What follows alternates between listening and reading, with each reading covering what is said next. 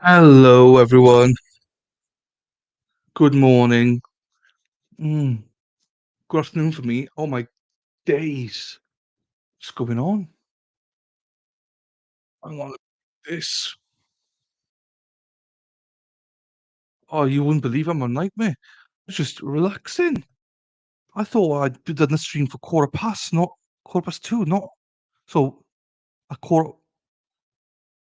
I thought I'd done set up the stream for quarter past 9 this morning, not 9 o'clock.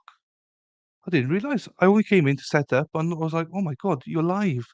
Get on. Oh, didn't sweat, didn't sweat, didn't sweat, didn't sweat. Right, so welcome everyone. We have got this trial. Right, let me get things set up. Sorry, I'm a bit. I generally thought that we'd done. I didn't. I thought it was early, not late. So videos. I'll get to your chats now. Let me just get in here first. Boom, boom, boom, boom, Law network. Let's set it up ready. Yesterday's one. Today's one's not up there yet. That's interesting. Okay, let me just open that up. Oh, hello. That one's done. Hey, hey, hey, hey. No, I was literally chatting, Toxic. I was just chatting. I was actually in WhatsApp, just chilling, just, "Hey, what's going on?" I was like, "Yeah, remember, guys, 9:15 today." Then I just came in here. I'm like 8 minutes late. I was like, "What?" So, totally my bad. I didn't realize I set this up for this time. Absolute idiot I am. Um, it's not a oops. Yeah.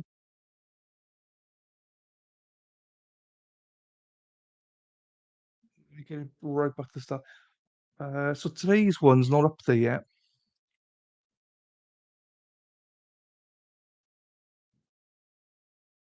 To be fair, it's not you two, it's my fault. I forgot I set up for 2. I'm just an idiot. That's all. There's no excuse today. I'm just an idiot. Right, let me just get it back to the start. Ah, 'cause literally starts straight away in this one. So, we'll give it a few minutes. We're not in a rush today. We're not in a rush. Today's one's not even started today. So, let me get this here now. Present share screen.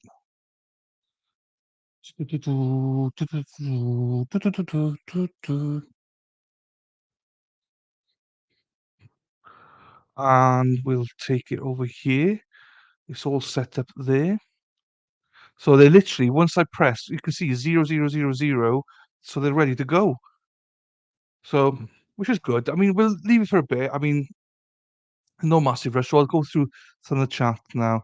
Um, so first of all, thank you to Estella Greer, sorry. I think I don't believe I know your name is Stella. Are you new to Stella? But thank you very much to becoming a member. I really appreciate that. You're a blue wench now. You're a blue wench. Imagine that. Hang on, let me put this here. So Stella, please say hello. You're here. I don't believe you are here. So I'm gonna keep that on there for a while because in fairness, I don't think Estella's here. But thank you very much, Estella, for becoming a member. Appreciate you. We go Shauna's in and out. Well, Shauna's are always in and out. Same with Toxic. They're always here, like an hour early, saying good morning. And that's when I always panic. I'm like, what? It's a shoe started. But no, it's just them being very, very early, which I love because then I get like Crime Spy sometimes does it, just a hello and you're like, oh, geez, right, let's go. So I do get the messages, so I appreciate that. Madwell, hey, hey, hey. Madwell's gonna be in and out, shake it all about, do the hokey cokey and turn around. That's what Madwell's about. Oh, Maddy Maddy. Oh, Maddy Maddy. Oh, Maddy Maddy. Madwell, Madwell, Madwell. So, yeah, nothing wrong, Toxic. It was fine. Morning from Toxic Morning from Mad World. Good morning, Amy. Amy's now back after having issues. yesterday, but she's back. So Amy is, as most of you know, Amy is our expert on this case. She's a big part of this case. She was involved in the case.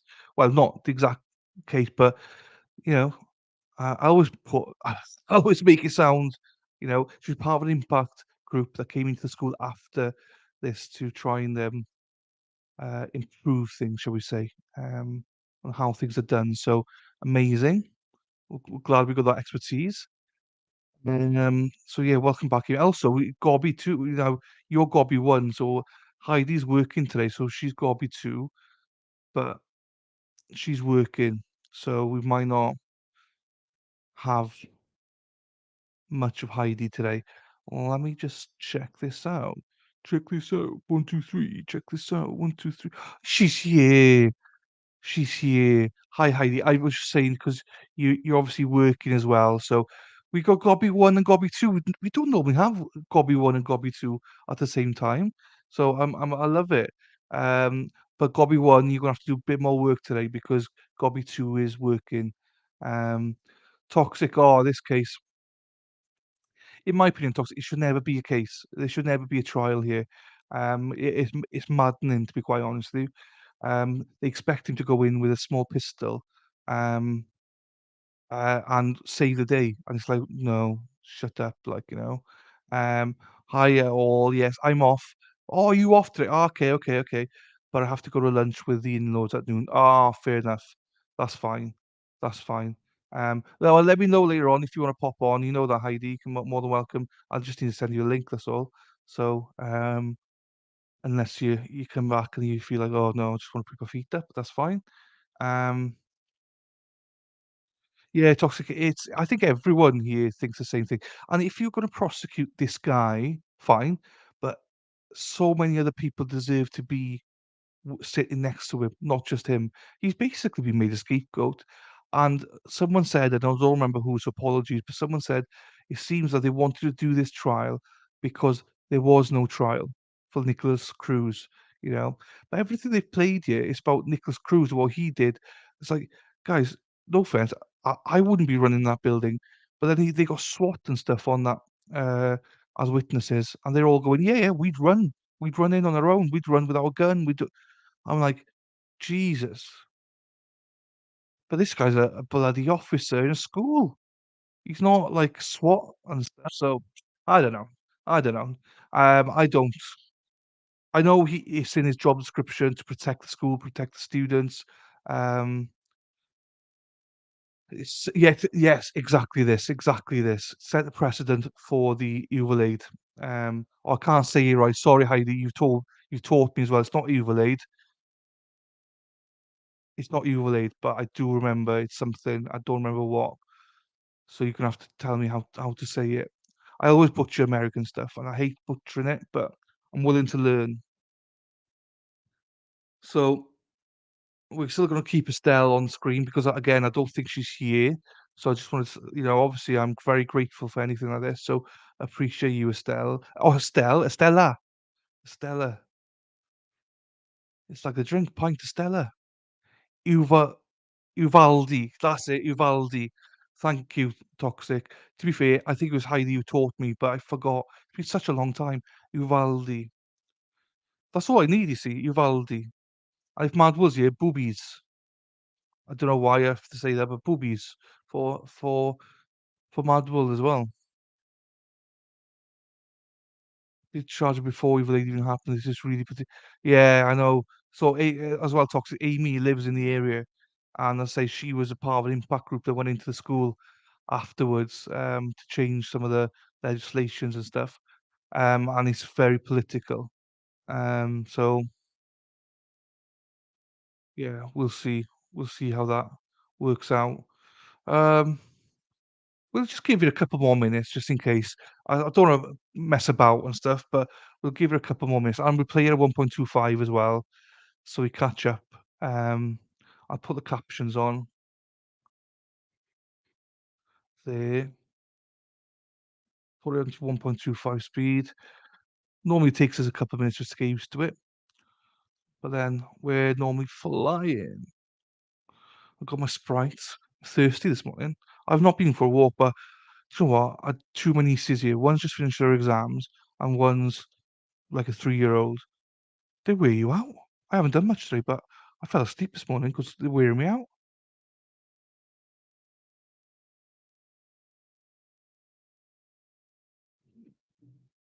Toxic. Good luck with that one. I'm trying to get her to join. She's a mod. I'm trying to get her to join our Discord, let alone anyone else's Discord. Been trying for like a week now. Still hasn't done it, but she will do eventually.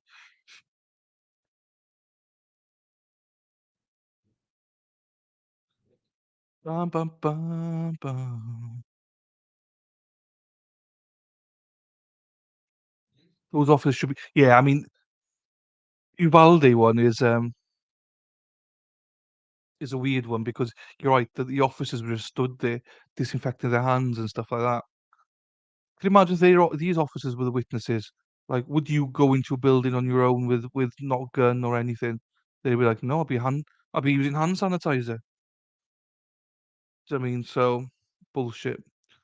Um, there's so many trials. I was this morning. I was trying to look for another trial like the Joel Heffenduffer, whatever his name is.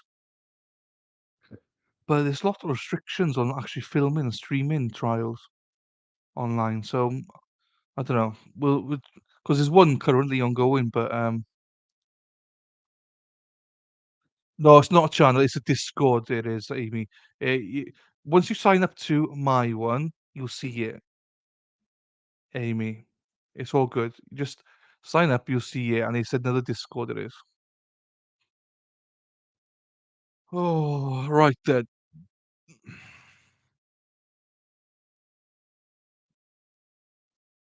All right. I think we just start then. I think we've just lost some people, so I think we just start, shall we?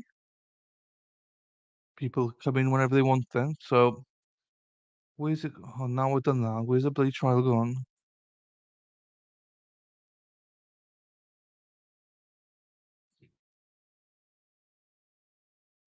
It's fine, Amy. I might need to send you. No, I should be fine. The link I sent you is still active. Just send it over so I can put you in the mod group then. Um, but then Tox's channel is on there. You can link straight from there over to their Discord then. So yeah, I'm gonna start playing this then, and I think they're going straight into it. Tell the jury a little bit about your education. Oh shit. Went to undergrad at Johnson C. Smith University in Charlotte, North Carolina. Afterwards, I went to medical school at the University of Rochester in upstate New York. And after that, I did my residency at Baylor College of Medicine in Houston, Texas. Finished up at Georgetown University Hospital in Washington, D.C. Then did a fellowship at Wake Forest University in Winston-Salem, North Carolina, where I learned to be a forensic pathologist. After that, I joined the military with the Air Force. 4 years, I was a medical examiner performing autopsies on service members who died in the Iraqi and Afghanistan wars and the global war on terrorism. After finishing that tour for 4 years, I became a professor teaching medical students, grad students, nursing students, public health students, pathology. After that, I then worked a year in Washington, D.C. as a medical examiner. And then I came down to Broward again from 2016 to 2019. And after that, I transferred up north, one county up at Palm Beach County Medical Examiner back in September 2019, and I've been there ever since. And Doctor, do you have any board certification? Yes, I'm board certified in anatomic pathology, which is learning how to diagnose natural disease that can be in a person's medical record, treated by other physicians and surgeons. And then I did a year learning forensic pathology, which is the non-natural manner to death, such as homicide, suicide, accidents. And most of the time, here and there, I diagnose those, but also with natural disease where a person doesn't have a doctor or died in the Florida but doesn't have a physician treating them here at this state. And can you please give us an estimate of how many autopsies you've done over the course of the years? I don't count them, but it's over 1,000. All right, and do you have a approximate number how many of those were related to gunshot wounds? A lot, hundreds, several hundreds, 200-300 cases. So I'm going to call your attention to February 14th of 2018. Were you called out to Marjory Stoneman Douglas High School that day, or were you asked to do any work concerning the shootings that happened at the school that day? I was notified by the deputy medical examiner, Steve Robinson, who called me to let me know that there was a situation that happened that's currently being dealt with at Marjory Stoneman Douglas High School, and that there were casualties, and to be ready for the next day to perform autopsies on the casualties. So did your involvement with actually starting to do autopsies about the next day on February 15th? That was on February 15th when I performed several autopsies on several members that passed away at that school. And doctor, do you recall performing an autopsy on Joaquin Oliver? Yes, I did. Just do you have the alcohol on for the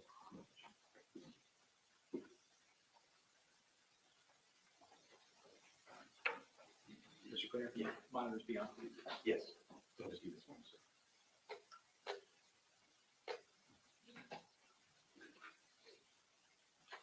And do you recognize who's in that photograph? Yes, I do. It's Joaquin Oliver. Thank you.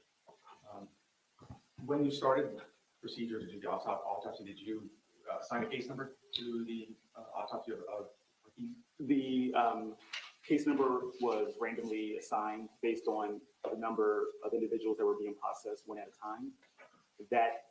The case number that was affixed to Mr.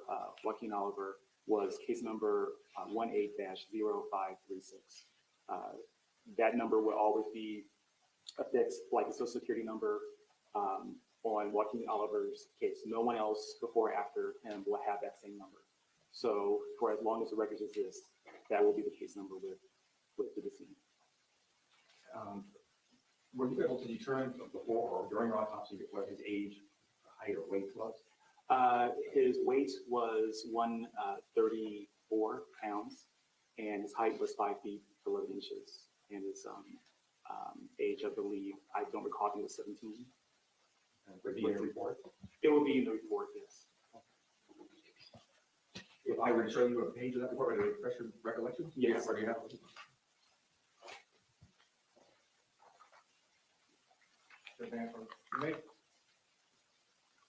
Do you recognize the report? And just look at the first page and let me know if it refreshes your memory as to the age. Yes, it's 17 years of age.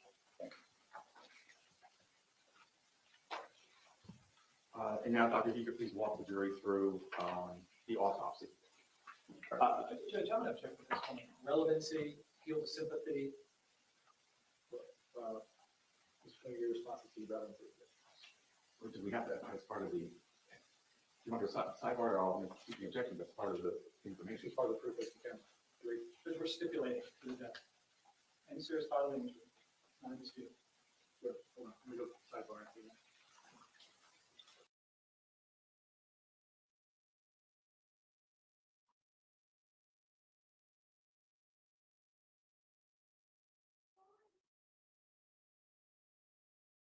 I hate that when it happens. Why? Why is it pausing now? It's nothing to. It's still going. Right, I've got to refresh.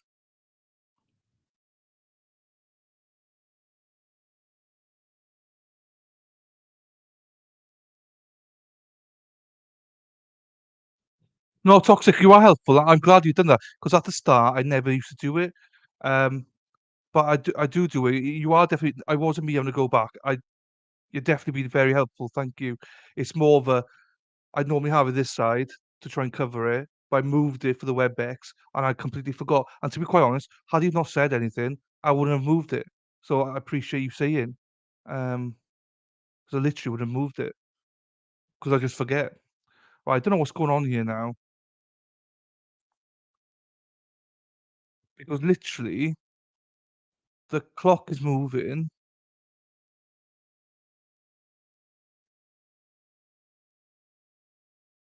And one was There we involved are. out of his left leg, where it entered on the left medial side of the leg, which is the side of the big toe on the left foot. It then entered and injured primarily the soft tissue, didn't fracture any bones, exited out of the back portion of the left leg. So it went from left to right, front to back, and downward. The other, Ask you a question just about related to that particular injury. Would that prevent someone from being able to walk, or would it impede their ability to walk?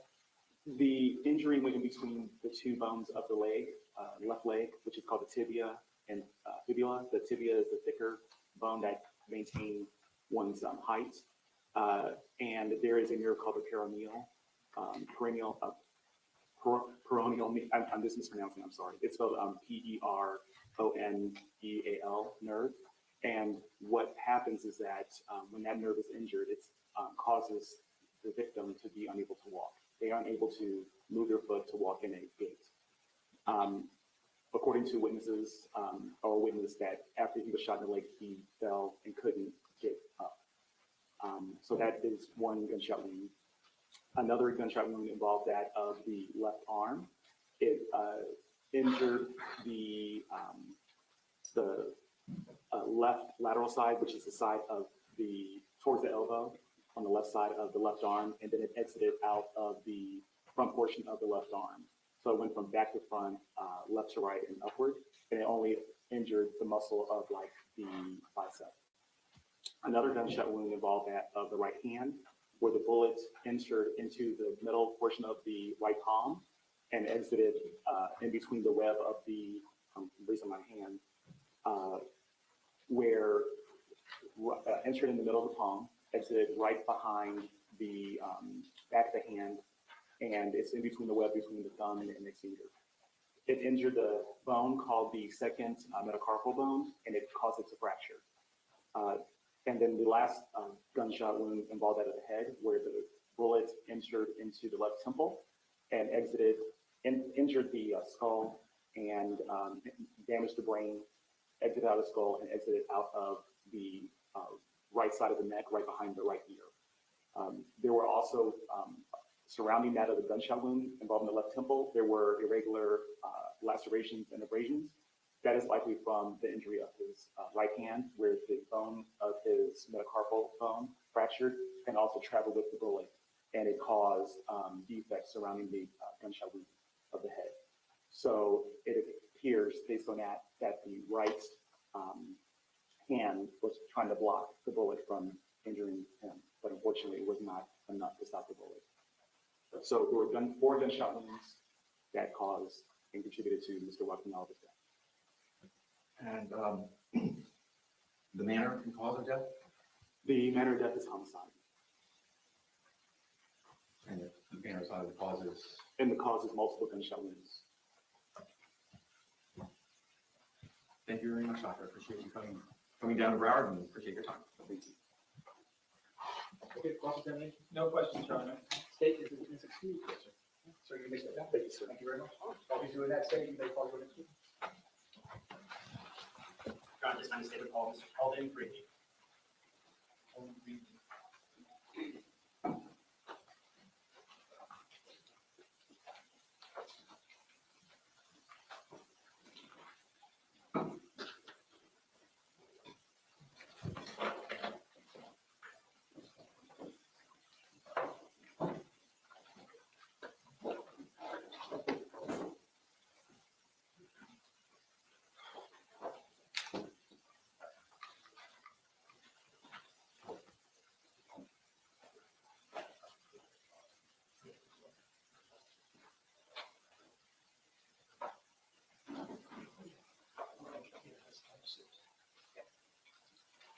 If either side wants to do the demonstration, so after better time, I can't see the phone. I'll give you the It is on the great. Take that away, please. So here we go, next witness. Right. I still believe we're on the state. I still believe the state are here today, going to arrest either today or tomorrow. Sir, if I can have you come all the way up here to the witness stand, please. Once you reach it, before you have a seat, you can just stop and look at me, please. Raise your right hand. Before you come to the podium, nothing but the truth. Please be seated. So once Jeez, you they're see walking yourself, fast. scoot that chair all the way up as far as it will go. Can you please state your full name and spell your full name? Kelvin Greenleaf, KELVIN GREENLEAF. Mr. Kelvin Mr. Greenleaf, how old are you? 61. 61. And what do you currently do for a living? I'm a fitness instructor, City of Coconut Creek. Previous to that, where did you work? Marjory Stoneman Douglas High School, How long did you work at Marjory Stoneman Douglas? 7 years. And what was your job at MSD? Security specialist. What does a security specialist do? Well, I was in charge of security of the school. My job would include moving students from classrooms, doing searches, doing investigation and reporting that to the principal. What is the difference between a security monitor and your job, which was a security specialist? The monitor's job mainly is just to observe and report. Okay, they walk around the campus, they see anything suspicious, they have to report it to myself or an administrator. Okay. And, or administrator, or would they at times report it to Mr. Peterson? Yes, that's correct. Yes. Do you know Scot Peterson? Yes, sir. Do you see him in the courtroom today? Yes, sir. Can you please identify him by an article of clothing or say? Okay, it's right over here. We'll call it tie. Red tie. Your Honor, the record reflect positive identification. The record shall so reflect. You may proceed. Now, what was your day-to-day job like at MSD? Day to day, normally I had to be working at 7 o'clock. I got in usually 20 to 30 minutes before, walked around campus, make sure I was positioned before the students walked on campus at 7:40. Well, starting around about 7:15, they were allowed to start walking on campus. I was just there to be visible, greeting the kids. What did you wear? What was your, did you have a uniform? Shirt, we had a school board shirt, and just slacks. And going back to your day, so 7:15, students right around 7:40. Yeah, just pretty much walking around, checking out the campus, to make sure that there was, everything's like pretty much in order. Okay. So what do you mean by checking out the campus? Does that mean to make sure like, Just walking around, check to make sure there's nothing left behind, anything on the courtyard. You know, we had a pretty big sized courtyard where most students had to come through to come to school. So I just made sure everything was nice and clear. now previous to working at MSD as a security specialist, where did you work? At Monarch High School. I'm sorry, where? Monarch High School. What did you do at I was a monitor at Monarch High School. So what is a monitor to a specialist kind of like a promotion? Yes, sir. Okay. And how long were you a monitor at Monarch? 3 to 4 years. In total, how long did you work for the Broward County School Board in the security, in the realm of security? It's about 12 years maybe. Now, what is your background in regards to security? Just former military, And in the military, what branch were you in? the Army, How long were you in the Army for?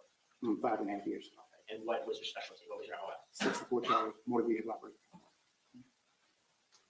As part of being in the military, did you go through basic training? Yes, sir. Were you qualified or certified on firearms? Yes, sir. What kind of firearms? M16, What year were you in the military? What years? 82 to 87. You said you were M16 is what you. Yes, sir. Is that a loud rifle? Yes. So is it safe to say that on February 14th, 2018, you were familiar with the sound of rifle fire or gunshots? Yes, sir. It was loud, yes, sir. Now, going back to Mr. Peterson, in January of 2018, was there a training done on campus at Marjory Stoneman Douglas? I believe so, yes, sir. And do you recall what that training was in regards to? It was about,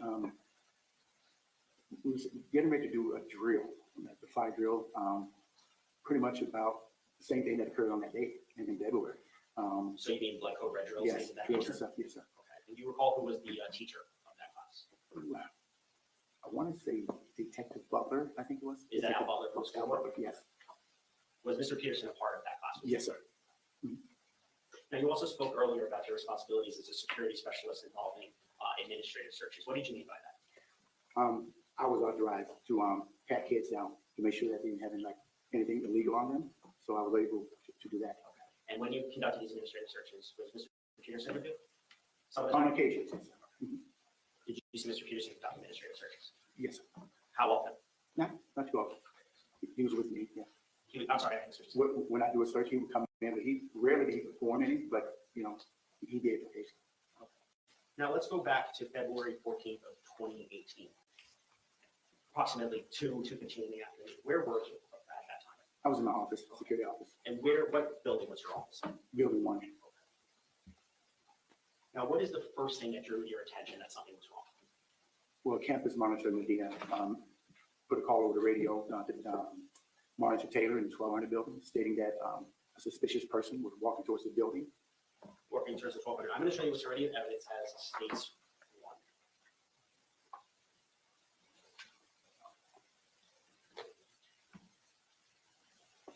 Mr. Greenleaf, you're actually able to use the pencil function, so you can actually circle or note what we're talking about. Just give it one moment.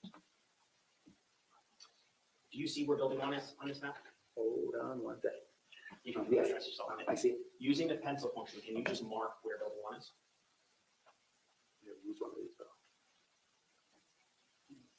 Building 1. Okay. And can you mark with a circle where the 1200 building is? Now, when you heard that call from campus monitor Medina, where were you? I was in building 1, right here. Did you have your own office in building 1? Yes, sir. Okay. Were you in your own office when you heard that? Yes, sir. Did you overhear it over a school radio? Yes, Were you issued a school radio? yes, I was. Is that the type that you have to charge? Yes, Okay. When did you charge it? I charged it overnight. I leave it charged overnight. After that call went out, suspicious person to the 1200, what did you do next? I continued to file my paperwork because there was a conversation between Medina and Taylor. And Taylor, is that David Taylor? Yes, sir. Is that another security monitor? Yes. As a security specialist, are you armed? Do you have a weapon? No, sir. Do any of the security monitors have a weapon on them? No, sir. Who's the only person on campus with a weapon? The resource officer. And who was the school resource officer that day? Captain Peterson. Now, going back to the 14th, you stated you went back to your paperwork. What happened next? I listened to those two guys carry on the conversation over the radio, and about, I want to say, anywhere between 30 seconds to a minute or so, maybe, I'm guessing on the time, I hear suspicious sounds coming from the 1200 building. That's the call. That's the Suspicious call. sounds. Yeah, from Medina. With that information, what did that cause you to do? Well, when he said suspicious sound, I stood up and I walked out from my office and went towards the Captain Peterson office. Said, "Did you get a call 1200 building?" And I proceeded to go out. He Let said, me slow you down there. One step at a time. Did Mr. Peterson have his own office? yes, he was across the hall. So it was located next to yours. Mhm. Okay, with that information, after hearing over the dispatch, the school radio, did you go to Mr. Peterson's Yes. office? Once you were inside Mr. Peterson's office, what happened? I asked him, did he hear the call on the radio in the 1200 building? And what was Mr. Peterson's response to that? Let's check it out. So did you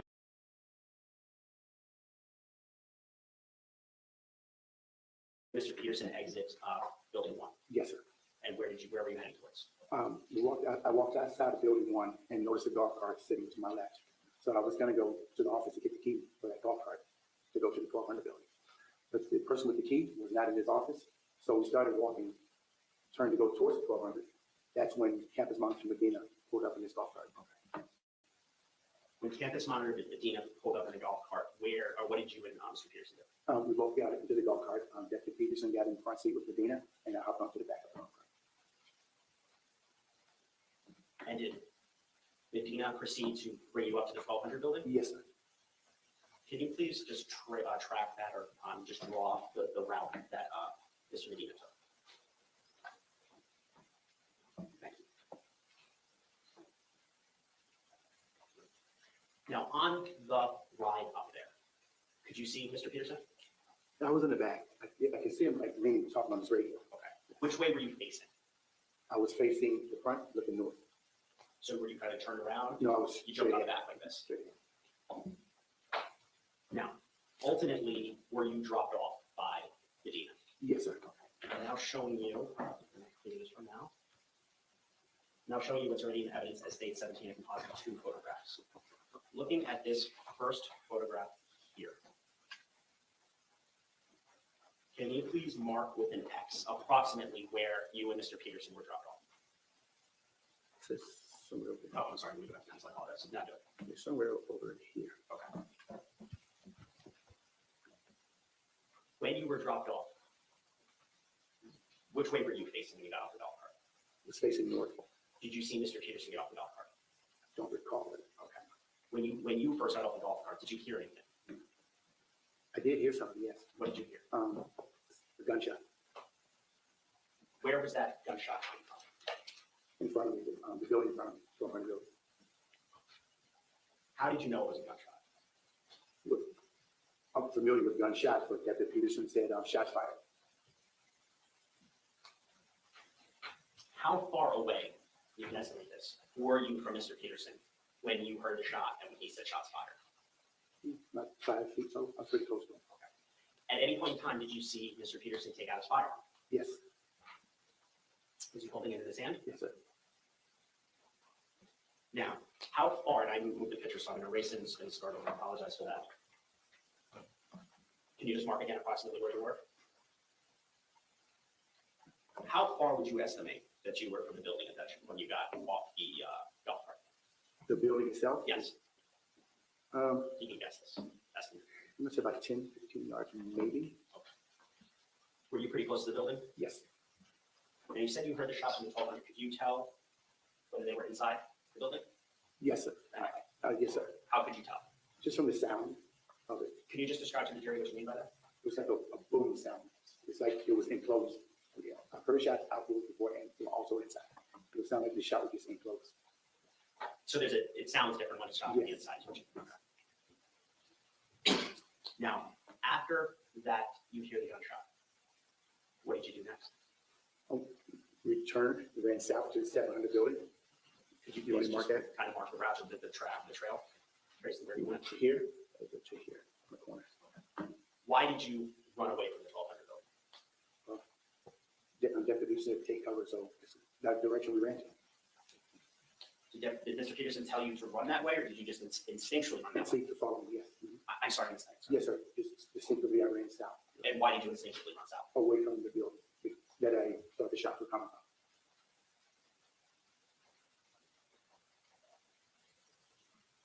Now, once you were in that position to the south in that hallway, what did you proceed to do? What did you do next? Well, there was kids trying to come out of the building, so I directed the kids back to the classroom to go back into the 700 building.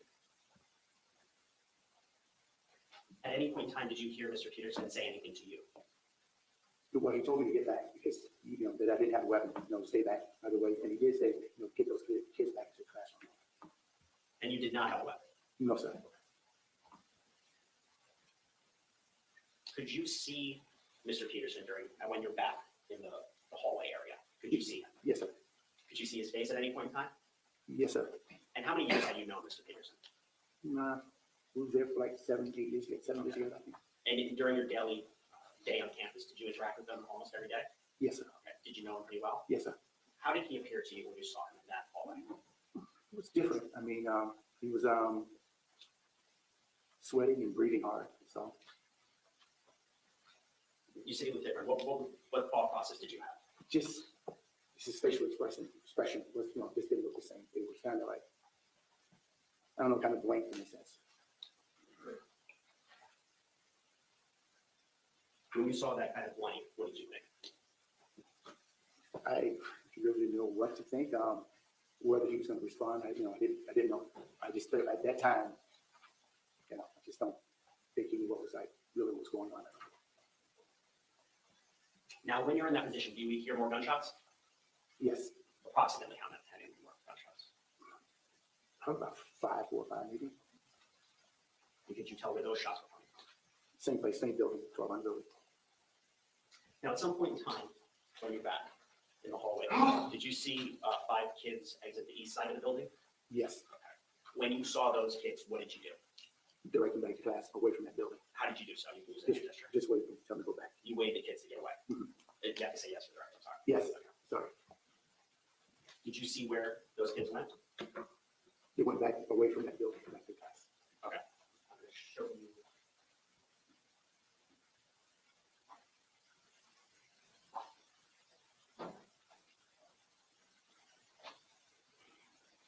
I'm showing you what's already in evidence of state 16.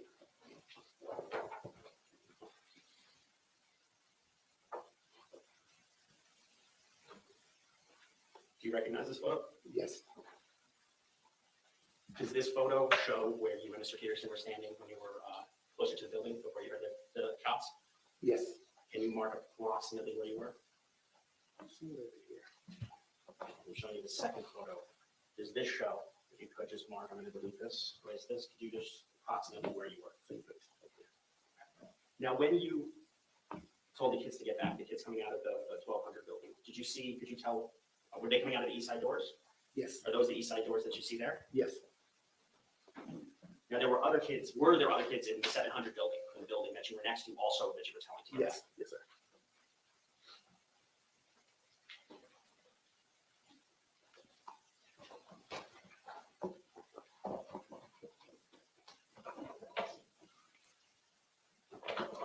Your Honor, at this time, I would like to show what's already in evidence as states 6 and F12.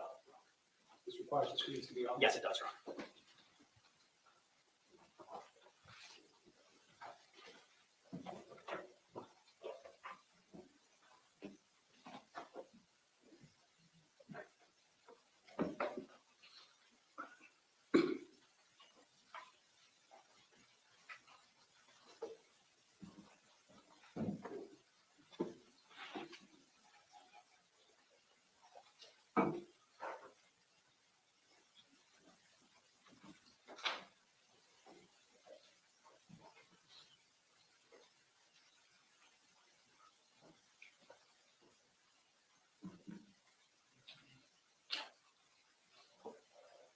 No, just pause for a second. Do you see the time? Yes, sir. What time does that read? 2:23:27. Actually, Aaron, if you were one that is the very beginning, I apologize.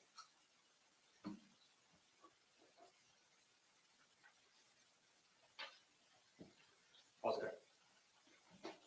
Do you see the golf cart? Yes, Bottom of the screen. Is that you hanging off the back? yes, sir. Okay. And what time is this? It's at 2:23:16. Okay. I'm gonna pause. Looking at the bottom left-hand screen, 2:23:23, do you recall children coming out of the 700 building on that green, on the grassy area there? Yes, sir. Were they there because there was a fire alarm going off? I apologize.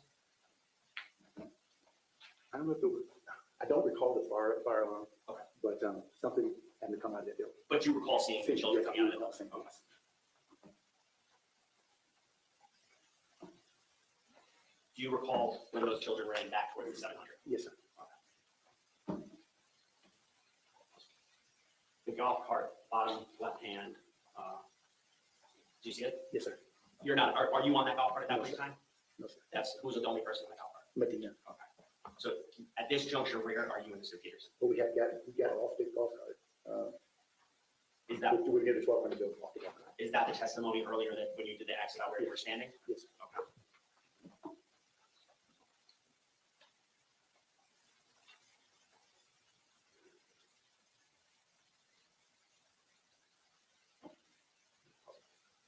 Bottom left-hand screen, do you see the time?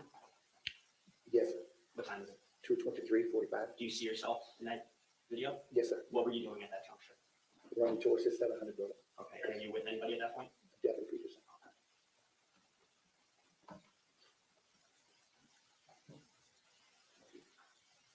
On the bottom left-hand screen, do you see the individual standing out there? I know it's kind of hard to see, but do you see it?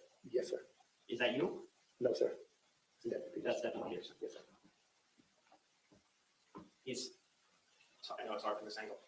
Is he standing in the hallway or is he standing outside the hallway? Just a little bit outside the staircase. And when you see staircase, looking at the top photograph, on the bottom right-hand side, you kind of see a handrail. Do you see it? Yes, sir. Where does that lead to? Upstairs at 700.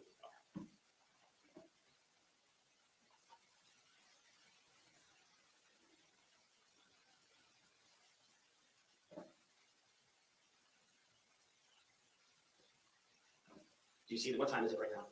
2:24:05. What's in your right hand? My radio. What are you doing with your left hand? I'm pointing directly kids.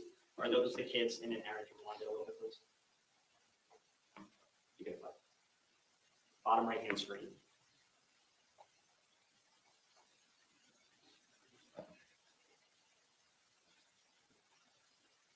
Are you directing the kids that just ran out? Just ran out of it. That stairwell, bottom right-hand screen, do you see which stairwell, or do you know which Yes. stairwell that is? Yes, sir. It's on the east side of the building on the first floor. So going back to states 16. It's the stairwell right here. Yes, that's the east staircase.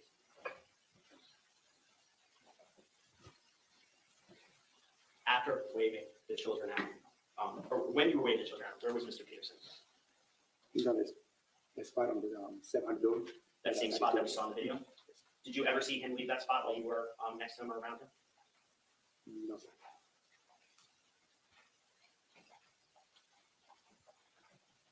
While you were still standing there, did you hear more gunshots?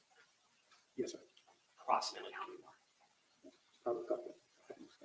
Was it loud? Yes. Could you tell where it was coming from?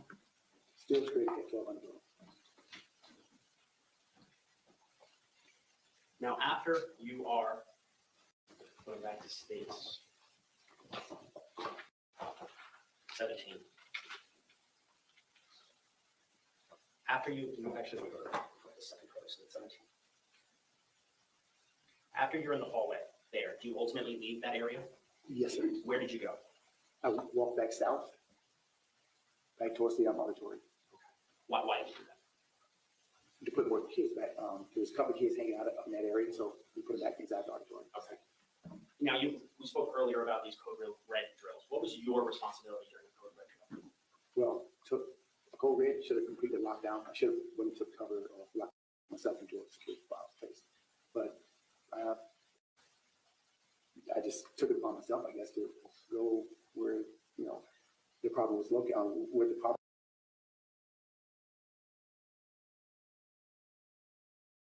was reported. It was reported 1200, so I went, and once I heard the gunshots, technically I should have went and locked myself down. Well, what did you do instead? Make sure those kids were safe.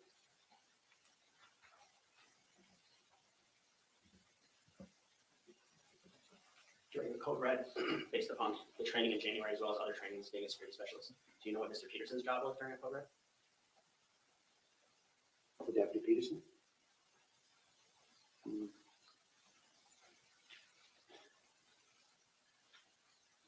No, I'm not sure. Now, after putting the children back into different classrooms, where did you go to next? I went to the camera room. Where's the camera room located? Camera room is in building 1. Going back to States 1.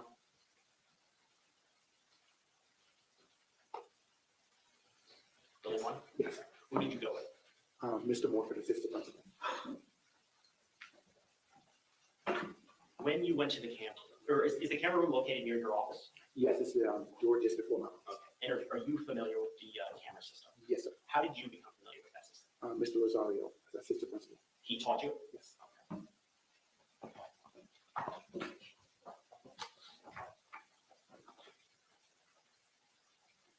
Right, which way is it? You may. Shirley, I'm showing you it's been previously marked states identification as 2Y or YY. Do you recognize this diagram? Yes, sir. Are you familiar with what is E-count? Yes, sir. The direction. Okay. Is this diagram an accurate representation of what it depicts? Yes, sir. Your Honor, this kind of state what it requests to move into Y as evidence. Any objection? No objection. Without objection, states 2Y for identification without being evidence that it states exhibit 50. May I publish on the screen? You may. Mr. Graham, I'm now showing you what's been entered into evidence as states 50. What are we looking at here? Those are the position of the cameras inside of the 1200 building. And what do the red cameras indicate? The red camera are the ones that's inside the hallways, Okay. And what do the black indicators mean? the staircases. And you're familiar with these cameras as you just testified, so it's hard to touch the camera system. Yes, sir. You may. Oh, this is a nightmare. Why is the quality of this so bad? It's been previously marked for identification as states 2Z or ZZ. Do you recognize this diagram? Yes, sir. Okay. And are you familiar with what's depicted on the side? Those are cameras that's around the campus. Okay. Now, this time the state would request to move in what's been previously marked as states 2Z or ZZ. Any objection? No objection. Without objection, states 2Z for identification will now be in evidence that states exhibit 51. Mr. Chair, what this be on? Yes, it's this.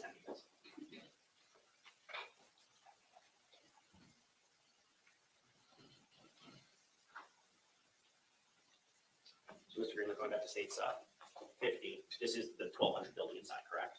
Yes, sir. Okay. Now looking at states 51. What do these indicate?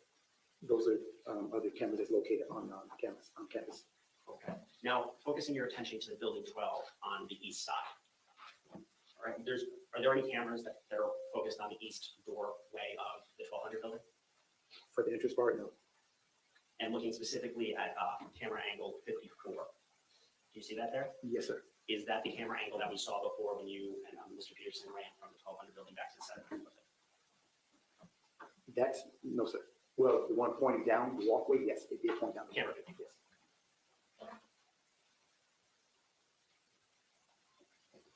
While you were in the camera room, what were you tasked with doing? What did you have to do?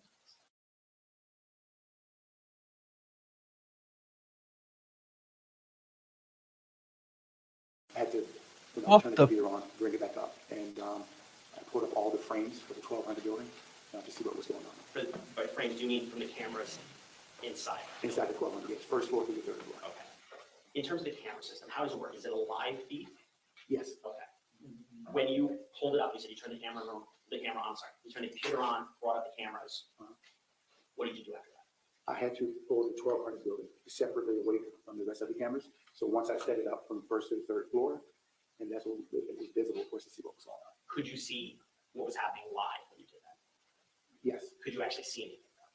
no, we did see, when I turned it on live, there was, appeared to be dust, smoke, or something of that nature in the air. Okay. So because there was dust and smoke, what did you do?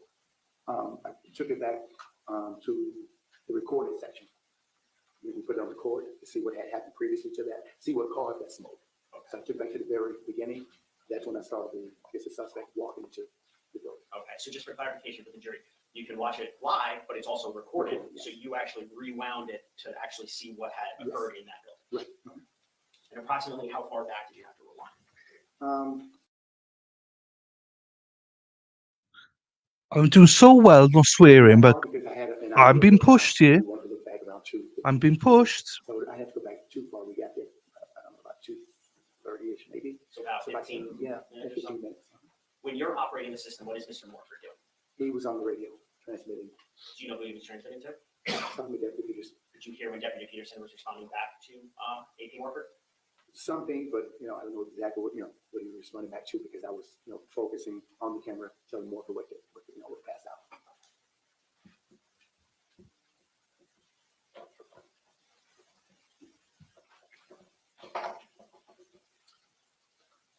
Your Honor, at this time, I'd like to show what's already in evidence as states F11 is part of states 6. This way it'd be all. No, they do not. They do not. Okay, proceed.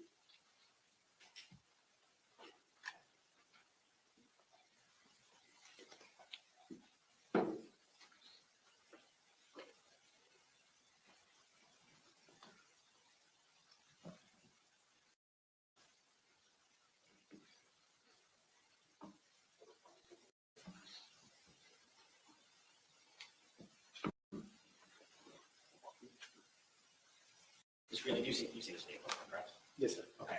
Do you see yourself on? Yes, sir. Is that your office? Yes. Okay. Where is Mr. Peterson's office? Straight ahead. From my right, I'm looking straight into his office. So just the one directly to the right of you? Yes, Or the, straight across. straight across the hallway? Got Yeah, it. right, towards my right shoulder. Understood. On the other side.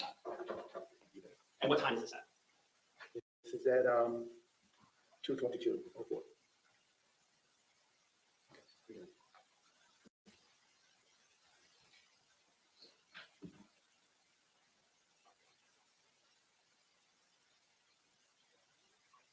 Who is that behind you? That's campus monitor Starboy.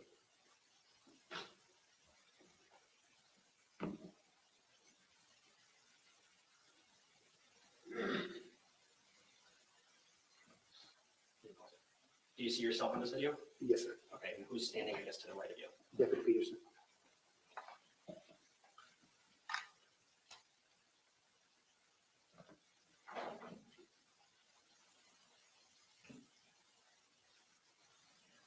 Do you see the time here? Yes, sir. What time is it? 2:22:39. You begin to head north at this point? Yes, sir. Are you doing it in a quicker Yes, manner? Why is that? Here sounds. Is that the golf cart on the right side that you couldn't get the keys for? Yes, sir.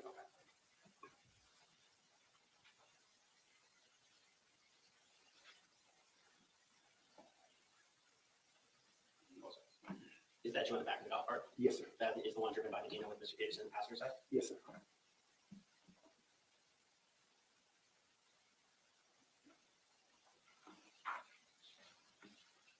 Now, did you see people running while you were driving on the golf cart side?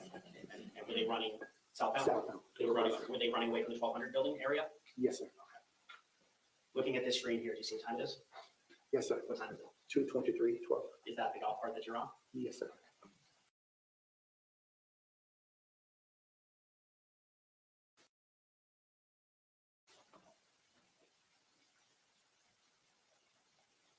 Do you see what time it is? Yes, sir. What time is it? 2:23:18. Can you see yourself on camera anymore or no? No, sir. Okay.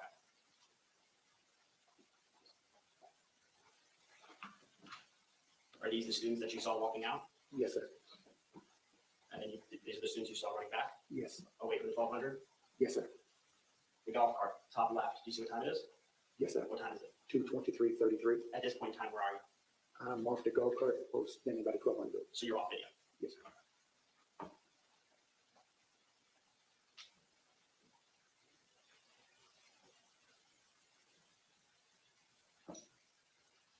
Do you see yourself on video here? Yes, sir. Okay, what time is it? It's 2:23:44. Off camera, approximately 26 seconds. Does that sound about right? Yes, sir. Okay. Did you see yourself like rewind or not going with this gesture? Yes. What were you doing there? Wait, can I send the kids back?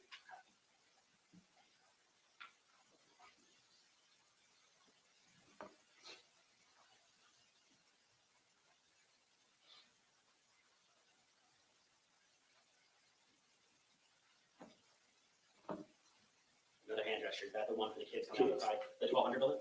Yes, on the east side of the 1200. Yes, sir.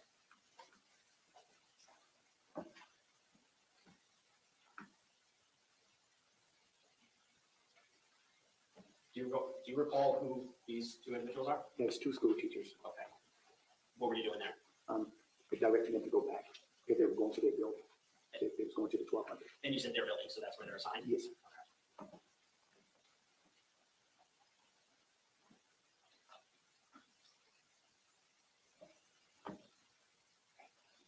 What are you doing there? Directing kids back into the classroom, 700 building. So this is the 700 building, and the classroom doors open to the outside. Outside, yes, sir.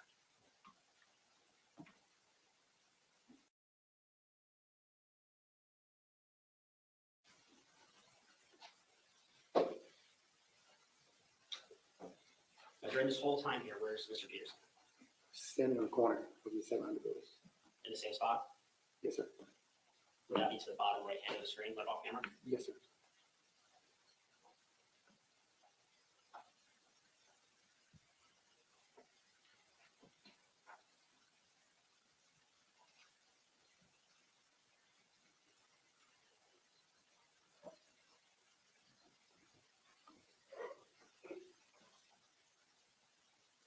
Who's that person walking towards us there?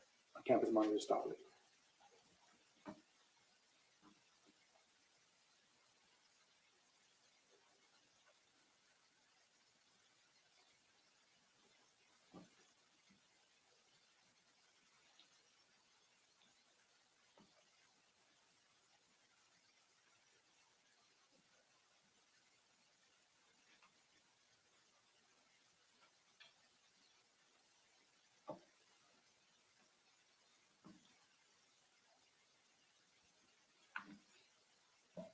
When you were seen jogging or running southbound, where were you headed to there? To the auditorium. Why did you go to the auditorium? There were students out there.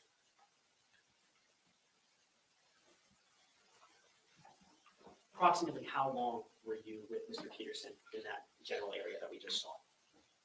For 2 minutes. Did you say Over 2 minutes. over 2 minutes? During that point in time, did Mr. Peterson leave the spot that he was in? No, sir. Over that point in time, did you see Mr. Peterson do anything besides operate the radios? No, sir.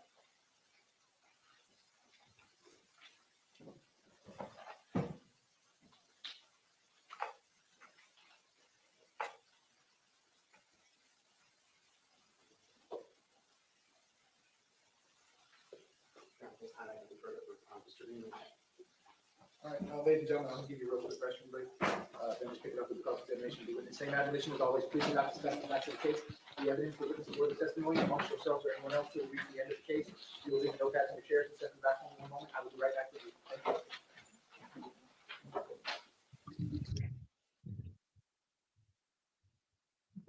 Thanks, Shauna. Carwyn's a git, but you're lovely, Shauna. Right, let's pause that for a sec. Oh, geez, what am I doing? Let's mute that for a second. And we interviewed other. Oops.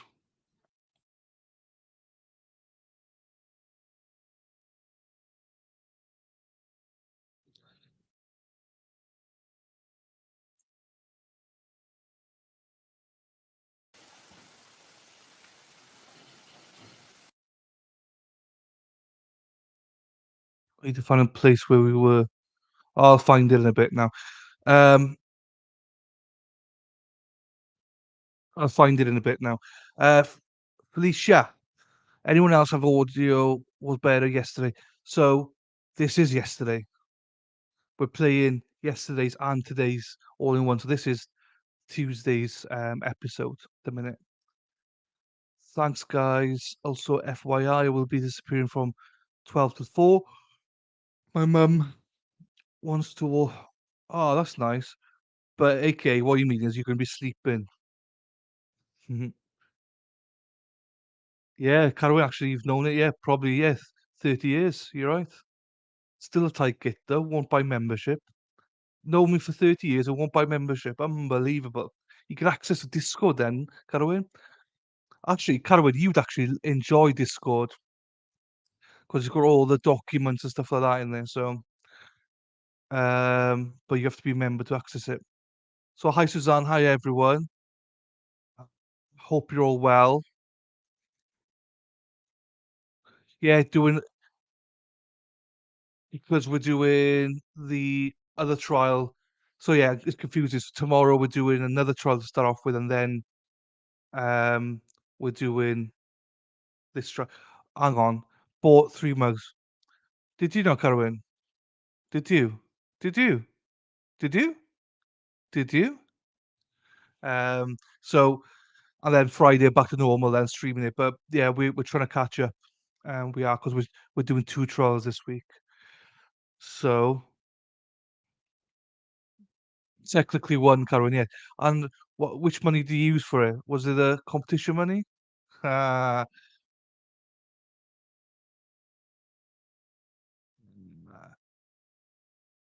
right, I need to find what time are we on now? So it was about 50 minutes actually, wasn't it? So actually we're about here.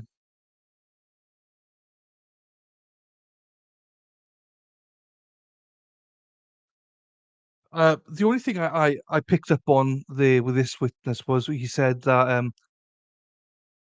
um Scot Peterson had like a stare, you know, you look blank. Well, anyone would look blank because you've got 100 million questions going through your head. So you're going to be looking blank, going, "Oh my God, what we're going to do? Right, we've got to protect the school, protect students, protect everyone. Students are coming out. Where they're going to go? Right, we're going to shoot her here. Oh my God, right, okay, we need to dispose that. We need to phone the police, get them here. He's got so many things going through his mind. Bloody hell, Tamra is looking blank. No, my own spent the competition money on Domino's Pizza. Yeah, all right, all right. But thanks for that, Kaz. I hope you enjoyed Domino's. But um, if you do join at any point, you get access to our Discord by the sub and them hearing some banging. Yeah, hopefully it is. Suzanne, I heard about the banging as well. Right, let's play it from here. Catch up. So we're all crossed now, I think. Oh, excuse me.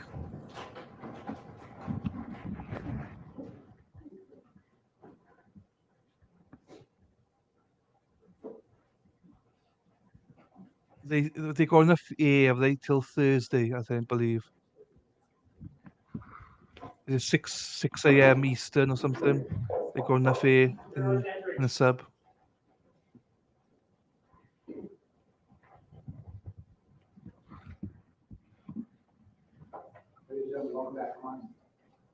Oh wow, Amy, that's amazing. Admin knew if it would be anyone, it would be Cruz. Jesus,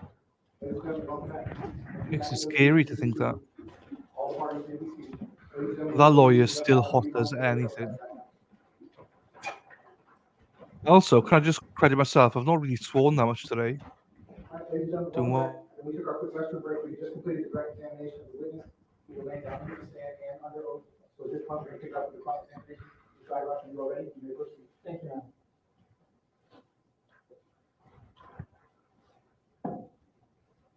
Good morning.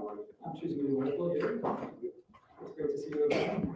We met during a video deposition back on November 30th of 2021. You remember? Yes. I got a chance to ask you everything that you saw and heard, correct? Okay. Let's go through some of that testimony that I heard you give on direct. First, starting off, you said you're a fitness specialist now, trainer, correct? Yes.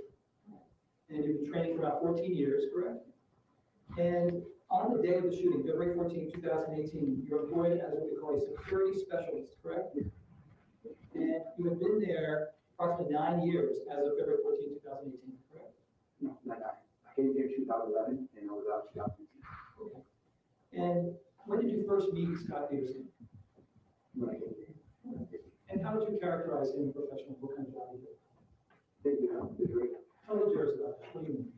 Well, anytime I needed him, doing searches, fights, stolen cell phones and things of that nature, he was always there for me. And by fights, you don't mean any of you guys. No, with my kids. And if students were fighting, did you see Scott immediately jump in the middle of things to separate kids? Yes, sir. Did you ever get the sense that he was a coward in any respect? Did you get just the opposite sense from him? Yes, sir. And how was he with the kids, his interaction with kids? He was still with this. And let me ask you about the incident that you first hear, okay? You hear something over the school radio, correct? Yes, sir. And it was Andrew Medina saying something about a suspicious person walking into the 1200 building, correct? Yes, sir. At the time, you didn't know whether my client was monitoring the school radio, correct? Right, no, sir. And there are times where, even though something is said over the school radio, you guys don't always catch it, correct? Yes, sir. Tell the jurors, explain to them how come you wouldn't necessarily hear everything that goes over a school radio. Well, you wouldn't always hear it because sometimes the volume is turned down, sometimes down low, or it's too low where you really can't hear what they're saying. You ask them to, what you say. What about when you're performing tasks and you have divided attention? Well, that occurs as well. And he tries to monitor two radios actually. He tries to monitor the school radio and his BSO radio, which is actually causing a lot of problems at the school reception. It's not that well. Sometimes we have to get up and we have to go outside to use that BSO issue. We were going to talk about that, but I'm glad you brought that up. So there have been, prior to even this incident, times where my client has problems with his BSO radio, correct? Right. And you'll physically see him, I think he just said, get up and try to get into the open to be able to get reception, correct? And be able to say things, correct? Yes. And we even see him on the video taking a few steps beyond the concrete as he's standing there on his radio even during the shooting, correct? Yes, sir. And one of the things that you did when you walked into his office is you wanted to know whether he even heard the school transmission, right? What came over the school radio? I asked him if he heard Right. transmission. And you would never have assumed that he would have heard it because there are many times where he doesn't hear those things, correct? There are occasions, yes. And he never answers you when you ask him if he heard it. He just said, let's go, correct? Yes, sir. So you don't know what, if any of the things that came over the school radio he actually heard, correct? I don't know for sure, sir. No. But you do see him doing something in his office. He's working, he's researching. You saw that, correct? Yes. Tell the jurors what you saw when those transmissions went out over the radio, what he was actually doing in his office at the time. We was up in computer, the computer was a pretty busy day. We had a lot of searches going on. He was doing paperwork. When I spoke to him, I was turning, he was on the computer. So, You didn't see him with his school radio on him. You saw it charging on the other side of the room, correct? I don't even see his radio, but I remember seeing him at the computer. Got it.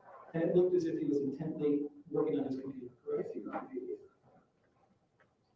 Now, he doesn't hesitate. In other words, some lazy cops, I guess, will just, you go deal with it. He jumps up and immediately leaves, correct? Yes, sir. Yes, sir. He said, okay, let's go, correct? Yes, sir. Yes, sir. Now, when you get into, outside of the 100 building where your office is located, the fire alarm goes off, doesn't it? I don't recall. Okay. But isn't that the sound that you hear when you initially come out, you guys are walking, and then we see on the video, and I can play it for you, you then start to move quickly because the fire alarm goes off. I remember me starting moving quickly. And you initially start to run, towards the 1200 building, correct? Yes, sir. But then Medina picks you up in a golf cart, correct? Yes, sir. And you jump onto the back of the golf cart, correct? Yes, sir. Now, Medina says nothing to you guys while you're in the golf cart. No, sir. And I see you making a face. Why tell the jurors why that frustrates you? Well, because it could have taken a lot of guesswork out, down pretty much what was going on, because he knew exactly what was going on. And, that's it. Tell the jurors what you mean by that. Medina knew what was going on, and he didn't tell you that. Correct. Well, he saw the kid walk into the dwelling building. He knew exactly how many people had walked into the building, and he knew that that particular person walked in carrying a rifle bag. And, he passed it on around to the deputies and myself. How does that make you feel? And when I did, 17 people got killed. You believe that part of Medina's job as a monitor was to convey that important information to both you and Deputy Peterson, correct? Correct. You lost sleep over that. Objection, Your Honor. What's the legal objection? Robbins? Yeah, that's the thing. Go ahead, sir. Ask your next question. You do see my client on his police radio all the way to the 1200 building, correct? Yes, sir. And you remember him listening intently, correct? Yes, sir. Trying to gather real-time intelligence, correct? Yes, sir.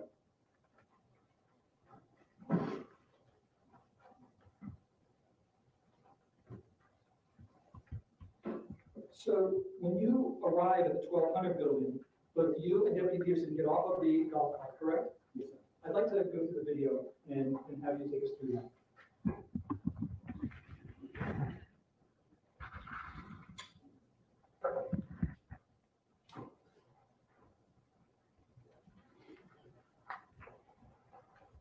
This is the 100 building, correct? Right. This is you and Deputy Peterson are leaving that building, correct? Myself and Mr. Captain wanted to stop.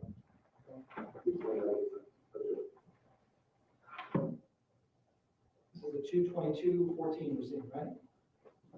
Yes, sir. And so that's, who's that in the hallway? You and Deputy Peterson? Yes, sir.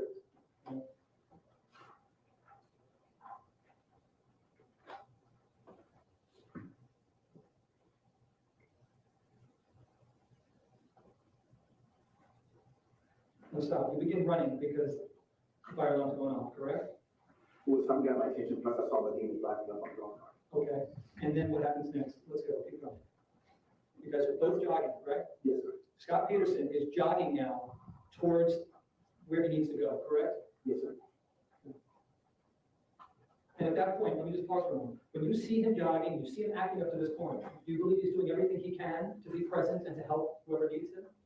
He was trying to get down to the area where we saw him. Okay. And at no point does he say, hey, I'm out of here, I'm gonna go jump in my car. He doesn't say anything like that. Everything else was focused on trying to be of service, correct? Yes, sir. All right, next thing. So now you're driving towards the 1200 building, correct? Yes, sir.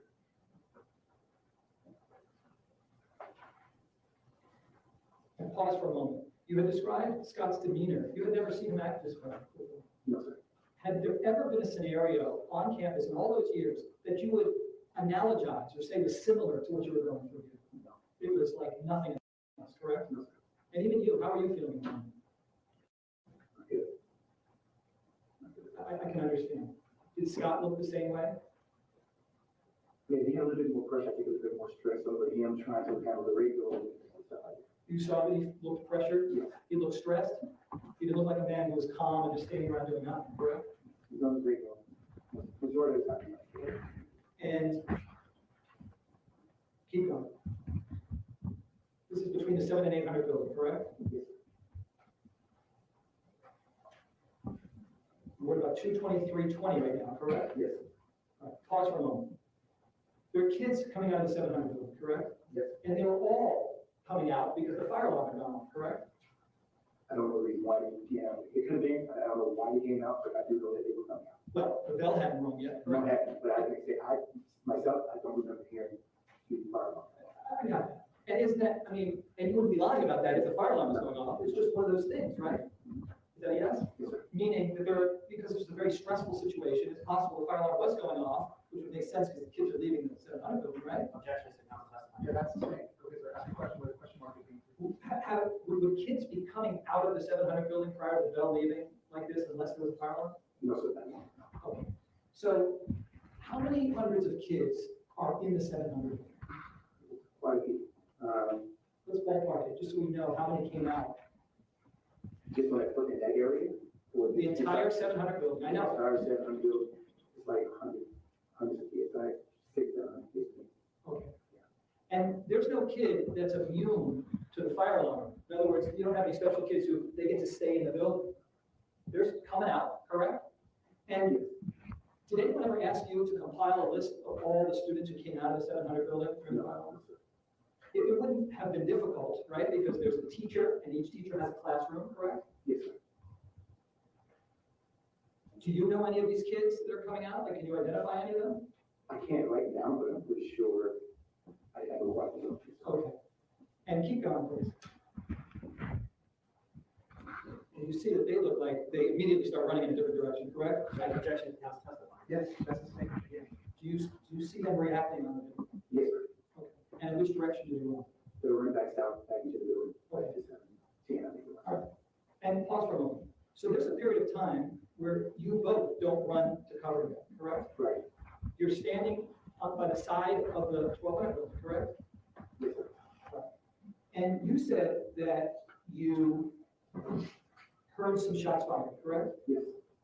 And isn't it a fact that you merely assumed, based upon what you had heard on the radio, coupled with the sounds, that they were coming from 1200? Well, I knew they were gunshots and was confirmed when the police yelled out, shot fired. Okay. So in terms of the location though, didn't you make an assumption based upon what you had heard on the school radio, coupled with the sounds, you assumed that they were coming from 1200, correct? No, sir. I knew they were coming from 1200. Do you ever then say to Scott, hey Scott, there's shots in the 1200 building? No, I didn't say that. Okay. So in all fairness, you don't know what he was thinking, correct? Right, I don't know what he was thinking. Got it. And he doesn't immediately run to a position of cover. Both of you stand next to the building and you see him on his radios, correct? Yes, sir. You see him immediately yelling into his BSO radio that, possible firecrackers, shots fired, correct? Yes, sir. And you hear him order a code red on his school radio, Yes, correct? And whose benefit was that for? When you're hearing that, what are you thinking? Whose benefit was that for? The students, the staff members. Everyone. On the campus, yes. And up to that point, did you believe Scott was doing everything he could? Yes, sir.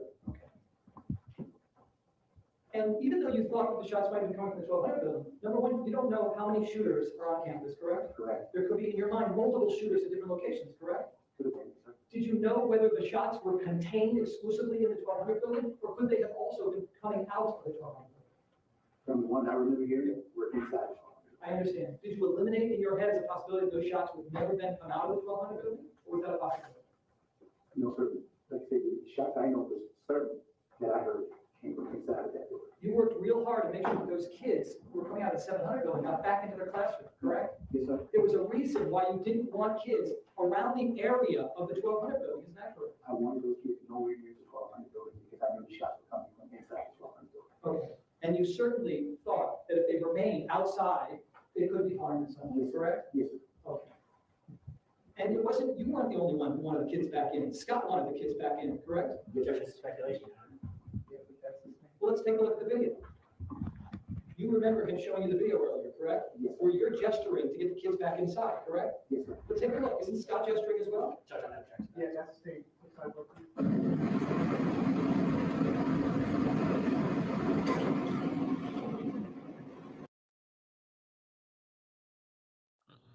I don't get why he's objecting to that, because it's a question. He's always saying, make sure there's a question mark at the end. Well, there was. I had to mute it because that's a nightmare. Hey, on other news, guys, let me just double check.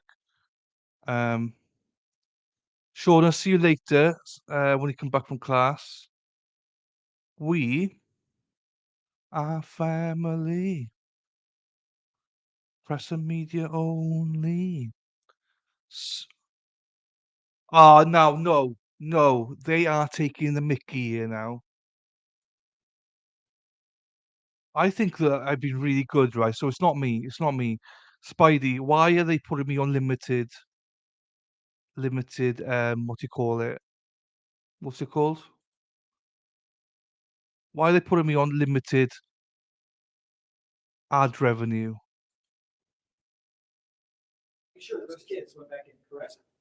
Did it seem that he had a sincere belief that those kids were in harm's way? Yes, sir.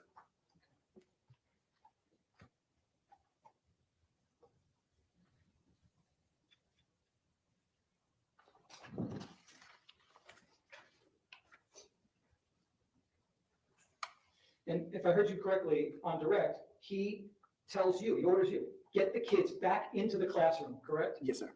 And he didn't say in a soft voice, it was a loud, powerful voice, I would imagine, correct? Yes, sir. It was clear, loud and clear.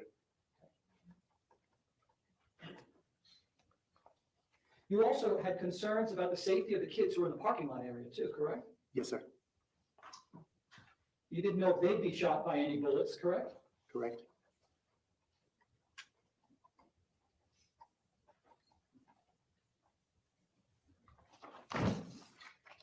You recall seeing my client as he's doing all this, he's sweating, correct? Yes, sir. He's breathing hard, correct? Yes, sir.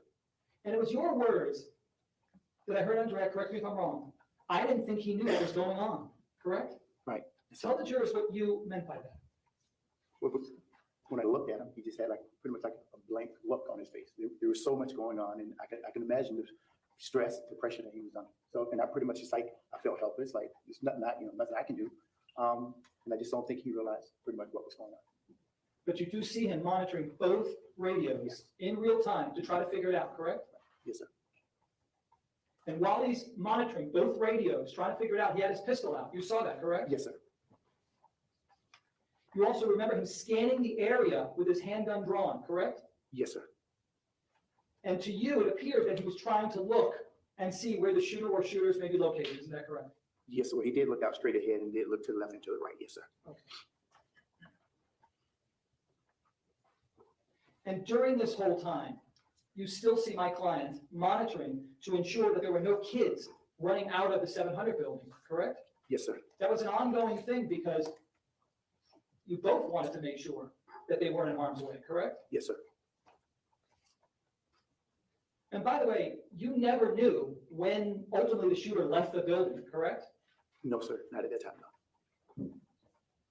You do recall my client directing Assistant Principal Morford to go to the camera room to review the surveillance. I don't recall hearing it, but once I got up to Morford, he did say, let's go to the camera. Okay. And Morford was speaking without question to Scot Peterson as the information is being relayed, correct? Yes, sir. It was Morford saying, hey, Green, let's go to the camera room, correct? Great. Yes, sir. Yeah, that's the same. Go ahead, sir. Ask your next question. Didn't you testify on direct that Morford told you, Green, let's go to the camera room? Great. Yes, sir. And you were in the camera room for quite some time, correct? Yes, sir. What was so difficult? And again, I don't know anything about it, so tell us what was so difficult in trying to locate where the shooter was in real time? Because when the computer first come on, it's live. And we didn't see the shooter at that particular time when it was live. That's what made us decide to go back. Because the only thing we saw was the dust. When it was live, we saw a few bodies on the floor. And that's what made me take it back to the beginning to find out what had transpired. At no time during this lengthy process of you reviewing the video did my client stop talking to Jeffrey Morford, correct? They were communicating on the radio. Okay. Yes, sir. It continued back and forth through this whole long process, correct? Yes, sir. We was feeding him the detail that we saw inside the building. Yes. Okay.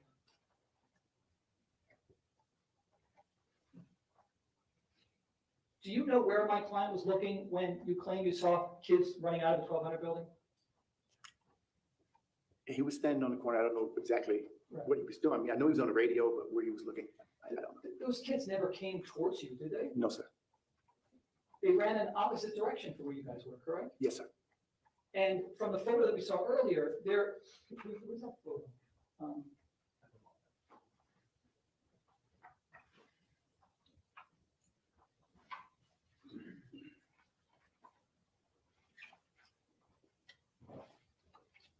I'm showing you what's been marked as 3 of 3 of the state's composite exhibit, which is 16. This is the same photo they showed you earlier. And there is, what is that in front of the door of the east stairwell? The pipe with the fence around it. That was there on the day in question, Yes, correct? sir.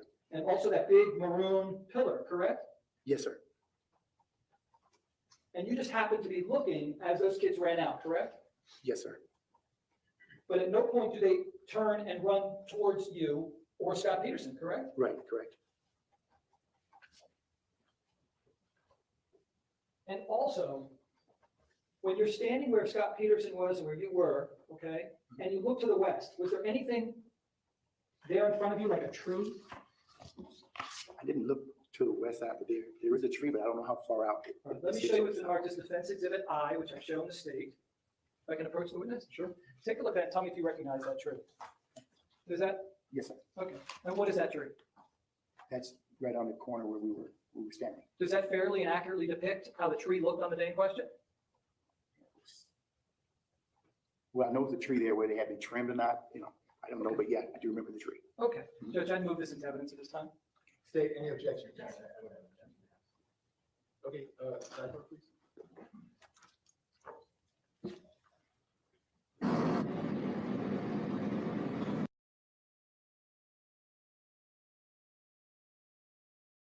Hi, Lefty as well. Hi, Farrell. You've been in and out today, modding at Mo's. Oh, that's fine. To do for my own channel today, somewhere in there, might even get some real life job work done. I didn't even know you had a channel, Farrell, to be honest. Lefty, how are we doing, sir? I also, I'll be honest with you, Farrell, I've done so well today. I've not really sworn. Maybe once I swore, but we still get limited. This is a good time. Right, don't skip anything. I'm just gonna test this out. I just put an ad in to see how it works. If the other thing comes back, I'll just stop it. Um,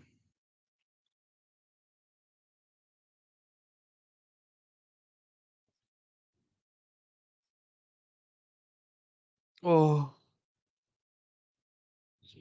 so hopefully some of you got some ads.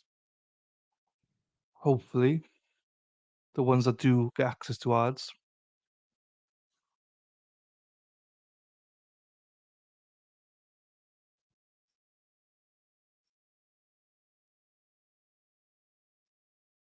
Anybody? Somebody? Somebody.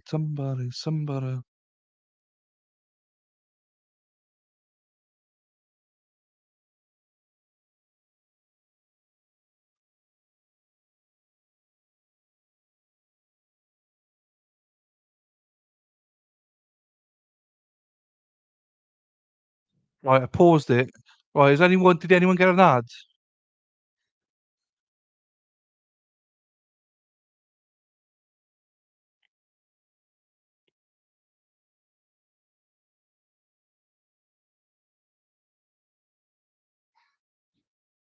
Thanks, Toxic. So that's what it means basically. I I don't think I'm ad suitable anymore. So okay, that's not a problem. That's right, Farrell. It's all good. Oh, Shelley got an ad. Oh, okay, Shelley, brilliant. So Toxic didn't, but Shelley did. That's fine. I'll take that. As long as you didn't skip Shelley. No ads for Giovanna. That's okay. Right, we'll go back to the video. No ad for Suzanne either. That's okay. We're just testing out. I've been limited already today, and I didn't swear. I've only sworn once, I think. But by the end of the day, it goes from limited to be acceptable again. So I don't really understand how it works. So we'll see. Anyway, we'll go back to the video. Thanks, guys. I blame Carol Wayne anyway. And would the branches cover a significant portion of the 1200 building if you're standing where you and Scott were? It covers some of it, yes, sir.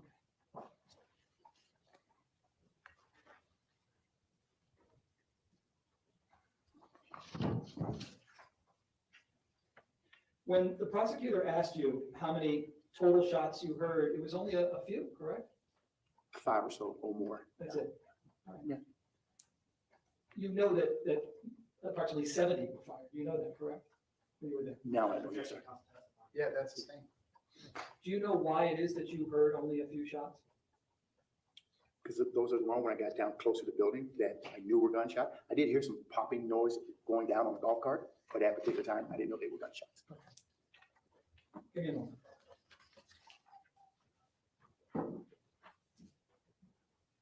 Thanks, everyone. Thanks, Heidi, for letting me know. So it does seem to go through to some people, which is not a bad thing. From the beginning of the time that you were with him to the time that you left him, did you believe that he did everything he possibly could with what he knew to try to help everybody? Yeah, that's sustained. I didn't focus on the end part. I had just discussed up to that point. So I'm just asking from the time, this is now. And the objection was sustained. Ask another question. Go ahead. Did there ever seem a time to you that my client really did know with certainty where the shots were coming from exclusively and then chose to act like he didn't? Yeah, that's sustained. Nothing further. Okay, based on that, any redirect? Yes, sir. Go ahead, sir.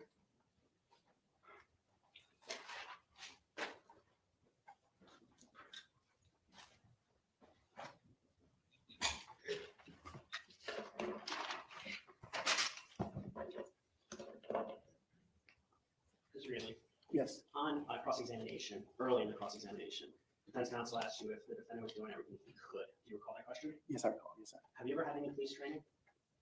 No, sir.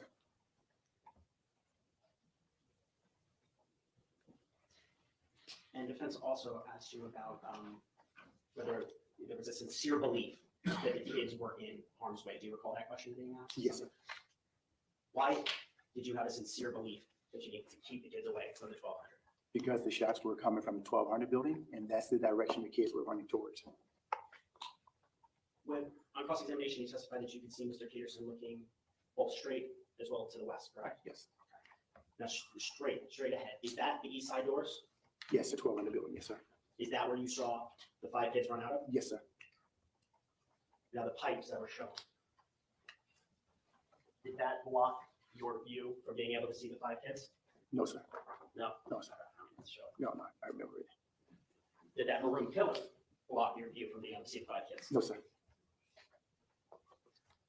Now, the time that you were standing in the same proximity, the same area as Mr. Peterson, did it appear to you that he was focused in the direction of the 1200 building? He was facing that direction, yes, sir. Now, going back to the 5 kids running out, did you hear Mr. Peterson shout out to them anything? No, sir. Ask where the shooter is? No, sir. Ask any questions of them? No, sir. Now, there was some question about a tree. Did that tree prevent you from knowing that the shots were coming from inside the 1200 building? No, sir. Now, you also testified on cross-examination. You heard popping sounds in the golf cart? Yes, sir. Can you describe to the jury what you mean by that? I don't like firecracker sound or gunshots. At that particular time, definitely think it was gunshots, but I did hear popping sounds. It sounded like firecrackers. You did not think it was gunshot? No, not driving down. No. Thank you. Or were they unusual sounds? Unusual sound, very unusual. Yes.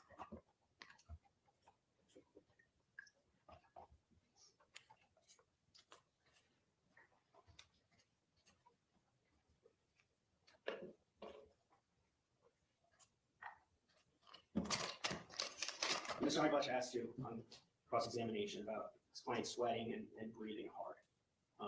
And something about a blank look. Do you recall that? Yes, sir. When you saw that look, what were you thinking about Mr. Peterson? I didn't think he was going to, react. I don't know. He didn't react because he didn't know what was going on, or, So no, I didn't expect him to react to the 1200 building. When you say react to the 1200 building, do you mean you didn't think he was going to go into the 1200 building? Yeah, even if he even knew that it was there, no, sir, I didn't think so. No.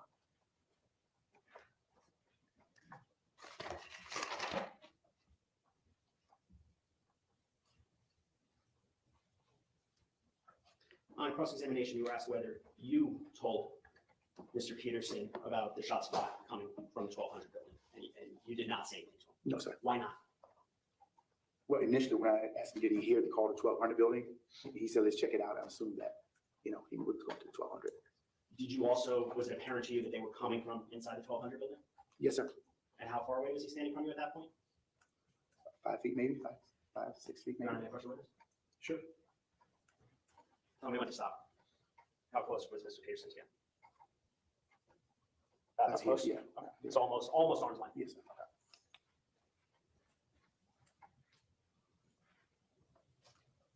Now, there was some testimony about Medina. Medina is not a police officer. No, sir.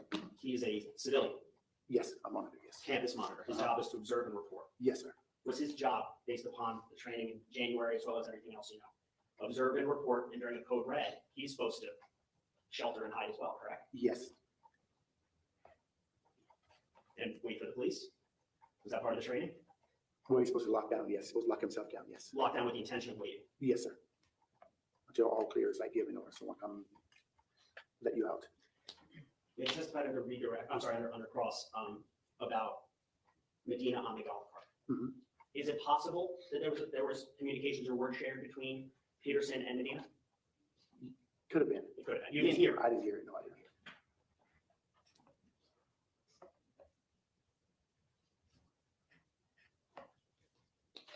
Now, going back to the office, when you heard the transmission, you went into Mr. Peterson's office, said something, did you hear the transmission? What was his response? Let's check it out. He said, I'm sorry, Let's check it out. let's check it out. Yes, sir. He didn't ask me, what are you talking about? No, sir.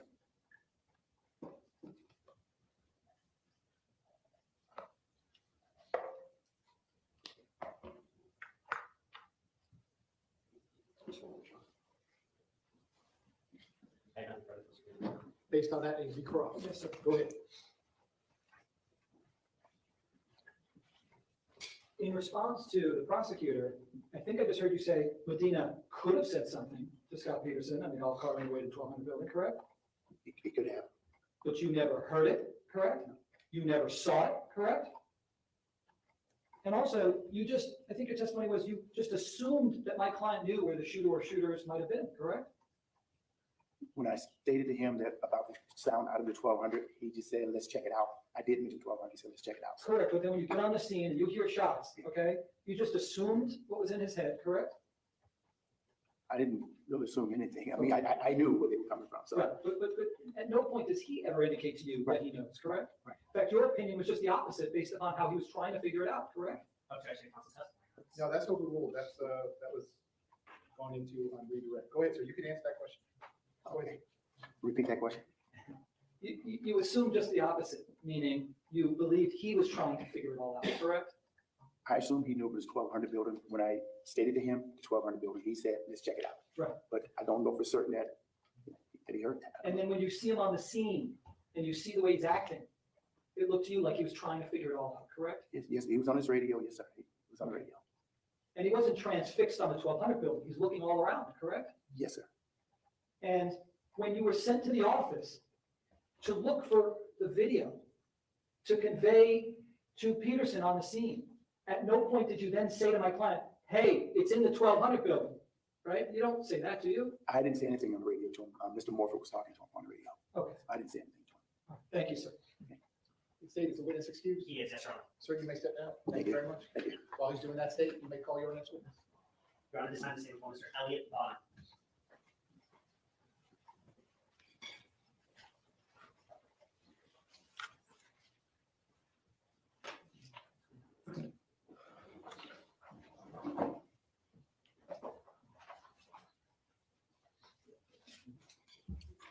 Right, because of Carraway, I'm going to press the add button again just to see if it works again. I've tried to amend something here. You don't have to watch. If it's a long one, just skip it. But if it's like a 10-second one, play it through and then fast forward. I don't want to be annoying. It's just I'm trying to test some stuff out here. I'll say if it's more than 10 seconds, just skip. Mother.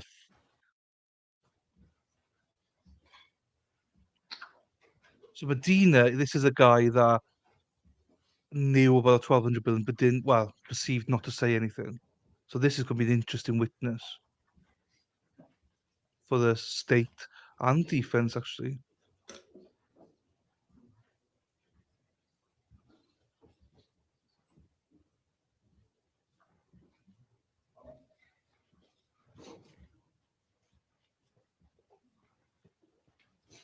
Sir, if I could have you come all the way up here to the witness stand, please.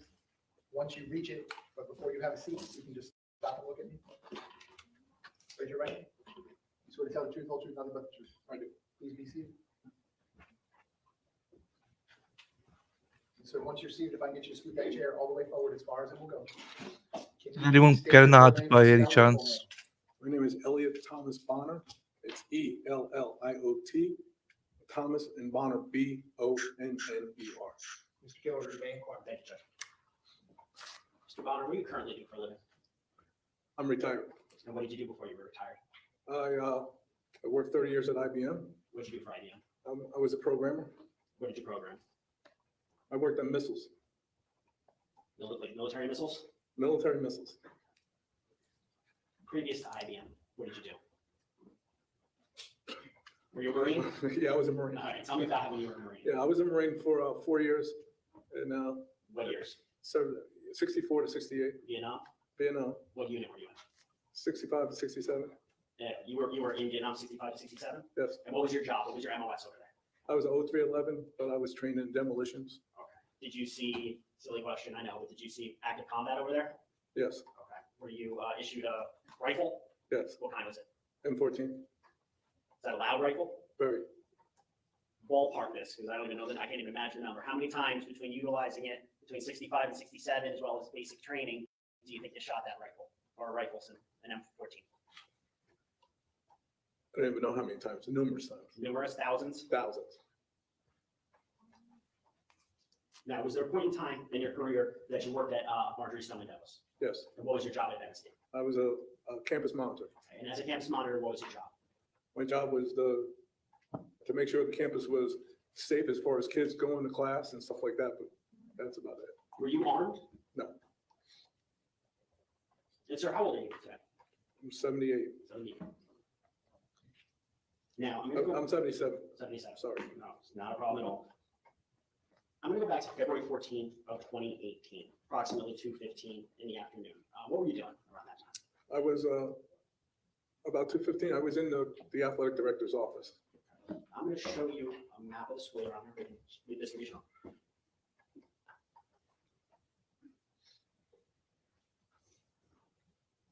I'm showing you what's already in evidence of states 1. You familiar with that campus? Yes. Okay. Where, and you can actually mark on the screen, Hunter, if I could ask you to stay in the screen. You want to mark approximately where I was? Yeah, just let me. It's hard for me to tell you. Just ballpark where you were. Yeah, I was around here. Okay. And what were you doing over there? I was actually doing something in the athletic director's office. Okay. And what caught your attention that something was wrong that day? The fire alarm went off. Okay. Did you have a specific area or specific responsibility when a fire alarm went off? Yes. What was that responsibility? My responsibility was to get the people out of 700 building. Can you And- mark with an X the 700 building? 700 buildings up over here. So you hear the fire alarm, what did you do? I left the athletic director's office and got in my golf cart and rode up the sidewalk towards the 700 building. Did you have a school radio? Yes. Can you just track, and I'm gonna change it to blue, can you just track the path that you took towards the 1200 building? I basically went up this way and down this way, and I stopped out there You stopped right there, okay. Why did you stop about there? because I seen Coach Feist laying on the ground. Now, previous to seeing Coach Feist on the ground, did you hear anything? Yes, What did you hear? I heard those gunshots. Could you tell where those gunshots were coming from? I know they were coming from the building, Which building? the 1200 building, How could you tell they were coming from the 1200 building? because I know what gunshots sound like.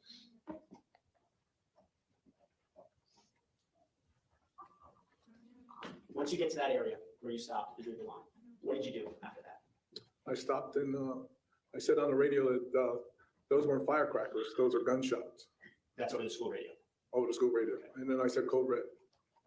When you said code red, have you previously heard anyone else over the school radio call a code red? No, You were the first. as far as I know. As far as you know, okay.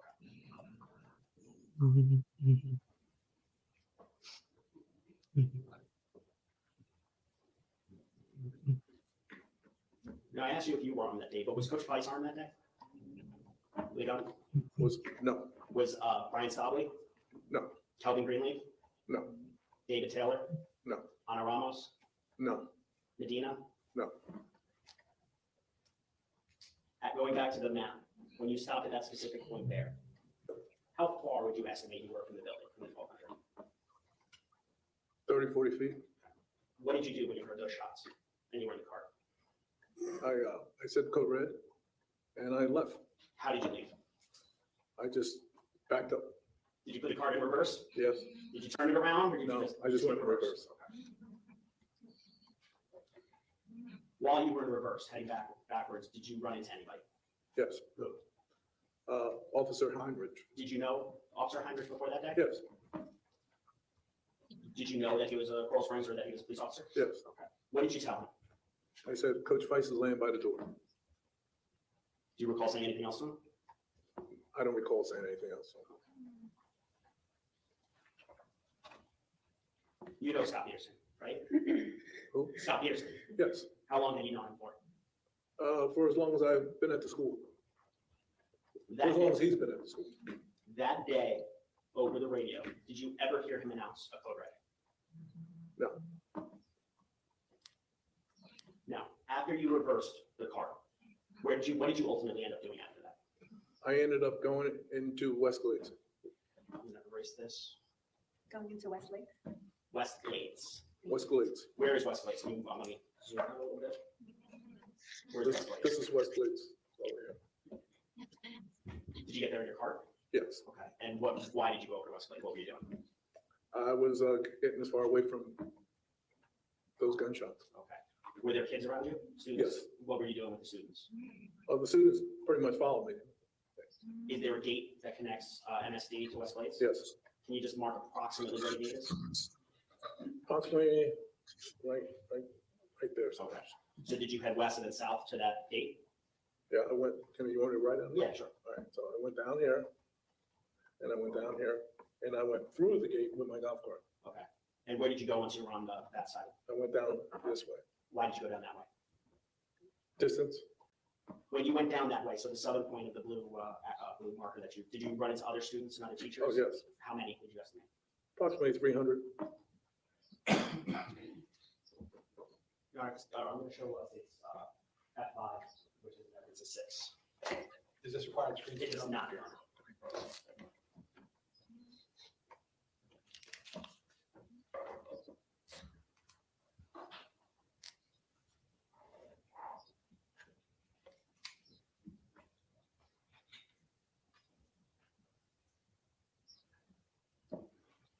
Was it there, Angus? Do you recognize this? Yeah, Who's that on the golf cart? that's me. This camera angle, which way are we looking? Which way was I? Yeah, which way is the camera facing? I'm gonna be honest, I don't know. If you look at the bottom left hand of the screen, can you see it? Yeah. What does it say? Do you see it? Building 13 west? Building 13 west to field. Okay, so you can keep playing there. When you turn there, are you heading towards the 1200 building? Yes, I'm headed east. You're heading east. Okay.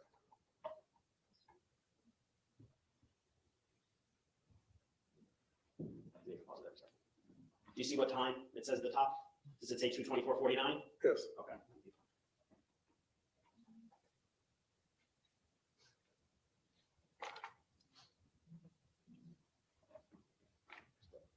While you're off screen, is that when you utilize the school radio, or is it while you're driving backwards? I utilized the school radio while I was stopped there. And do you see the screen time there, 2:24:59? Yeah. Okay, and this is when you're heading backwards, Right. correct, heading west?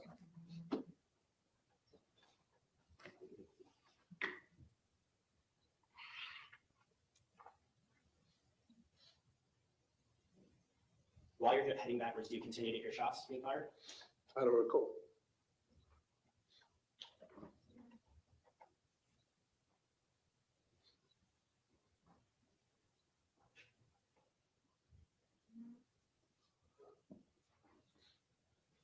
Do you see the individual in the white shirt? Yeah. Is that Jeff Heinrich? Yes.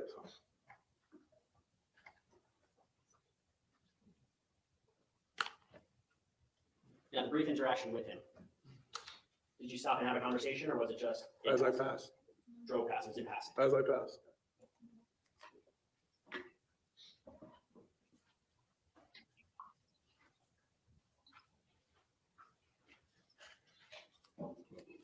Officer Heinrich, was he the individual in plain clothes that was watering the baseball field that day? Yeah, he was in plain clothes. I don't know what he was doing, but he was on the baseball field. He was on the baseball field.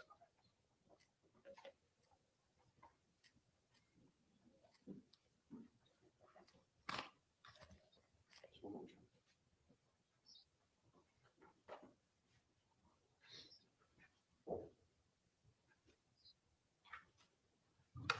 for the case of honor. Okay, cross-examination, go ahead. There could be fireworks here now. Good morning, Mr. Bonner. Morning. Sir, you and I met back on June 30th, 2022 in a video deposition. Do you remember me asking you questions? Yes, I remember you asking me a Did question. you have a chance to read over your deposition, your sworn testimony before you testified today? No. You did not? So when you say before, I'm thinking recently. Recently, the state did not give you your sworn Oh, testimony? they did. Okay. I didn't read over it. And I'm assuming that, like most of us, your memory doesn't get better with age like wine, correct? I can't remember what I ate yesterday. Yeah, I mean, all right. So let's talk about this. You do remember that you were a campus monitor with Stoneman Douglas for 25 years, correct? Approximately. And thank you for your service. You served as a Vietnam vet, so you know the sound of gunfire, correct? Yes. And you worked with Scott. Can you describe for the jurors professionally how he was to work with? Well, we worked with Scott as far as getting students and whatever he needed. He was the SRO. Was he professional? Yes, Was he dependable? very dependable. Would he jump right in if anybody needed him for something? Yes. You wouldn't call Scott a coward, would you? No. In fact, you saw just the opposite, didn't you? Just the opposite of coward. Yes. I wouldn't call him a coward. You recalled the fire alarm was going off as you were approaching the building, correct? Yes. The fire alarm you would characterize as extremely loud, correct? If you're in the building. Now, when you're on the golf course, you pulled up and you see Coach Aaron Feist on the ground, correct? Yes. And you say that you got within 30 to 40 feet of the 1200 building, correct? Yes. But this is on the west side of the Yes. 1200 building, Yes. correct? And you believe the shots that you heard, by the way, were of Coach Feist being shot, correct? No, I don't know. I just heard the gunshot. Let me show you, this is showing you what is in evidence as defense exhibit number 1. Is this the west side that you approached? Yes. Okay. And Coach Aaron Feist was on the ground right outside the Right door? outside those doors, right? Yeah. Doors, right? Yeah.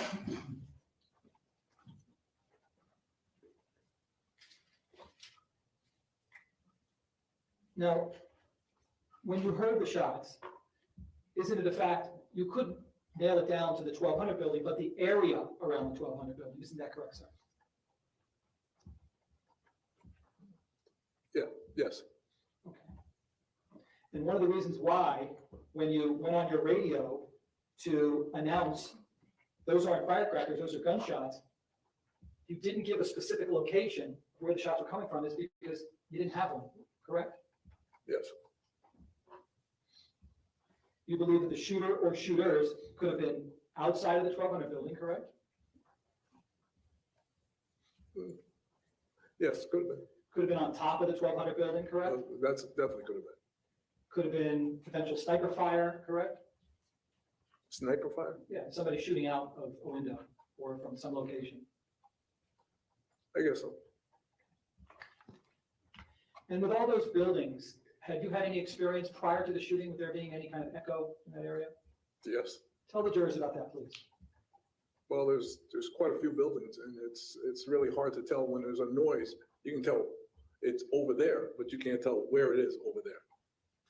So you can get a Because all our general, buildings are close together. got it. So you might get a general idea, but not specifically where, correct? Yes. Had you had an experience or experiences prior to the shooting of hearing loud noises and knowing generally where they're coming from, but not specifically? Yes. Tell the jurors about that, please. Well, because we deal with a high school, and people want to have firecrackers sometimes, and they're kids. They do things, and that's it. You know, you kind of know it's over there, but you don't know where it is over there. What about an air horn? Have you ever heard of an air horn? That you hear more than anything. Tell the jurors about that. Air horns, you don't know where it is. It's just, you know, it's on campus. And so you don't know whether to go right or left. Because the air horn echoes itself.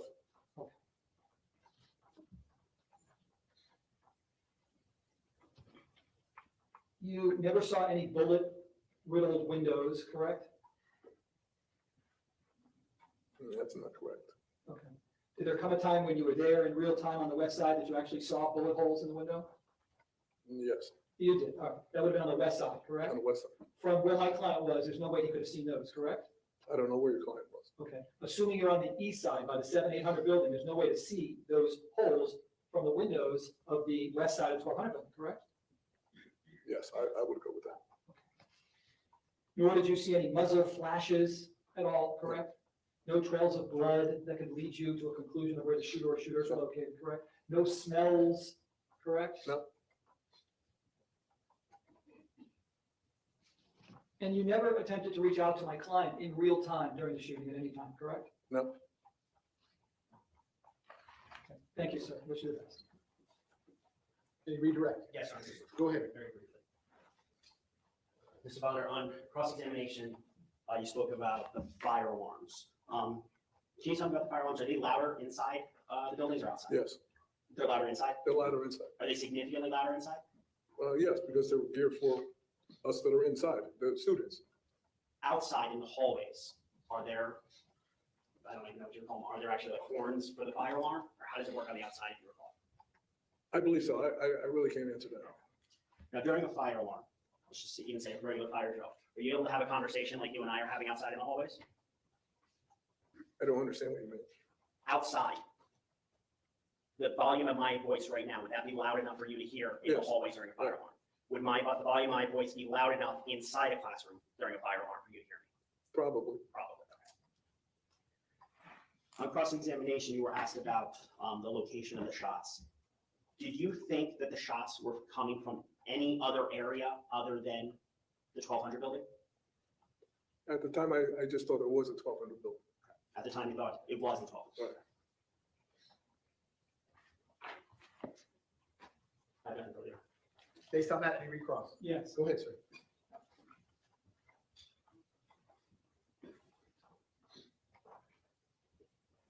In your mind, there is a difference between the 1200 building and the area around the 1200 building, correct? Absolutely. Didn't you tell me on cross-examination that you narrowed it down to the area around the 1200 building, correct?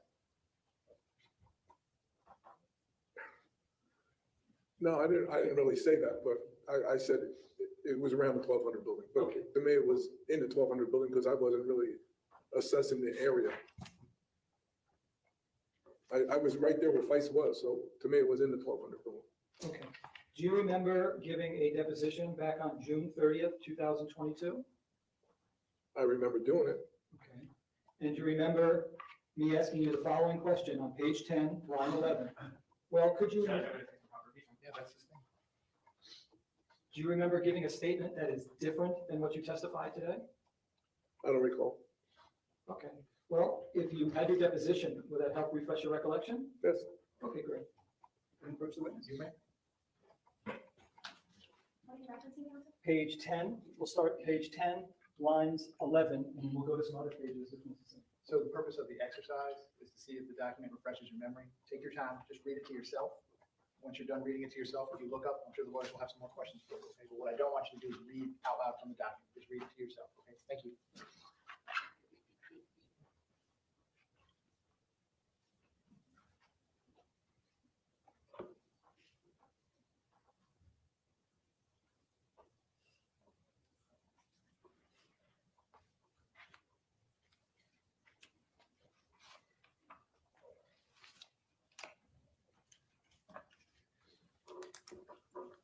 I think he's got to read the whole bloody document.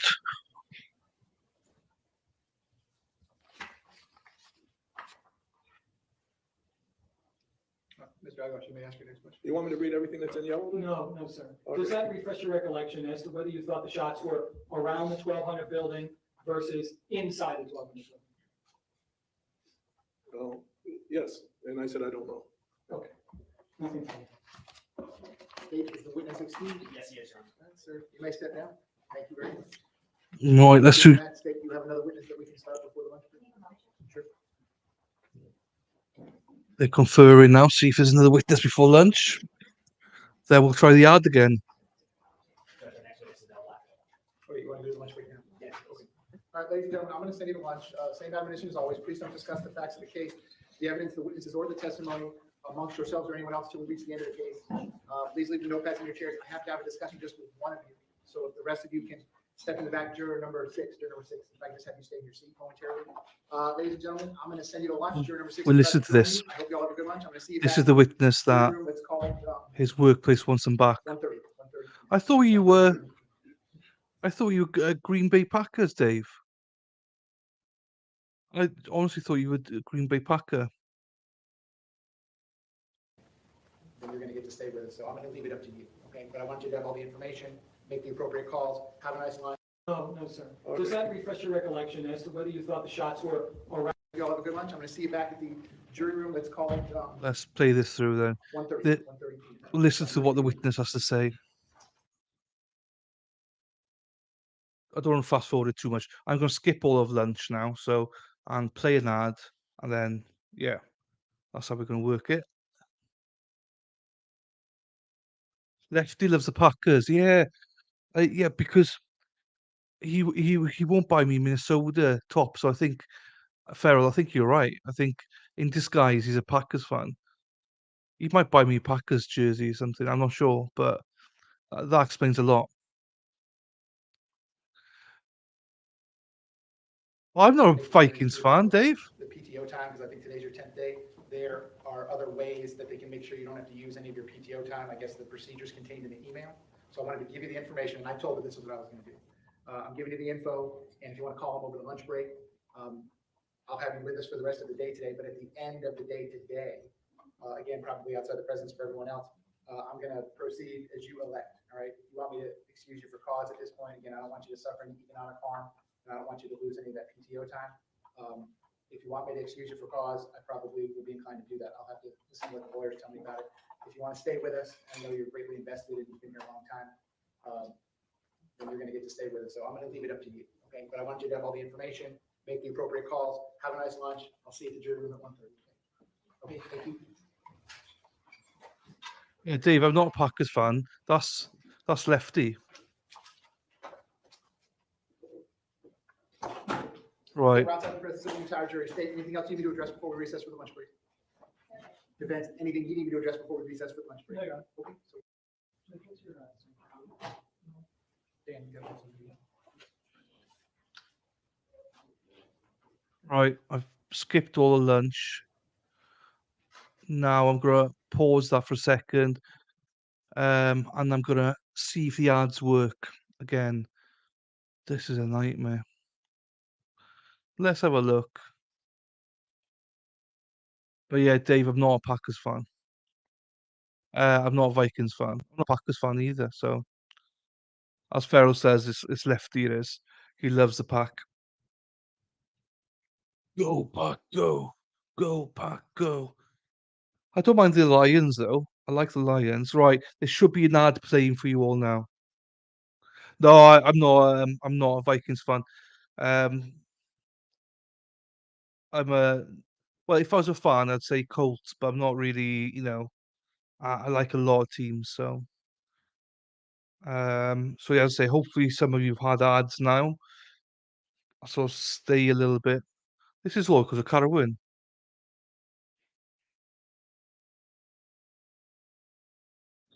No, so it's Lefty. As Pharaoh says, Lefty is a Packers fan. He hides behind being a Vikings fan, but because if he was a genuine Vikings fan, he would have bought like he shipped me a Vikings jersey. I'm not sure if Lefty is here, so I can talk shit now.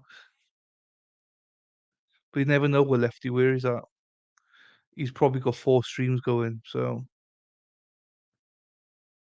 here he is. Lefty listens to his name. This is how you get Lefty to come on stream. Did anyone at all get an ad this time? Anyone? Bam, bam. And then I'll press play. So there's another.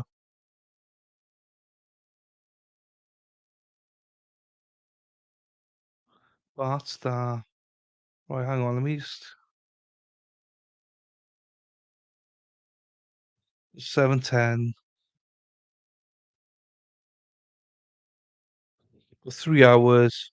No ad. This is a nightmare. I don't like this. Why don't they get ads, guys? Come on.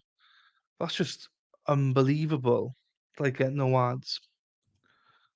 That's what, they're so important, like, but and I didn't even swear, do you know what I mean? It's okay, anyway, there we are, nothing you can do about it. Right, so I thought the Medina one would be fireworks, but obviously it wasn't, so maybe I've got the wrong person. Probably got the wrong person. Oh, the more I watch this, the more I think it's crazy that it's even a trial. Absolute bonkers. Right, I'll just play it from here. It's probably a minute or two before we get the next witness. So this is after lunch now. I got it. Thank you, Sam. State, you have your witness on you. She said she was in the waiting room. Is it the Ayana?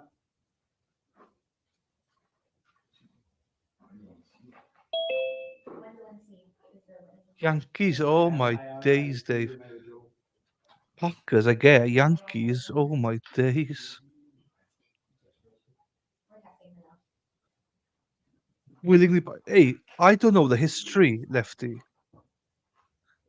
I bought a Cowboys jersey for £14.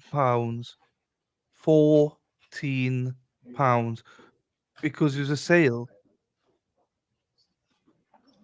So I didn't know the difference. I wouldn't. Do you know what? If I had a Vikings shirt, I wouldn't wear the Cowboys one on stream ever again.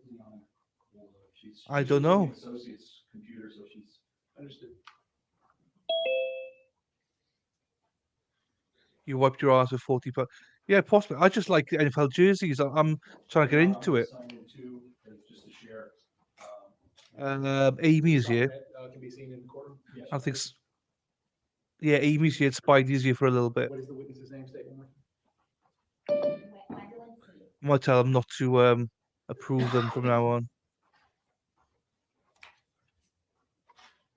And a shout out as well in case Okay, my she's. apologies. I don't know why my computer, Shut up. Shout out to Estella Greer as well. Thank you very much for becoming a blue wench. She's now an official blue wench in the club. So I'm not sure if you're here, Stella, but thank you very much. I appreciate you purchasing the membership and supporting the channel. Thank you. It means a lot because I don't get any ads. Right, here we go. So this computer is, Ms. Sneed, is that you? I'm sorry, this is me. Can you see me? Yep. Ms. Sneed, I'm doing this outside of the presence of the jury, then I'm gonna do it again in front of the jury, okay? Please raise your right hand for me, please. You swear to tell the truth, whole truth, nothing but the truth? Yes, You can put your hand down. Can you please state your full name and spell your full name? yes. It's Dr. Gwendolyn Smith, and it's spelled Wenvolyn, last name Sneed. Ms. Sneed, Dr. Sneed, excuse me, can you see, let me do it this way first. Mr. Peterson, can you see and hear Dr. Sneed? Okay. Dr. Sneed, can you see and hear Mr. Peterson who's wearing the dark jacket and the red tie? No, I don't see someone with the name Mark Aglars. Right. Do you see the person in that picture? Yes, yes, Did you hear him when he responded back to me? Did you hear him okay? yes. Okay, very good. State, anything else before we get going? Defense, anything else before we get going? Okay, please bring the jury back in.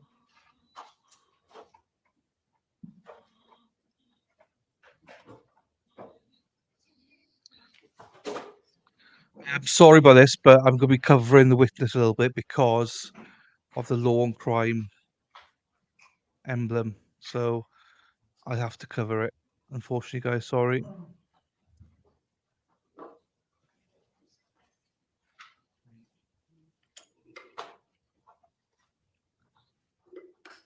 Everybody. Yeah, yeah. Rocket body. You. Do. Rock your body right.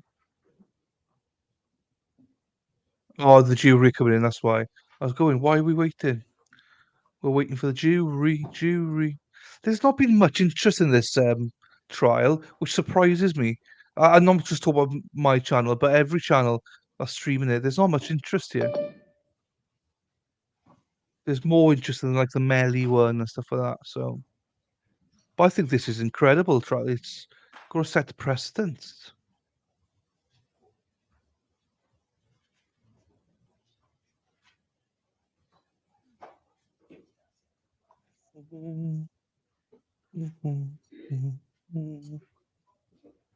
Why are we waiting? We are. No, I shouldn't sing that. Here we go. Jurors entering. So the juror number 6 gets to decide by this evening what he's going to do, whether he's going to come back Ladies and gentlemen, or welcome not. back. Come on in. Ladies and gentlemen, welcome back. Come on in. When you're back at those seats, you may be seated. All the parties may be seated.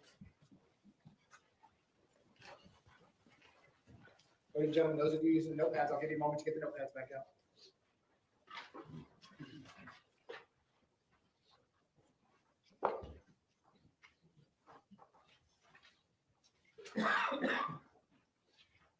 All right, ladies and gentlemen, welcome back. I hope you had a nice lunch break. When we took the lunch break, we were in the middle of the state's presentation. We're going to resume at that point, as we have done with some earlier witnesses in the trial. The next 2 witnesses, I believe, are going to be testifying through technology. So with that being said, state when you are ready, you may call your next witness. State and call Dr. Sneed. Dr. Sneed, if I could get you to raise your right hand, please. Do you swear to tell the truth, whole truth, nothing but the truth? Yes. Okay, you can put your hand down. Can you please state your full name and spell your full name? Wendelin Smith, Wendolyn, last name Sneed. Mr. Cleary, you may inquire. Thank you, sir. Good afternoon. Good afternoon, doctor. Can you hear me? Good afternoon. Can you hear me okay? I can. Okay, good. And you are obviously appearing via Zoom. Could you please tell the jurors where you're testifying from, what city you're located in? Yes, I'm in St. Augustine. I'm currently at the District 23 Medical Examiner in St. Augustine, Florida. And could you please tell the jury your educational background? Yes, I have a Bachelor's of Science in Medical Technology. I have a medical degree from Ponce, Ponce School of Medicine. I did my residency, my specialty in pathology at Mount Sinai Medical Center of Greater Miami Beach. I did my subspecialty in forensic pathology at the Miami-Dade County Medical Examiners Department in Miami, Florida. And I've been practicing fully as a medical examiner forensic pathologist since then, so it's been 18 years. I didn't quite catch the end. Was that 18 years you said? Yes. And those 18 years is that all at Miami-Dade, or it's been with different medical examiners' offices? I've worked at multiple offices. I did 3.5, almost 4 years at the Miami-Dade Medical Examiner's Office because I was hired after I graduated from the program. Then I worked in the District 21 Medical Examiner, which comprises Lee, Henry, and Glades County here in Florida.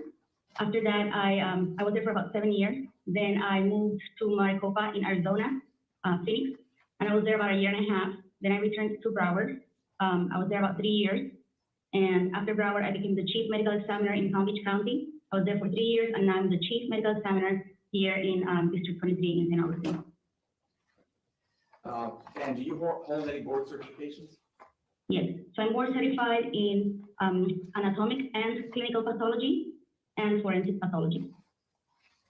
And also, I wanted to ask you, if I presume you're a medical doctor, is that correct? Correct. And are you licensed in the state of Florida? I am. So in 2018, in February 2018, you were working with the Broward County Medical Examiner's Office? That is correct. Okay. And during that time period, did there come a moment when you had to respond or help out with a school shooting at Marjory Stoneman Douglas High School? Yes. And what did you do in regards to that shooting? So that day I performed 2 autopsies related to that death investigation. Okay. And was one of those autopsies done on Peter Wang? Yes. We're going to, normally if you were in the courtroom, I would show you what's in March of States 23. It's a composite. But since we're using technology, I'm going to ask Mr. Savitsky to please put up the picture and see if you can recognize the picture that's going to be coming up on the screen. I hope not, Shelley. Jeez.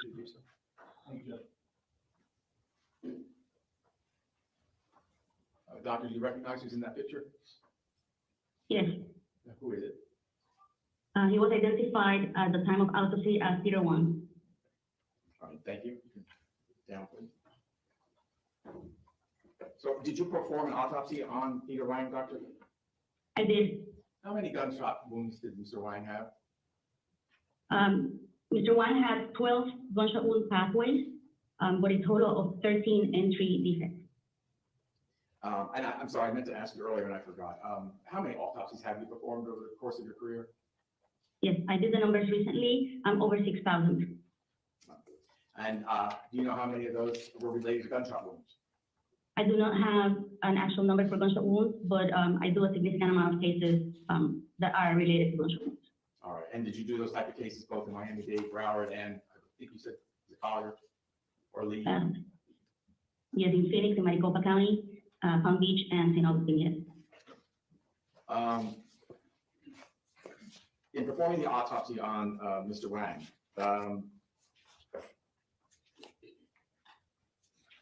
were there certain of those, the wounds, the entrance wounds that you found? Hello, Sarah. Would have caused death? Nice to see you, Sarah. Thanks for Could you popping in. just describe for the jury those wounds that would have caused death? So immediately lethal, he had 4 gunshot wounds, and those 4 gunshot wounds were to the head. They were on the right side. I'm going to point at myself. It will be on the right side of his head, from the parietal and temporal region, and then his cheeks and his jawbone. There was a break in the sound, man. Are you okay with? Okay, just wanted to double check.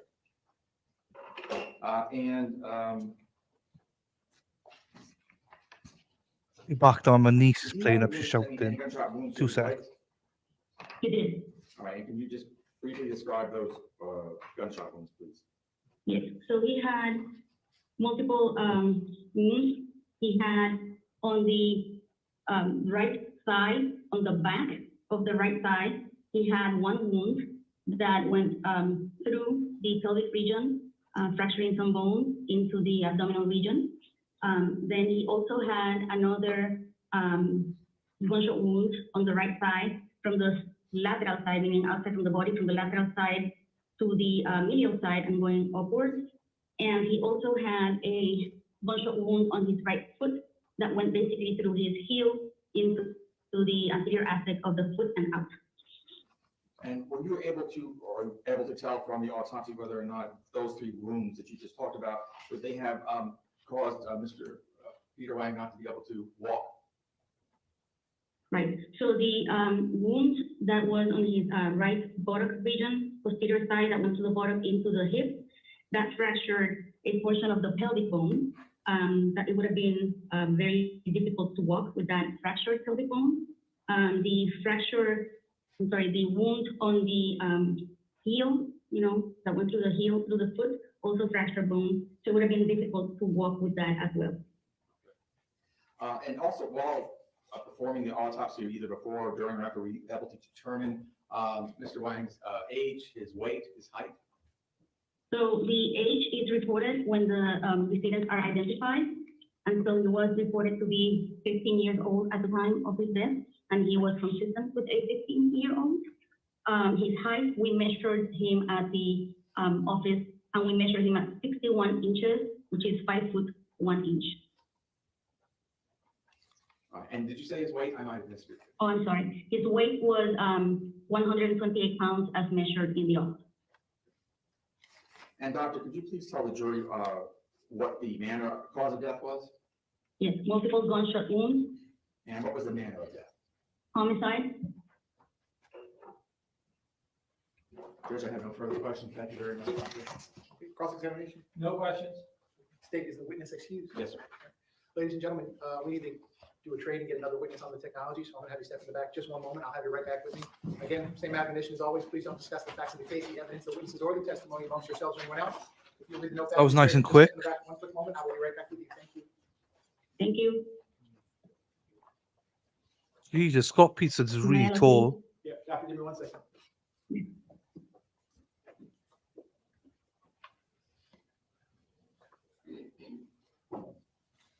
Okay, we're outside the presence of the jury. Doctor, you are excused. Thank you very much. Thank you. Have a good day. State the name of the next witness.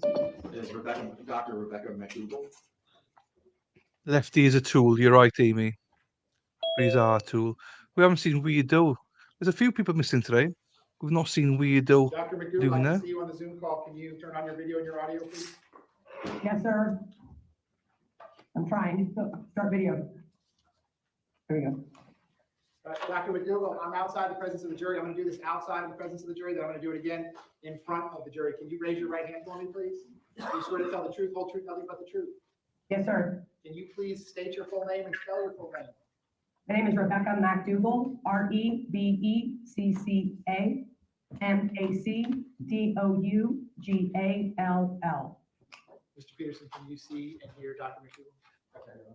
Dr. McDougall, were you able to see and hear Mr. Peterson's response to me? Yes, sir. State anything I need to do before I bring the jury back in? Defense, anything you need? Okay, please bring the jury back in.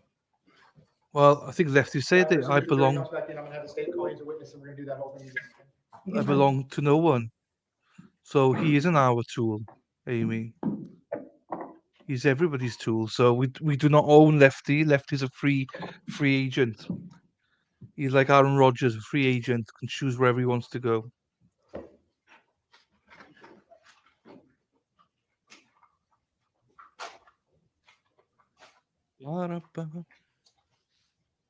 Hopefully this has been nice and quick as well. I'm not so keen on these witnesses.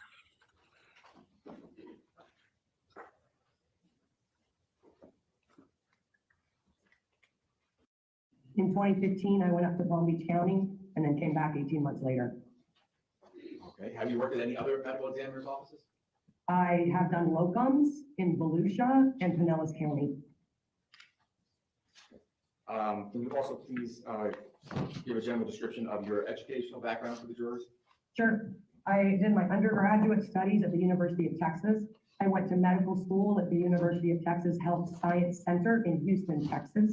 I did a 4-year anatomic and clinical pathology residency at Texas Tech University in Lubbock, Texas, and a 1-year forensic fellowship at the Broward County Medical Examiner's Office. And do you have any board certifications? I do. I'm boarded in anatomic pathology and forensic pathology. And could you tell us approximately how many autopsies you have performed over the course of the years? About 3,000 autopsies. And do you have an approximate number of how many of those autopsies were related to gunshot wounds? At least 700. Doctor, I want to turn your attention back to February 14th of 2018. Were you working that day? I was. Okay. And were you called on to perform any autopsies from a mass shooting that happened at Marjory Stoneman Douglas High School in Parkland, Florida? I was. How many autopsies did you perform? I did 3 autopsies that day. All right. And was one of those autopsies done on Scot Beagle? Yes, sir. Were you able to determine either before or during, after the autopsy, Mr. Beagle's age, his weight, and his height? He was 35 years old. He weighed 160 pounds, and he was 68 inches tall. And were you able to tell from your autopsy how many bullet wounds Mr. Scot Beagle had? So he had a total of 4 gunshot wounds. And can you just give the jurors a brief description of those wounds, please? I can. On the left side of Mr. Beagle's back were 3 entrance gunshot wounds that matched up with a single exit wound on the right side of the chest in the front. Multiple fragments were collected and there was 1 exit wound. The paths of these wounds injured the upper and lower lobes of the left lung, the pericardial sac, the heart, the pulmonary arteries, the aorta and the pulmonary trunk, which are all of the great vessels that come off the heart, upper, middle, and lower lobes of the right lung, and it fractured some ribs. There was another gunshot wound. The 4th gunshot wound was in the left upper extremity, and it injured skin, soft tissue, and muscle. And when you say the left upper extremity, are you referring to a particular? The left arm. The gunshot wounds you just described, certainly the first ones you were describing sounded very severe in the sense that it hit his arteries and near his heart. Would those wounds have caused death or immediate death to Mr. Beagle? They would have caused death, yes, sir. Also, was there a report number assigned by the Broward County Medical Examiner's Office for that autopsy? Yes, sir, it's 18-0533. Thank you. And can you tell us what the cause of death was? Cause of death was multiple gunshot wounds, And can you tell us what the manner of death was? homicide.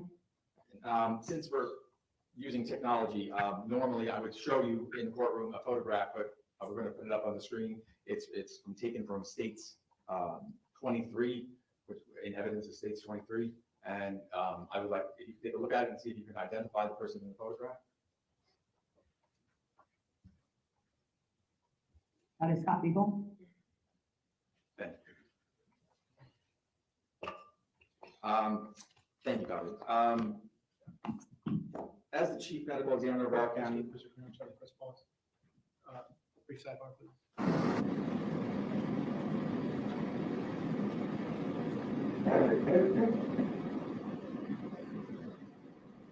Hate the sidebars because the white noise is so loud.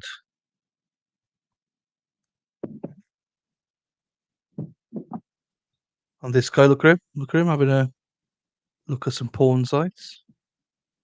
Sitting on his own, doesn't realize the camera over him. Can you imagine if he was looking at something he shouldn't be looking at? There may be trouble ahead. Da-da-da-da-da, the music, love and romance. Da-da-da-da-da, let's dance. I pray that they do not show any autopsies. I don't think they will. Or if they do, I think the cameras will be off. So.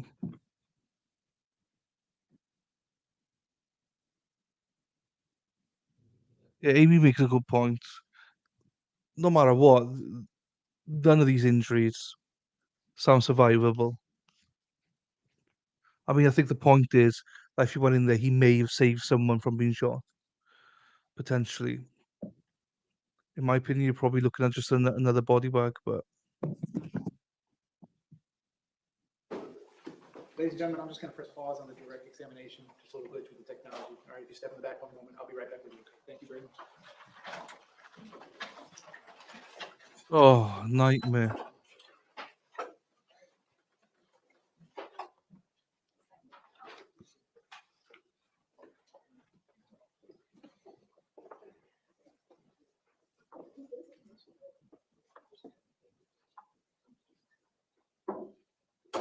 Okay, we're outside the presence of the jury. Everyone can be seated. Doctor, if you'll just bear with us a moment. I got to get Mr. Peterson back on the Zoom call. Okay.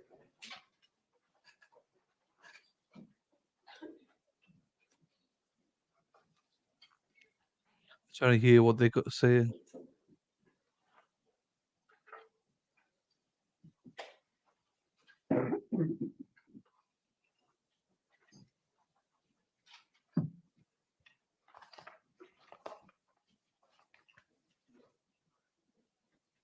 Well, what's going on? What's going on, guys?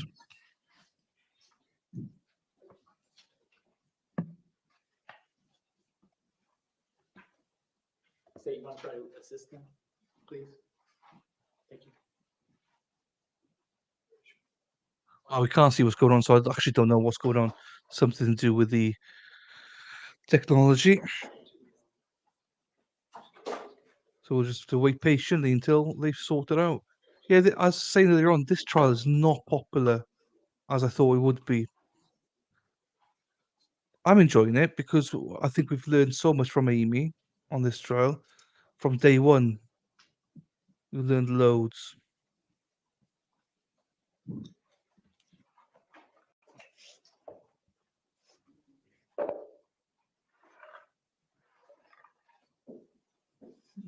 Probably someone texting the guy and saying, "Hey, you're on camera. Get that page down." I was supposed to be there. Just go check up on my niece because they're fighting. 16-year-old and 3-year-old fighting all the time. I'll be back now.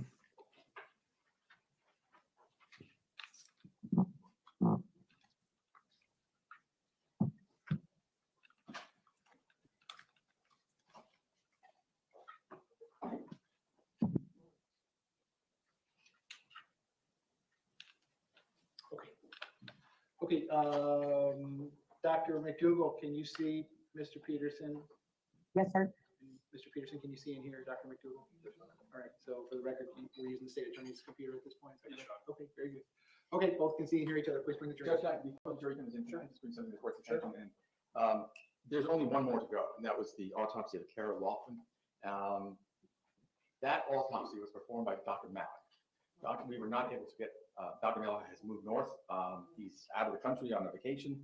And I asked Dr. McDougall to review all of his reports and his drawings and pictures of the full autopsy file. And I asked her if she would be able to give the jurors analysis of what happened during that autopsy. Okay. Mr. Igosh, do you have any objection to that? No. Okay, so without objection from the defense, I think the case law allows for that in these type of situations, but there's no objection from the defense. State otherwise ready to proceed? Yes, sir. Defense otherwise ready to proceed? Yes, sir. Okay, please bring the jury back.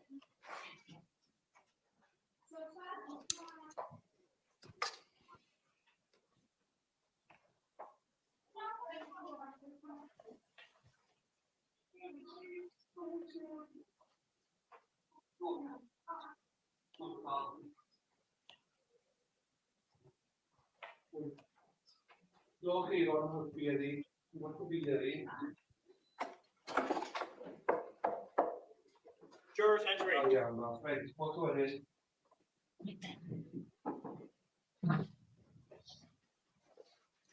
Ladies and gentlemen, welcome back. Come on in.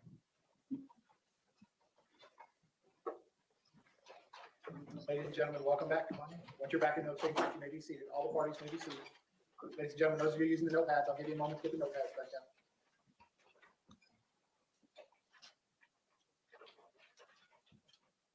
Okay, ladies and gentlemen, when we took the quick break, we were in the middle of the direct examination of the witness. The witness remains on the witness stand under oath. We're going to resume at that point. Mr. Klain, when you are ready, you may proceed. Thank you, sir. Doctor, I was about to inquire What good timing. from you whether or not you had an opportunity to review another autopsy report. I have. Okay. And could you tell us what was the number that was assigned to that autopsy report? 18-0535. And that would be the autopsy that was performed on Kara Laughlin, Loughran. Yes, sir. Can you tell us which medical examiner performed the actual autopsy? Dr. Craig Malik. And as you already stated to the jury, all of your educational background, your board certifications, and the fact that you are now the chief medical examiner for Broward County, were you able to, using all of your background and education, were you able to review Dr. Malik's reports and be able to give us or tell us about his findings? Yes, sir. Were you able to determine Kara's age, weight, and height? Kara was 14 years old. She was 132 pounds, and she was 60 inches tall. And the reason for Kara's autopsy was that because she was also a shooting victim from Stoneman, Douglas? That's correct. Okay, on February 14th, 2018, correct? Autopsy was performed on February 15th. The shooting occurred on the 14th. Yes, sir. Okay, no, you're right. Thank you. How many gunshot wounds did Kara suffer from? There are 3 gunshot wounds. All right, and just like you did last time for us with Scott Beal, could you please do the same for Kara? I can. There are 2 entrance gunshot wounds on the top of the left shoulder. These injure skin, soft tissue, and the superior vena cava, which is a vein that brings blood back to the heart from the upper portion of the body. Gunshot wound D is to the left axilla. So that is right underneath your armpit. This gunshot wound injures skin, soft tissue, ribs on the left side of the chest, 3 through 6, the heart, and the pericardial sac.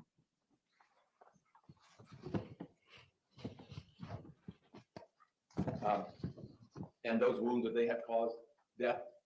That's correct. So what would then, technically, what would be the cause of death for Tara? Multiple gunshot wounds All right. And the manner of death? is homicide.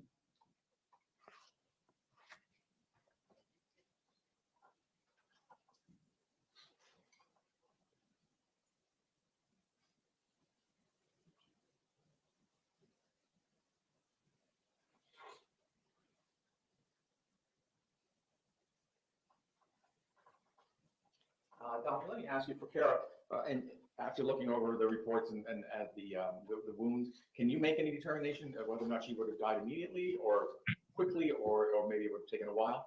I'm going to object. It's prejudicial, calls for sympathy. The jurors, irrelevant. As to each, it's overruled. Doctor, you can answer the question. Go ahead.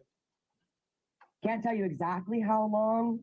The wound in the left axilla causes a lot of damage to the heart, which would, cause death pretty rapidly. And can we just go back for a moment to Scott Beagle? I know you explained all of his wounds. The same question: would he have died immediately, or would it have taken a long time? Or Same objection, Judge. What would be your reasons? All right, well, they're each overruled again, but otherwise preserved. Go ahead, Doctor, or go ahead, Mr. Green, finish your question. What would be your medical opinion for Mr. Beagle? So Mr. Beagle's injuries as well cause a lot of damage to the heart, so it would be quick. I can't tell you how quick. It's not immediately incapacitating, but very soon after the shots were fired. Thank you very much, Doctor. I appreciate it. I have no further questions. Cross-examination? No questions from the defense. Thank you. The witness excused. Yes. All right, Doctor, thank you very much. I'm going to end the meeting at this point. Thank you, sir. State correct, next witness, state live witness. Yes. Okay, state when you're ready, you may call your next witness. State calls Lieutenant Cardinelli. Lieutenant Cardinelli.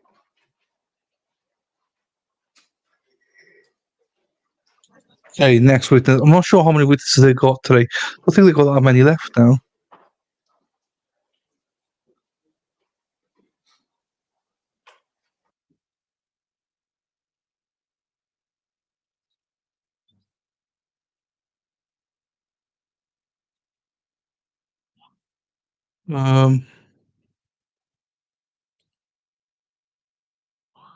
So that's 4:33:30.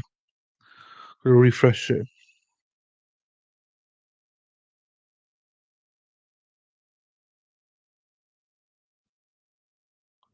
Something happens here, they go on break, I think.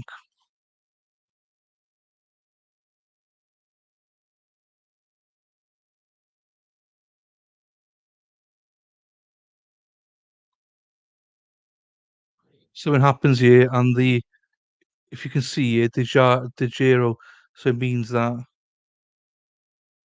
something wrong with the feed. So I'll just jump that. Something wrong with Core TV. That has nothing to do with me. So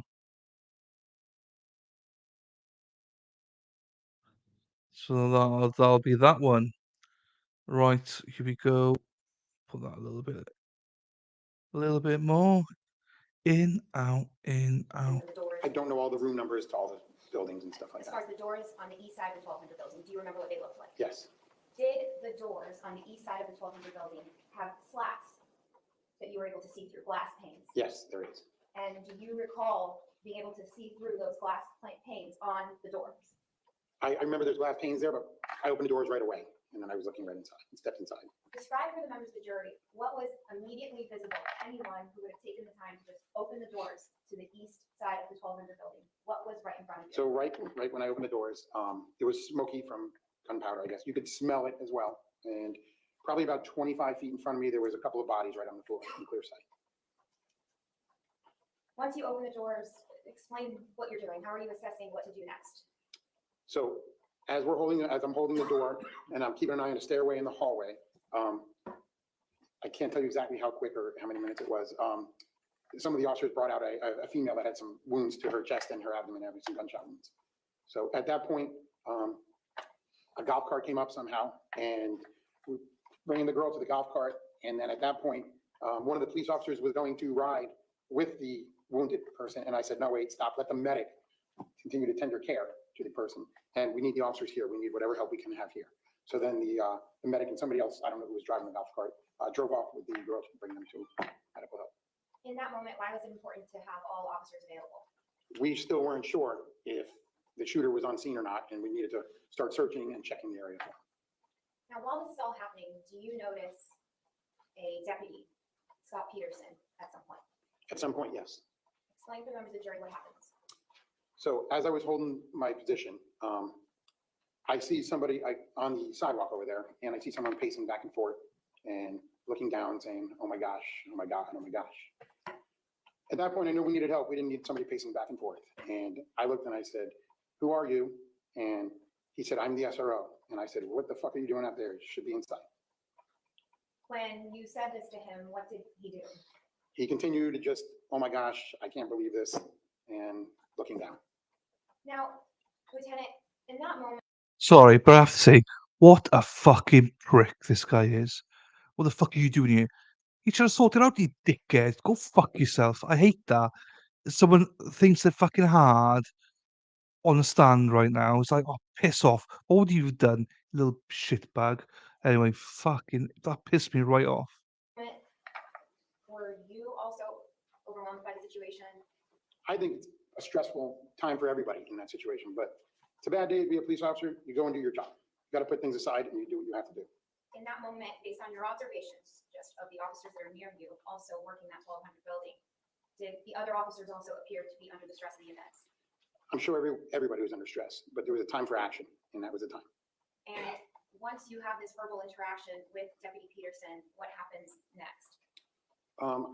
I don't know the exact time frame, but I think I was there a lot longer than what I initially thought. But in that time, I had already asked, I think the captain, I said, hey, I'm going to call our SWAT team as well. So I know I made a phone call while I was holding the situation, made a phone call to call our SWAT commander at the time and tell him they actually were in training that day. So I said, bring the team, everybody, we need everybody we can, we need help. So I made a phone call to them, and I believe I might have texted my son once or twice in that time to ask what room he was in. And what did your son respond to you?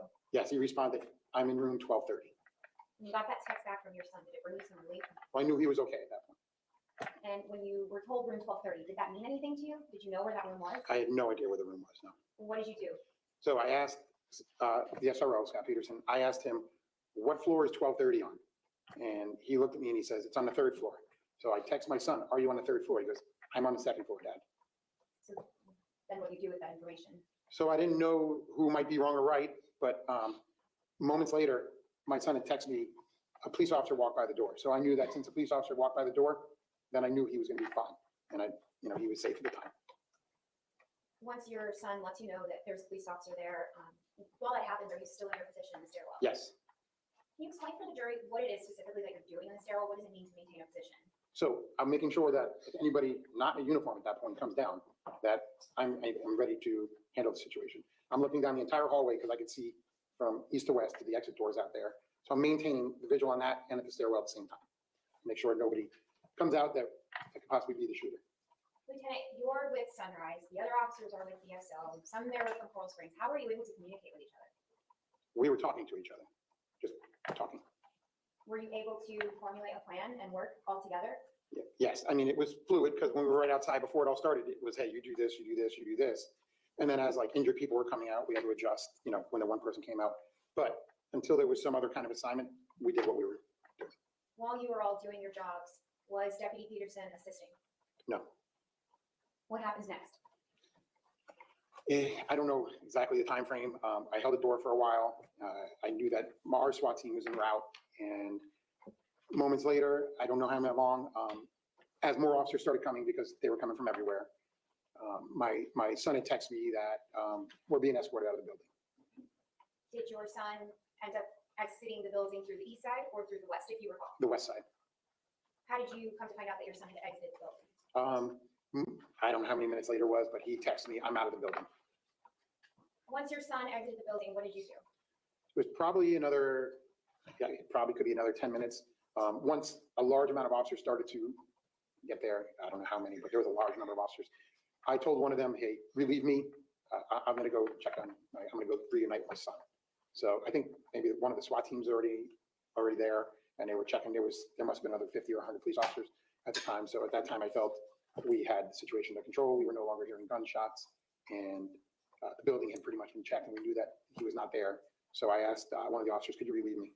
And they relieved me. And then I went and met up with my son. From the moment that you parked your car and arrived on scene to the moment that you left that day, did you ever hear any gunshots? I did not hear any gunshots. Do you know how much time had elapsed by the time you arrived on campus when one shooter had already left the building? I do not know.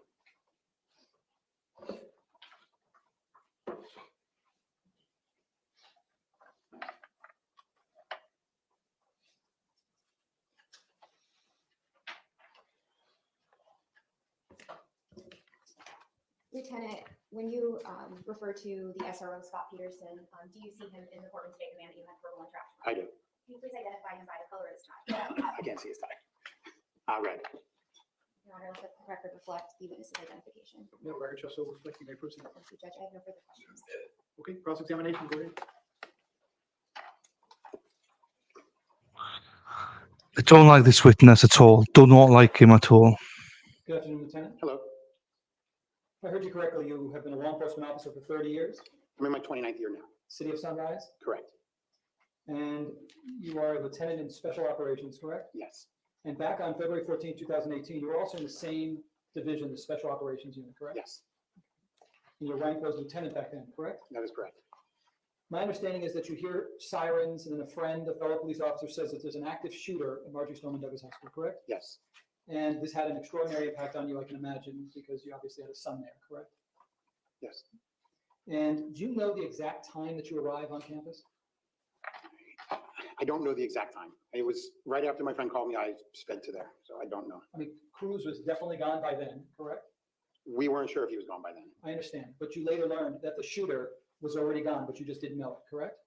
Yes, he was gone by the time I got there. From later learning that. Got it. And when you arrive, you see a number of officers, and they're in a position of cover, are they not?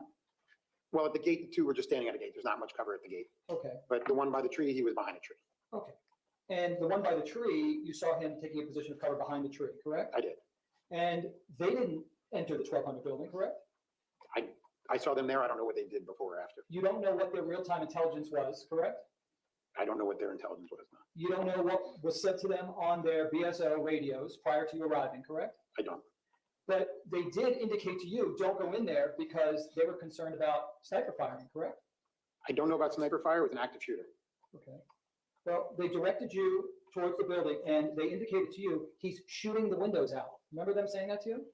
You can shoot windows out without being a sniper. You could shoot them from a hallway. Gotcha.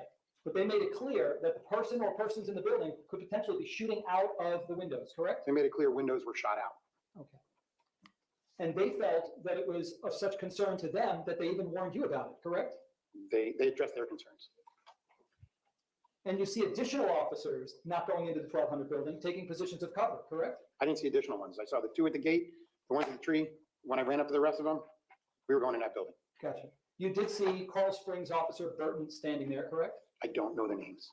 I know there was a captain there, and there was probably 4 of us that were there at least. Do you remember seeing Officer Best also standing there, not going in? I don't remember names. Did you expect that the radios were patched between BSO and Carl Springs when you arrived? I didn't expect anything. There was a captain giving out orders, correct? Captain formulating a plan, yes. And you went up to that captain because when you arrive on a scene like this, explain to the jurors, it's not a free-for-all, right? You don't just decide what you're going to do. You have to get a plan, correct? There was no shots going on at the time, so we had time to develop a plan of action. If there's shots, you go in. Understand, if you don't hear shots and or you don't know where the shots are coming from, and you're covering an area that might be hundreds and hundreds of yards long in one direction, another direction, another direction, another direction, you try to formulate a plan and get more real-time intelligence, correct? You can try to formulate a, yes, we formulate a plan, we go in. Right. Now, you knew, because those officers made it clear to you, by pointing at that building, you knew the 1200 building was the place to go, correct? That's correct. No one ever said, hey, it could be the 1300 building as well, correct? No one said that. Did anyone ever tell you it could be the football field, that shots were fired by the football field? Nobody said that. Now, if they did, you would have taken that seriously and thought maybe there might be shooter or shooters located over there too, correct? Yes, if somebody said there may be more shooters, then Yeah. we take it seriously.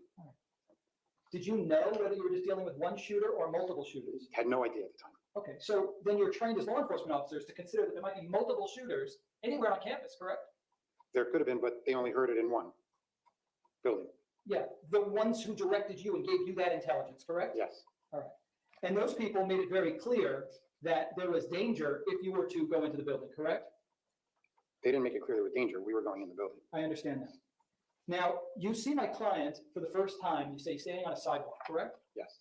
Did you know at all in real time what his experience was up to that point? I have no idea what he was doing. You didn't know what BSO had indicated to him on his radio, correct? I did not know.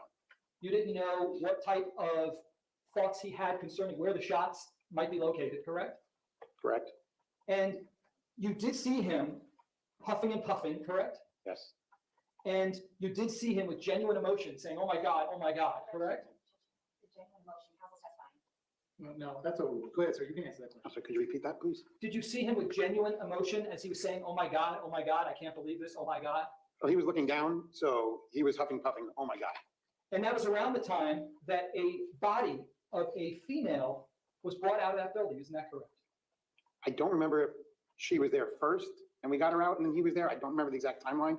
But if you do this job long enough, you see plenty of bodies and it's time to act, not time to not act. You're not robots though, you're human, correct? We are human. And you're subject to stress, correct? That's correct. And when you see a child coming out of a building, you can't train the response away, correct?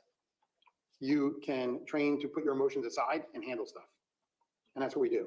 Are you suggesting that every one of your officers is successfully able to completely devoid themselves of emotion? I don't know what every officer can do. Okay.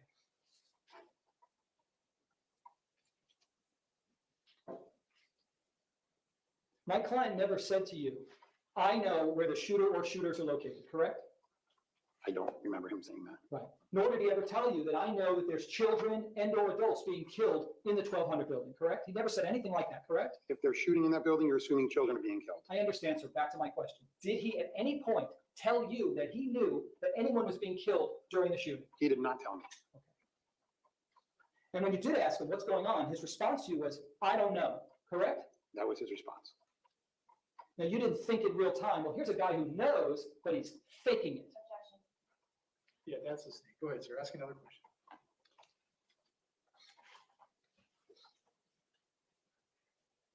Now, you did see my client on the radio, did you not? I don't remember if I saw him. I think he said something on the radio at some time. Okay. I don't know if it was a school radio or a police radio because SROs carry both. But you do have now an independent recollection of my client actually on the radio when you were present, correct? I think he said he heard something on the radio. I don't know if he keyed up and was talking or he heard it. You didn't know who he was talking to, correct? Correct. You don't know which radio he was on at that moment, correct? Correct.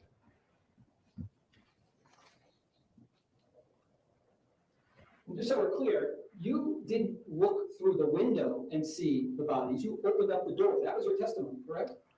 If you look through the windows, you would see bodies. Okay. But I opened the door.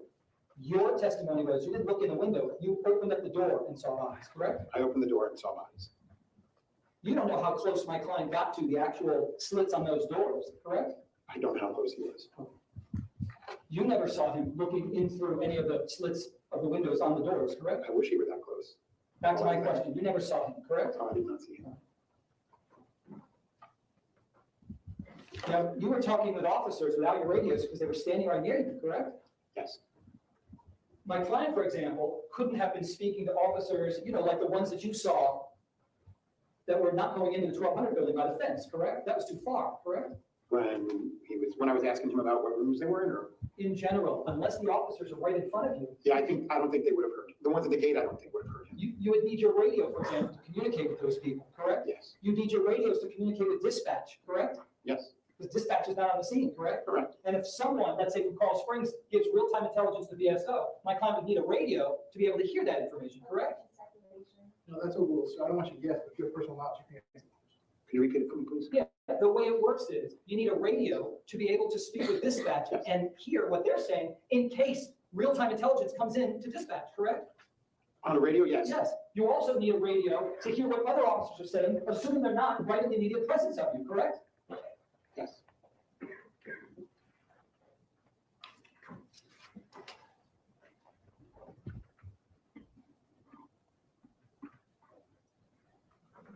You didn't run into that 1200 building before you first spoke to a captain on scene, correct? That's correct. And you asked that captain, hey, where do you need me, correct? What can I do? Where do you need me? Because there's a chain of command on a scene. There was no chain of command on that scene. There's supposed to be some type of leader. Hold on. I didn't hear the question. Go ahead, Mr. Evans, ask your question. At a scene, there's somebody who's the highest ranking person that's supposed to get out orders, correct? Not at that type of scene. The first person there has the best intelligence. So that person will then say, this is what I have, and you formulate it. As long as shots aren't being fired, at that time you have time to formulate a plan. If shots are being fired, you go in as a contact team. Even you were concerned about running in because of potential friendly fire, correct? After there was no longer gunshots, and we didn't hear anything, after we had our positions where we were, and when as officers are searching the floors, you don't want to run in if they're not expecting you to be on that floor. Explain that to the jurors. Why are you concerned about friendly fire if you were to run into a building? You're all cops, right? They're not going to harm you, are they? Well, they're searching for a suspect at the time. They're not sure what he's wearing, what he's doing. Okay, so if they already said, we know where this team is going to the third floor, that team would methodically search from one end to another. So if I went up a different stairwell and they're not expecting me, there could be friendly fire. And all the time that you're on the scene, none of you knows that the shooter is long gone by then, correct? We do not know that. So you're operating with the mens rea, the thought process, that that shooter could still be there on campus somewhere, correct? No, it's overall, let's do both. Go ahead, sir. You can answer. Could you repeat, sir? So you're operating under the state of mind that the shooter or shooters are still potentially right there on scene, We're correct? not sure if they're not on scene, yes. And so you still have to take the proper precautions, correct? Or else you could be killed, correct? You take the proper precautions when there's no more gunfire going. And at no point did you ever go over to my client and ask him from beginning to end, hey, what's happened? What was your real-time intelligence? What did you know? You never did that, did you? I wasn't going to walk away from the scene when I had an assignment to protect the hallway and protect the stairwell. To this day, you have never spoken with my client about what he went through. I have never spoken to him. No, that's all. You already answered the question. Go ahead, sir. Ask your next question. Nothing further. All right, based on that, I redirect.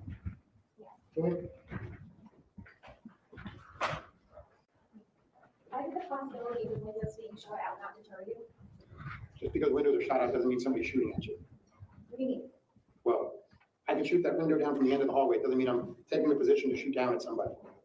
You had no idea if there was one shooter or two shooters. Why did that not deter you? Because if there's a shooter going on, your job is to go in there and try to save lives, neutralize the threat. Is the smell of smoke real-time intelligence? Yes, Is blood on the ground real-time intelligence? I would say yes. Are bodies on the ground real-time intelligence? Were all of those things clearly observable to you the moment you opened the doors to the east side of the 1200 building? Yes, they were all right there. Anything else? Based on that, I recross. Yeah. There was no smoke outside the 1200 building, correct? When I opened the doors, I could see smoke inside the building. I understand. Prior to you opening up the door, there's no smoke billowing outside of the 1200 building. I did not see it. Nor is there any blood outside of the 1200 building. I didn't see it. And nor are there any bodies outside the 1200 building, correct? I didn't see it, no. Davis, witness excused. I guess So you may step down. Thank you. While he's doing that, put the side please.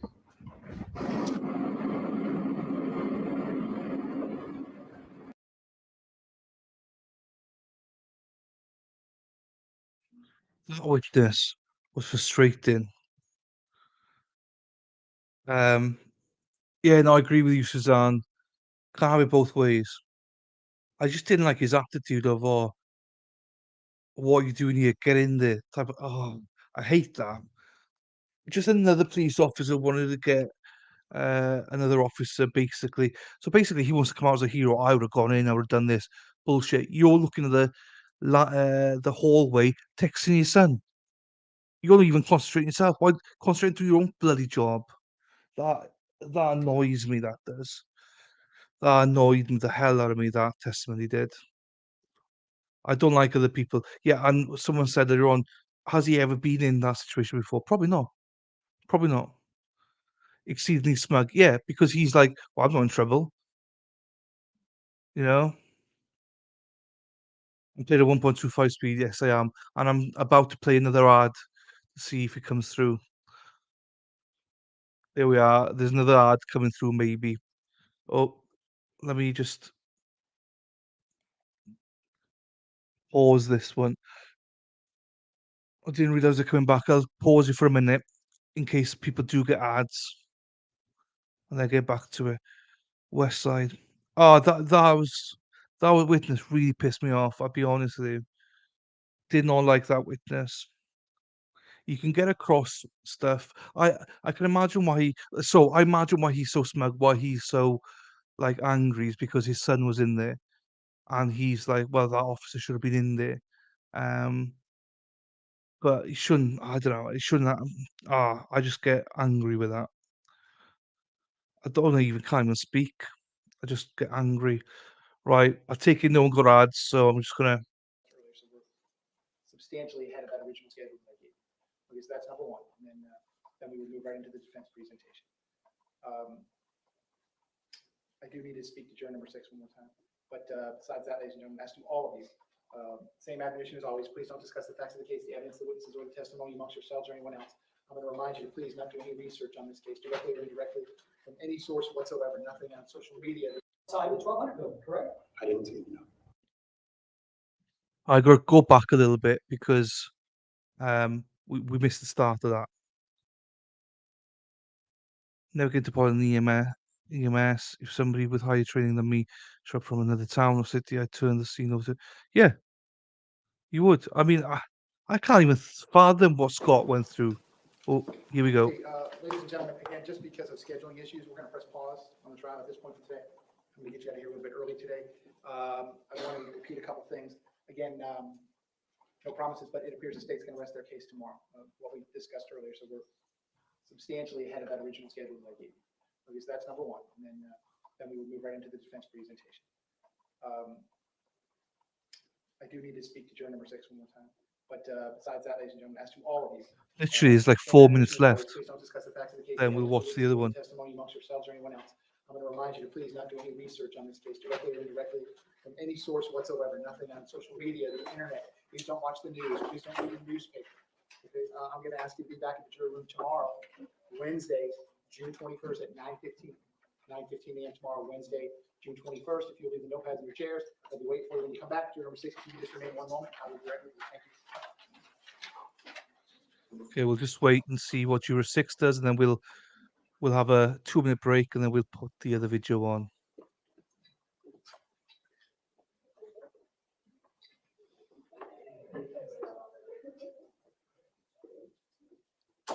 Okay, we're outside the presence of the rest of the jury. Everyone can be seated. So did you have a chance to read the email, call, or think about what I talked to you about earlier?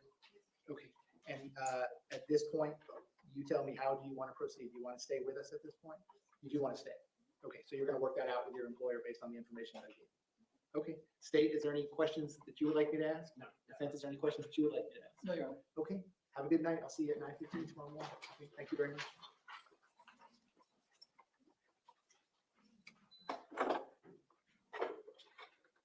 There we are, and I believe that's it. Okay, we're outside the presence of the entire jury. Everyone can be seated. So I'll talk to you about scheduling about Thursday and Friday, but State, anything else you need me to address before we recess the trial for the day? Defense, anything else you need me to address? So I have a short docket tomorrow, which is why we're doing the 9:15. I have likewise a short docket on Friday. This Thursday is my once a month calendar call. I have a large docket Thursday. I think we originally told the jurors maybe 10:30 a.m. or 11 a.m. That might have been on the schedule. It's going to take some time.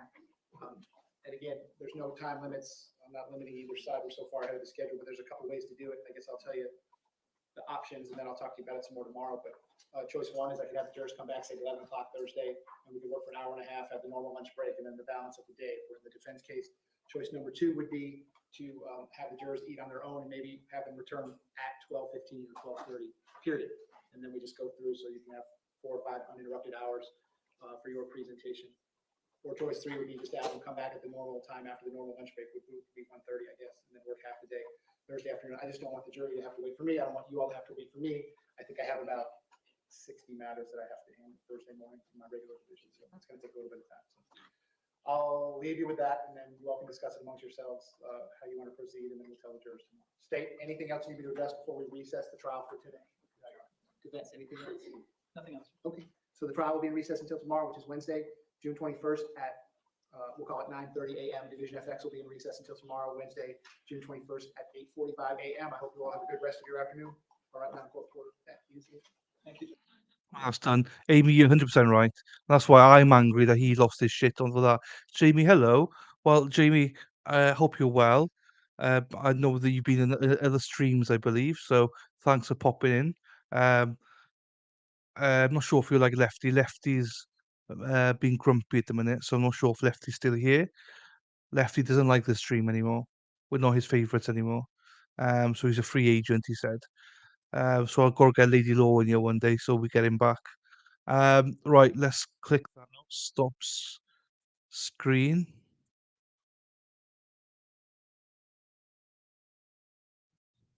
Oh, it's all good, Jimmy. I'm only teasing. I'm only teasing. There's not many here today. I was expecting more people here today, but it's all good though. Do you know what I mean? It's all good. Let's get the other day. I'll need to find the other day now. And just in case she's here, I'll do this again because I don't know when she's here, when she's not. Estella Greer, thank you very much for becoming a Blue Wench member. Appreciate you. Right, I'm just go. Oh, jeez, right. I need to go back here. I need to find it.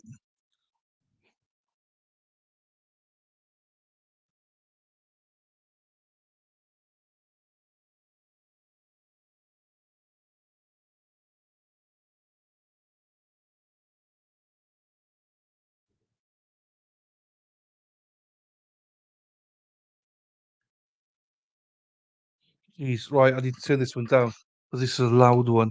Let me just turn this one down a little bit. There. I believe we are 2.5 hours behind, so we'll soon catch up over lunch break and stuff. So again, Estelle, I'm not sure if you're here. I'll give you another shout out later as well. Thank you very much for becoming a member. It helps me out a lot.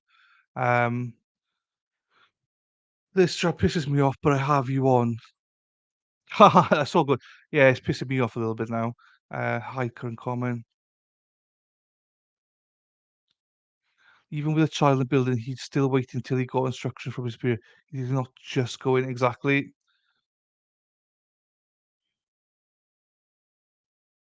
It's just, yeah, chaos. It's just, I don't get it. I don't understand how people think it's so easy. On paper, it's all easy. In practice, it's not quite as easy. Right there and there. There. And there. I covered law and crime. Happy days. We give it a couple of minutes. Oh, hang on. I'm gonna play another ad and see if that comes through. Not that it will come through, but I'll play another ad because we are on break. Anyway, so and also Jamie, I've been good. I've not sworn in the first 2 hours, or I swore once, I think, in 2 hours, and I still got limited. So it's not my swearing that's the problem. I think it's just the content that's the problem. But what happened yesterday, I was limited, but by the end, I got up this morning and I was back as green again. So I just think that I get limited to do ads throughout this, but then I get ads after the fact, which is a right pain because I don't want ads after the fact. I want ads here. So I think that's what it is. But I've only got three, I think, now that are actually limited or whatever. My Johnny Depp one is totally limited. It's not. And I think Spidey said that was because of the Depp stuff. Um, you two don't like him. So we played an ad there. I'm guessing no one got it. Then we'll play stuff again. But it is annoying though, Jimmy, because you want ads now because you can ask people to not skip. Whereas if you're at home watching catch up, you're skipping everything. Do you know what I mean? Well, I would be. Do you know what I mean? So unless you knew the person, here we go.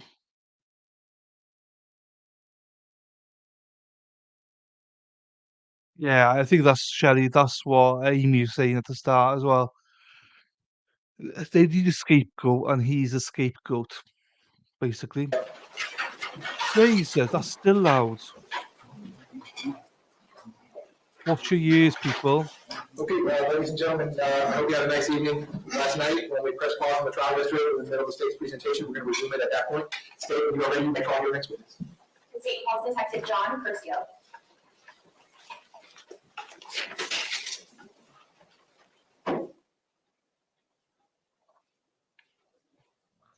Yeah, that's where. So all my Johnny Depp Amber Heard videos are all limited, but these ones they're only limited now during the trials, and afterwards they're fine. So fuck them.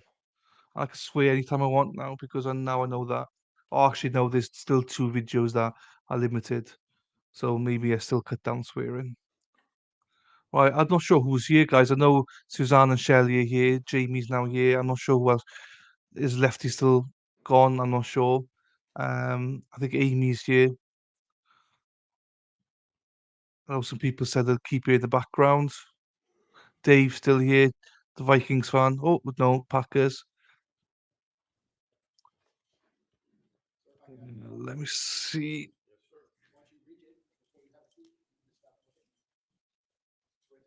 Is Felicia still here? Not sure. Oh yeah, sorry. I thought yeah. Oh, okay, Amy, that's fine.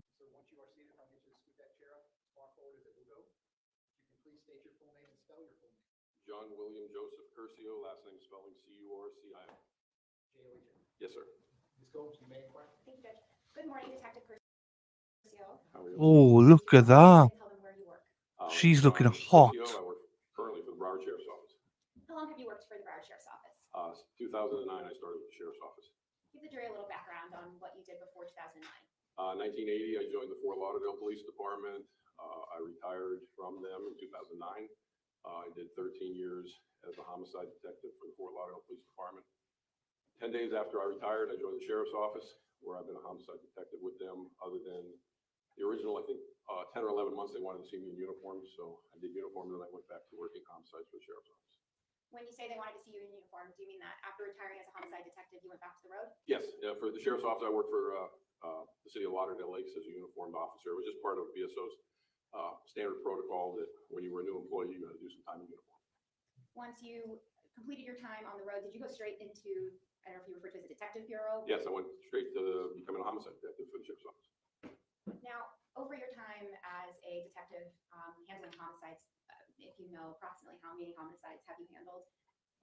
Well, I mean, I've handled hundreds of homicides, but we do other things than homicides. We do any form of unattended deaths, which could be an accidental death, a suicide.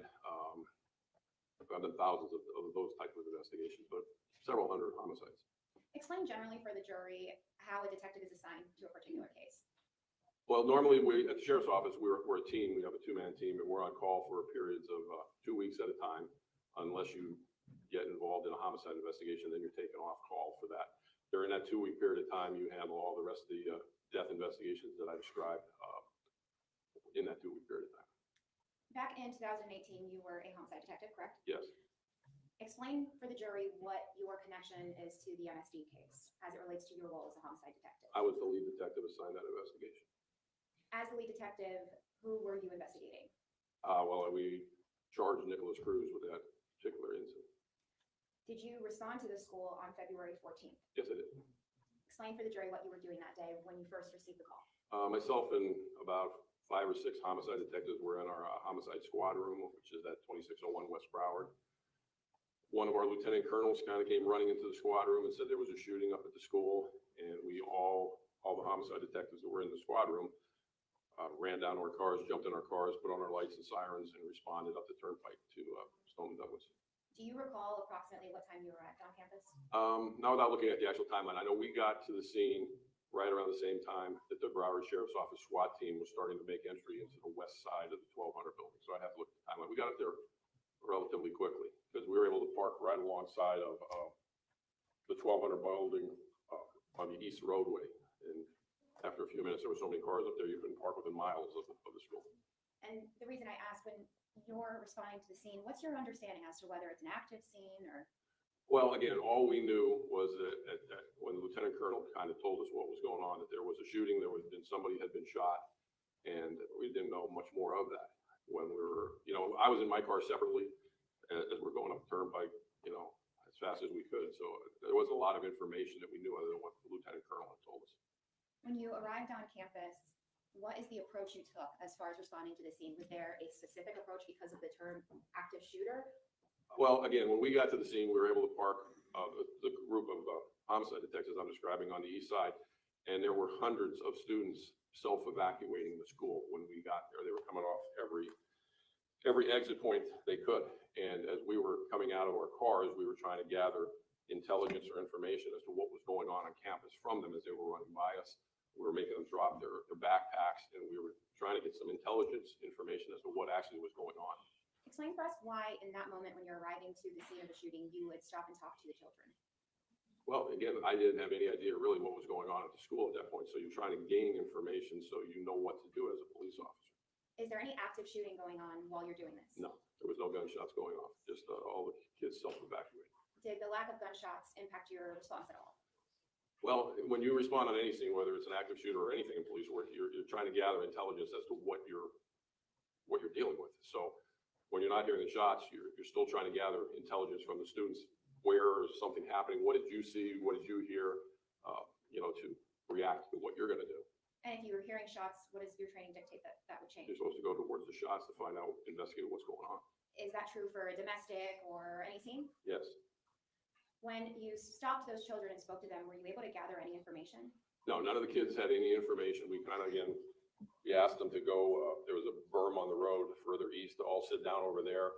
And while we were talking to the groups that were just filing out of the school, other detectives were kind of like still questioning the groups that were sitting on the berm, and no one had any information as to what was going on the campus.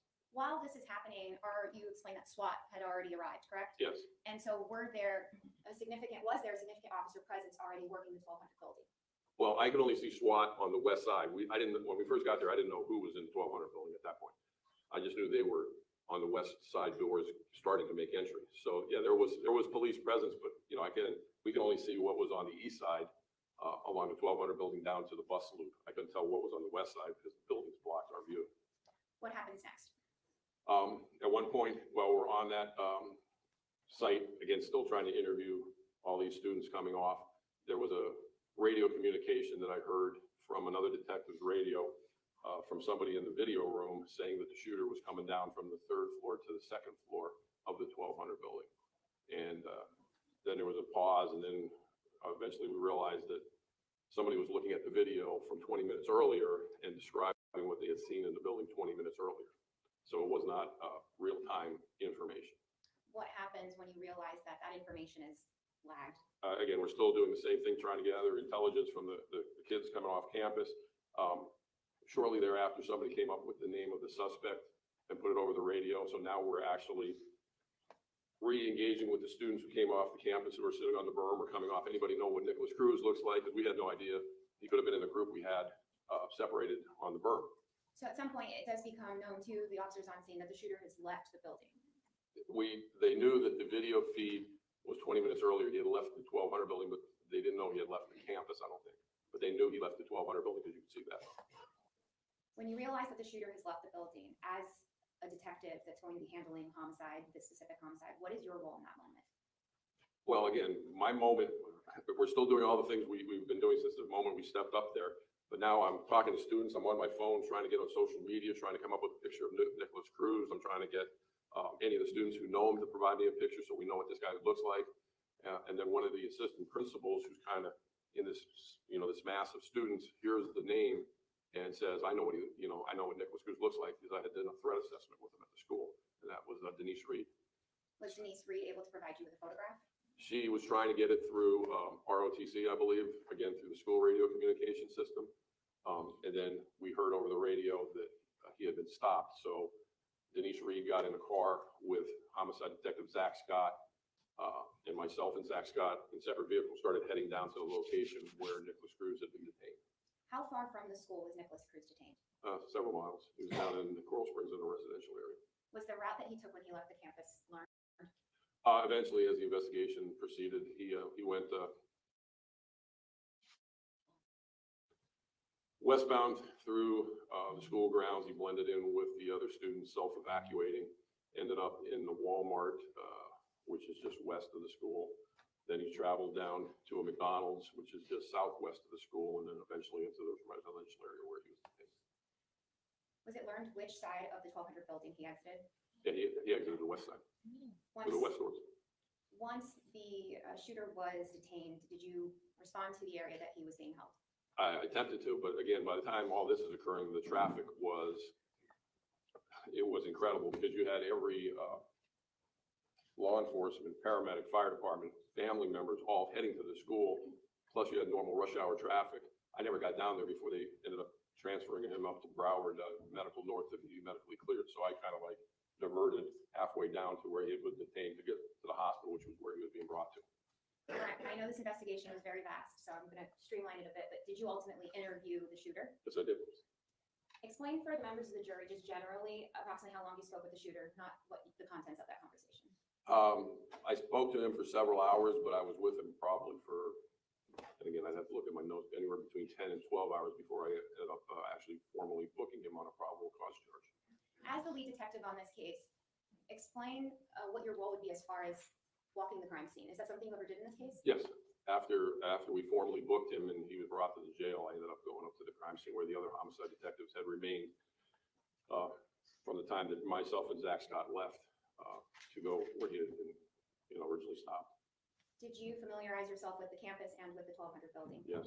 Approximately how many hours or days initially in this investigation did you spend on that campus, having walked the campus? Well, I mean, we did the walkthrough over the course of the years that this investigation took against Nicholas Cruz several times. More so was the video that we watched and ended up reviewing more times than we did walkthroughs, at least myself. Are you familiar then with the surveillance system at the school? Yes. You're familiar with where certain cameras are placed and located? Yes. And you familiarize yourself with the location of the particular in the 1200 building as to where the camera angle is looking at? Yes. Now, as part of your investigation, did you learn the names of the victims that were located on each individual floor? Yes, I did. Explain for the members of the jury how that happened in those first hours or days. All right, when I was actually at the public safety building with the suspect, again, a team of homicide detectives remained on the scene. And they were the ones who physically were able to identify each of the victims, which took a period of time because, again, some of the students didn't have identification on them. And it took several hours for us to get their true names. And I don't mean to be crass when I say this, but by the time you walked the first floor and the third floor, had the deceased been removed? Yes, all the victims had been removed by the time I got up there. Was it part of your job as understanding the crime scene to know, nevertheless, where each victim had died? Yeah, I walked through with the detectives who were on the scene. The video itself actually showed a clearer portrayal of where they were when they passed, because once the entry teams began to come in to try to rescue the kids in the classrooms, the living kids, some of the victims' deceased bodies had to be moved away from doorways so that entry could be made. So not only did I speak to the detectives who were on scene who found, saw and found where the victims had been moved to, we watched the video where you could tell where they actually fell before they were moved. And after watching that video, you yourself walked and were able to physically stand in the location where those individuals had been shot or killed, correct? Yes, several times. I'd like to focus on the first floor. If you could describe to the members of the jury just briefly the names of the individuals that were killed on the first floor. All right, the deceased on the first floor. I'm going to object as to relevance since my client was on the scene at that point. The relevance is, Well, Judge, the relevance is just the order of operations, the timeline that took place, where his client was at what time is pretty relevant. over the defense objection. Go ahead, sir. That's what we'll do. You can answer the question. All right, the first floor, coming in through the east side of the 1200 building, first floor, you had Gina Montalto, Barton Duque, Luke Hoyer. A little further into the first floor was Alex Schachter, Alyssa Alt-Tedef, Helena Ramsey, Nicholas Dorette, Carmen Shentra, Christopher Hickson, which was a staff member, and Aaron Feiss, who was a staff member. And did you, if I didn't hear you say Elena Petty? Yeah, I'm sorry. Yeah, Elena Petty. Now, I apologize for that. and as far as processing the crime scene, was there a crime scene tech that was assigned to collect the shell casings and ensure that the scene was properly processed? Yeah, there was numerous crime scene people at the school. Each one, as if I recall correctly, there was teams on each floor assigned each floor. And as the lead detective, are you involved in making sure that that happens in the investigation? Yeah, I mean, they're all, they all have their own supervisors, but ultimately the homicide lead detective is responsible to make sure everything's done properly. Were you responsible for also, and we won't go through each individual's name, but were you responsible for also learning the names of those who were wounded but not deceased? Yes, And were there several on the first floor? there was numerous on the first floor, yes. As part of your investigation, did you learn whether any rounds had been shot on the second floor? Yes, when we were able to not only do the physical examination of the second floor, but watching the video as well. On the second floor, there were several classrooms that were shot into. And let me back up. Who was the last person to be shot on the first floor? Coach Aaron Feiss. And Coach Aaron Feiss.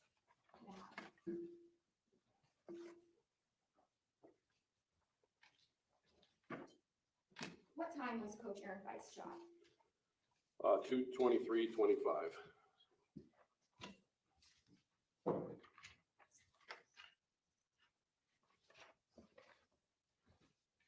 And at 2:23:25, how many times was Aaron Feiss shot? Twice in the chest. Ms. Combs, this item is already in evidence. It is, I apologize, Judge. We're now showing the screen bearer being off, so I'm going to turn my screen as well. What's in evidence as states 5. This is the full 6 hours of surveillance. Court deputy, and all the TVs are off.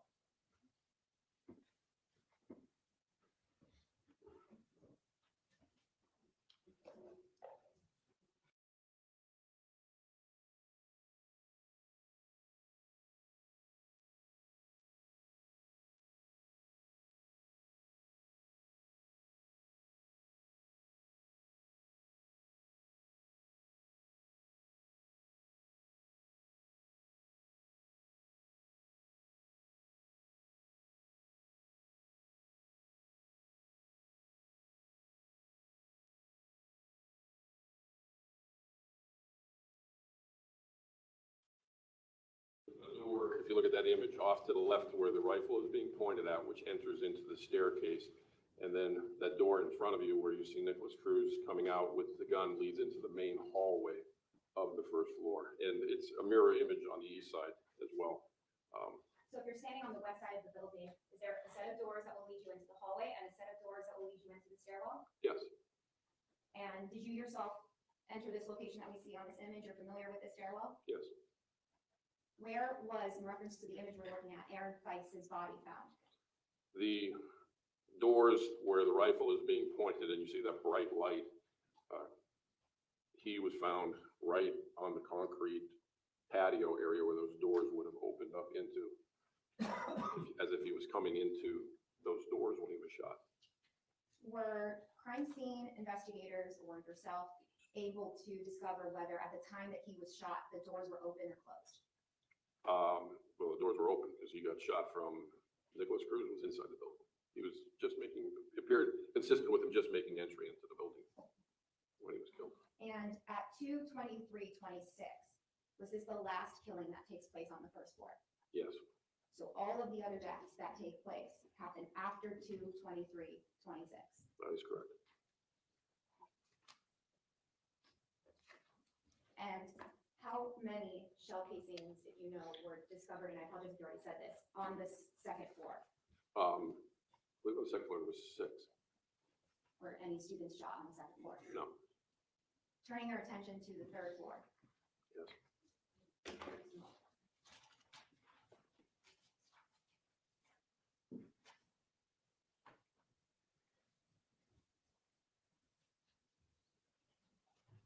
Judge, can you turn the screens off for a moment while he sets up for the next video?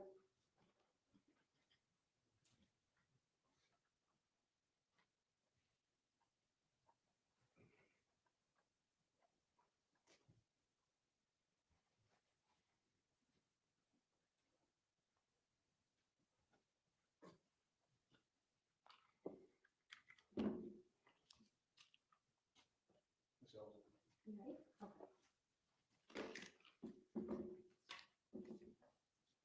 Now, it may seem like a silly question, but did the shooter go from the first floor to the second floor to the third floor Yes, in he did. order? Yes, he did. And when the shooter enters the third floor at 2:24:30, Yes, is that correct? yes. At 2:24:30, when the shooter is on the third floor, explain for us the names of the victims that were shot and were deceased on the third floor. From the east side of the third floor going to the west, teacher Scott Beagle was killed. Kara Longren, Meadow Pollock, Keem Oliver, Jamie Guttenberg, and Peter Wang. In addition to those that were killed, were there other victims that were wounded? Yes, it was. And what are their names? We had a teacher by the name of Stacy Lapel, was on the third floor, Kyle Lyman, Marion Kabachenko, and Anthony Borges. While the shooter is working his way, killing people on the third floor, Yes. approximately how many rounds were recovered from the third floor? I believe there was over 60, 61 rounds on the third floor.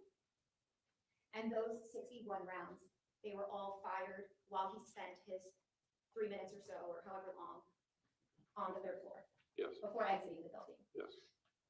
Do you recall what time the shooter ended up blending in with the rest of the students? I have to refresh my memory. Let's see if I can.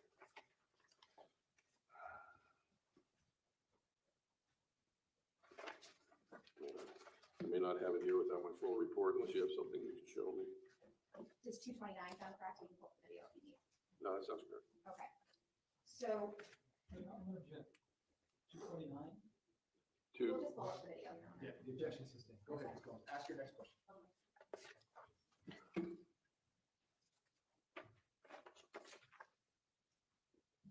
Just need to turn the screen on.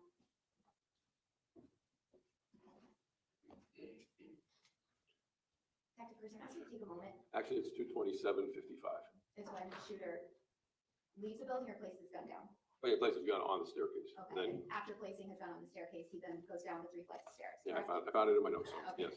All right, and so if you don't know, that's fine, the time that he actually blends in with students. He runs for a period of time before he catches up to the hundreds who are fleeing westbound. Okay. So, I mean, he takes a few seconds to get there. Okay, so turning your attention to the screen, do you see the 3 images on your screen? Yes. Describe for the members of the jury where these cameras are located, starting with the camera on the left. Are you familiar with this stairwell? Yes. Did you personally walk this stairwell? Many times. Where is this stairwell in reference to the 1200 building or inside the 1200 building? The picture on the left is coming down from the second floor of the east stairwell, down to the first floor. That door that's open on the bottom is where Nicholas Cruz first entered into the hallway after loading his gun. And the image in the middle, what are we looking at? That's, again, a camera from the actual the hallway itself shooting westbound down the hallway. So this camera is located on the east side of the hallway? Yeah, it's facing from west. the east door. It's a camera that shoots westbound towards the west door of the first floor. And the image on the right, are you familiar with this camera placement? Yes, Where is this camera placed? that's the location by the 700 building, which is the building just west of the 1200 building. Is this camera angle looking west to east? I believe it's the opposite. I think it's east to west, but I'd have to actually watch it. Okay, well, we're gonna hit play. Yeah, it looks, to me, it looks like it's east to west, but I may be wrong.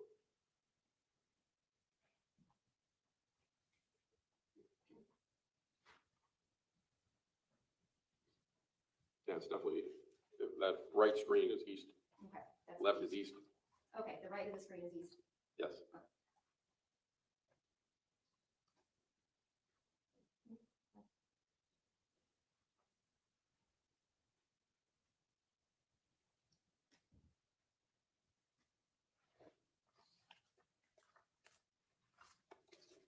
Detective, could you read for us on the top of the screen what time it is?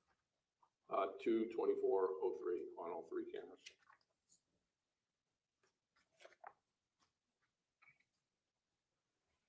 Now, the image on the left of the screen, the east stairwell, is that stairwell, let me show you a map.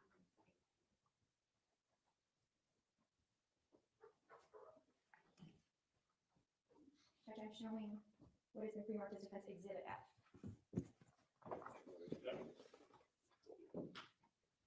The east stairwell that we just saw on that screen, can you please point, point to where that is on this map? And now, is this, just show the dirty where it's north, south, east, and west on this map? Well, north is that way, east is that way. This is where we were at with all the self-evacuating students, and this is west going towards where Nicholas Cruz pointed in. So that stairwell that we just saw, Mark, show us one more time. If you know, how far, what is the distance between this east side of the 1200 building and building 7, the 700 building? It was 75 feet in that range.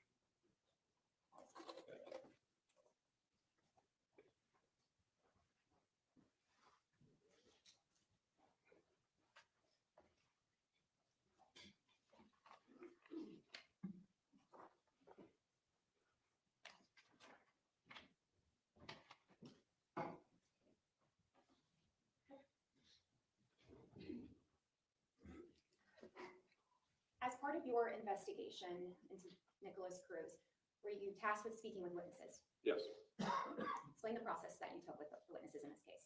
Well, one of the things we did, obviously, is we started interviewing people who knew him or had encounters with him in the past. People that were up at the school who potentially had dealt with him on whatever the circumstance was. Any witnesses who came forward to the actual shooting incident themselves, we interviewed. Most of the people we interviewed were background type witnesses. Did you also interview the fact witnesses that had been on scene at the time of the shooting? Yes. As part of your investigation, did you interview the school resource officer, Scot Peterson? Yes, I did. And what detective assisted you with that interview? Homicide detective Jeff Curtis. Why did you interview Scot Peterson? He had dealings with Peterson in the past up at the school, or with Cruz earlier in his career up at the school. And we interviewed other DSO deputies who had calls of service involving Nicholas Cruz as well. Please walk the jury through the process you took when interviewing Scot Peterson. We were in a conference room, basically took a sworn statement from him with a digital tape recorder, asked him about the day of the incident, and asked him about any past dealings he had ever had with Nicholas Cruz and what those entailed. When you're in the interview room, was it made clear that there was a recording device? That was right on the table in front. In fact, I swore him in on, or either I did or Jeff Curtis swore him in under oath. When you say that you swore him in, what does that mean? Basically, it's the oath to swear to tell the truth, the whole truth, and nothing but the truth, so help you God. It's just a formality of, this is what you need to do, tell the truth, and if not, it's, perjury. Did Scot Peterson indicate that he understood he was giving a sworn statement? Yes.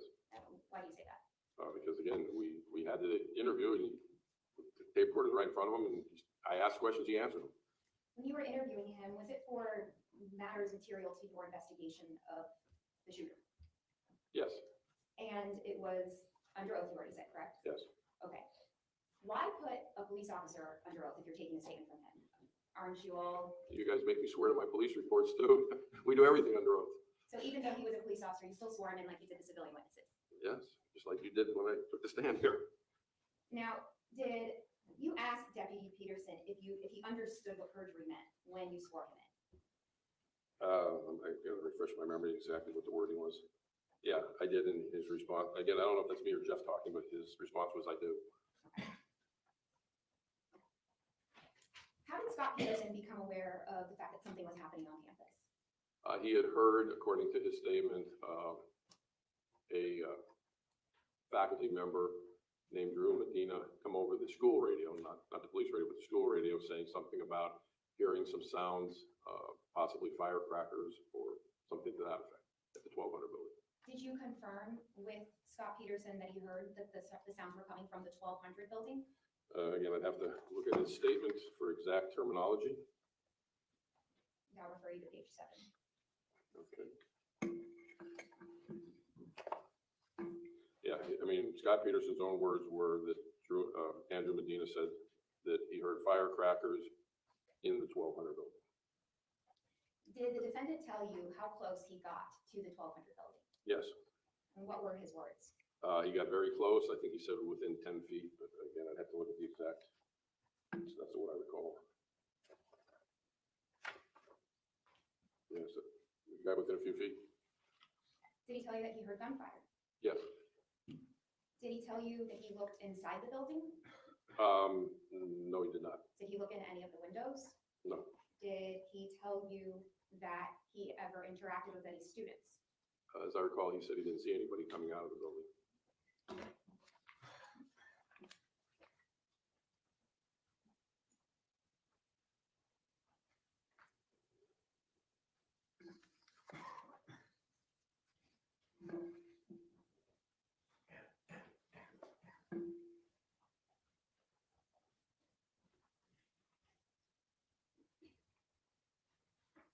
Detective, was the statement that you took of the defendant transcribed? Yes, it was. Can I make first witness? You may. Detective, I'm showing what has been pre-marked as states 3A. Can you take a look at this, please? Yep, it's a transcribed copy of the digital sworn statement I took from Scot Peterson.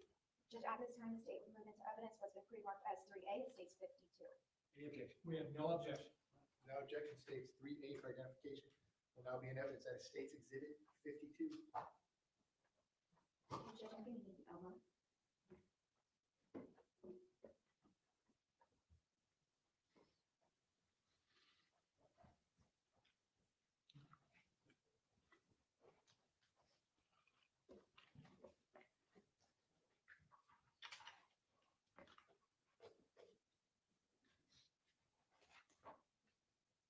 All right, Detective, can you explain for the jury, please, when it says 13:02 hours, is that military time? Yeah, it's 1:02, 1 p.m. So what date and time did you take this statement? February 16th, 2016.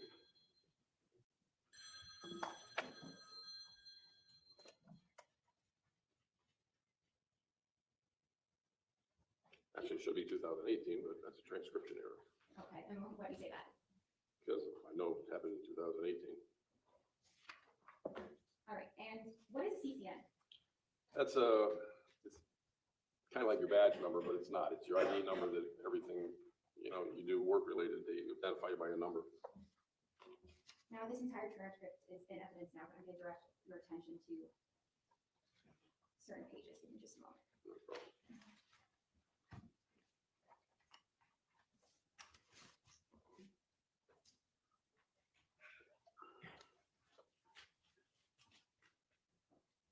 Turning your attention to page 10 of the transcript, Yes.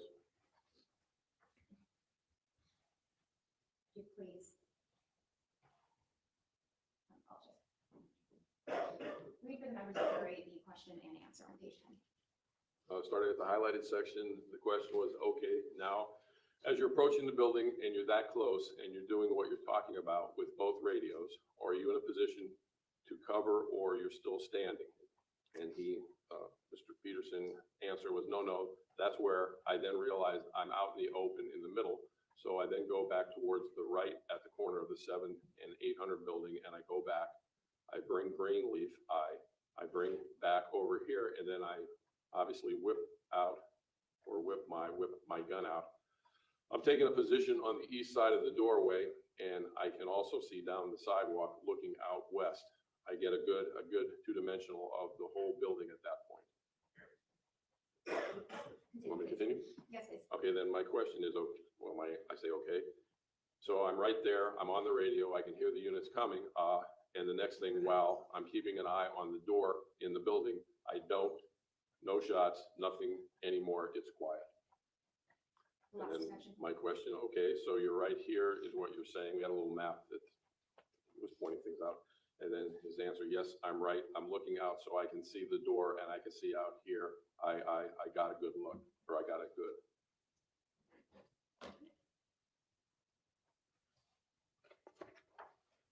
Directing to the top of the page. I'll ask you to read just this question and answer. Okay, do you see any students or any people around the 1200 building at that point? And his answer was no, nobody. Okay, turning your attention to page 12 of 36. Okay.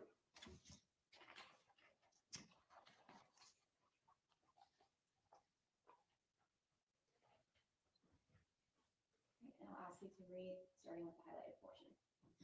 All right, we're discussing Coral Springs Officer Burton in this section, and the question is, all right, what happens from there?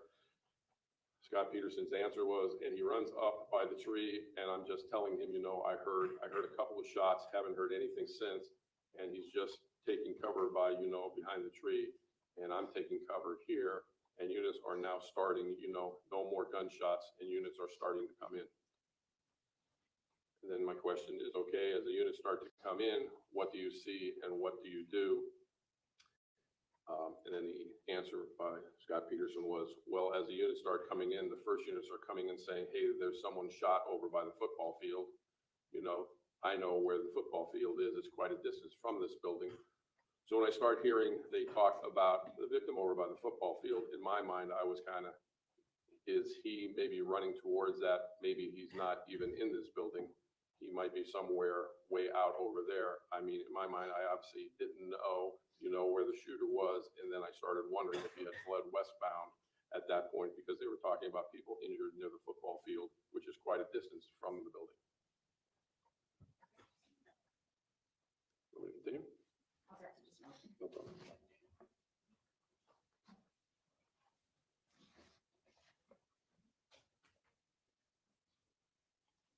Directing you to page 14.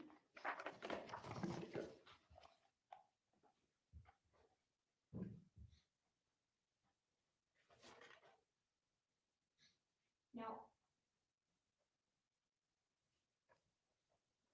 why did you ask him? What's in your thought process? What's the importance of asking him if he saw any children leave the building? Well, you know, again, we use the word active intelligence to try to figure out what's going on. Active intelligence goes beyond hearing gunshots. It's everything from seeing casings to a blood trail to getting information from people as to what's going on. Those are all the term active intelligence. So just like I was trying to do, interviewing all those students, I was asking him if he got any active intelligence by talking to anybody. Okay, and the highlighted question and answer, please. Actually, if you could start right above it. Did you go into 12 at all? No, because no. Question, okay, now did you ever see, you know, while everybody is starting to arrive, did you ever see any of the students leaving building 12 at all? Yes. Question, which were they, all the doors, or no, they were evacuating, they were telling them to, they were taking them out, and the kids were going out towards the parking lot.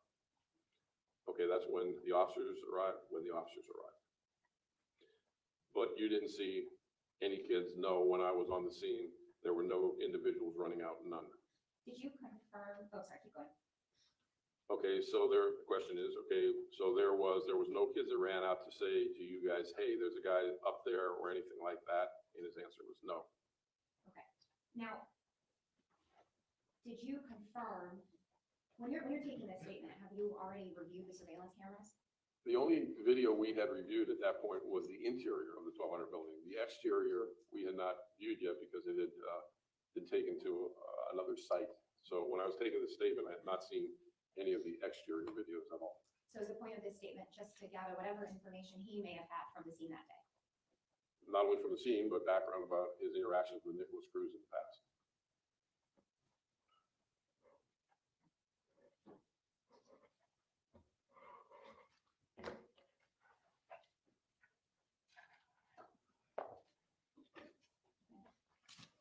Turn your attention to page, just a moment.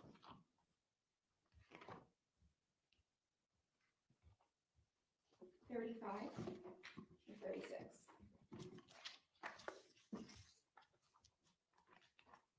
Now, how many gunshots did the defendant tell you that he heard? 2 or 3. Explain for the members of the jury what the purpose is of asking this final question here towards the end of the interview that we see that's highlighted on page 35. That's a standard question I ask anybody I'm interviewing. Is there anything else that I failed to ask you that you feel is important or relevant? You know, again, that I haven't asked you. So that wasn't something unique to this interview? Every interview I do, I try to incorporate that because, again, you know, I'm asking the questions, but is there something I haven't asked you that's important that I need to know?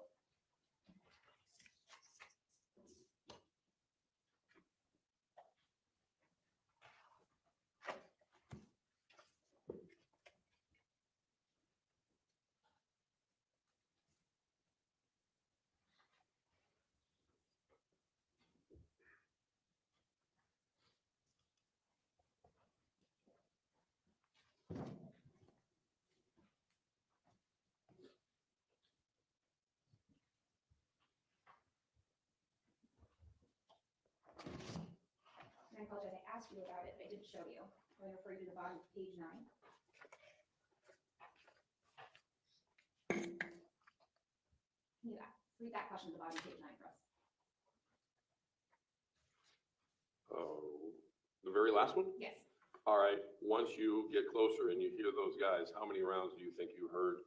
And then that was the response on page 10. It wasn't many, 2, 3. Detective Chris, how many rounds in total were fired inside the 1200 building? I'd have to look to make sure, let's see. I believe it was over 130, 131, I believe. So over 130? Yes. And how many rounds in total between the second and the third floor from that time after Aaron Feist is shot onward? 70.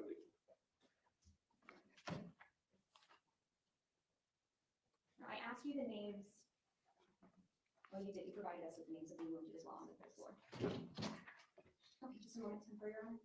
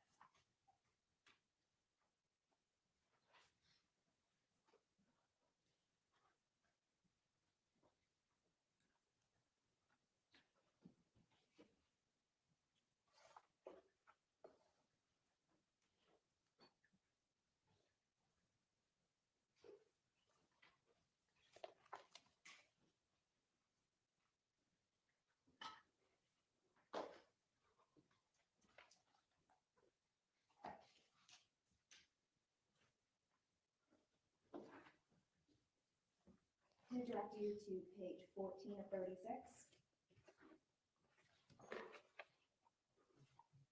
You have it copied, that's fine. I'm going to ask you to read for us the question that begins with, okay, so there was, towards the bottom of the page. Okay, so there was no kids that ran out to say to you guys, hey, there's a guy up there or anything of that, and the answer was no. Next question. The question, you didn't see any kids until police started being evacuated by the police, and then his response was yes. Did I have nothing else? Cross-examination, go ahead. Thank you, Your Honor.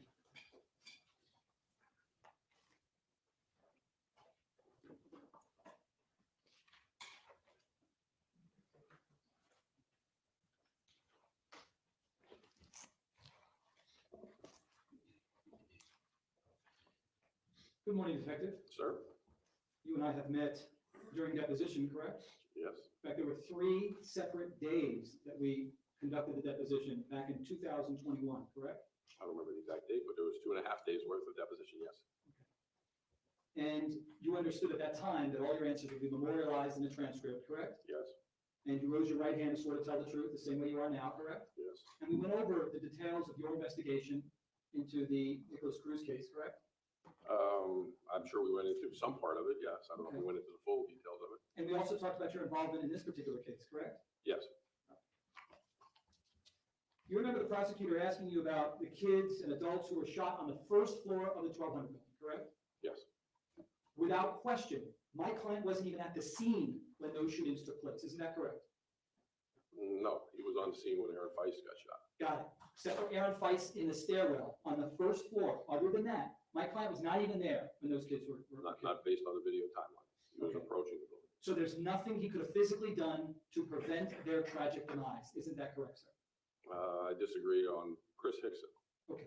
So we'll talk about the first shots that were fired in the stairwell. Remember when the prosecutor asked you about that? That was at 2:23:55. Correct? I'm sorry, 2:23:25. Isn't that correct? Okay, the first shots when Luke Hoyer and you talking about those, is that? I'm referring to when Aaron Feist was shot at 2:23:25. Correct? Yes. And 1 second after that, you are aware that that's when my client announces shots fired, possible firecrackers, possible shots fired. Remember that? I don't remember the exact terminology. That sounds accurate based on the timeline. Yes. And that was 1 second after Aaron Feist was shot at 2:23:25. Isn't that correct, sir? Yes. And when Aaron Feist was shot, the door was open. The door to the stairwell was open. Isn't that correct? That's what it appeared to be. And Aaron Feist was on the opposite side of the door, correct? He was, in my opinion, making entry when he was shot. He fell backwards outside the door. Let me show you what is in evidence as defense exhibit number 1. And if you could show us where Aaron Feist's body was found. Just point to it, please. This area here. Okay, you pointed up at the column. It was actually down on the concrete ground, correct? Again, the body was moved, but it was down towards this area here. Okay. Are you showing us that it was outside of this door? Yeah, he fell outside the door. Okay. The door was open and he fell backwards. Now that shot was different than the other shots fired in that there was no door that was open when the other shots were fired, correct? That's correct. And then after Aaron Feist was shot, there are no additional shots for another 26 seconds, isn't that correct? I didn't look at the timeline. That sounds accurate. Because the next round of shots into 12:31 was at 2:23:51, isn't that correct? No, that's what. You can answer. Again, I'd have to look at the timeline for the exact times. He goes up to the second floor and he shoots the 6 rounds into the building. I don't remember the exact seconds, but it's all on a timeline. Okay. And that would have been north. The shooter would be pointing his weapon north into room 1231, isn't that correct? Well, again, the building's kind of oriented, so he was been firing westbound, kind of into those second floor building, classrooms where no one was hit, because the rounds impacted the window on the west side of the 1200 building. We're talking about the second floor, right? We're talking about the second floor. The round of gunfire into 1234, for example, would have been in the direction of my client, correct? Yes. And would But have, that's kind of westbound. well, I'll go northwest with you, but it's west. Cruz would have been firing westbound. you're certain of that? The 700 building is west of the 1200 building. If the football field is west, That's northwest, yes. okay, and my client would have been positioned south of the 1200 building, correct? No, he's directly across from the 1200 building and the 700 building. Doesn't that put him south, sir? It's kind of southwest. The building is not exactly north-south. It's kind of on an angle. My client's on the east side of the 1200 building, further south, correct? No, he's on the west side of the 1200 building. The 1200 building is the furthest east building. So he's west of the 1200 building. Is your testimony that my client was on the west side of the 1200 building or the east side? He was at the 700 building, which is on the west side of the 1200 building. It's the building west of the 1200 building. We're going to put the map up. I'll show you. The 1200 building is the furthest east building of the campus. Okay, if this is the 700 building, Yeah, this is going west. So your client was west of the 1200 building. you're saying that this is west? Isn't the football field west? Okay, so the 1200 building. This, this is where he was standing. So this is west. This whole area is west. This is east. The football field is west. of the That's 1200 building. northwest. This is southwest. And my client was over here, correct? Yes. So this would have put him south of the 1200 building, correct? And west of the 1200. Westbound. I mean, we can argue with it. It's not east, because east is this way. If he's positioned over here, Mhm. you're saying that this is west of the 1200 building? Objection, ask him. I'm saying it's No, hold on, southwest. the objection's overruled. Go ahead, so you can. That's your answer that. testimony. Regardless, though, my client could not have seen what was occurring on the west side of the 1200 building, isn't that correct? That was the point of that. Yes, you're correct. And so Aaron Feist being shot, my client couldn't physically have seen that, correct? No, And this building, the 1200 building, is 73 yards long, isn't that correct? that sounds accurate. So my client would have been at least 73 yards away from where Aaron Feist was shot, isn't that correct? Yes, And Aaron Feist was shot on the west side with the west side door open, correct? yes. And the total amount of time the shooter was in that building was 6 minutes and 36 seconds, isn't that correct? That sounds accurate. Yes, But my client wasn't there until the last 4 minutes and 15 seconds, isn't that correct? yes. So the total time that my client has to react, identify where the shooter or shooters are located, get in there and kill the killer would have been merely 4 minutes and 15 seconds, isn't that correct? Well, again, you're using the term "kill the killer." I wouldn't use that term. Your time frame is correct, Okay, but the action, I kind of disagree with what you're saying. The action would have been. okay. The total time that my client had to confront whoever was creating this massacre would have been 4 minutes and 15 seconds, correct? That's correct. And by the way, let me show you what's been marked as defense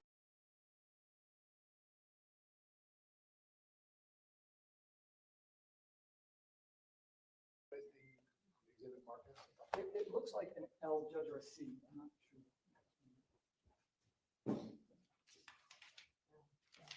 I'm showing what's been marked as Defense Exhibit L. Do you recognize who's contained in that photo? Yep. Okay, is that fair? Who is that? Nicholas Jacob Cruz. Okay. Does this fairly accurately identify Nicholas Jacob Cruz? Yes. Okay, Judge, we move this into evidence? Any objection? No, Judge. Without objection, defense L for identification will now be in evidence. That is defense exhibit 3. Judge, if I can have this one, please. As soon as Matt woke up, Mark.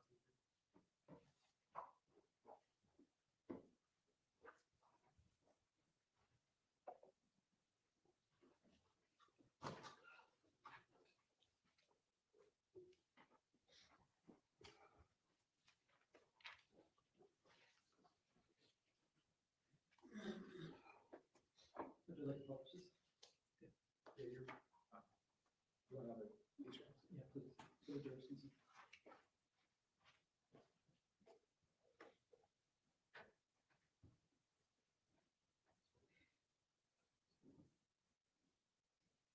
That's Nicholas Cruz, isn't it? Yes, it is. Is that the person responsible for killing all those people? Yes, he is. And you were the lead investigator in this case, correct? Yes, it was.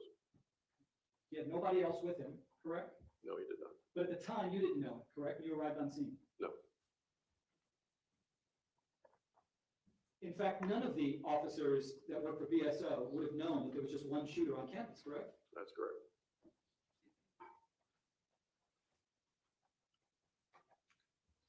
Your role is not as the lead investigator in the case against Scot Peterson, correct? No, he's not. You are the lead investigator in the state of Florida versus Nicholas Cruz, correct? I was, yes. That case is over with, correct? Yes. And the way that it worked in that case is that you conducted a very professional and thorough investigation, did you not? I don't know if that's a statement or a question. I would like to believe I did, but Yeah, no, it is. It's a statement. Do you agree with that? I did an investigation that culminated in him pleading guilty to 17 counts of murder and 17 counts of attempted murder. And the investigation was extensive over many, many years even, correct? That is correct. And during that time, you interviewed numerous witnesses, correct? Yes. You take sworn statements from hundreds and hundreds and hundreds of witnesses, correct? Not so much hundreds on this case, but in my career, yes, hundreds of witnesses. Okay. And you have pages of reports, correct? On this case, yes. And when we say on this case, we're referring to Nicholas Cruz, correct? Yes. Okay, that's what we're talking about right now, okay? Just want to know what your role was in Nicholas Cruz and what a lead investigator does in a case, right? Yes. And you don't determine what charges get filed, correct? No, well, in this case, we charged him with a probable cause affidavit. You keep saying in this case, we're referring to Nicholas Cruz, Okay. correct? So I'm just asking you, ultimately, a prosecutor in the Nicholas Cruz case makes the determination what charges should be filed, correct? Objection relevance. That's the statement. The prosecutor doesn't investigate the case, that's your job, correct? Objection relevance. No, that's over. Go ahead, sir. You can answer that question. Yes, but in that case, it was presented to a grand jury, and then the state attorney, obviously, from there took over. In cases where there's no grand jury, you do an investigation, Yes, correct? yes, You present your reports to the prosecutor, correct? yes, And it's important that those reports are very accurate and detailed, correct? yes. For two primary purposes. Number one, you have to rely upon the accuracy of those reports years later when you testify, correct? Yes, And you often refresh your recollection utilizing those reports, correct? yes, But also because you're submitting reports to a prosecutor for them to determine what the facts are, correct? well, the report is based on statements, so they have both the statements and the report to rely on. And then based upon what's submitted to the prosecutor decides what might be the appropriate charges be, correct? Yes. Objection relevance. Yeah, that's the same. I'm sorry, Your Honor. And you were not the lead investigator in this case, that was Keith Riddick, is that correct? That is correct.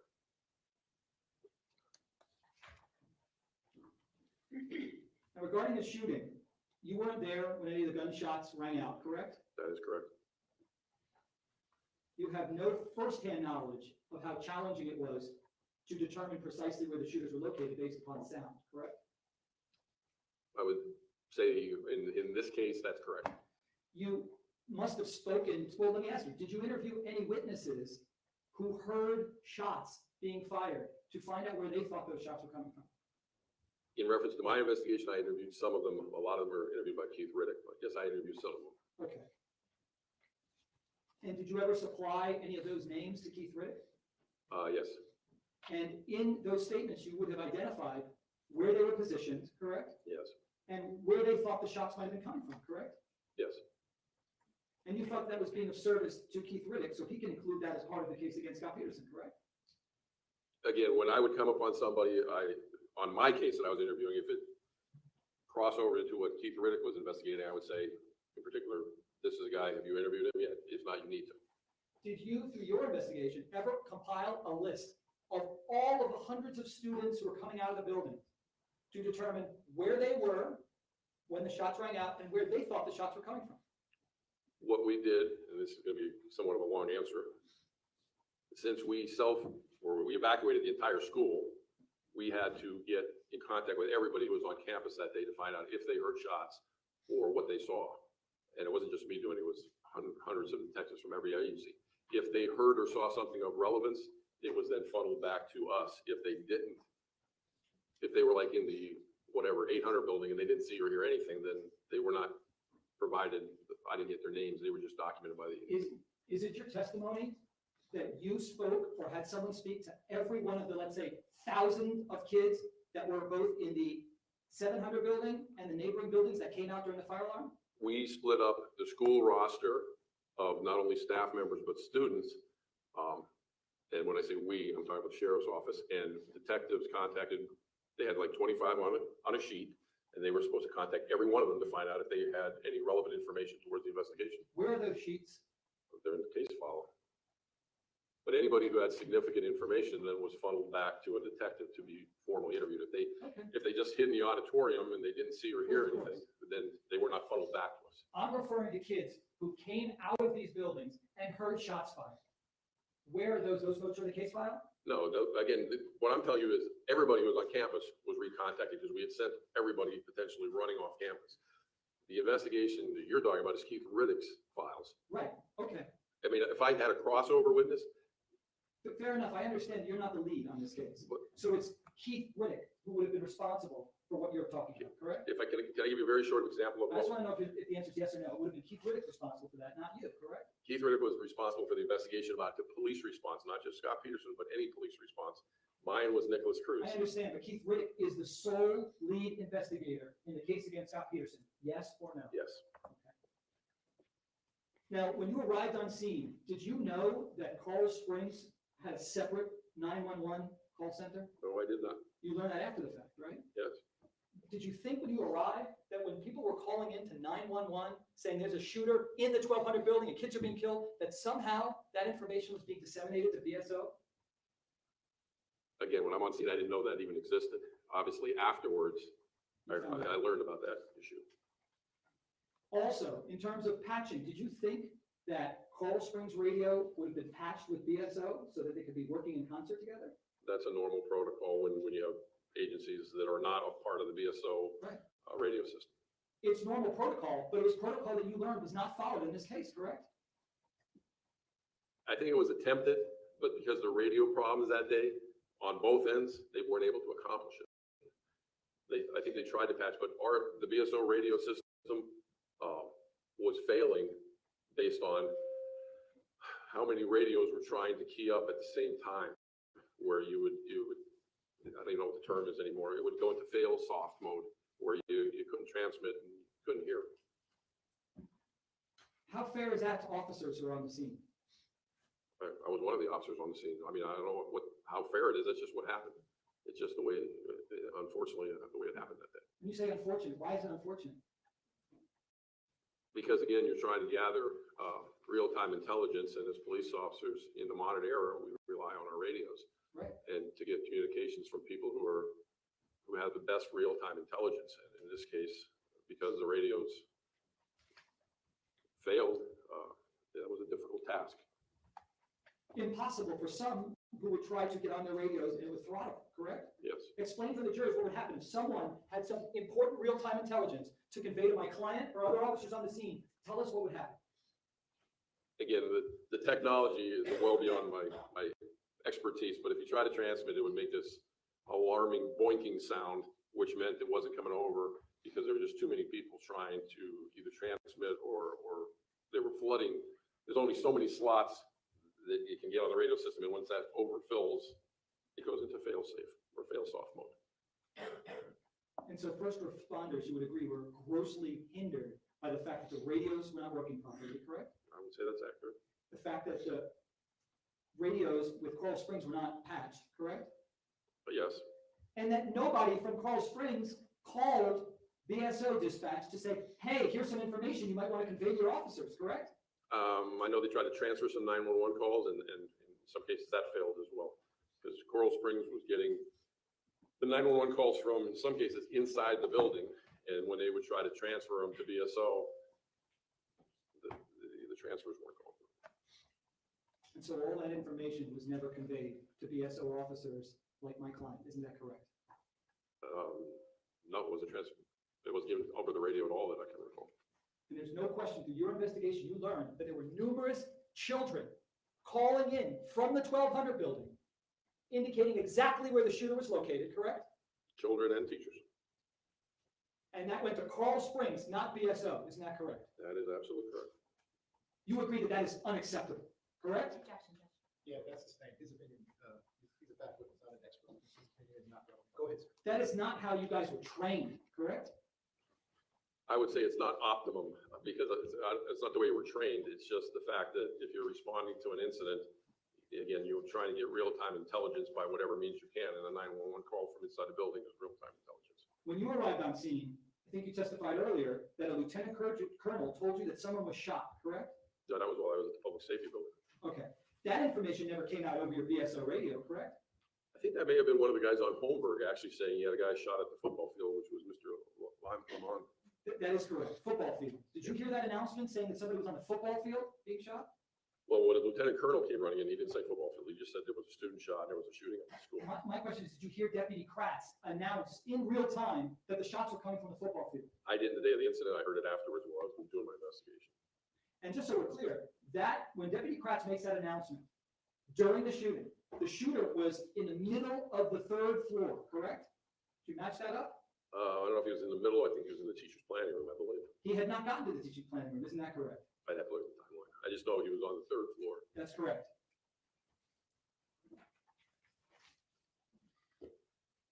Now, you told the prosecutor that the purpose of your interview with my client was to find out more about Nicholas Cruz. That's what you said, correct? Well, that was part of it. I mean, Right. So tell the jurors the other part of it, sir. The part of it, which is the beginning stages, is what he saw your client and what he heard that day, Just where so he was at. Just so we're clear, this is not a formal debriefing as required by the active shooter policy, correct? That wasn't your purpose. No, correct? I'm a homicide detective. I don't do formal debriefings. Got it. You're aware that the active shooter policy requires timely debriefings of officers. You're aware of that, correct? I'd have to read it again, but that sounds accurate.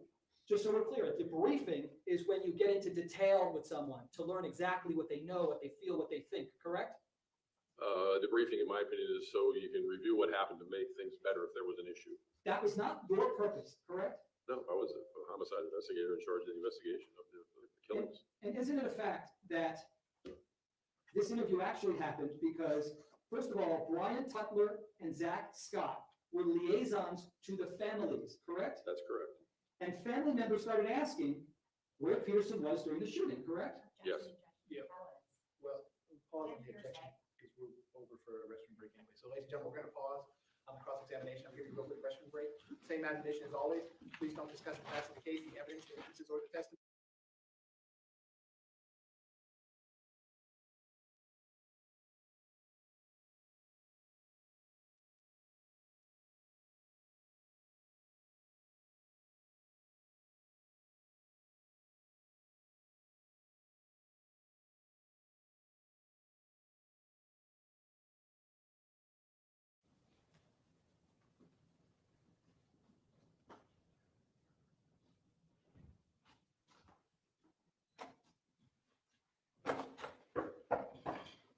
Jurors entering.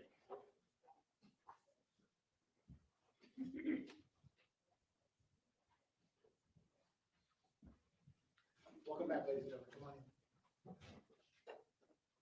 Ladies and gentlemen, welcome back. Come on. Ladies and gentlemen, once you're back in those seats, you may be seated.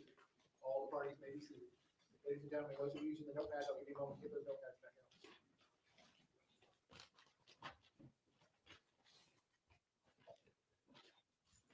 Okay, ladies and and gentlemen, when we took our quick restroom break, we were in the middle of the cross-examination of the witness. The witness remains on the witness stand under oath. Mr. Eisler, if you're ready, you may proceed. Thank you, Your Honor.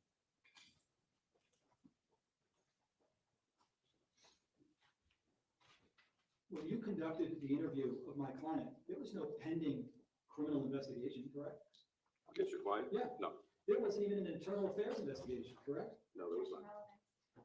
Just a moment. Yeah, no, that's the same. Go ahead, sir, ask your next question. There had not been any, at that point, any public outcry at all? Objection, Your Honor. Hold on, I didn't hear the question yet. Go ahead, sir. There had not been any public outcry to place my client in any headspace that there was something that anybody was thinking that he did wrong, correct? State what is the Objection objection. as to the relevance. Yeah, that's the same. Just give us a-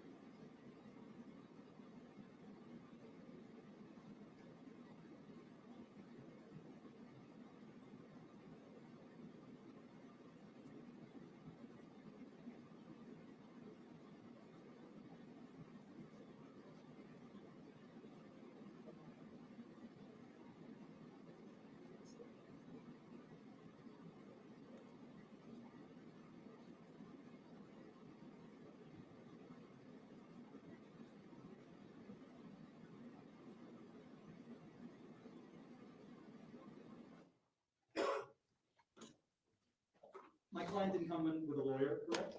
That's correct. He didn't have the benefit of reviewing any reports before he gave his statement, correct?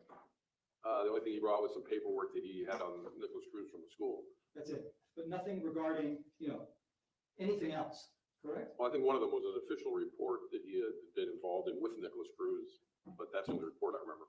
Okay, But not my investigation, none of my reports were off of you. correct. So he had no reports yet regarding what happened on the day in question, correct? No. not that- Nor was he given the opportunity to review any videos, correct? No. So he comes in there and he answered every single one of your questions, correct? I believe so. Yeah, I'd have to go back and look. I don't remember anything he couldn't answer. In other words, he didn't refuse to answer any questions, Oh, no, correct? no, he did not.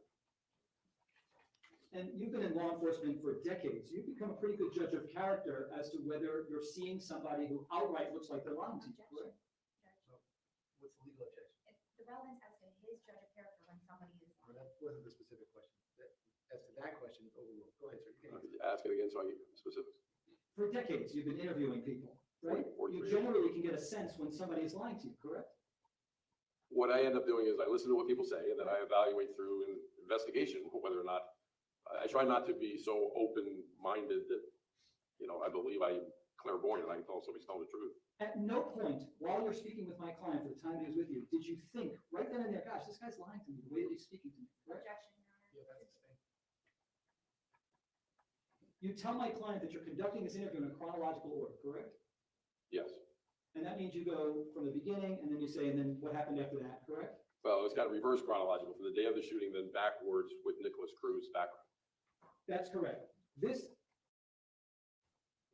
The interview that you conducted of Nicholas Cruz, which lasted for hours, how long was that transcript? How many pages? I have no idea. I mean, hundreds, correct? Again, I have no idea. This was merely 36 pages, correct? Yes. And up to page 16 is all that you discuss about what happened that day, correct?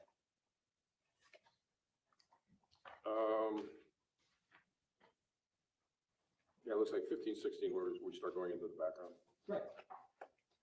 So from page 17 on, all the way to the end, there's no discussion at all about what happened on the day of the shooting, correct? Towards the end, when I make that comment, is there anything else about the day of the shooting or? Other than that one question, there's nothing from page 17 to 36 where you discuss any further details about what occurred on the day of the shooting. Isn't that correct, sir? Not particularly that I can recall, but I'd have to read every page. I know we talked about the fire alarm and protocol and what to do with a fire alarm versus an active shooter situation, but that was more a general questions rather than the day of the incident. In fact, at the top of page 17, you start off with Cruz. All right, how long have you known Nicholas Cruz? Yes. You shift your discussion to him, correct? Yes. Okay, so let's focus on the first 16 pages, okay? Okay. And one of the first things that he tells you is that prior to hearing the fire alarm, Scott was in his office researching a statute concerning a student who had a fake driver's license. Isn't that correct? What page are you at, just so I can refresh my memory? I know he said he was doing some fraudulent driver's license investigation. Okay, you remember that, correct? Yeah.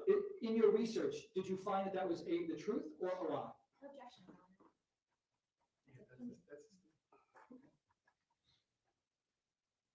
Did he tell you that the student's father was coming to the campus and he was going to meet with him? Do you remember him telling you that? I'd have to look at the page. That sounds accurate, but if you have the page number, I can refresh my memory as we go. Okay, my question is, do you remember him telling you that? Somewhat, yes. Okay. I think he said something, he may have contacted him on the phone, is the way I remember it, but that's fine. And he tells you that he was in building 1 prior to the fire alarm going off, correct? Yeah, I believe he said he was in his office, which is in building 1. Okay. And that is quite a distance from the 1200 building, isn't that correct? It's probably 2 buildings. And when he tells you that he was in the administrative office in building 1, you were able to confirm that by watching the video, correct? He was near the 100 building. He was not, as I recall, he was not in it. He was down towards, I think there's a cafeteria down there, that area. Is it your statement that he wasn't in the 100 building and then went out of the 100 building? I just remember him being in the hallway. Okay. And as he approached going to the 1200 building, there's a golf cart which would have been in front of where his offices were, but he was not in that office. And when he tells you that that Andrew Medina drove him and Greenleaf to the 1200 building, you confirm that on the video, correct? Again, if you have the page number, I know that's what happened based on the video. I don't recall him actually saying that. Someone could I know he be, said he didn't see the golf cart originally that he normally gets on. that's correct. Somebody could be inaccurate, but not necessarily be a liar, correct? Sure. In other words, if he tells you that he didn't see someone leaving the 1200 building during the shooting, that doesn't necessarily mean that he's lying about it, correct? Objection, speculation, and opinion. Yeah, that's sustained, Mr. Booth. Are you familiar with something called tunnel vision? Yes. Tell the jurors what tunnel vision is. Tunnel vision, and again, this is my interpretation of it, is usually when you're involved in an encounter where you're personally under stress, as in a policeman, where you're being fired upon, where your vision becomes tunneled, where you don't see outside that quote tunnel. Okay. And so, in other words, things could be blocked in the periphery because you're laser focused on something right ahead of you, correct? That's the term tunnel vision, yes. And you're familiar with the fact that a number of officers were going through tunnel vision while they're at the scene because this was very stressful, correct?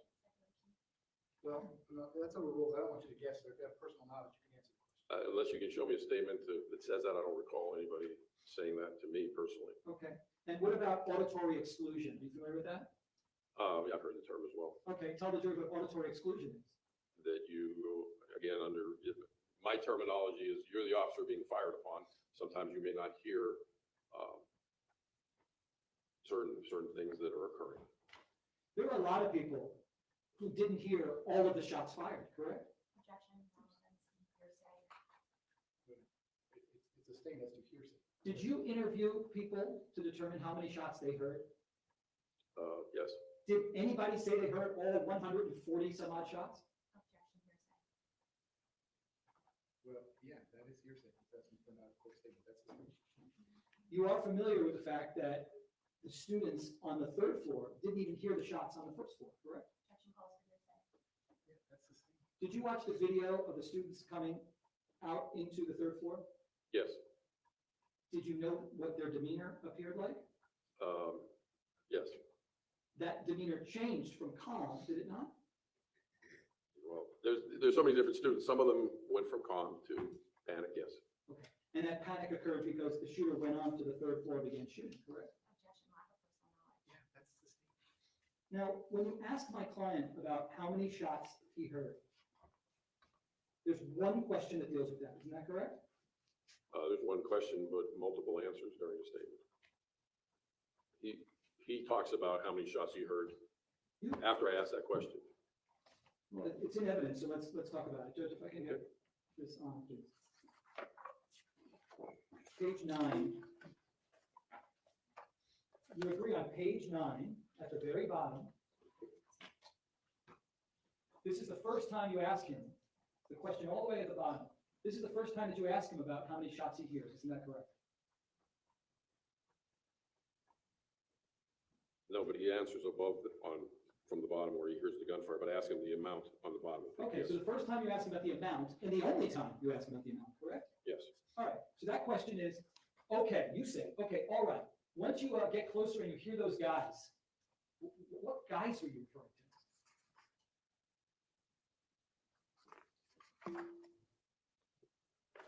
Read the paragraph before that. Again, I don't know what the guys refers to. I'd have to make sure it's an accurate transcription, which I believe it is, but I don't recall what guys.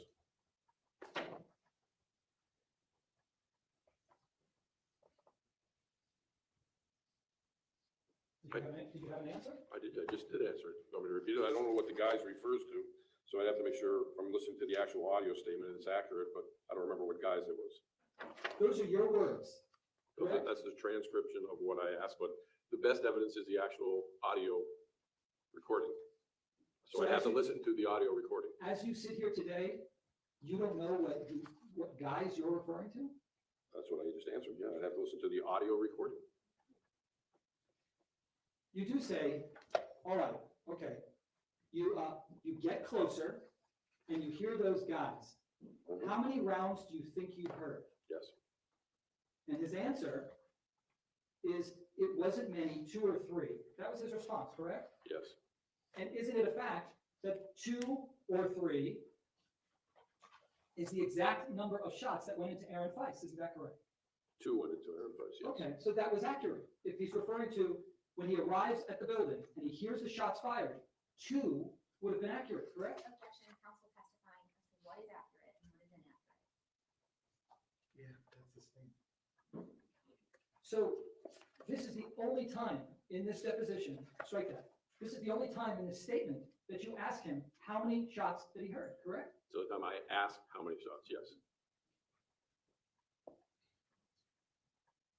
Isn't it a fact that at no time do you say, how many total shots did you hear from the time that you arrived to the time that you hear no longer any shooting? No, I did not use the word totally. Again, he talked about it later in his statement to clarify what he was telling me. Is it your testimony that at no time do you ever think to say how many total shots did you hear? It was very clear from my question to him and his answers to me, what we were talking about is he only heard 2 to 3 shots.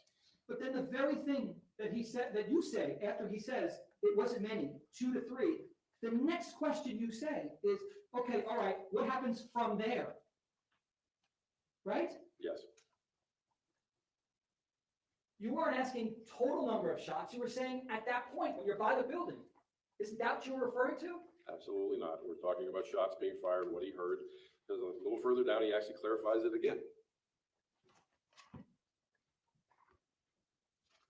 In retrospect, do you think that asking how many total shots fired would make it clear for everyone? No, because I, again, think it was very clear in the interview what I was asking, and based on his answers several times during the statement, it was very clear he understood what my question was. You've read the dispatch transcript to know exactly what my client was saying in real time, correct? Yes, He initially reports shots fired at 2:23:26, correct? I'd have to see the timeline on the time, but that sounds accurate. You do remember him again saying additionally, when there are additional shots fired, he gets on the radio and he does announce shots fired, correct? Yes, and I believe you can actually hear the shots going off.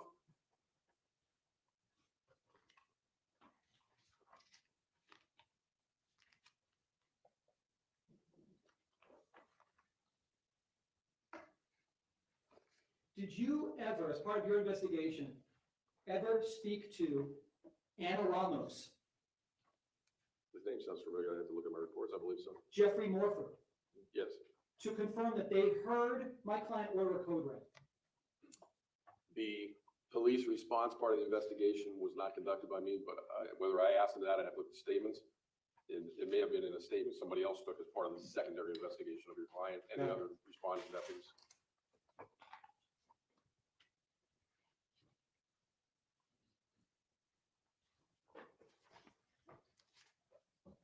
I want to cover some more of the statements.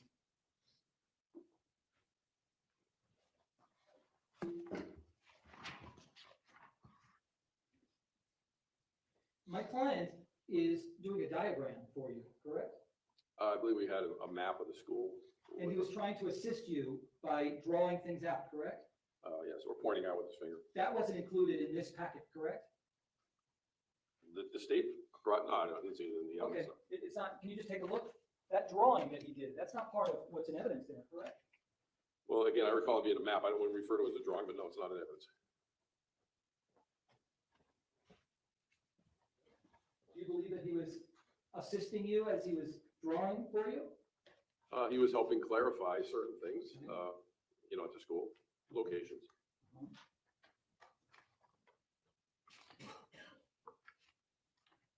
My client gave you the name of the student that he was investigating who possessed the counterfeit license, correct? Yes. Did you investigate to determine whether that was accurate? Again, that would have been part of the other response investigation by Inspector Riddick. Once I took this statement and the outside video came back from Quantico, I had no further follow-up on that type of He investigation. does give you her name, Marisol West, correct? Yes,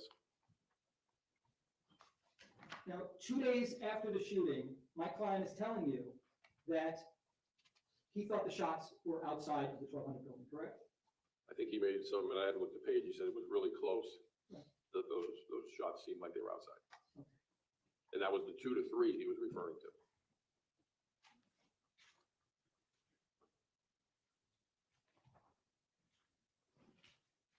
He did tell you it was very loud, correct? Yes, He tells you that he got about 10 feet from the building, correct? yes, And that's when he heard the gunfire, correct? I believe that's accurate, yes. He tells you that he didn't get the opportunity to actually open up the door before he hears the gunfire, correct? I don't remember that exact terminology, but I don't think he said anything about opening the door, no.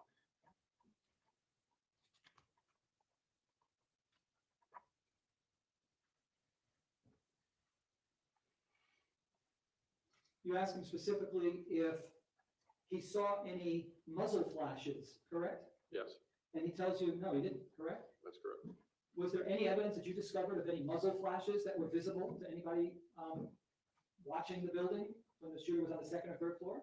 The only evidence that I had which prompted that question was the impact to the second floor windows. So that's why that prompted that question. Okay. And he tells you that he locked down the campus. He didn't want anybody coming onto the campus, correct? Yes, that's what he did. Did he indicate to you it's because he felt that it would be unsafe for people to traverse in that area? I'd have to look at exactly why he did that, but that's what he did. You're trained also to keep people out of a crime scene, correct? Once the crime scene is secure, yes.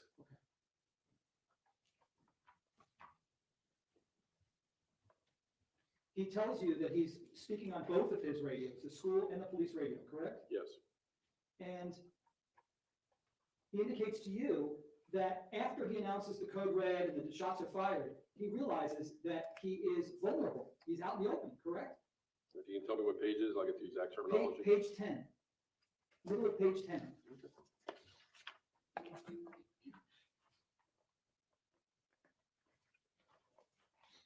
Yes, he's saying he's yelling for lockdown code red. Okay.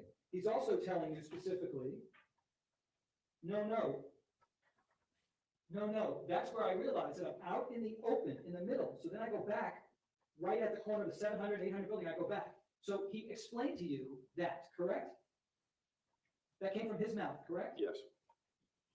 So he makes the transcriptions. He announces on his radios before he takes a position of cover, is what he's telling you, correct? Yes. And the video confirmed that that's exactly what he did. Isn't that correct?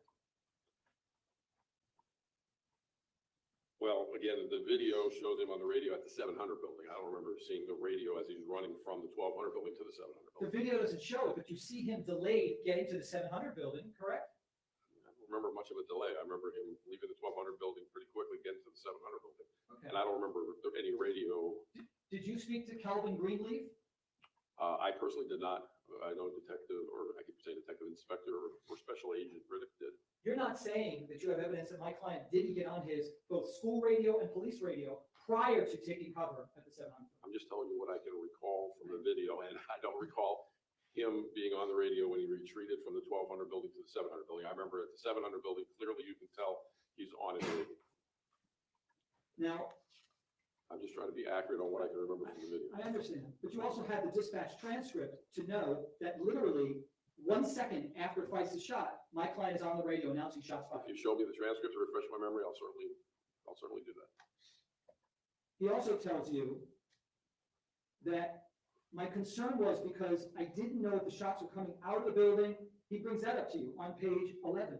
Another one of his concerns was that he thought maybe shots were coming out of the building.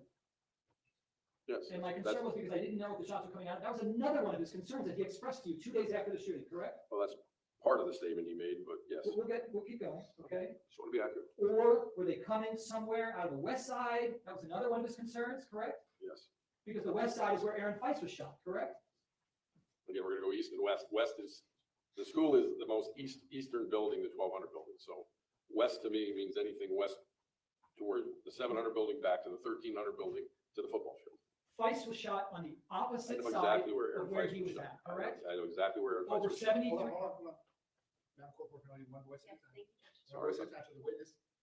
The lawyer will ask a question, stop talking, the witness will answer the question, and then the witness will stop talking, and the lawyer will ask another question. Go ahead, sir, ask your next question. Feist was shot over 73 yards away from where my client was. Isn't that correct, sir? When your client first got to the 1200 building, that is correct. And then here he is again saying on page 11, because it sounded like it might have been even outside, correct? Yes. And he explained, that's why I went back to the corner at this point, correct? Yes. Your training, and again, we're talking about training before 2018, before this. Your training, if you believe that you're potentially going to be harmed with gunfire, you're not trained to just stand out in the open, correct? You're also trained not to retreat from cover. Yes. I understand. Okay. Just trying to be accurate. But you are trained, are you not, to take a position of cover when you think that you might get hit with bullets, yes or no? Yes.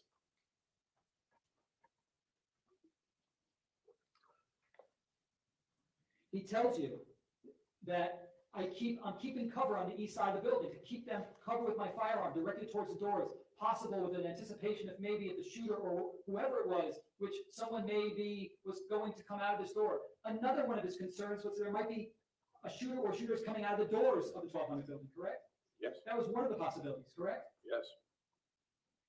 He never narrows it down to say, I knew there was a shooter or shooters definitely in the 1200 building, correct? He never does that in his 16 pages of discussing this incident, yes or no? No, not specifically. He talks about the 1200 building, then he says those other things we just testified to. Right. And then he tells you about waiting, and he sees an officer running right up in the parking lot, up to a tree right over, right?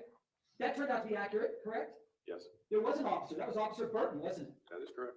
Burton never, you learned, went into the 1200 building, correct? That is correct. Burton was with Coral Springs, correct? That is correct. Burton had additional information above and beyond what any BSO officer had, correct? If he had his radio on, I would assume so, yes. I never interviewed Officer Burton personally. He says right here, it was Coral Springs, Tim Burton, who was an SRO, correct? Yes, And Tim had a long gun on him, he tells you, correct? that's correct. And again, you're still doing this in a temporal sense, right? What happened next? What happened next? Chronological, because you say on page 12, all right, what happens from there, Yes, correct? yes.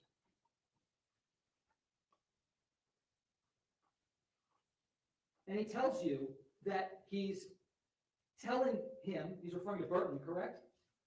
Yes, I heard a couple of shots, haven't heard anything since, and he's just taking over by, behind the tree. I'm taking cover here, and units are now starting. There was a 26-second gap from the time that he hears the first shots to the time that the second shots are fired, correct? again, that sounds accurate. I have to look at the timeline. And you don't know when it is that my client hears the next round of gunfire, correct? Not based on a statement, no. In fact, the last 2 minutes of the 4 minutes and 15 seconds of the shooting occurred when the shooter was on the west side of the 1200 building, correct? He comes up on the east side and he travels westbound. Yes. And then he abandons his weapon and goes down the west staircase. Correct. So the last shots fired were from room 1240, the teacher's lounge. Yes or no? Yes, That's on the opposite side of the building from where my client is, correct? yes. Well, no, again, he's opposite side from the part of the building where your client first went. Your client went to the 700 building, which was like a third of the way down the building now. So your client, that 700 position is actually closer to the teacher's plan area than he was at the east doors. You're still talking at least over 50 yards at least. I'm just trying to be accurate. I'm just, again, Yes or no, it would have been at least 50 yards, if not more, correct? I would say that would be close to being accurate. And the last 2 minutes of the shots fired by the shooter, Nicholas Cruz, came out of the teacher's lounge, room 1240. Yes or no, sir? Can you say that one more time? The last 2 minutes of shots fired by Nicholas Cruz came out of the 1240 teacher's lounge. Yes or no? I'd have to look at the timeline. I don't think that's accurate. He fired 10 rounds out of that room, and I don't remember it being 2 minutes and 40 seconds. Isn't it a fact that he began shooting at 2:25:34 and he stopped firing at 2:27:35 out of the teacher's lounge? Yes or no, sir? Okay, I'd have to look at the timeline for the exact times, but you were accurate about the last 10 rounds came out of the teacher's planning lounge. Yes. And he's assuming a position of a sniper Thank you, Meki Teki. Appreciate it. Thank you so much. fire, is he not? Because he's shooting at kids and or cops out the window. Yes or no? I believe that's accurate. The last 10 rounds. And the active shooter policy states, does it not, that if you believe you're dealing with sniper fire, you are to isolate, contain, and wait for SWAT. Isn't that correct? Yes or no? Again, I'd have to look at the policy. I know the active shooter policy goes, you have to go to the gunfire, and it doesn't say specifically if you think it's a sniper that I recall, but if you show it to me, I'll read it. I will. Thank you. And if usually it's if he's barricaded, you call for SWAT. But if he's actively killing people, no. I would say that's inaccurate. You don't believe that he's barricaded in the teacher's lounge? Barricaded and still shooting is a whole bit of different ballgame from barricaded and not shooting. Barricaded with a guy in a gun, you call SWAT because he's no longer hurting or killing people. If he's in a room and he's acting as a sniper, you still have to go up there and get him and stop him. If you know where he's at, first of all, correct? Well, you got to find out where he's at. That's what we're supposed to do. That's right. The first units, he tells you, are saying there's someone over by the football field, correct? Yes. He hadn't been able to review the dispatch transcript to know that there were officers like Kratz who said shots fired by the football field, correct? Yes. So that turned out to be completely accurate, correct? Yes. And again, he's telling you that he's making it very clear. In my mind, I was kind of, is he maybe running towards that? Maybe he's not even in the building. He might be somewhere way out over here. I mean, in my mind, I obviously didn't know, where the shooter was. And I started wondering if he had fled westbound at that point, because they're talking about people injured near this football field, which is quite a distance from the building. You remember when he told you that, correct? Yes. And the football field is quite a distance from the 1200 building, isn't it? It's on the, again, we're gonna go northwest corner of the campus, yes. There's literally hundreds of yards between the 1200 building east side and the football field, yes or no? Yes.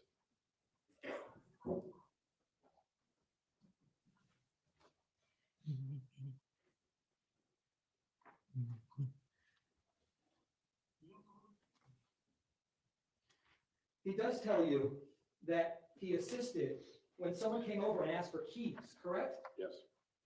And he didn't keep the keys from them. He immediately gave those keys to be of service, correct? Doesn't say time for them. He said he gave the guy his keys who asked for it. Okay. And you understood that to mean that he was being of service to somebody who was asking for the keys, correct? Yes, he gave the keys to 1200 building doors to whoever the SWAT personnel wanted. And you determined that to be factually accurate, correct? I didn't personally take the statements from those people, but yeah, I read the statements where that was accurate.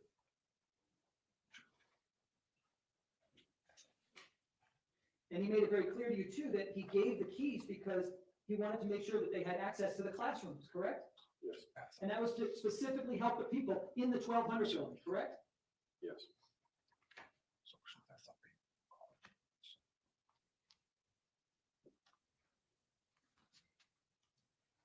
Do you know the name of these 5 kids who allegedly came out of the 1200 building? Again, that was part of the secondary investigation, which I was not a part of. All the police response part of the investigation was done by the Florida Department of Law Enforcement. So I don't know. Keith Riddick, correct? He just one of the main agents. I don't know their names. No, I'd have to go back and look at the reports. There's no evidence that any of these kids came running towards my client and gave him any real-time intelligence, correct?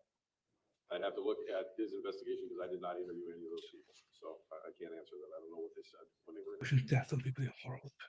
He tells you, does he not, that he ordered Assistant Principal Jeffrey Morford to go to the video room, did he not? Yes.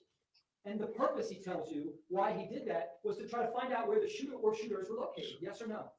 That's logically, I believe, why he did it. I don't remember him saying it, but yeah, that's logical. And that turned out to be true, correct? Yes. And you were able to confirm that when Jeffrey Morford and We should Brady definitely were be reviewing the video, that was horrible. being relayed to my client by the school radio, correct? Setting. I believe so, yes. And you also confirmed that then my client was announcing what he was being told by Jeffrey Morford, correct? Human being. Again, I'd have to listen to the radio transmission, how Nicholas Cruz's name first came out, whether it was over Coral Springs, because by that time, I think we had uniformed people who got their way down to the administrative building and were actually in the room when the video was being played back, is the way I recall it. So I don't remember whose radio it came across when I heard it. I just heard Nicholas Cruz's name come across. So the pushing radio. death So my be question is, pathetic your human investigation being. determined whether my client was on the scene announcing what he's hearing over his school radio that was coming from Jeffrey Morford. Do you have any firsthand knowledge of that? I'd have to look at the radio transmissions. I don't recall him actually saying Nicholas Cruz over the radio. Well, we're talking about over the school radio. We don't have a transcript of that. It was not Exactly. recorded. So did you speak to the witnesses who were around my client to learn whether my client was conveying that information over the school radio that he was getting from Jeffrey Morford? No, that's a yes or no question. It's overruled. You can answer that question. Again, the police response investigation was not conducted by me, so I did not interview any of those people. That I'd was have to done- look at Keith Riddick's investigation and what they said.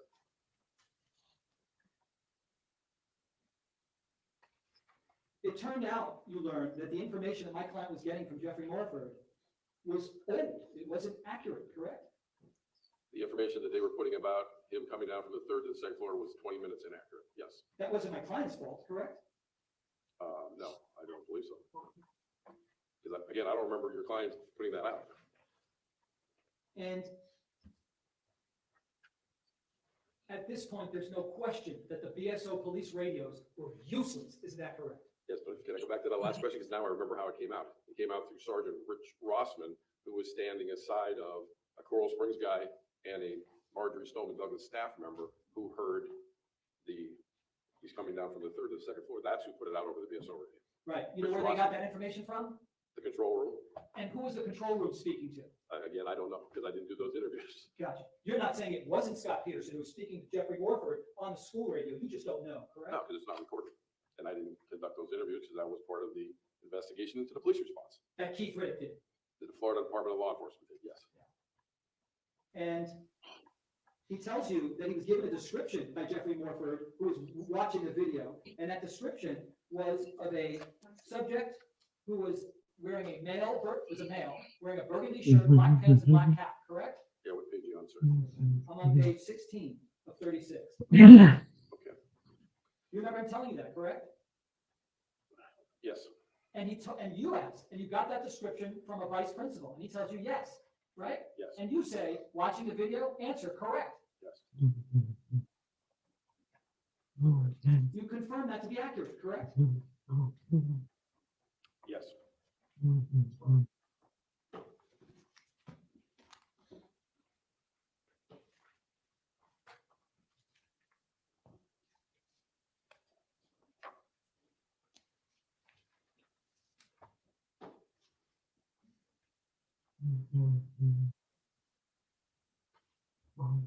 When my client tells you that he announced over his police radio, get the school locked down, gentlemen, you later confirm that by seeing on the dispatch that my client did in fact do that, correct? Yes, I remember that part. I do remember him saying over the police station.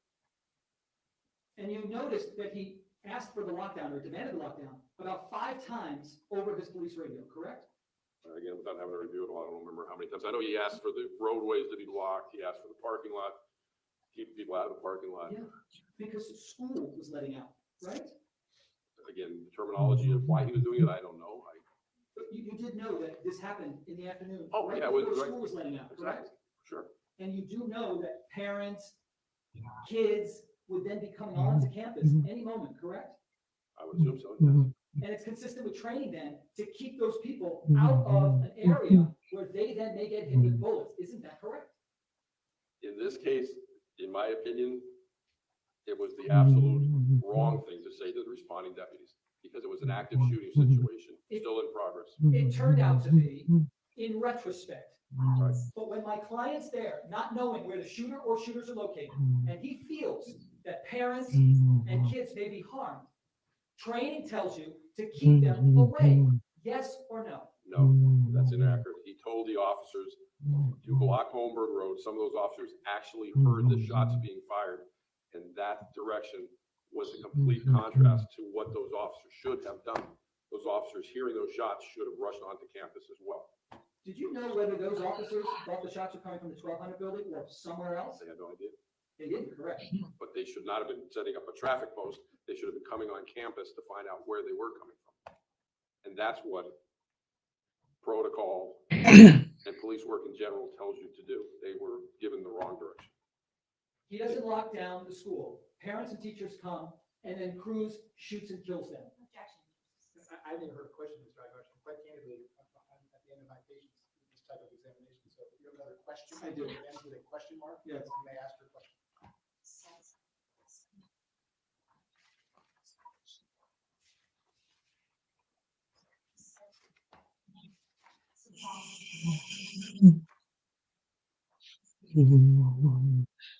You said that you checked the transmissions that my client made in real time, correct? Yes, I looked at the transcriptions, yes. So you were able to verify that at 2:28, my client is announcing to BSO, over BSO radio, the last time we heard shots was between the 12 and 1300 building, correct? I'd have to look at the timeline to see the exact time he said that, but I do remember that. You also remember him in real time asking Deputy Perry if he knew where the shooters were located, correct? Yes, I do recall that. And then 18 minutes after he first announces that the last time we heard shots was between the 12 and 1300 building, he again repeats that. Last time we heard shots was between the 12 and 1300 building, correct? I'd have to look at the timeline for the time frame. You're saying 18 minutes. I don't recall him saying it the second time. I remember him saying it the one time, yes. Okay. You're not saying he didn't say it again. That's easy. That's why we do to these check. timelines. If you give it to me to refresh my memory, I'll refresh my memory. I don't remember the exact times on everything on that timeline.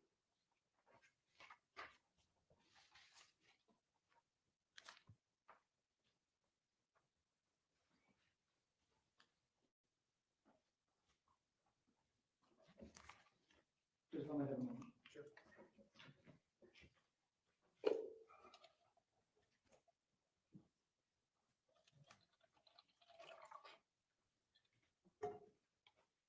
Nothing further on. Thank you, sir. Yes, Judge. Go ahead.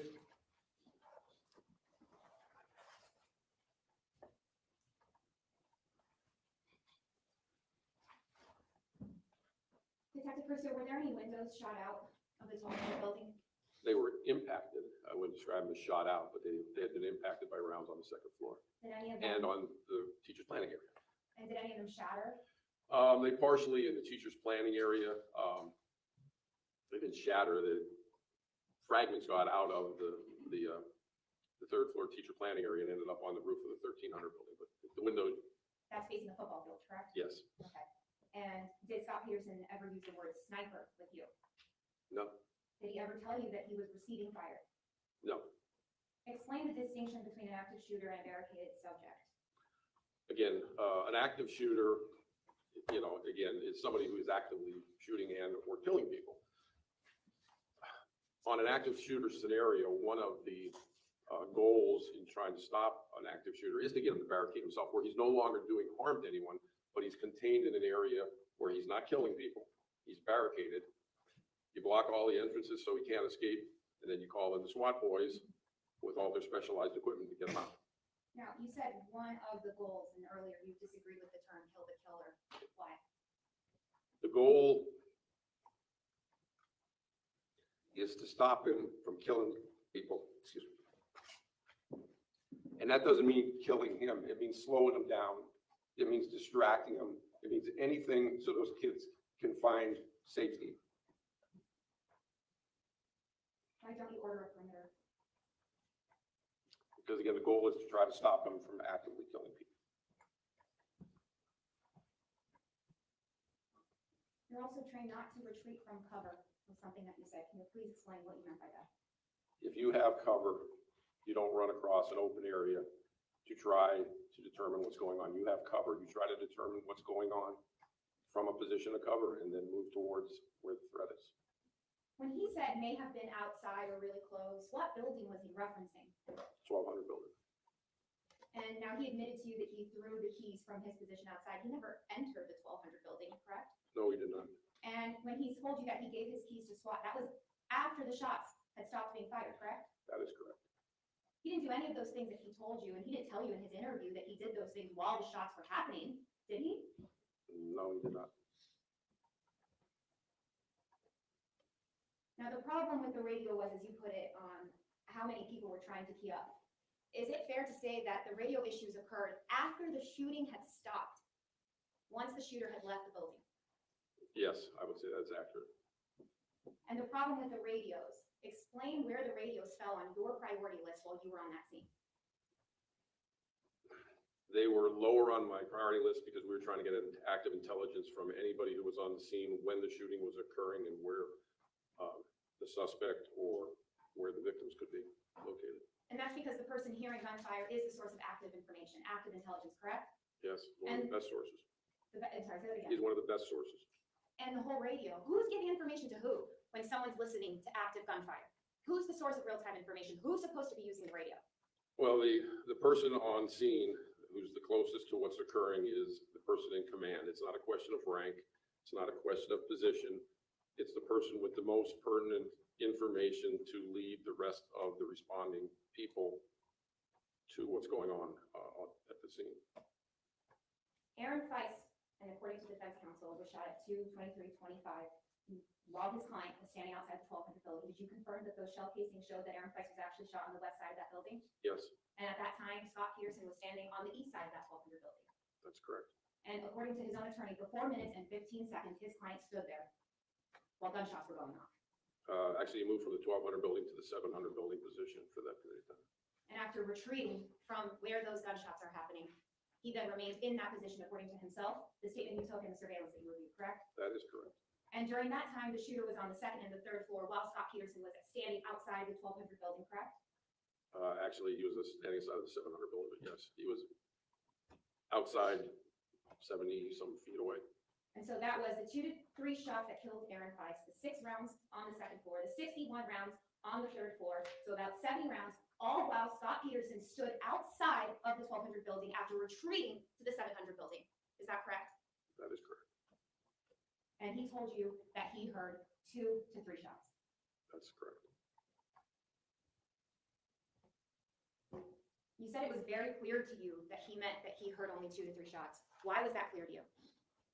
Because during the statement, he reemphasized that once he got to the position at the 700 building, he heard no longer any shots being fired, and it got quiet. And I've actually heard him make the same statement of 2 or 3 shots to other people. Just objection, hearsay. It's overruled. It's a statement from the defendant. Go ahead, Ms. Goff, ask your next question. Just a moment.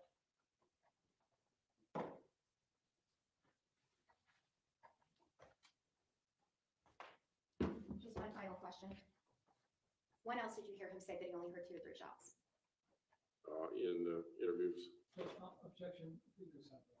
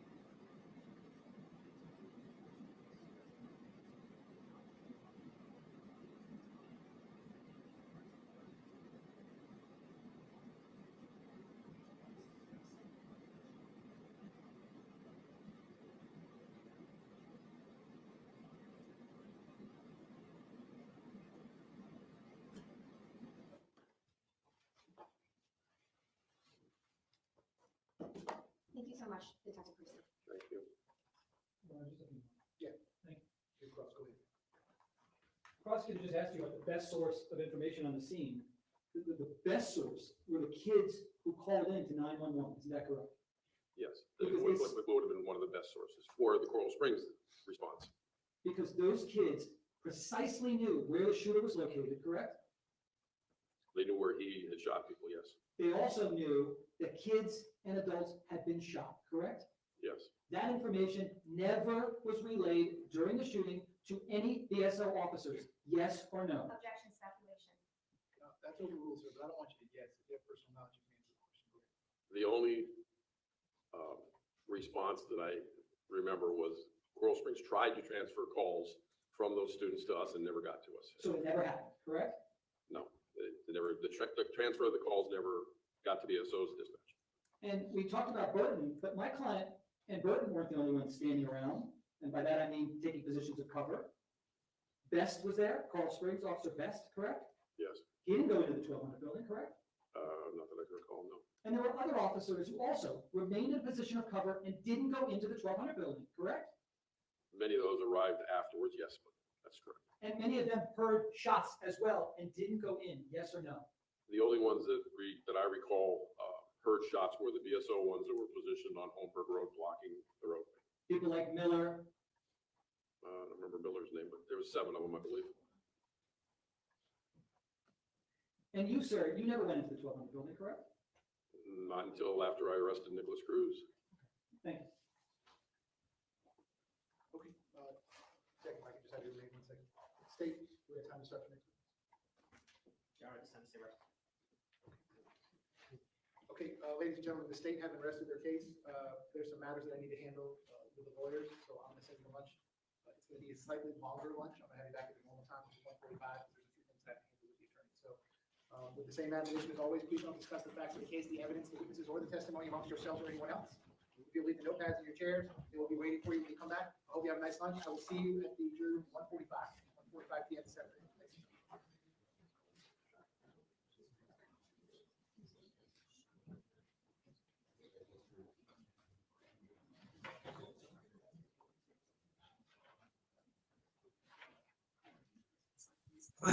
See what he's got now. We'll skip lunch then. Have a great day, C. Thanks for popping in, C. Okay, C swept. Everyone can be seated. Well, yeah, but I'm gonna let Mr. Ms. Gomes here. Yes, you can go to the restaurant. I I had sustained the state's objections. I was going to allow the defense to make the proffers, what additional questions they wanted to ask. The witness were outside the presence of the jury. Mr. Eyewash, any additional questions that you have to answer? Yes. One of the primary reasons why you interviewed my client at all was because your supervisor asked you to, correct? Sergeant Jonathan Brown he's the one who made the arrangements for Mr. Peterson to come down. So, yeah. And that was done because family members inquired about what my client was doing during the shooting, correct? That was the one reason Jonathan Brown wanted him to be interviewed, but I was interviewing him for my purpose as well.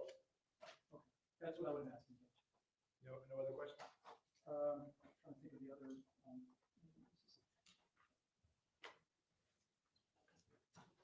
Honestly, I'm at a loss. I forget what else there was that had been sustained here, so. Okay. State, based on that, any questions that you would like to ask outside the presence of the jury? State, this is detective excuse. So you may step down. Thank you very much. So while he's doing that, the state having rested their case, I'm inclined to just send you all to your lunch break now. As soon as we come back, I'll hear any motions on behalf of Mr. Peterson. I'm not prejudging anything. We'll take it from there based on those. Mr. Eyewash, is that okay if we handle those motions after lunch break? Yes, thank you. State, anything you need to address before we take our lunch break? All right, so we're otherwise going to be in recess. Hope y'all have a good lunch. I'll see you at 1:45. 1:45.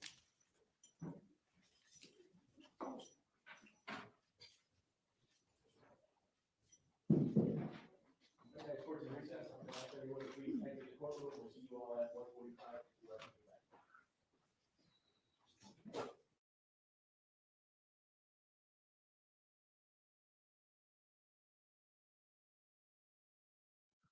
Right, I'll skip this. Sorry, I'm on Twitter. I'm just this fucking woman on Twitter. Absolute vile human being. Court reporter something, her name is. Ugh. Wishing death on people. It's like horrible, horrible person. And now she's backpedaling, so.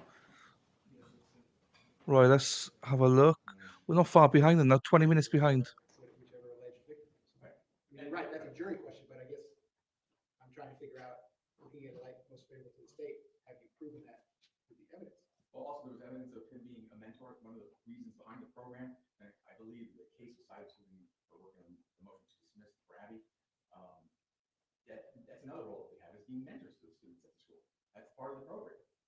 So there was quite, well, from the state's point of view, there was quite a bit of evidence that went in to the jurors to decide whether or not he has a caregiver position. The second element, let's say you get over the caregiver hurdle, the second element, as to counts 1 through 7, says in doing so, or at least in counts 1 through 6, the defendant caused great bodily harm, permanent disability, or permanent disfigurement to the listed victim. Did Mr. Cruz do that? Are you taking that to the jury instructions? Yes, sir.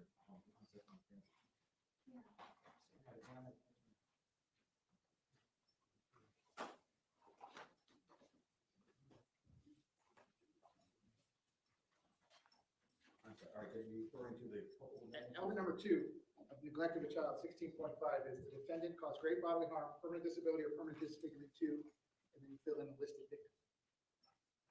So tell me what the evidence is that he caused great bodily harm, permanent disability, or permanent disfigurement? Well, that, I believe, I've got it correct.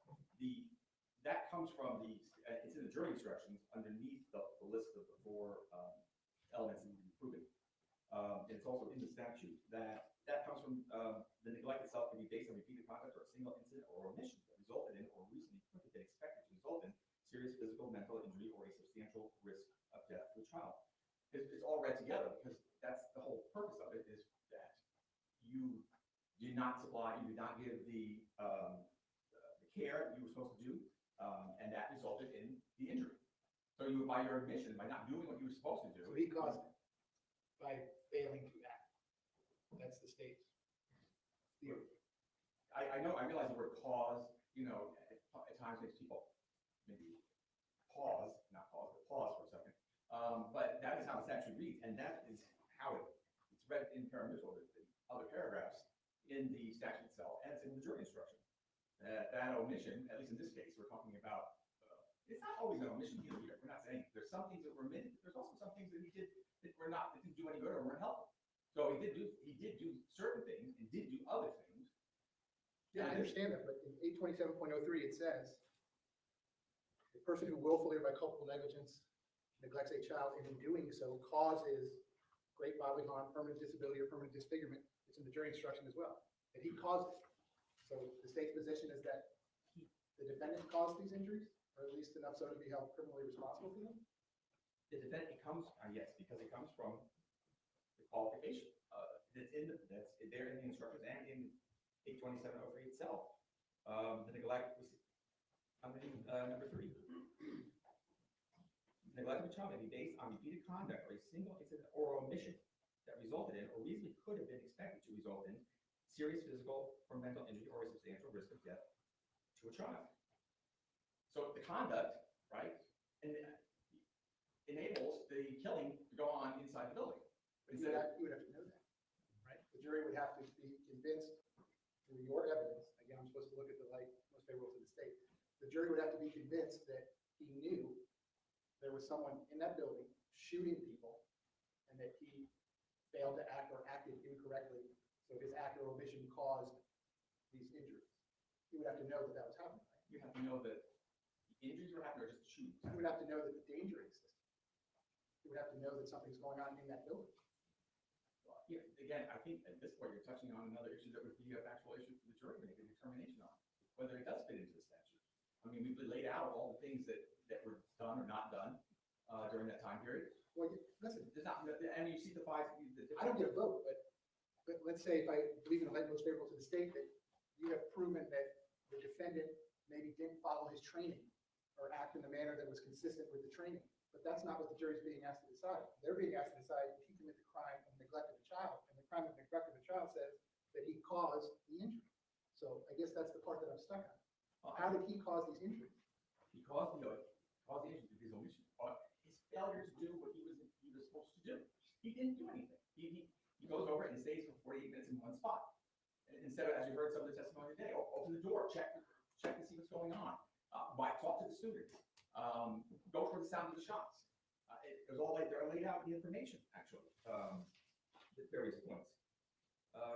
Not speaking to the students, not going to the sound of the gunfire, not speaking to the shooter.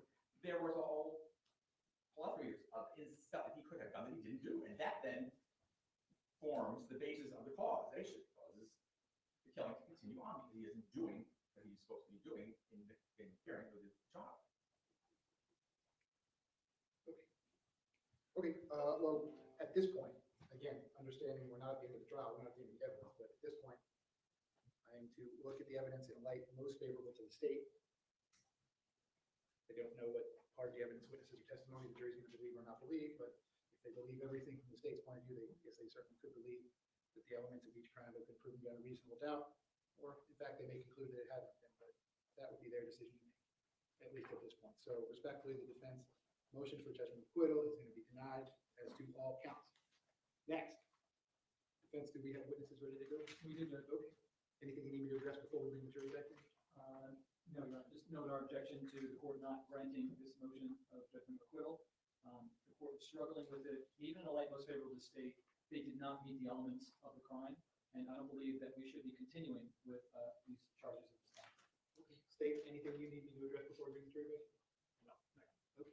So, Mr. Irish, please bring the jury back. We'll bring the jury back in. I'll welcome them back from the lunch break, explain to them that the state having rested their case, we're now going to turn to the defense presentation, then I'm going to ask you to call your next witness. Sounds good. Okay. And where is the 700 building in relation to the 1200 building?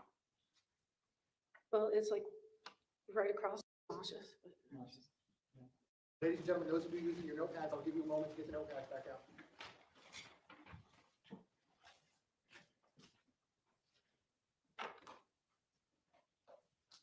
Okay, ladies and gentlemen, when we took our lunch break, the state had rested their case. So at this point, we're now going to turn to the defense presentation. Mr. Irish, when you are ready, you may call your next witness. Thank you, Your Honor. The defense calls Suzanne Camel. So we're 20 minutes behind. We're playing at 1.25, so we'll soon be caught up now to live. So I'm skipping all breaks just so we get up to live, basically. Oh, I ate one there.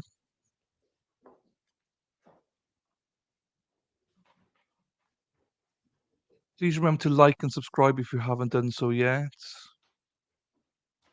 And by all means, please join the membership if you want to.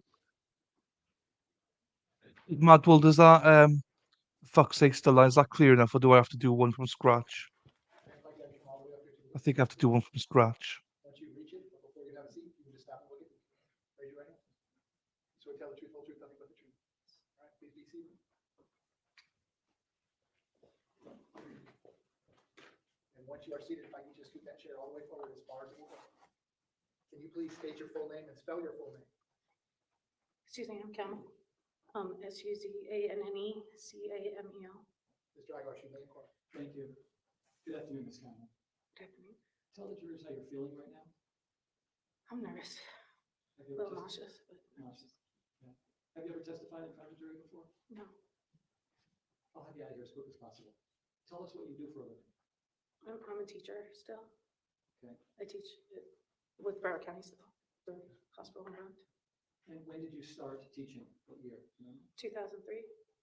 And were you a teacher on February 14th, 2018? Yes. Tell the jurors where you were a teacher. At Stoneman Douglas. And what building were you in? My room was in the 700 building. And where is the 700 building in relation to the 1200 building?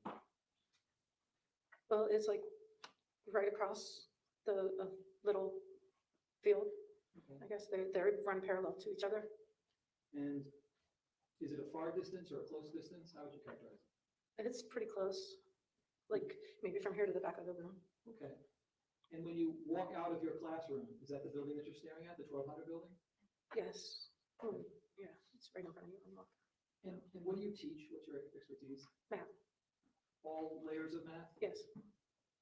And I want to take you back to that day. And what were you doing prior to the fire alarm going off in the afternoon? Well, I mean, we were having normal classes, and I was giving a test that day, Okay, some type of math exam to your students? like a little, yeah. And what happened while you were giving the math exam? One of my students was out going to the bathroom, and Which student was that? his name was Xavier, and we heard, like the whole class, everybody heard noise, and we didn't know what it was, so I thought immediately that maybe he was throwing something, or I don't know. I just went outside to see if I could see him, because he had gone to the bathroom, and I thought maybe it was him, because he was outside for a little while before that happened. And so then I walked outside, and I turned toward the bathroom area, because when you walk out, it's like an outdoor corridor, I guess. Let me show you a photograph and just see if you're able to identify. Were you on the first floor or the second floor? Second floor. Second floor? Okay. Let me show you what's been marked as defense exhibit.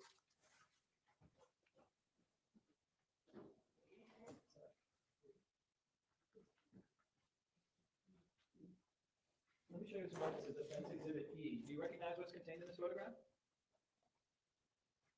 Is that a yes? Yes. Okay. What are you looking at here? Well, that's the 700 building. Okay. Behind that, I think is the 1300. Okay. Are you able to see where your classroom is located? Over there, that's the theater. When you take a look at this photograph, I don't know if your classroom is contained. Like upstairs in the middle of, like by that tube. Okay, can you just put your finger as close to it? I mean, you can't see because of the G's, but it's like right there. It's in Okay. between those. All right. So somewhere towards the middle of the 700 building? Like right about there, yeah. And then that building closest to you, is that the 1200 building? This is, yes. Okay. So you think that Xavier is the source of the noise that you're hearing, correct? Well, at first, yeah, I didn't know what was going on, so I went out to try to see what was happening. What did those noises sounded like at first when you were inside your classroom? Loud bangs. None of us had any idea what was going on. It was just kind of got our attention.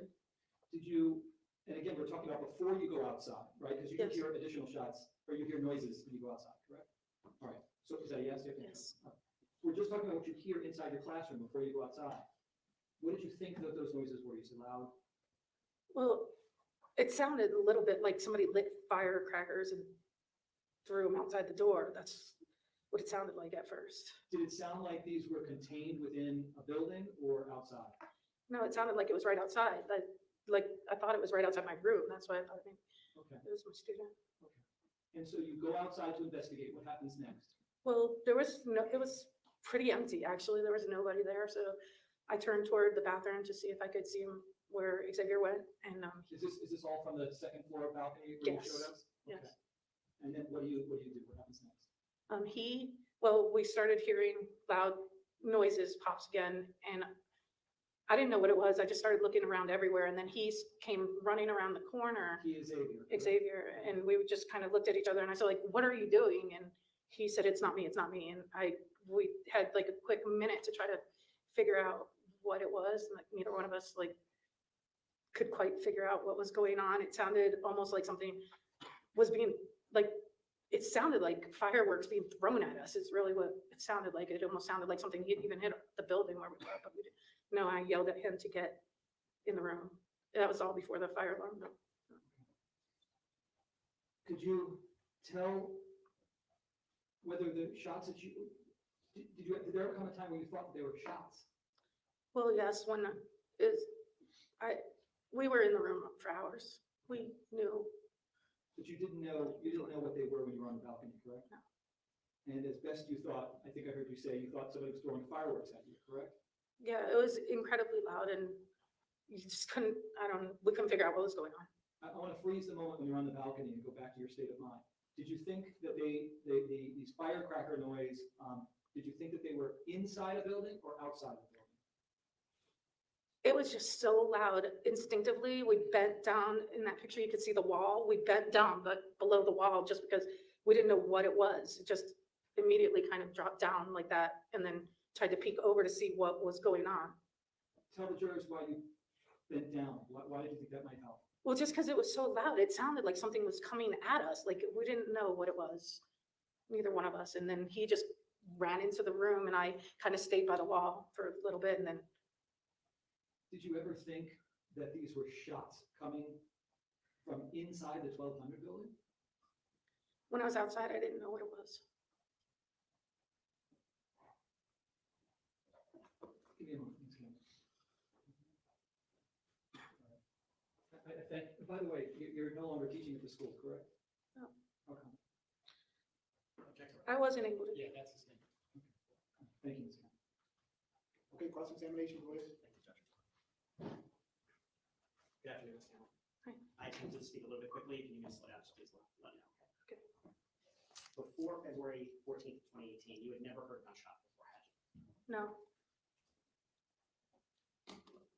Now, when you went outside the classroom to find Xavier, from the time that you left your classroom to the time that you went back in, how long would you estimate that was?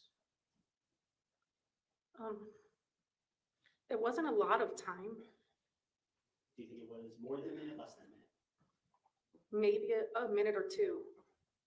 Because it wasn't just out and back in. We were out there for a little bit trying to figure out what was going on. Okay, so from the time that you left your classroom to the time that you bent down, how long, and you can estimate this for me, how long would you say that was?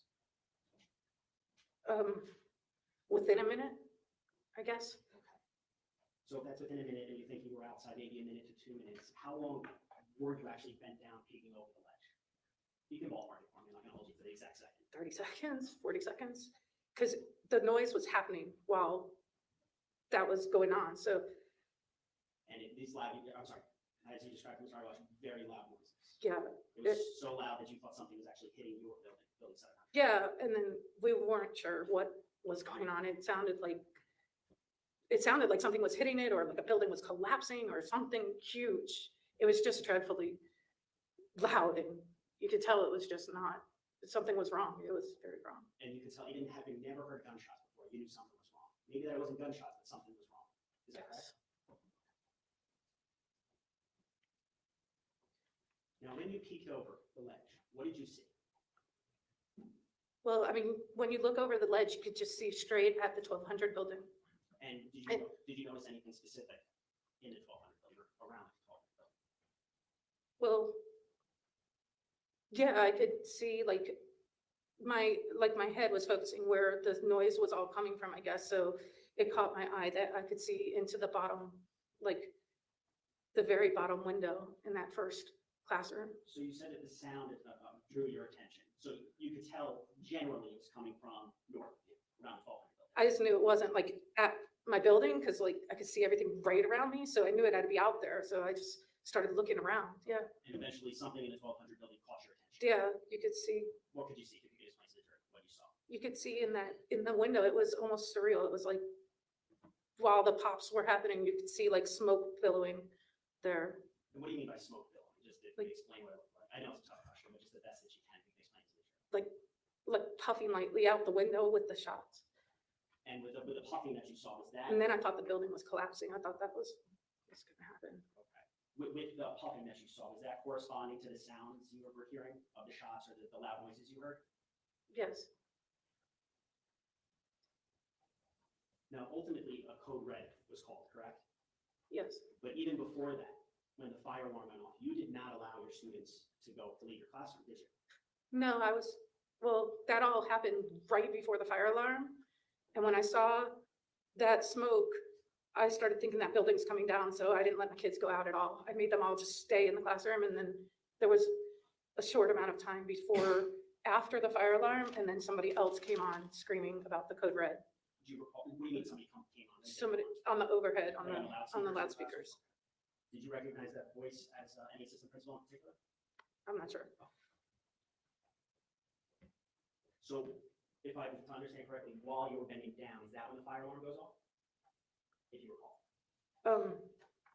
The fire alarm went off, it was a little bit after. It was after I saw the smoke coming from that window, because the fire alarm went off like while I was starting to go back to my classroom anyway, and then I heard the fire alarm and the kids started getting up, and I had another teacher in the room, and we all kept everybody just in the room. Nobody went out. So the order, and I don't mean to be complicated, I'm just trying to get the order down. And then shortly thereafter was the code red. Okay, so just rewinding just a little bit. You go outside to see Xavier, because you hear a loud noise, correct? Yes. You see Xavier, he comes over and he says something to the effect of, "It wasn't me." Mhm. He said yes, I'm sorry. Yes. Okay. Then you hear more noises, so you and Xavier both bend down. I don't know if Xavier did. Okay. I think I was telling him to get in the classroom, so I don't remember exactly what he did. Okay, so he ultimately ran back to the classroom. Yeah, and I was here's the door, I was in front of the door, and he came down this way and went in, and I stayed there for a little bit by that wall before I went in. And that's when you're bent down, peeking over. Fire alarm goes off. You then go to the classroom and tell everybody to stay inside.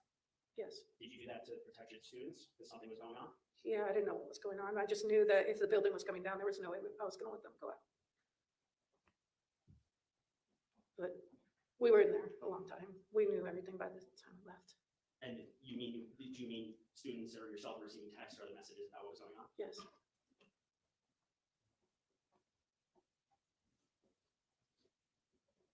When you were back in your classroom, after you got back in, you could still hear loud noises, correct? It was intermittent. Yeah, it would start and then stop, and then start and then stop. Could you tell it was the same type of sounds that you had heard when you were outside? Yeah, I mean, we weren't sure, because we were starting to figure out what was going on, but then we were all just trying to figure out, how come it's still happening? Why isn't it stopping? What's going on? We didn't know.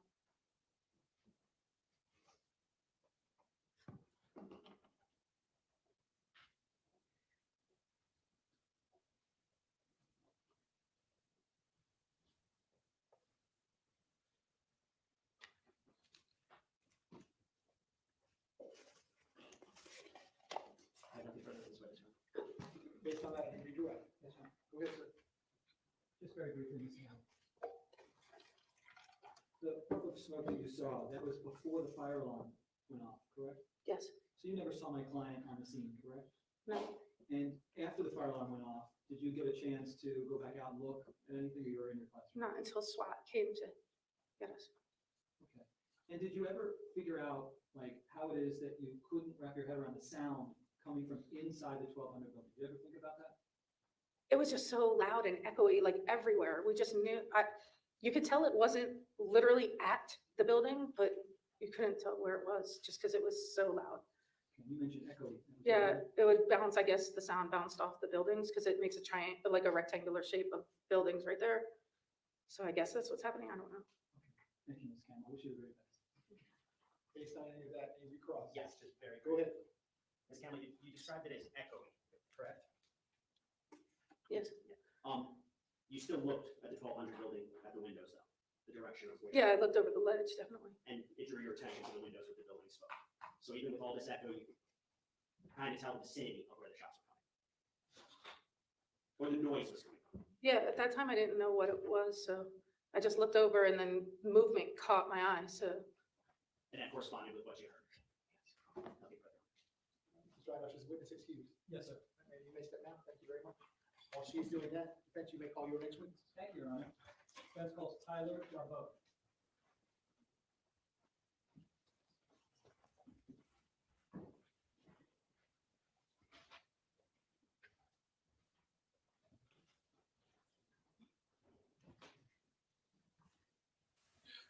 And thanks to Estella Greer.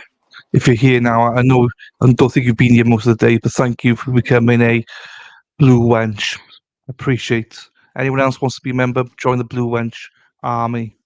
You get access to Discord and everything. And thanks again, Meki Teki, for the super sticker. Appreciate you all. And I'm going to play an ad to see if it's working. If it does work, I can pause the video.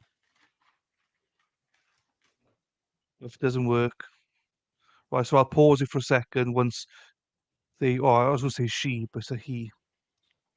What's that guy doing? So if I could have you come all the way through to the witness stand, please. I'll pause it for a second to see if anyone's got an ad. If not, we're not missing anything. It's all good. But if you get an ad, skip it. And if you don't say anything, I presume you got an ad. Blue Wench, Blue Wench. Madwell, did you get an ad? Oh, no, you don't. I'm just pausing it just in case anyone did get an ad and is playing it. And I'm offering, just being nice about it. So I don't want anyone to miss anything for a trial. But I missed my ads for lunch and breaks and stuff because we skipped it all. So no one's saying anything. So I presume, I don't know what that means. Are they in an ad right now? Madwell got a Pornhub ad. They do say that whatever you search for most often is what comes up. I didn't get an ad. Fine. Thanks, Shelley. Thanks for letting me know. Right, I will play back then. Just means no one got an ad. That's absolutely fine. Thank you. Once you reach it, before you have a seat, you can just stop and look at me, raise your right hand. Swear to tell the truth, whole truth, nothing but the truth. I do. Please be seated. And once you're seated, if I could just scoot that chair all the way up as far as it will go, can you please state your full name and spell your full name? My name is Tyler Darbo, Tyler Darboe. Mr. Igosh, you may inquire. Thank you. Mr. DeVoe, would you prefer that I call you Tyler or Mr. DeVoe? Tyler's fine. Tyler, thanks. Are you in school right now? I just graduated in May. And where'd you graduate from? Florida Polytechnic University. And what did you study? Computer science and AI.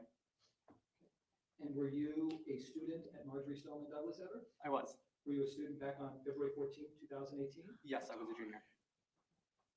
And what class were you in when something unusual happened that day? I was in Mr. Sanders' pre-calculus class. And where is his class located? It is in the building across from the 1200 building. I believe that is the 700 building. Can I show you a photograph and see if you're able? I'm not sure if the classroom's here, but you can just take a look at this. And I'm showing you what has been marked as Defense Exhibit E. Are you able to see at least approximately where your classroom would be located? It's not on this picture. It'd be on the other side of the building. That's all the way on the right side. Further down here? Well, it's on the side facing the courtyard. It's not on the side facing the building. Got it. And is that, do you know if the football field is on the west side? Do you remember where the football field is located? Yes. Is your classroom closer to the west side? It's closer to the east side. Closer to the east side of the 1200 building, correct? Yes. Were you on the first or second floor? The second floor. Now, before the fire alarm went off, do you remember what you were doing? We were taking an exam, a quiz. We were taking some exam for that class. And then did you hear the fire alarm go off? Yes. Tell us what happened. So after the fire alarm went off, we did what we normally do for fire alarms and go out the door to the left and then go to the stairwell. That's on the east side. And that stairwell, would that have been closest to the east or to the west? To the east. Okay. And what happened next? So after we went over to the stairwell to the east, there was two gentlemen that walked up the stairs and was telling us that it wasn't a drill. But none of us knew what was happening. The teachers at the time were telling us to go back down the stairs for our normal fire drills. And that's when I looked over the edge and saw Scot Peterson. How close were you to Scot Peterson? I was right above him, probably no more than 5 to 10 feet. Okay, and what do you see him doing? He was just sitting there against the stairwell, unholstering his weapon. Okay, you saw him. I'm sorry. He was just unholstering his weapon. Okay. Had you heard any shots up to that point? No, we have not heard anything. What happened next? So after that, me and my teacher, after we looked over the edge, we then started to walk back to the classroom. He was ushering everybody. I forgot to ask you one question. You see him unholstering his weapon. Do you see him looking in any particular direction? He was looking towards the west side, which I believe is where the football field is. He was So I'm looking looking down in that direction. Right? Yes. All right, and what happened next? After we looked over the edge, we then were walking, our teacher at the time told us to walk back to the classroom, and that's when we started to head back. And then what happened? As soon as we rounded the corner is when we heard about 3 to 4 shots. And what did those sound like?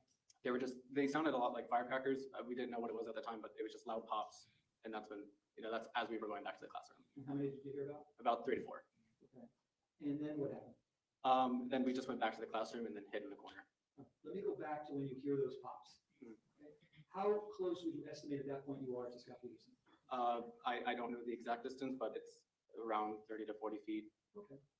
And when you heard those shots, where did you think that they were coming from? So the stairwell that's on the west side of the 700 building, that's where it generally sounded it was coming from. But So did you ever think that they were contained within a particular building? no, I just knew the direction that it was coming from. Did you ever say, gosh, there's shots being fired inside of the 1200 building? No, I just knew that it was coming from the west side stairwell. And you thought it was the west side stairwell of the 700 building, correct? I just knew it was coming from that direction. I didn't know where it was.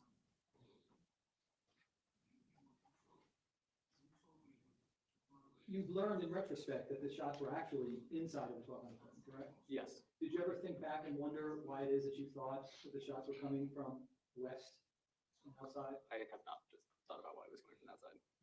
Have you ever had experience with echoes in that area? It does echo quite a bit. Explain to the jurors your experience about that. I mean, it is a hallway outside. There's a lot of concrete that's around buildings. The walls are flat.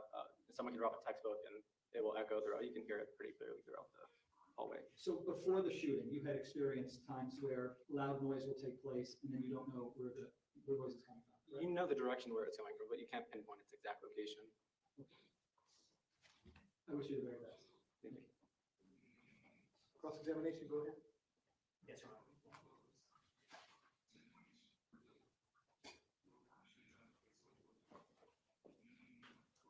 Tyler, how you doing? I'm doing good. How are you? Not too bad. As I tell every witness, I speak pretty quickly. If you need me to slow down, just let me know, okay? Okay. Now, I want to show you a picture here. Sure.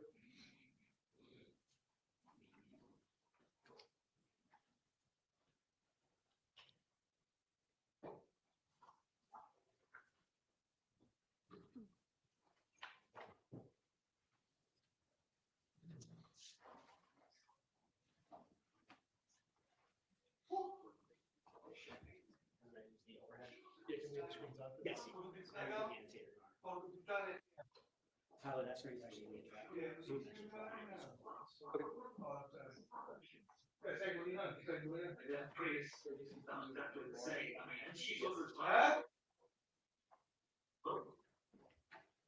I'm sure now, well. Tyler, do you recognize this? Yes. Can you just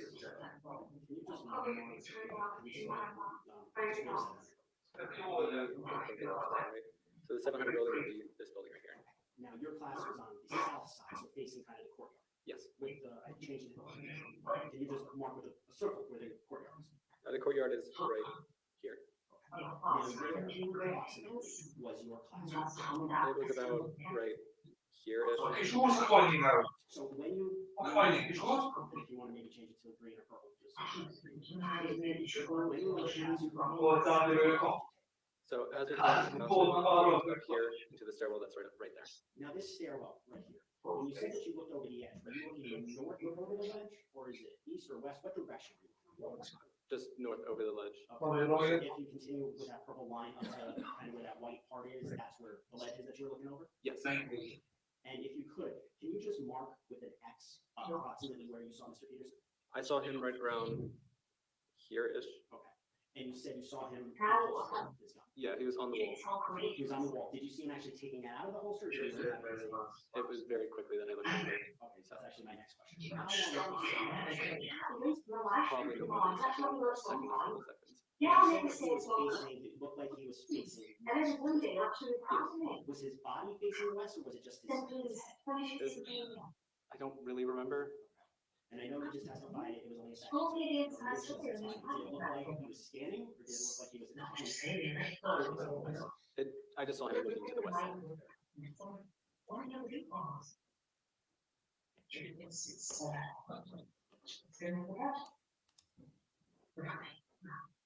Now, you're walking back, tracking back on the purple line you already drew. You heard 3 to 4 shots. Yes. Had you ever heard a gunshot before in your life? Yeah. And at that point in time, it's about 30 or 40 feet from Mr. Peterson? About. Can you just change it to green for me? I would say mark approximately where you were when you started. I was about here-ish when I started to hear the shots. So right at the corner? Yes. Now, you stated on direct examination, Mr. Ardbush, that you knew the direction that it was coming from. Which direction was that? It sounded it was coming from the west side stairwell. Do you want me to mark it on the? Yes. So it was about, I believe the stairwell is right here. So it sounded like it was coming from that direction. And where, I'm gonna zoom out a little bit, so I'm just gonna erase this. Oh, you have to actually. You don't know where for a second. Sorry, On this one, actually, I'm gonna show you. I got a cornetto. Stage 1.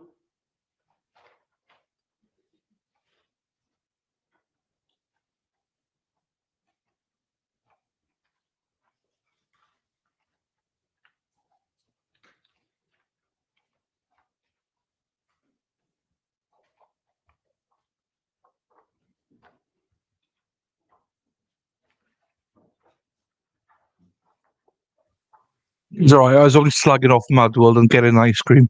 It's all good. I'm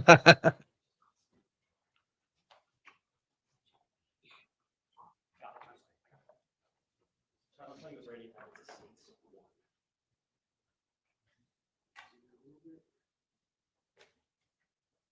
Looking at that photo, where's the senior lot? The senior lot is at the north side. You can mark it. Okay, so the senior lot is here. It's that entire parking lot. Did you at any time think the shots were coming from that direction, the senior lot?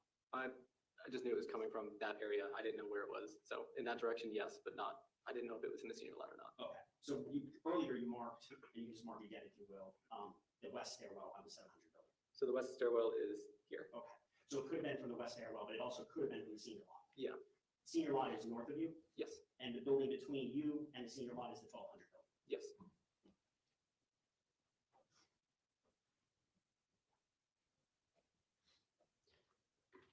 You mentioned on direct examination about that echoes in the hallway. It was kind of like a known thing. And if someone dropped a textbook, you would kind of hear the echoes. Is that yes? I'm sorry. Yes. Oh, sorry. Yes. So it was widely known that hallways weren't necessarily the best place to stand if you're trying to determine where sound came from or that. Yeah. I wish. They wouldn't be the best things, yes. Yeah, everyone's had an ice cream.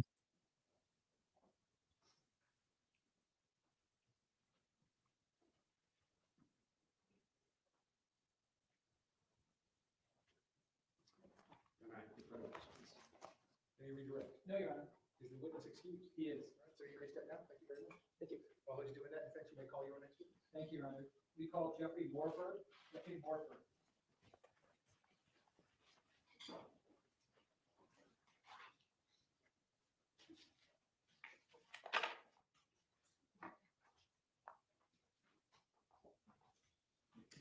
Your Honor. Well, I'm ready to see these off. Yeah.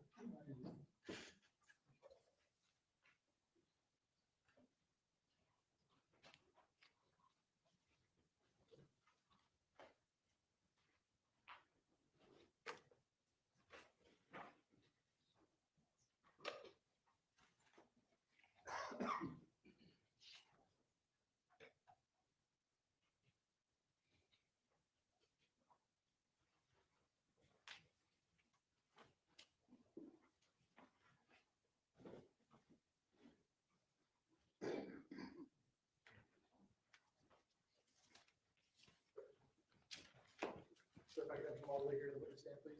Once you reach it, before you have a seat, you can just stop and look at me. You swear to tell the truth, whole truth, nothing but the truth. Please be seated. So once you're seated, if I could just get that chair all the way forward as far as it will go. Can you please state your full name and spell your full name? Jeffrey Morford, Jeffrey, Morford. Mr. Agos, your name. Thank you. Mr. Morford, are you currently working? No, sir, I'm retired. And what are you retired from? I was assistant principal at Stoneman. And how long were you in the school system? I was in Broward schools 21 years, I believe, overall 33 years in public school. And did you ever work for Marjory Stoneman Douglas? For 6 years. 6 years?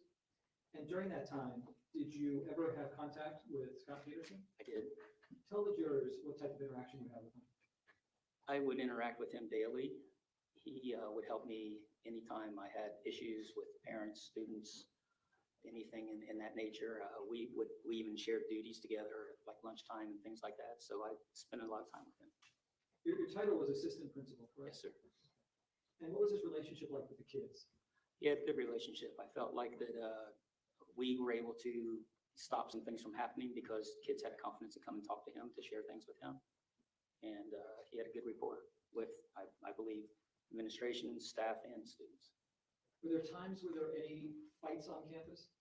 We had a few. And did you ever see Scot Peterson get involved and try to stop those fights? He would always jump in and help, always. Were there times he would do that even without backup? Correct. Did you ever see any acts at all that would lead you to believe he was a coward in any way? No, Objections to any? No, that's over. You already answered the question. Go ahead, sir. Ask your next question. Sorry. And if there were arrests that needed to be made at school, would you call upon Scott to investigate and make those arrests if necessary? Correct. On the day in question, do you recall the fire alarm going off? I do. And tell us what happened. I remember I was in my office. Where was that? I was in the 100 building. Okay. And I went to Deputy Peterson's office. The fire alarm was in there and someone was already in there working with it. So I remember I came back to my office and eventually I went outside to start, helping with getting kids, with the fire alarm. When you went into his office, was he in his office at that point? I don't recall that. I don't recall that. Okay. And then what happened next? What did you do? Then I eventually went out to the hallway and started, getting kids. My area to take care of was right there by the main 100 building in the auditorium. So I went that way. I eventually ended up down toward the auditorium area, headed toward the 1200 building. I didn't get near that far down, but in that direction. And I eventually ran into Office Monitor Stobley, who informed me what was going on. And so I headed back to try to start, because kids were all coming down for the fire, thinking it was a fire drill. And so we were trying to get them in the auditorium and get them back up the stairs back to the classrooms. Were you equipped with a school radio? Yes, sir. Do you know approximately how many people had a school radio? A lot. A lot. I mean, not just administrators, No. people like custodians. Right? Correct. All campus monitors, custodians, even some department heads. So there was a lot of radios on campus. Okay. Do you always hear every transmission over the school radio? No. Tell the jurors how come you don't always hear every single transmission that's made over a school radio. People can walk on top of each other. These weren't like real high-tech radios. So for instance, maybe if I was talking and someone pushed a button, they wouldn't even have to be talking. They could just push the button and it would cancel out, what I was saying. It's just a lot of different things could keep them from being where you hear everything. Did you ever miss any transmissions during your 6 years, for example, at that school when you had divided attention? Like you're talking to someone, or you're researching on your computer, anything like Most that? definitely, especially if I would have someone in my office, if I had a parent or a student, I would a lot of times turn my radio down. I would, not off, but down, and so you could definitely miss things. What is a code red? Immediate danger, lockdown, you need to get to safety. When someone orders a code red, whose benefit are they doing it for? Staff, students, And what are teachers instructed to do when a code red is ordered? they're to secure their room and secure the kids in the room. That's if they can get into their room. Correct. So let's talk about when there's a fire alarm going off. Are teachers supposed to bring their keys outside of their classrooms? They should, yes, they should secure their classroom when they're leaving for the fire drill. They should take their appropriate things with them and secure their door, and then be able to let the kids back in when they're finished. Did there come a time where you heard someone order a code red on February 14, 2018? Yes, I heard Deputy Peterson call code red. And are you familiar with his voice? I spoke with him daily. How often, just so that they're clear? In the 6 years you were there, would you speak to him every day? Daily. So there are times when you speak to him more than once a day? Most definitely. You recognize his voice? Most definitely. When you heard him order code red, was there any doubt in your mind he's the one who did so? No doubt in my mind. Now, as a result of him ordering a code red, did you do anything over the radio? That's where and I apologize. Some of my dealing with all this, I've had some issues, and memory's been one of them, but I don't specifically remembering calling code red, but I know another assistant principal in his statement said he heard me call code red. So I don't, in the chaos of what happening, I don't remember it myself, but another person did in his statement say that he heard me call But if you did order that code red, would it have been because my client ordered the code red? 100%, because I heard it from him first. Was there a time that you went to the video room to review surveillance video? Correct. After, like I said, I met Coach Stobley and we were going back, and Deputy Peterson got on the radio and asked me to go to the camera room to try to locate what was going on. Do you remember him telling you specifically to go to the camera room to try to locate the shooters? Correct. And would you have gone to the video room had he not told you that? No, I probably would not have thought of that. I would just been trying to get kids in to safety. And who did you go to the video room with? Mr. Greenleaf, our security specialist. And between you and him, who knows how to operate the equipment in the video room? He does. I did not know how to operate it. And while he was on the equipment, what were you doing? I was on the radio. I was sitting beside him. He was like in an area like this where the computer screen was, and I was sitting like beside him.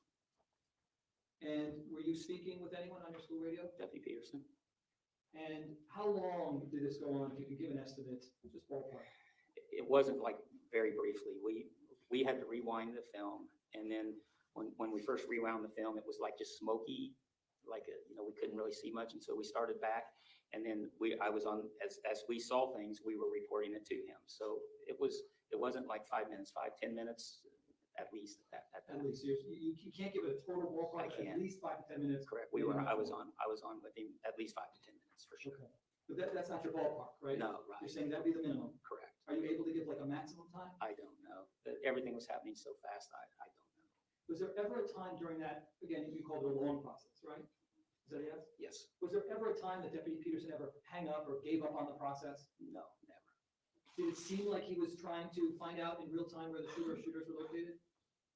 Yes. That was your purpose with him? Correct. Did my client have any control over the video and where it was being rewound to? No.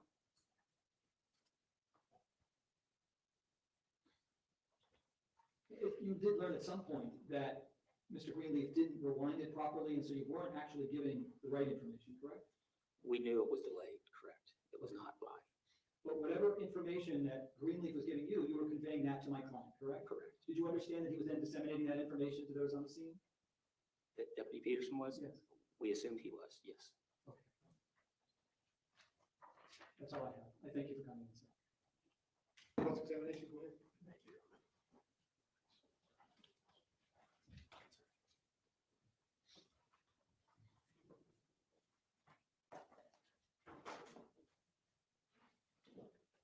Well, Ms. Morford, how are you doing?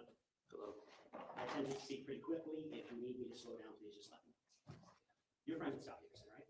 Yes, I am. You still socialize with him? No.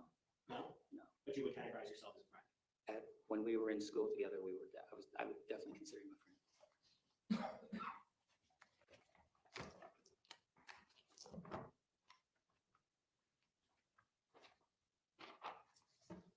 Now, Deputy Peterson, your testimony has ordered or told you to go to the camera, correct? Correct. And you're with Kelvin Greenleaf? I wasn't with him at the time. I headed there, and I don't recall exactly where I ran into Kelvin, but somewhere we ran into each other, and we went into the main building.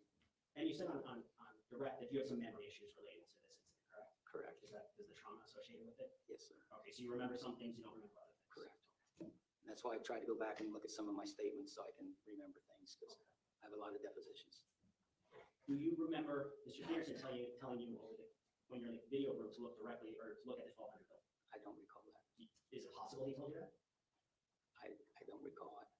Again, Mr. Greenleaf was the one that went in and got on the camera and got it going. I was there watching. You were there watching and relaying the information. Correct.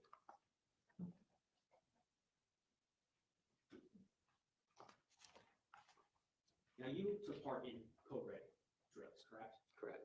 The classes taught by a school board employee, Correct. and Mr. Peterson was part of that?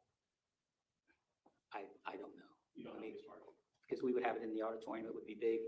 Sometimes because of things we'd have going on, as an administrator, I would be in and out of the meetings. I couldn't maybe sit there the whole time. So I honestly couldn't tell who was there, who wasn't there. Typically with these meetings, though, the SRO, the head of the security on campus, would be there, right? You don't know? I don't know that.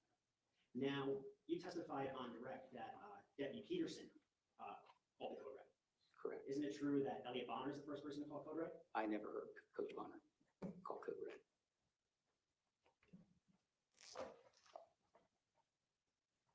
And today, you're stating that it was definitely Deputy Peterson that called the code red. Correct. That's my notes here.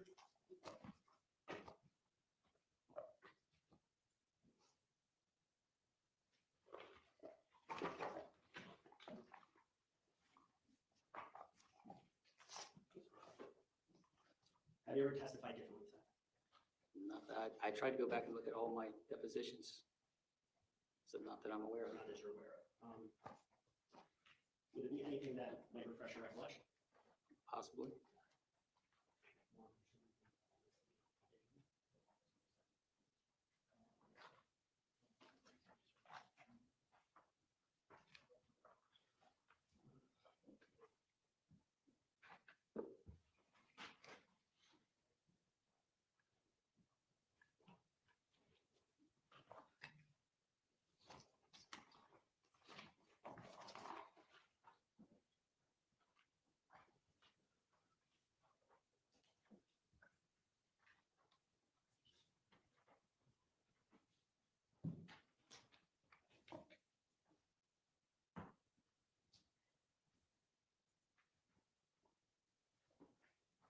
You remember giving a sworn statement on August 22nd of 2018 to Detective Bonasaro?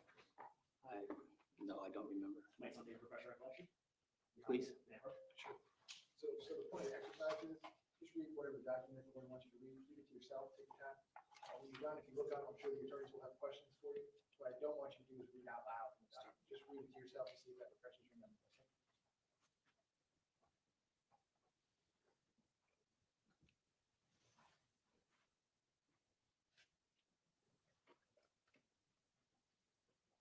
How am I supposed to do it?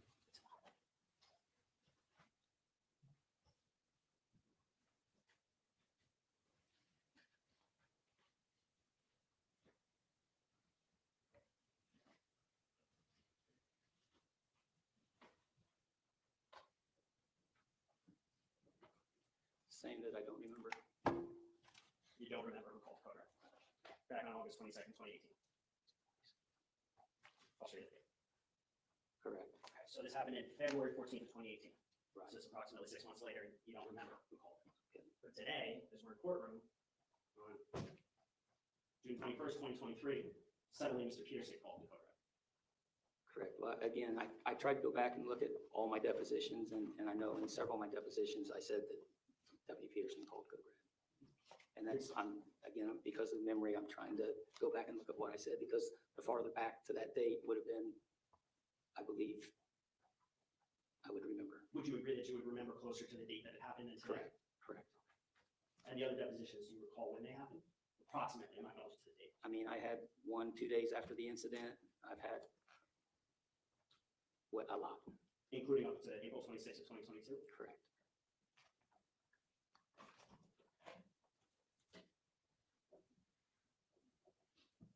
Now, you also called it code red, correct? I don't remember, but another assistant principal said he heard me call it.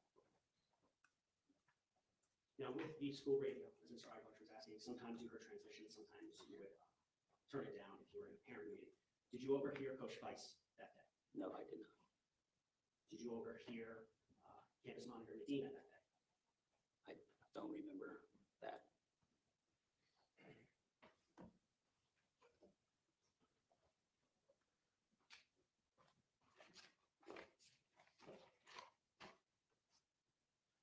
Now, you stated under direct that the fire alarm was in Mr. Peterson's office. What does that mean?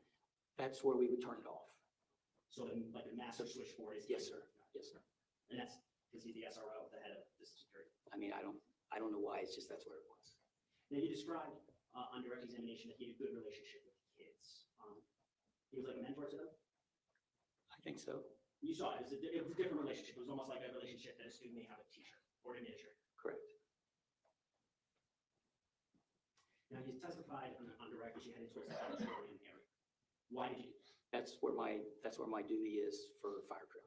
Now, as you headed towards the auditorium area, from the one that's heading north, kind of towards the 1200. Correct.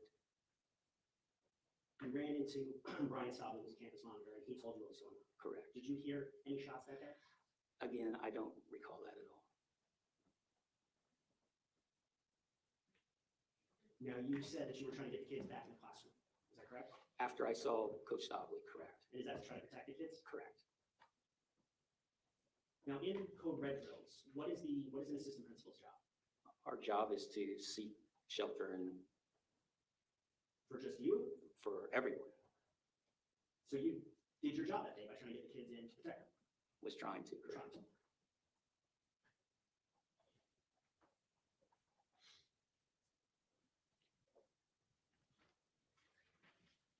Now, on direct examination, the question was asked about Mr. Green making a video, and that Mr. Green incorrectly did a video. That's not what happened, though, right? I don't know what you mean by incorrect. That was the word, that was the question that was asked. They tell me Green doing incorrect. Okay, no, I'm saying that it wasn't live. We had to rewind it.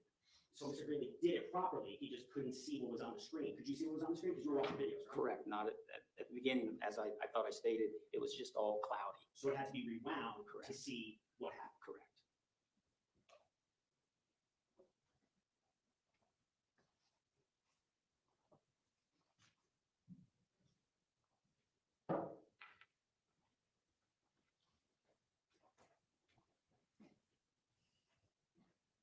Do you recall telling Mr. Peterson that the video may be delayed? I don't recall that.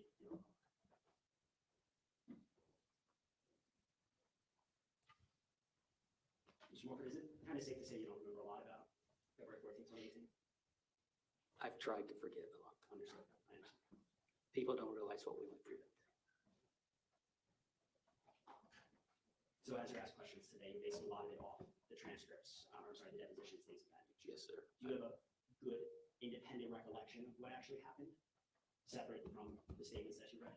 I'm not sure I understand your If question. you think about February 14th, 2018, can you remember in your brain and mind what happened? Or is it just based upon what you're reading, the sworn statements you previously gave? I think it's a combination of both.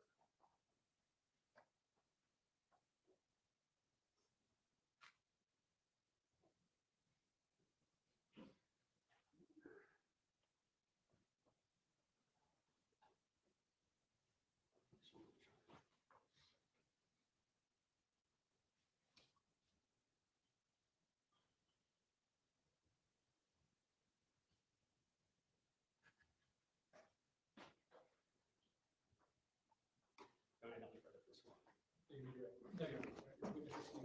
That's where you make that down. Thank you very much. While he's doing that, ladies and gentlemen, real quick restroom break, same admonition as always.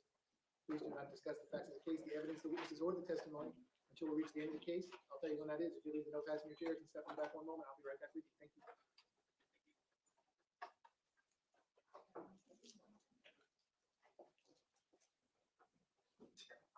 Da, da, da, da, da. It's interesting you're all saying codes and stuff. For me, code red would have been what I would have used. Jury, real quick 5-minute restroom break. We'll be in recess for 5 minutes. Because code red to me is emergency. So I would have used code red as well. For me, that makes perfect sense that I use code red. Because that's the main danger point. But yeah, today's been a nice quiet day. It's been a quite chill day today, in terms of everything. Chat's been going well. Thank you guys for contributing so much. But yeah, I've been trying to do a million things today. Um, I don't think it's gonna be that much left on this trial now. They said another week last week, but I don't know. The way they're going through witnesses, I don't think there could be that many left. And I need to keep an eye on as well. I've been doing my best to clean up my chat behavior. Have you? Or is it because no one's authorizing it? No, I figured it out. Oh, hang on, ad. Let's see if we got an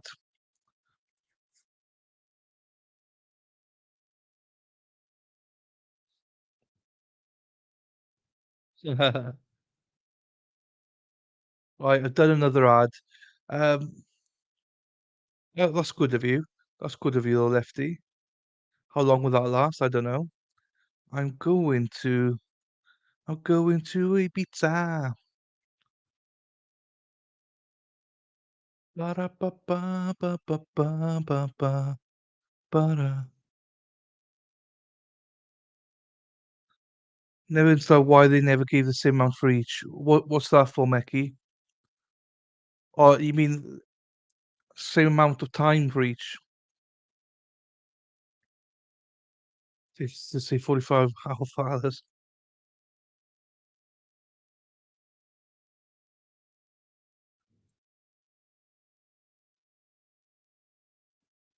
Oh.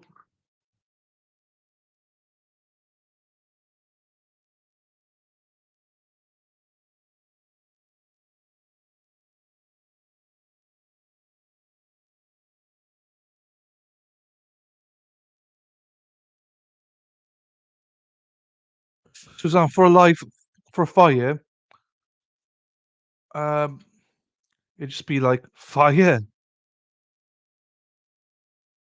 You'd know there's a fire, so we wouldn't use code red for a fire. Code red is, for me, the most serious thing they can have.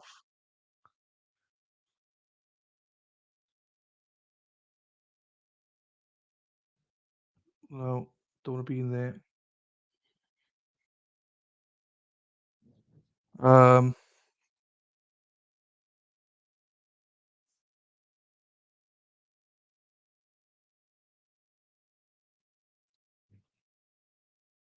oh, what am I called? Lost his walkie because he called Cole Brown for the.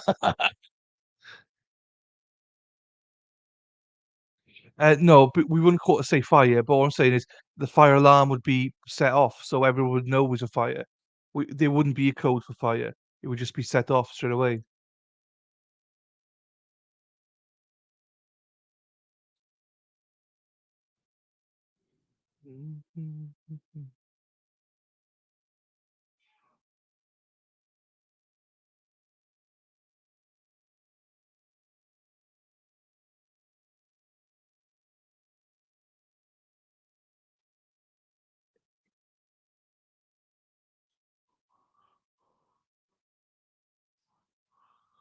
Okay. I was just trying to join the Holland offer trial to see if they were doing something this afternoon, but they wouldn't let me.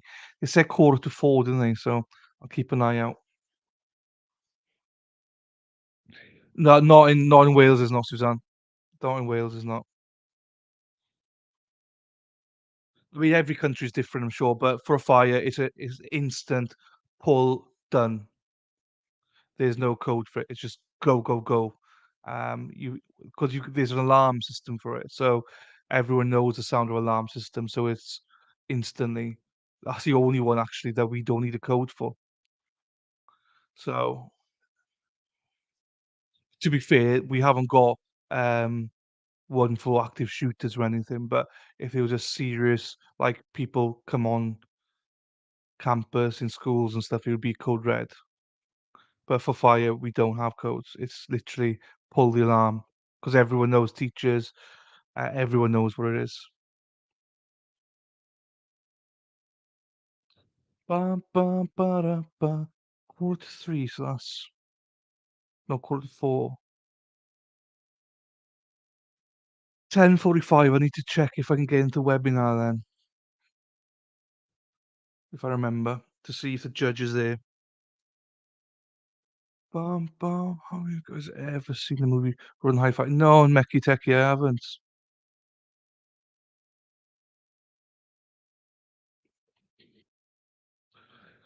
I am not Mecky.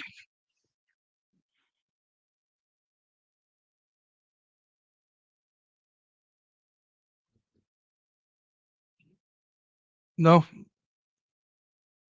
Genuinely, it's because there's so many alarms systems around in our schools, um, you just pull it. There's so many. We got so many in every room. So in any room, if there's if it's a fire, no one knows about it, then it automatically goes off.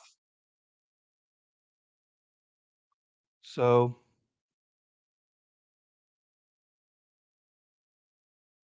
okay, no, I don't know that one then. So yeah, our alarm systems work that if there's a fire, no one's there, it goes off automatically. Um, but if they're on room temperature and stuff like that, or yeah, everyone, there's so many in the corridor, so many, there's one in every room. Um, so you just pull it. Because if you know there's a fire, you just pull it. We're all trained just to pull it.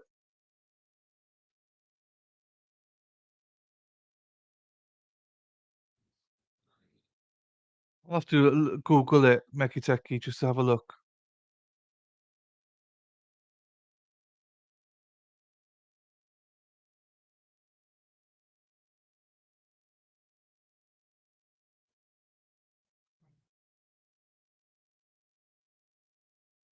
Yeah, I can't say about what codes they use in hospitals, but I guarantee you it'll be different. Those I've never worked in, so I can't tell you. But I've been a student and I've worked in universities, in schools, and everything, and it's the same thing in Wales anyway.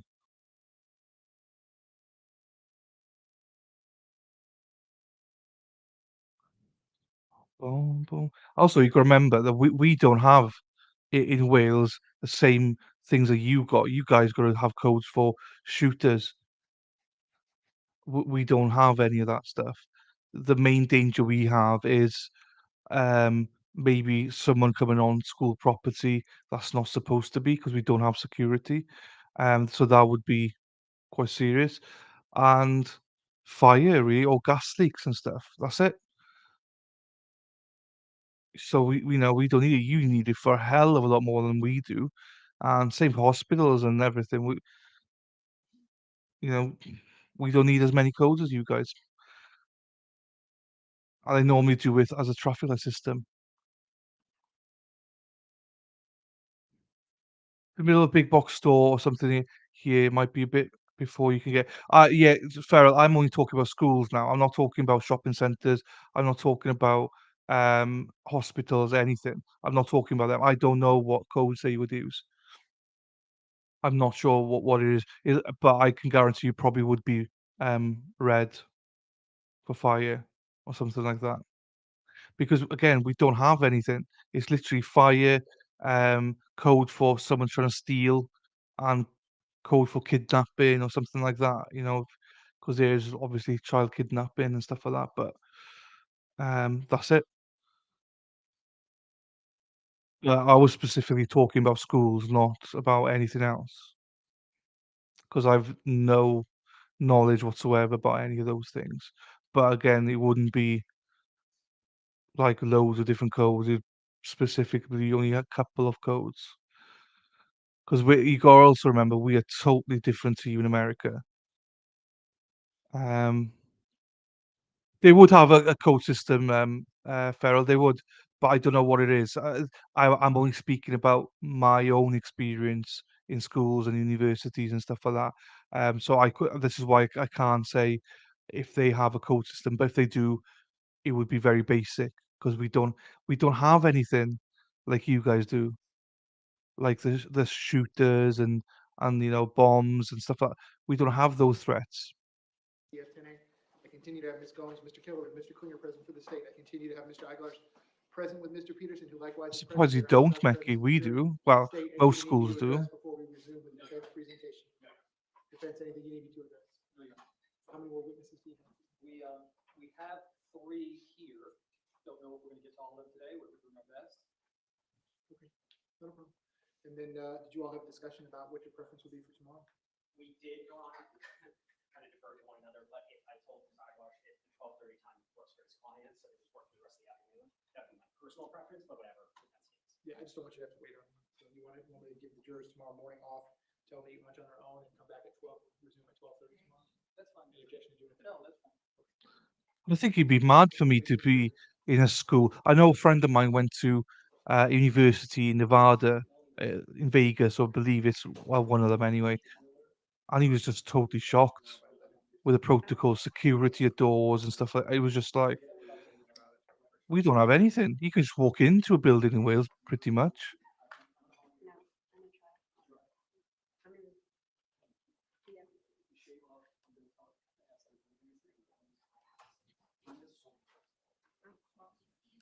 It's actually quite shocking, actually, how bad our schools are.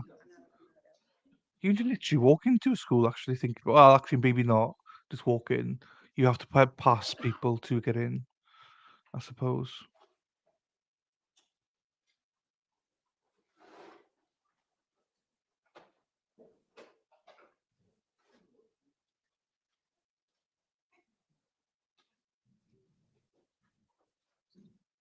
I think if I was coming out to America or Canada, I'd be shocked with your systems and how you guys work out there. Because I can imagine it's like 10 times more elaborative than what we've got here.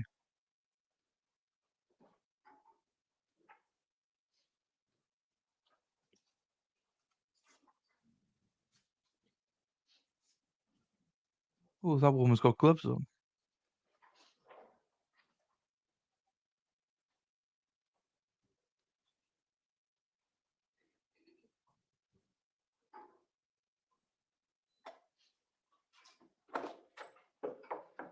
Jurors entering.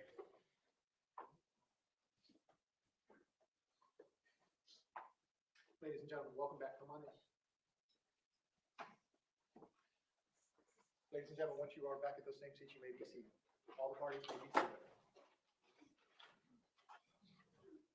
Ladies and gentlemen, those of you using the notepads, I will give you a moment to get the notepads back out.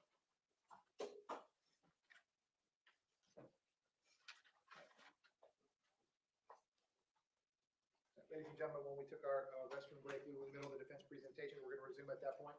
Defense, when you are ready, you may call your next witness. Thank you, Your Honor. The defense next calls Melanie Weber. Melanie Weber, please.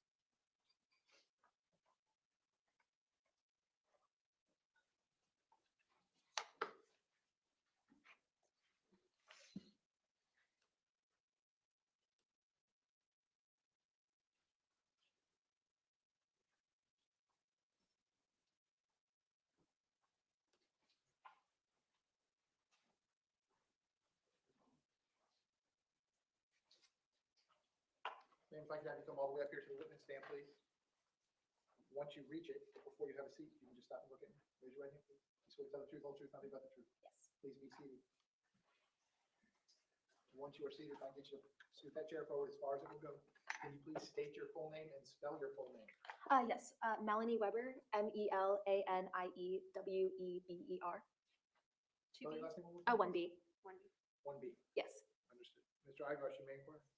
Do you prefer that I call you Melanie or Miss Weber? Melanie is fine. Okay, Melanie. Do you work? Are you in school? I just graduated from Florida State. Congratulations. Thank you. And what was your major? Biology. And what are you studying to become? I just applied to med school. Yeah. And did you ever attend Marjory Stoneman Douglas High School? Yes. Back on February 14, 2018, day of the shooting, what class were you in? I was in Miss Hertzfeld's drama class, Okay, what building is that in? the 700 building. Let me show you a photograph of a portion of the 700 building and ask if you can identify where your class was. I can't reach it. It's like that door right there. Or no, this one. Okay, so it's to the, I guess, to the closest to you, next to the tree, correct? Oh, yeah. that's Would it true. be right the other side of this pole? Is Yes, that another way to yes, say it? that's the door. Okay. That's on the first floor, correct? Yes. And what kind of class was Miss Hertzfield? It was a drama class. And were you one of the ones participating in that musical they have going there? Yes. And then what happens next? So we were rehearsing for our spring show, and then the fire alarm went off. And so me and a bunch of my friends in the drama room responded to it like we would any other fire alarm, and we walked outside in response to it going off. And if you can show us on that same photograph what your path was. Yeah, so we walked out the door and started crossing this patch of grass kind of diagonally over to the parking lot where we usually gather for fire drills. Show the jurors where the 1200 building is. Right here. Okay. So is your classroom facing the 1200 building? Yes. Are you right across from the 1200 building? Yes. And what happens next as you're walking? As we were walking, I want to say we were right in the middle of this grass patch. That's when we heard the gunshots. Okay. And how many did you hear? Around 7. Did you recognize them as gunshots right away? No. What did you think that they were? At first, I thought that they were firecrackers or some kind of explosive. And what did you do in response? We immediately turned around and ran back into our classroom. And how were you feeling in that moment? Scared. And when you heard the shots, as you indicated, between the 12 and the 700 building where you identified, where did you think they were coming from? Since it was so loud and the sound was echoing and reverberating off of all the buildings, I initially thought that they were coming from the soccer field. Okay. Let me show you what is marked as Defense Exhibit F. Can you show the jurors if this is the 1200 building and this is the 700 building? Yes. Where would the soccer field be? Over there. Okay. Is the soccer field also used as a football field? Yes. Okay. Now, that area is very, very west of the 1200 building, correct? Yeah. Is that a yes? Yeah. That noise Yes. you can't take. Sorry, yes. And did you ever think that the shots then were contained inside a particular building? No. Did you ever think that those shots were coming from the 1200 building? No. And did you ever see my client on the scene? I believe I did. Okay. And do you remember anything about seeing him there? Yes, and I don't know if my memory is 100% accurate, but I remember when I walked out into the patch of grass in between the freshman building and the 700 building, I saw him kind of on the side of the freshman building facing the parking lot. I believe there might have been a golf cart that he was getting out of, and it seemed like he was, I don't know, running towards it or something like that. All right. Anything else that you recall? I feel like I remember him, I don't know, maybe hit a gun or reach for it or something like that. Okay. I don't know. My memory isn't. It was 5 years ago. So you believe you might have seen him reaching for the gun, but you're not sure. Yeah. Okay. And you had mentioned the word echo or echoey. Is that what you said? Yes. Okay. Tell us what you mean by that. I don't know, just echoing. Had you experienced that before the shooting ever, where you hear a loud sound in that area and you're not sure where the sound is coming from? No, I don't think so. Okay. So, but on the day in question, you described it as echoey, correct? Yes. And can you describe the configuration of the buildings which might cause that? All of the buildings at Stoneman Douglas are kind of, Stoneman Douglas, even though it's made up of multiple buildings, it is just kind of like a big square. So there are a lot of courtyards and a lot of, I don't know, walls that sounds could just bounce off of, because especially in the patch of grass where I was right in between 2 buildings and there are more buildings over here. So it's just, I don't know, an area where the noise can bounce off. Got it. I thank you very much and good luck with this. Yeah, thank you. Cross-examination, go ahead. Thank you, Your Honor. I'm good. How are you? Not too bad. I tend to speak pretty quickly. If you need me to slow down, just let me know. Okay. I'm going to show you. It's all good, Farrell. They think they're funny. They're the wine mums, but I thought I blocked them all, but obviously not.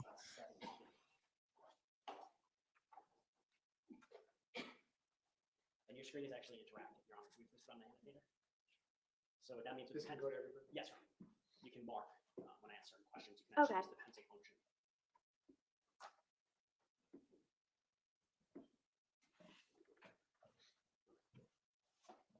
So I know that Mr. Eigler showed you a picture of where your classroom was. Looking from the aerial, do you recognize where the 700 building is? Yeah, can I draw it? Yeah, please. Okay, is it Next. this one right here? Ooh, Okay. that right there? Now, approximately, looking from the aerial view, where would you say your classroom was? Right here. And when you came out of the classroom, if you could just maybe change colors, whatever color you want, see on the bottom. what was the track? Like, where did you go? Okay, is this sidewalk in the middle new? Because, okay, just because I'm kind of confused by the image, because I just remember this Do all you being remember- let me grass. see this then. Do you ever remember the 1200 building? Yes. Okay, do you see the 1200 building? Yes, okay. So looking at, well, let me show you.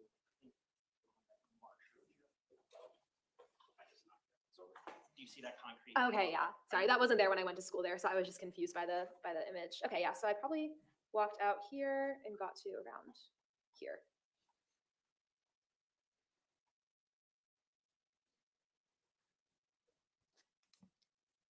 So you got to about there. Where, and if you could mark just with an X, approximately where was Mr. Peterson when you saw him? I want to say around here. Did you see him on the concrete area there? I can't remember if he was on the concrete or on the grass, but I definitely remember him being in this general vicinity. Okay. Going back to the concrete, you said it wasn't there when you were at NSD. Are you sure about that? Do you remember that? I don't know. It was 5 years ago. I mean, this sidewalk was definitely here, but this concrete cutting through the grass here, I don't know if I remember that. Okay, but he could possibly have been. It's possible it could have been. I'm asking, is it possible? Possible that I saw him. No, I'm just asking about the concrete, just the walkway. It's possible. Yeah, I just don't 100% remember. Because you said earlier on direct examination from Mr. Argosh, your memory's not exactly 100%. It happened a long time ago, correct? Yeah. Okay. So when you come out, you're following the line up there, and that's when you heard the noise. They were very, very loud. I never heard gunshots before, so That was my next question. yeah, it was very loud. At first, I thought that something was exploding. As soon as you heard those shots, did you immediately turn around and run back to Ms. Hertzfeld's house?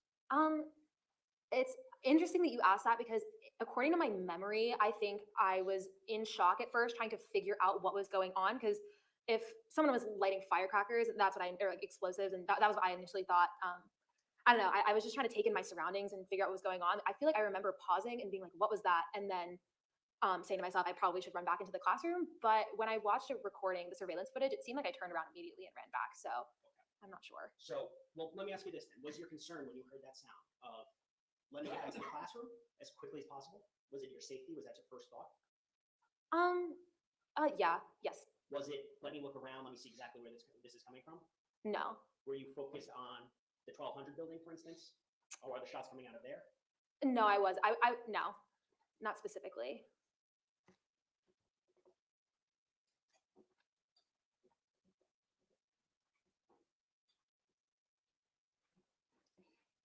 Now, at some point in time, did you see another person standing next to Mr. Peterson? Do you remember that? Yes, I did see another Do you person. remember his name?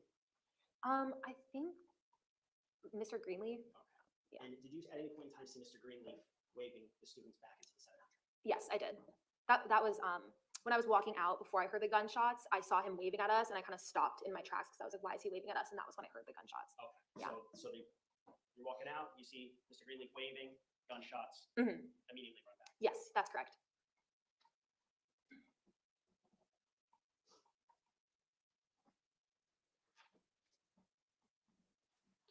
And you said you heard, what you remember to be 7 shots?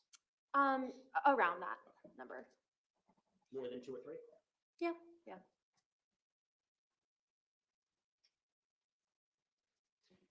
When you turned around to run back to the 700, did other students join you and also running back in that direction? Yes. And that's running away from the 1200 building?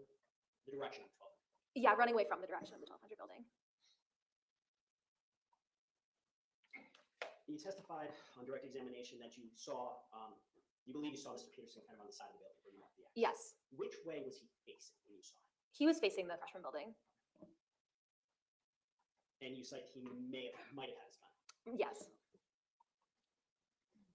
Did that cause any alarm in your brain? I honestly don't know. Because I think I saw Mr. Greenleaf waving before I noticed, yeah, before I noticed that. So was your attention on Mr. Greenleaf, but then Yes.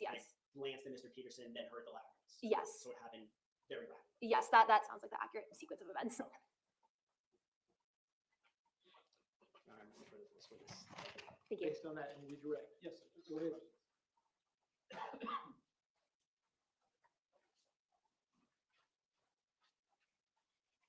Just a few questions.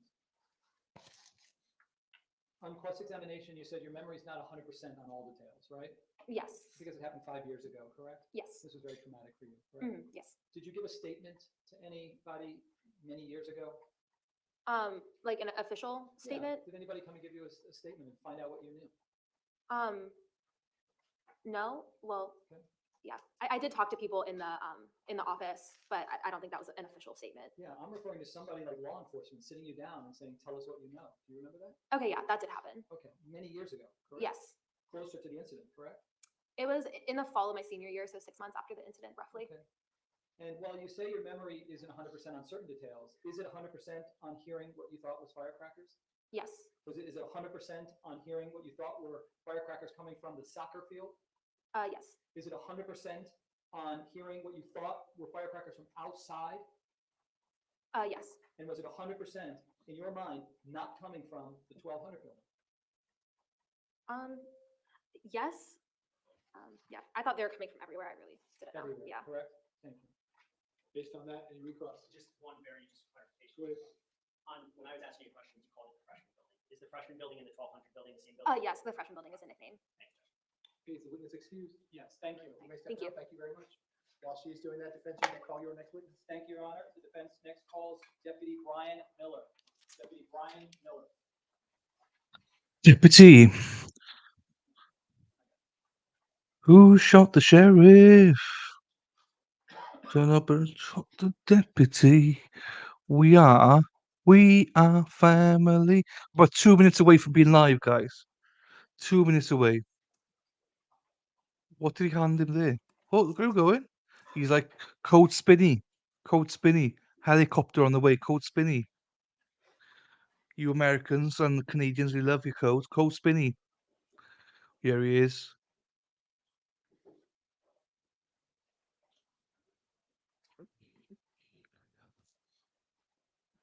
Sir, if I could have you come all the way up here to the witness stand, please. Once you reach it, but before you. Farrell, is this lefty? Is this lefty? Raise your right. You swear to tell the truth, whole truth, nothing but the truth. Seen that video? No? So once you are seated, if I can get you to scoot that chair all the way forward as far as it will go. Yes, sir. You can please state your full name and spell your full name. Brian Miller, Brian. Good afternoon, Mr. Miller. How are you employed? I'm sorry, sir. How are you employed, sir? I'm a sergeant with the Broward Sheriff's Office. Okay.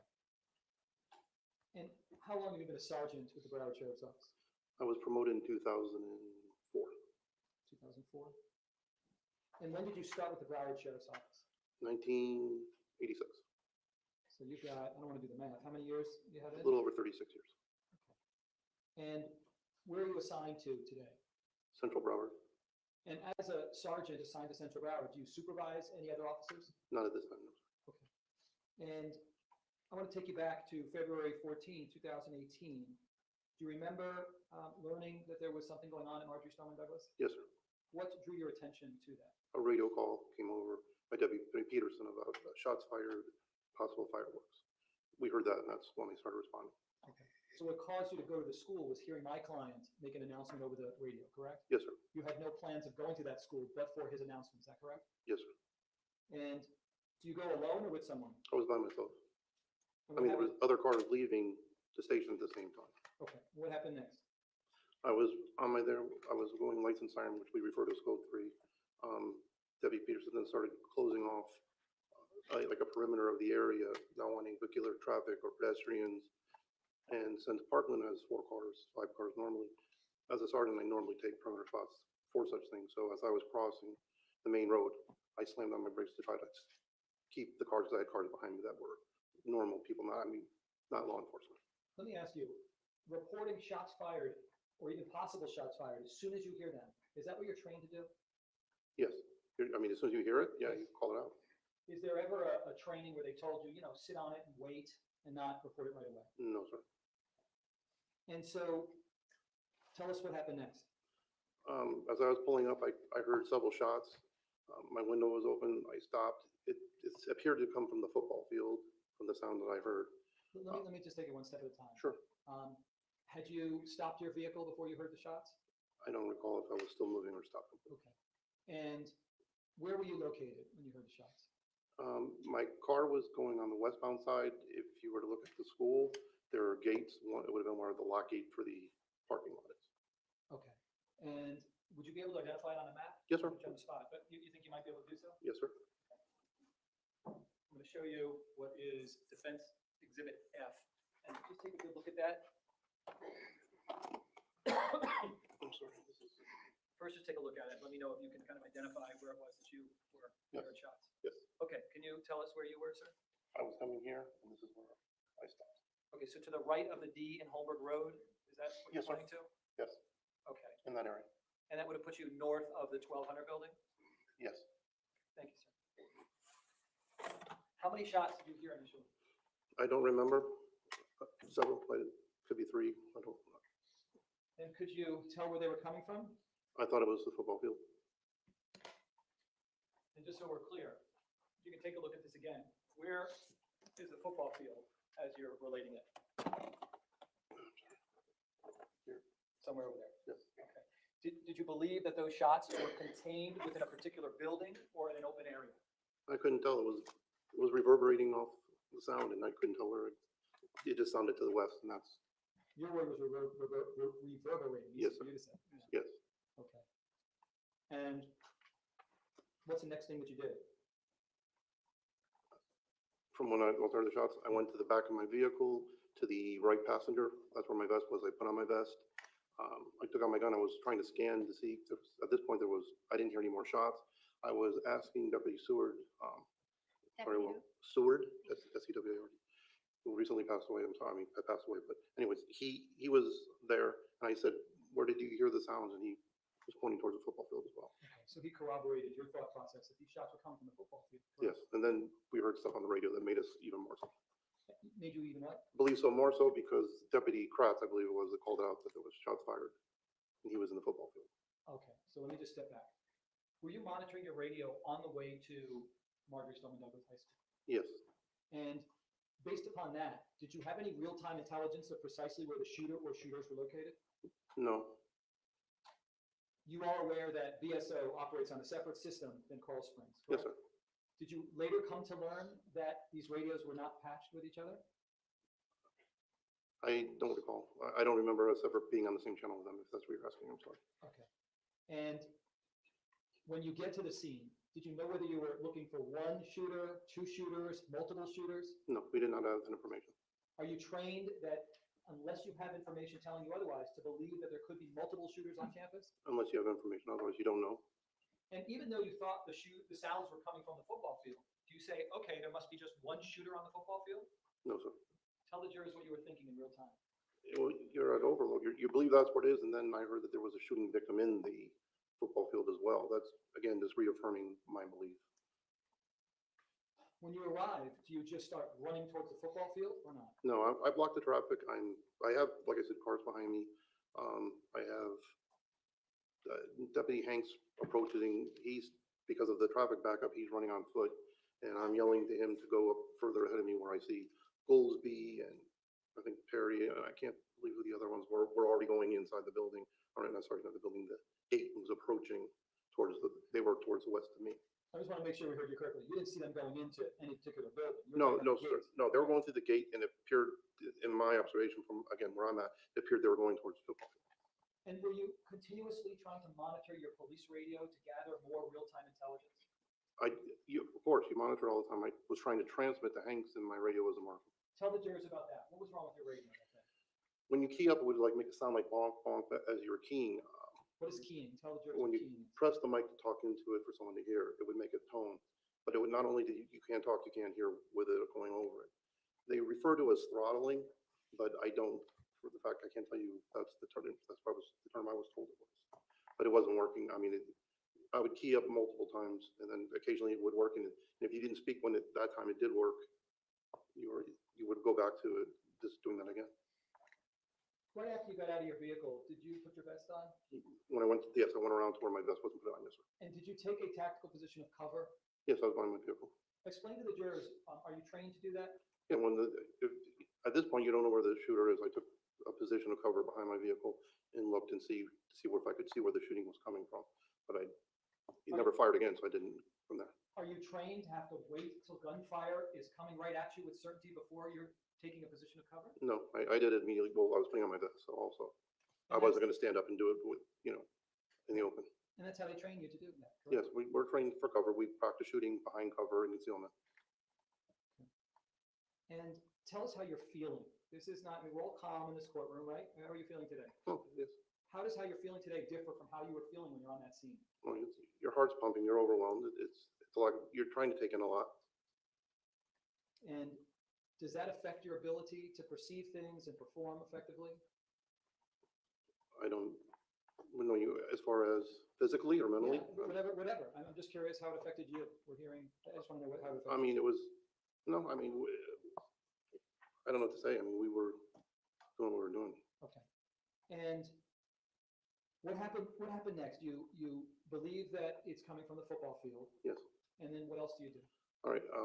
I tried to speak to Hanks. I told Seward, see if he could get on the radio. I didn't know if it was my radio failing individually to see if he could get more units to the block where we were at. So we were, I was calling for a helicopter. I was calling for K9.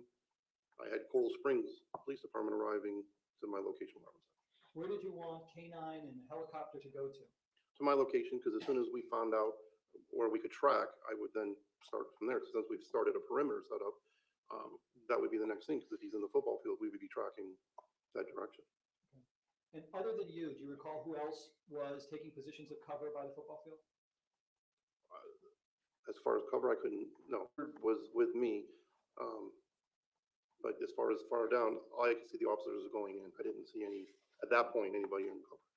Did there come a time when you were on scene that you learned that Coral Springs Police Department was getting different information than BSO? Yeah, I found that out later, not during it, no. They came up and asked me about cutting a gate, About what? cutting a gate, a lock on a gate, I'm sorry. And what happened next? What is the next thing that you did? I tell them that where my guys are going in, so we don't have an issue. And I said, there's a gap between the buildings in front of the gate they were cutting.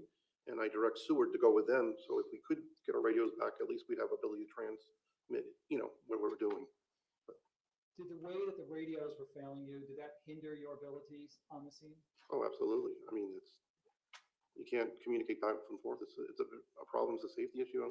You can't warn anybody where you're at. And, it became real difficult. It was very frustrating. Did you ever have problems with the radio prior to that day?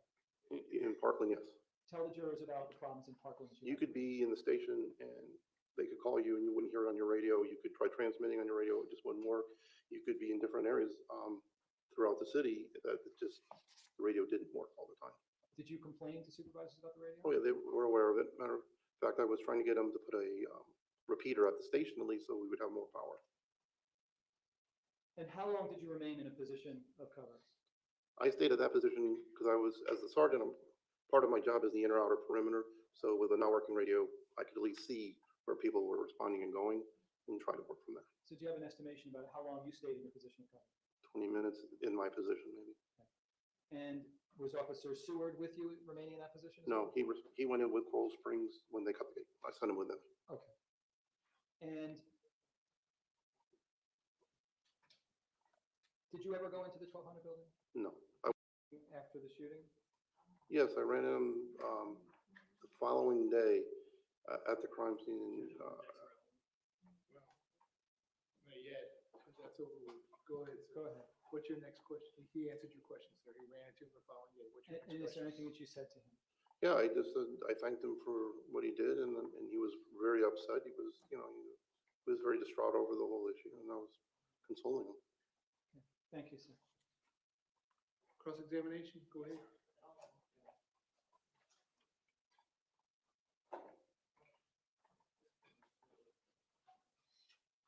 Good afternoon, Sergeant. How are you, sir? I speak quickly. If you need me to slow down, just let me know. Yes, sir.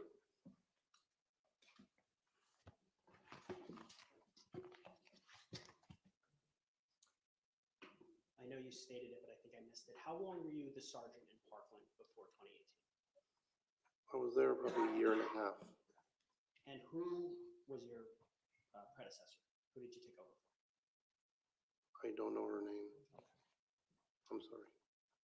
Whoever that sergeant was, did they gave you a book about active shootings in No, Lieutenant DeVita gave me a book. Lieutenant DeVita did, okay. And in that book was kind of like a plan of action if there was an active shooting in Park. It had the policies, it had photographs, and and then on some sheets had the main intersections. With that information, you actually met with Mr. Peterson at MSD to go over that information with him. Yes, that I had received the book. I was told as a new supervisor, I went to every school and to meet with the SRO. So you actually met with Mr. Peterson at Marjory Stoneman Douglas, Yes, and you walked the grounds with him. yes, he was showing me around. And the purpose of that conversation was to discuss if, worst case scenario, an active shooting occurs, this is the plan. It was basically to familiarize me with the school, but to be honest with you, like, if there was an incident there, he says the best place for like the command post is actually where we put the command post of the shooting. He says this is where it should go. I mean, he showed me things, but the school is so big. I mean, to be honest with you, it was hard to remember the buildings as it was. But Mr. Peterson actually gave input into if, God forbid, an active shooting ever happens, this is what we should do. We didn't discuss what we should do as the active shooter. We had talked about an incident. I mean, we then talked about the operational location for the command place. And that input was actually given by Mr. Peterson about where the. He suggested it, yes.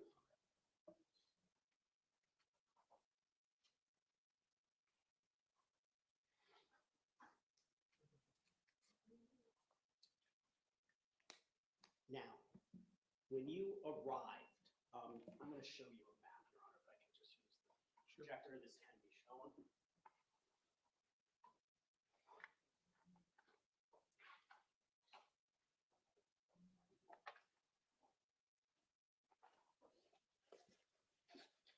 And Sergeant, that screen is actually interactive, so you can actually mark some of the things that we're about to talk about. Okay. Just zoom out. Let's see if I can erase what's already on it. Okay, so with the pencil function, you can actually utilize it. So when you got on campus, you testified under direct that you, not on campus, on the Holmberg, Yes. you slammed on your brakes. Yes. Where was that? Can you just mark that with an X? Do I hit the pencil first? No, you're good to go. You can just mark it. Okay.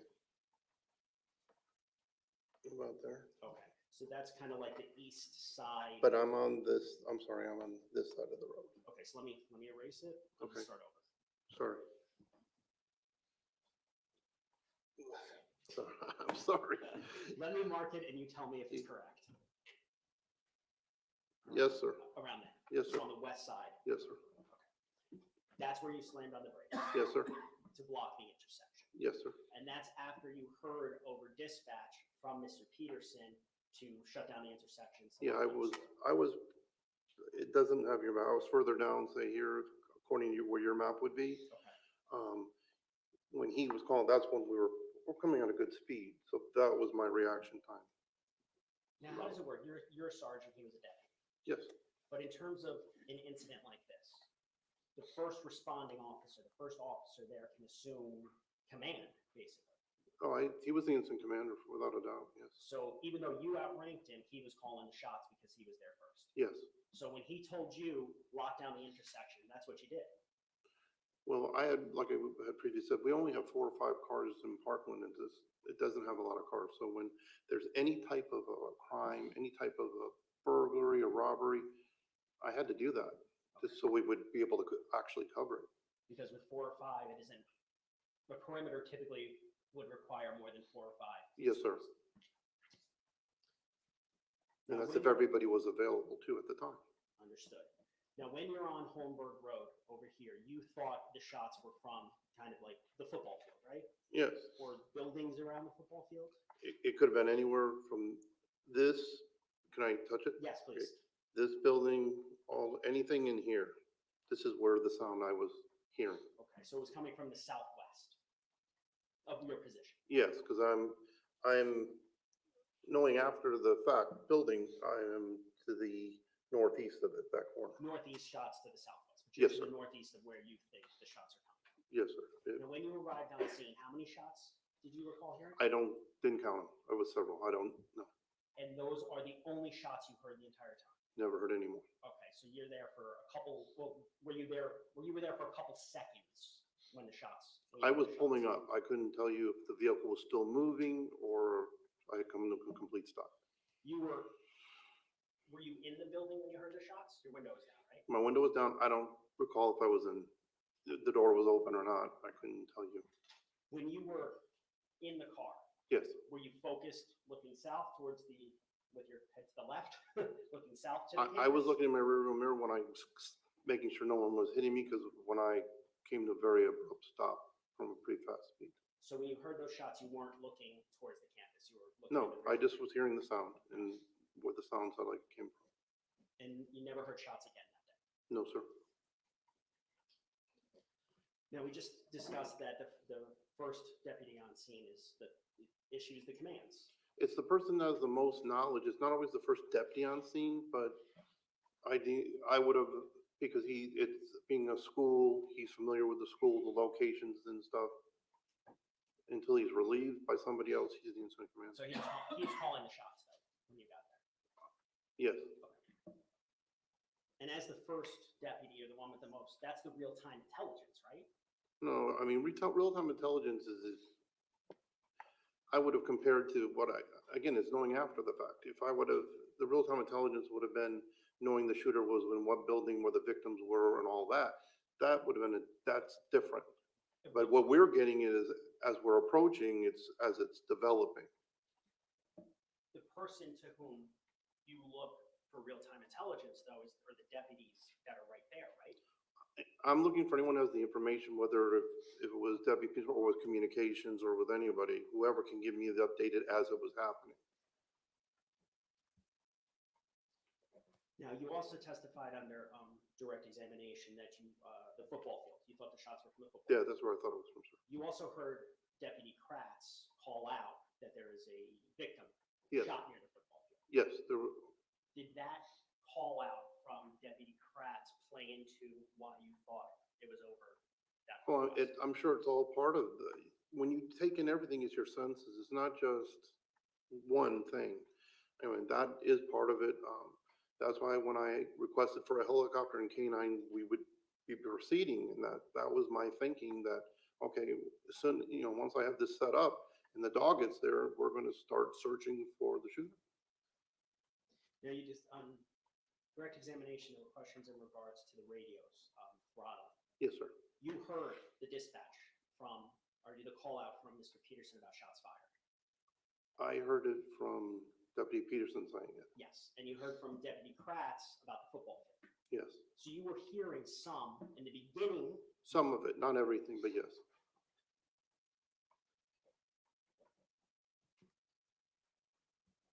Now, you testified that you saw Goolsby and Perry go inside the gate. Yes, they went through the gate and they were moving towards Can you the mark right. what gate you're talking about? Is that right if I do it like that? You can put it there, yes. Okay, so the other entrance, the entrance that's west to that, there's a gate that closes off. Right, and they were headed that kind of direction. Got it. And you actually could see them from where you were. Yes, I could see them going. And Deputy Seward is with you for when you first get there, correct? He's with me until Coral Springs goes into the other direction. So when Coral Springs is heading down towards the east side of the 1200 building, you send Seward With them. Can you just track their No, path? they went this way.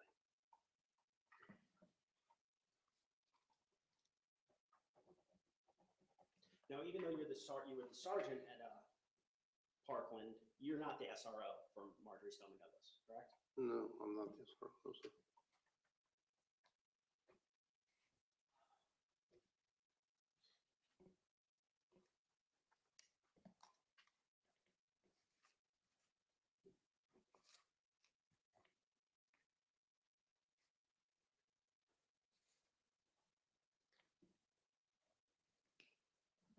Based upon the information from Mr. Peterson about locking down the intersection, did that play into why you stayed in that position for the period of time that you did?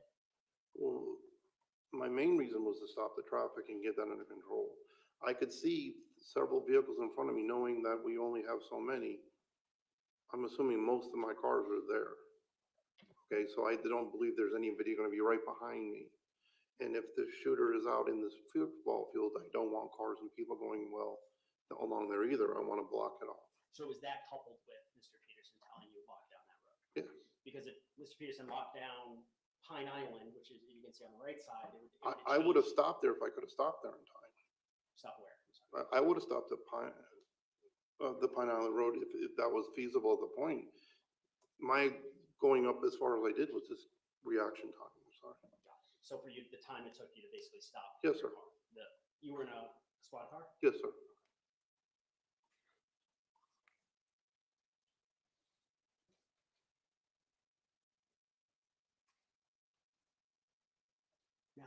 Hello, Lady Law. Hope you're well. I'm over Left, 100 yards. lefty's pouting. Very corner of the building, I would assume. He won't buy me a jersey because I wore a Dallas Cowboys jersey, so he's pouting now, Lady Law. Lovely to see you here. I wore a Dak Prescott one, and then he won't. He's like, "Oh shit, I won't ever send you money for a Minnesota Vikings one, you traitor." So I was like, okay, you see the poll. That's why I asked the question in the poll. Now, on direct I'm obviously joking, by the way. stated He's done a load for me, so shots were never fired again, so I didn't move. What did you mean? Well, if I kept hearing shots, you would move the direction, but I didn't hear any more. So are you trained that when shots are fired, you move towards the sound of shots? Yeah, you're supposed to when you can. And if shots have stopped, then you collect real-time intelligence or look for other stimuli to act upon. You're trying to determine where, if you can. I mean, again, it's just because you have to determine where, and like, I would be very cautious on coming from where I'm at because I would be so wide open on how I would approach that. So does that mean that if you're right near the building, if you're 10 feet away from the building, you would be in a better position to kind of go flush against the building as opposed to being 100 yards away? Lady Law, I'd even stop wearing the Cowboys jersey. I only bought it because it was 14 quid. And also, I am teasing Lefty. To be fair, he has given loads. You were said you were assigned a different task. What task was that? I went to set up the command post. And where on this did you set up the command post? There. I missed it. Can you? Oops, sorry, it went to a line, but at the end in the Pine Island Road. I changed it to green. Can you just mark with an X where the command post is set up? Okay, so actually on Pine Island Road. Yes. Okay, that's the command post where Mr. Peterson recommended if anything should go down. We talked to it be on that road over in that area, but I wasn't the one that deemed it to be there. Just so you know, I was signed to go there. You were assigned to go there. Yes, I did not deem that to be it. The then incident commander was Captain Jordan. Captain Jordan. Okay. It was £14. Also, I just love NFL stuff, so Based on that, you redirect. if I knew that you genuinely didn't like it, I wouldn't wear it, Lefty. Genuine. I bought it because I'm a fan of the NFL. That's all. Before you went to Before you went to the command post, I think you said earlier you were in a position of cover for about 15 to 20 minutes, correct? Yes, I was over in that area. And when my client locked down the school, did you think that was a prudent action? Yes, that's Objections. Yeah, that's his thing. Based on your training, do you believe that that was consistent with how you've been trained? yes, during an active shooter that locked down the school. Yes. Tell the jurors why in this particular circumstance that would have been something consistent with your training. You don't want any movement to go through the school. I mean, you want to secure the children or the people in the location where they're at. So if the shooter is out and about, it's less chance of getting more victims or targets. And while my client was the incident commander at first, I think you mentioned just briefly to the prosecutor that is it Captain Jordan that took over? Yes, and then there was another one after that.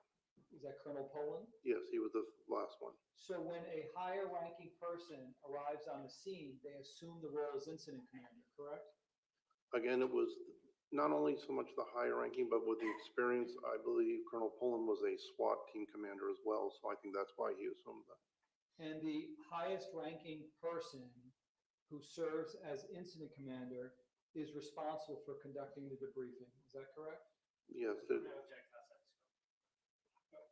it is outside the scope. That's overruled. Go ahead, sir. You can answer the question. yes, the incident commander should have done a debriefing. Were you ever debriefed? No, I conducted a debrief of my units that was assigned to my shift, but I was never debriefed by anyone. Why did you conduct a debrief of the people in your command? It's a common practice. No, that's overruled. Go ahead, sir. You can answer the question. It's a common practice when you go to a scene. That's how you get better at responding to stuff, by talking about what you've seen, what you observed, what you did. So we talk about it, so the next time the similar event occurs, you know what everyone should do and what you expect each other. It's not just so much for as a supervisor to direct them, it's the gentlemen on the ladies on the shift to discuss it as well, so they can talk about the different positions and responsibilities. I believe you told the prosecutor that hearing Deputy Kratz and others refer to the football field strengthened your belief Yes, sir. that shots were coming from the football field, correct? Yes, sir. But did you not tell me that when you arrived on scene and you initially heard those shots, without hearing anything from Kratz, you believed that they were coming from the football field, yes. So solely based upon the sound alone, before you hear anything on the radio, you believe that they were coming from the football field? Yes, sir. And final question, there was nothing on the BSO radio that you were listening to that ever told you in real time that there was a shooter inside the 1200 building, correct? No, sir, never. So you didn't know that kids or adults were being killed? No, correct? sir. No, sir. Thank you, sir. Based on that, any recross? Yes. Go ahead. Very briefly. You just testified that there was no dispatch call about shooter inside the 1200. I did not hear that. You didn't hear when Mr. Peterson said inside 1200 over dispatch. I thought the question was dispatch. I'm sorry. Did you hear Mr. Peterson say inside 1200? No, I don't recall. And at the time, I couldn't have told you what the 1200 building was. Also on, I guess, recross, you were asked about setting up the perimeter. The priority during a shooting is to stop the shooting though and stop the bleeding, correct? It's not setting up a perimeter. Are you talking my No, responsibility I'm talking or? about as a any BSO. No, if you have real-time shooter shooting, yes, you are to stop the shooter if you can. That's the priority, not stopping cars at an intersection. If you know where the shooter is, no, you're right. Even if you don't know the shooter, if you hear shots, you go to the shots. If you know where the shots are, again, it'd be like if I was not going to be responsible for the perimeter, I would have went towards the football field. If you heard shots. The ones I did hear. Nothing further. All right, is the witness excused? Yes, sir. Okay, so you may step down. Thank you very much. While he's doing that, defense, you may call your next witness. Okay, ladies and gentlemen, real quick restroom break, same admonition as always. Please don't discuss the facts of the case, the evidence. Dave, did you not read? I am genuinely an NFL and college football whore. I will wear any jersey, double XL, maybe triple XL. I'd wear any jersey. I've got no alliances, no allegiances, anything. I'm down the hill. Well, yeah, but I don't have it. No one's committed me to a team, Mad World. All I've been told is, oh, you can't wear Dallas one. It's £14. Well, I don't know. I just wear it. I just like NFL. So, if there's commitment of people here, I'd wear a Vikings one with a cheese hat and stuff. Joking, joking. But I can be easily bought, Mad World. I'm like you. I'm a whore. Do you know what I mean? Oh, yeah. I love Brett Venables. Love Brett Venables. I love OU. Not giving out to bandwagon jumpers. I'm not a bandwagon jumper. I just don't have a bandwagon. I said I don't mind the Colts, so I bought a couple of their jerseys. I bought a Dallas one because of that. I love Joe Burrow. I love Trevor Lawrence. OSU, Lefty. Let's have a chat here, Lefty. Lefty, just you and me, right? Just you and me. Everyone else, don't listen to this, right? Don't listen. Lefty, do you think I could choose you over Lady Law? It's never gonna happen. I'm always gonna choose her over you. You know. So, oh, here we are. OC was okay, but only when they're not playing OU. That's fine. Trollololololololol. You choose you over her too. Damn, yes. He knows Lady Law's my number one. Um, Lefty. I will stop taking a piss. Lefty, you've been more than good to me. So I love teasing you, but you've been very, very good to me. So I've got nothing but love. But obviously I love Lady Law more. So um, yeah, I don't even know where we are with this case. I think the defense have got loads of stuff here. Um, so it's fine. I think the defense has done really well so far. Need to visit Oregon someday. Yeah, they got a good team now. Bo Nix there, passing it around. But I do need to, Madwell is right, I just need to stop whoring around and pick some teams. But I just love it too much. I've not had anyone just pin me down to be like, right, let's gear you up and get you some, this is your team. So I don't know. We'll see. We use the word load a lot so far. Load. Bo knows football. Bo Nicks. And love. Nicks love. Love Nicks? Oh, I love Nicks. We've used the word load. Go Knights, yeah. Amy's here for the Knights. I don't mind Knights. But I do need a team. But we can't get college football gear over here. It's impossible nearly. But we can get NFL. So we got NFL Europe. So we can get, that's how I get all my stuff. It's cheaper. Well, same stuff, but it's no international shipping and stuff like that. It's just if you spend over, I think $90, £90, sorry, it's free shipping, and all the shirts are over £90. Yeah, I know, Madwell. I used to be a big football soccer fan, but not anymore. I'm all about the NFL and college, baby. I just love it. Right, Texas is out. Texas is out. I am done with Texas.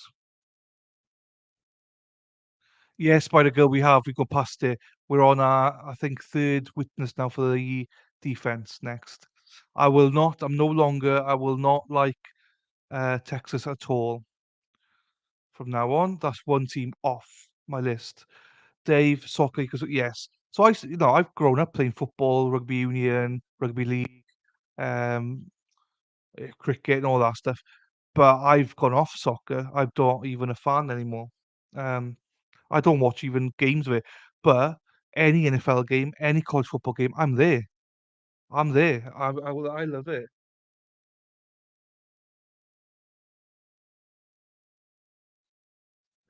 I am there for all of it. There's only one football. Madwell, I disagree with you. Which team do you follow, Madwell?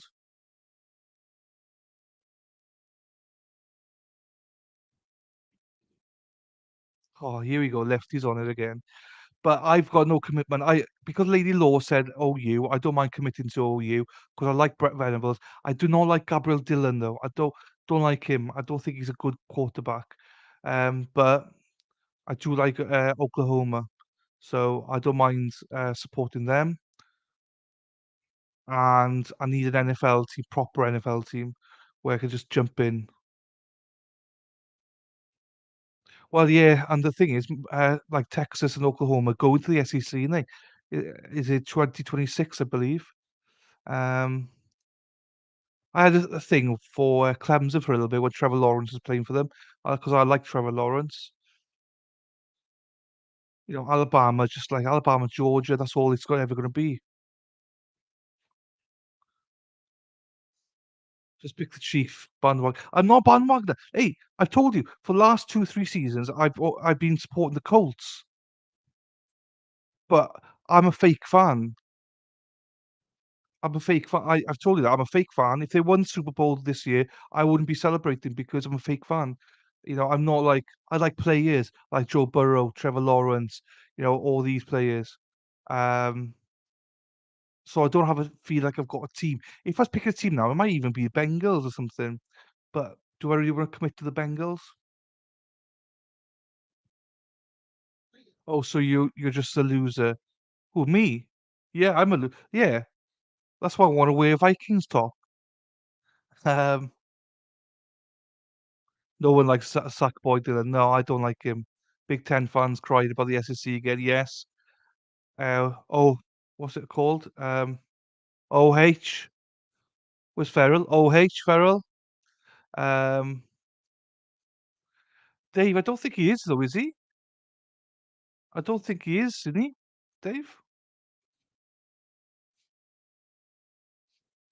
I don't think he's started. I think he'd be number 2 probably.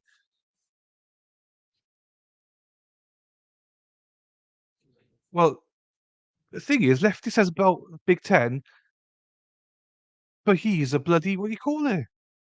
He's a Big Ten. The what do you call them? Row, row, row the boat. Keep rowing, guys. The Minneapolis or Minnesota Gophers or whatever they're called.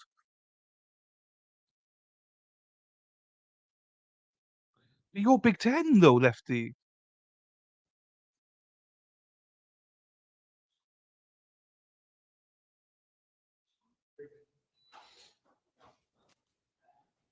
Lefty, you are Big Ten, so I don't know what you're on about. Oh, he's lost the plot now. Lefty's lost the plot. You loser. Well, do you know what? I'm gonna do this something then. I'm gonna try and pick a team. I'm gonna try and pick a team somewhere. Someone needs to nab me. I think I might be turned already to OU, even though I got the Knights as well. I like that. Also, I like Tennessee as well. No, I think they're still there, I think, from all accounts. I've not heard anything anyway. There we are. OH! Farrell comes with the IO. So yeah, as I said, I'm a whore. You can see me very easily.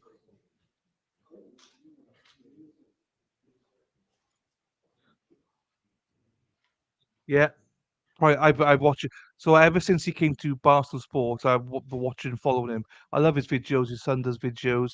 He's got a really good side now in Buffalo. Sorry, not Buffalo, Colorado. Um,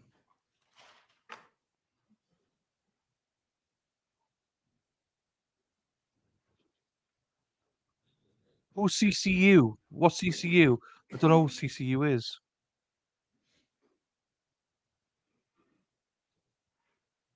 Well, what's CCU though? I don't understand CCU.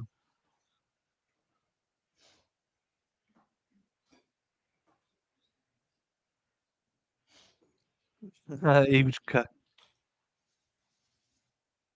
Oh, Coastal Carolina. Yeah, that's fair. They do fair play. They always like under the radar a lot, don't they? Yeah, no, I know who they are. I know who they are. I do know who they are. But it didn't click with me. Jurors entering.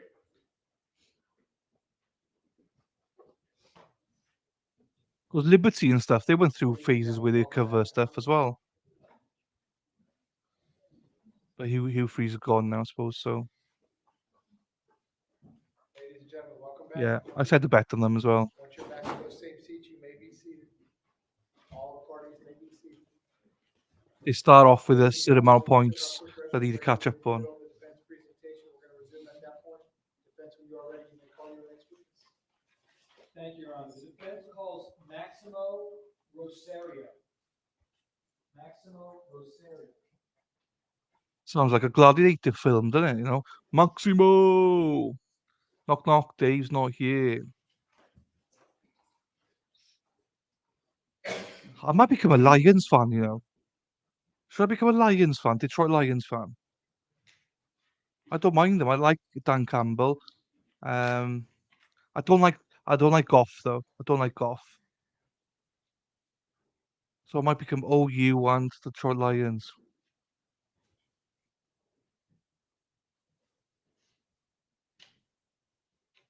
So then that's not riding, the big teams lefty. Going for the underdogs.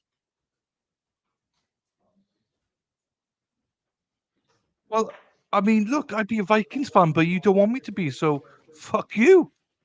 Once you reach it. What am I supposed to do? Can you just stop and look at me, please? Raise your right hand. Swear to tell the truth, whole truth, nothing but the truth. Please be seated. Once you're seated, if I can get you to scoot that chair all the way forward as far as it will go, can you please state your full name and spell your full name? My name is Maximo Rosario, Maximo Rosario. Mr. Agash, you may inquire. Thank you. Good afternoon, sir. Good afternoon. Tell the jurors what you do for a living. Currently, I work for Broward County Public Schools as a Director of Technology Support Services. How long have you been with Broward County Schools? Around 24 years. And did you ever work at Marjory Stoneman Douglas High School? I did. In what capacity? I was an assistant principal. And were you employed as an assistant principal on the day of this horrible shooting? I was. And tell us what your interaction was with someone that you knew as Deputy Peterson, Scot Peterson. Basically, I consulted with him whenever any law enforcement event had to be involved. We engaged in any security matters that dealt with the school. And did you ever see him involved in breaking up any fights or disturbances? I did, yes. And tell the jurors about that. Basically, if there were fights, on occasion, either in the cafeteria, hallways, courtyards, things of that nature, we always had all hands on deck, including Deputy Peterson at the time, who was with us. Was there ever any tasks that you asked him to do that for whatever reason he chose not to? Not that I have any, no. Any incidents where you saw him evidence any kind of cowardice, where he just didn't seem to be courageous? No. Just the opposite? The opposite to me, always responded whenever I called. And you were an assistant principal at Marjory Stoneman Douglas for how many years prior to the shooting? Over 10 years. So tell us about hearing the fire alarm. And we're talking about there was one earlier, correct? I believe so, but I don't recall. Okay. The one earlier, I believe there was, but I don't recall that particular alarm. But I know that in the afternoon, I did hear an alarm. I was at guidance at the time, going over some events from the previous nights. What building were you in? Building 1. The 100 building. The 100 building, yes. All right. And tell us what happened. Heard the fire alarm. I was not in my office, but I had left my keys and my radio in my office. I went by my office, picked up my radio and keys, got on my golf cart. And before I went into the golf cart, though, I went to the annunciator panel, which is where it tells us where the alarm was coming from. And the radio you had was a school radio? Yes. And numerous people have school radios. Yes. Correct? If you wanted to compile a list of all the people who have school radios, would that be something that could be done? Sure, yes. Yeah. Mhm. Okay. And what's the next thing that you did? I went and took a look at where the panel, the annunciator panel was, where the alarm was coming from. I identified as the 1200 building, and I headed to go in that direction. Did you make any announcements on your school radio after understanding that the fire alarm was indicating 1200 building? No, I did not. Nor did you have contact with my client at that point, correct? I did not, no. What's the next thing that happened? I went on my golf cart and headed towards the 1200 building, where I then parked the golf cart out of the way so that I can then help the students evacuate the building as protocol calls for when we evacuate for a fire drill. What side of the building did you pull up to? So I was near the 700 building, right underneath the walkway that was there, near this staircase that goes up to the second floor. I'm there out of the way, so the students have access into the courtyard and out to where the evacuation routes were. Okay, and then what's the next thing that happened? I went into the courtyard. I was proceeding to go into closer to the 1200 building. I stopped at that moment because I heard some loud noises, and I also heard a code red being called over the radio. All right, we'll take those one step at a time. Where were you when you heard some shots fired? So I was near the fence, in between the 1200 building and what we call the PE courtyard, or that 900, PE courtyard, basically. It's called the 700 building, right outside of the gym area. Can I ask, first we'll start with the map that is Defense F. Can you just take a look at that and see if you can identify roughly where you were?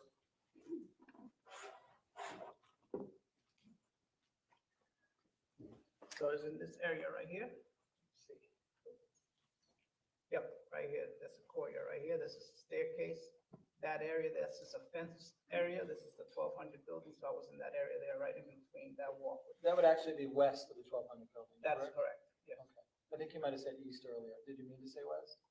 I don't know. Maybe I don't think I said east, Okay. but it is on the west side of the building. It's getting late. Okay, so it's definitely the west side, Yes. correct? And if you can put your finger where you were when you heard shots. I was in this area right here. Okay, thank you. So that would be between the 12 and 1300 building, correct? More so towards, yes, pretty much in between those two areas, but right before it, right? And how close did you get to the 1200 building before you heard shots? About 30 feet. Could you see anybody on the ground? No. And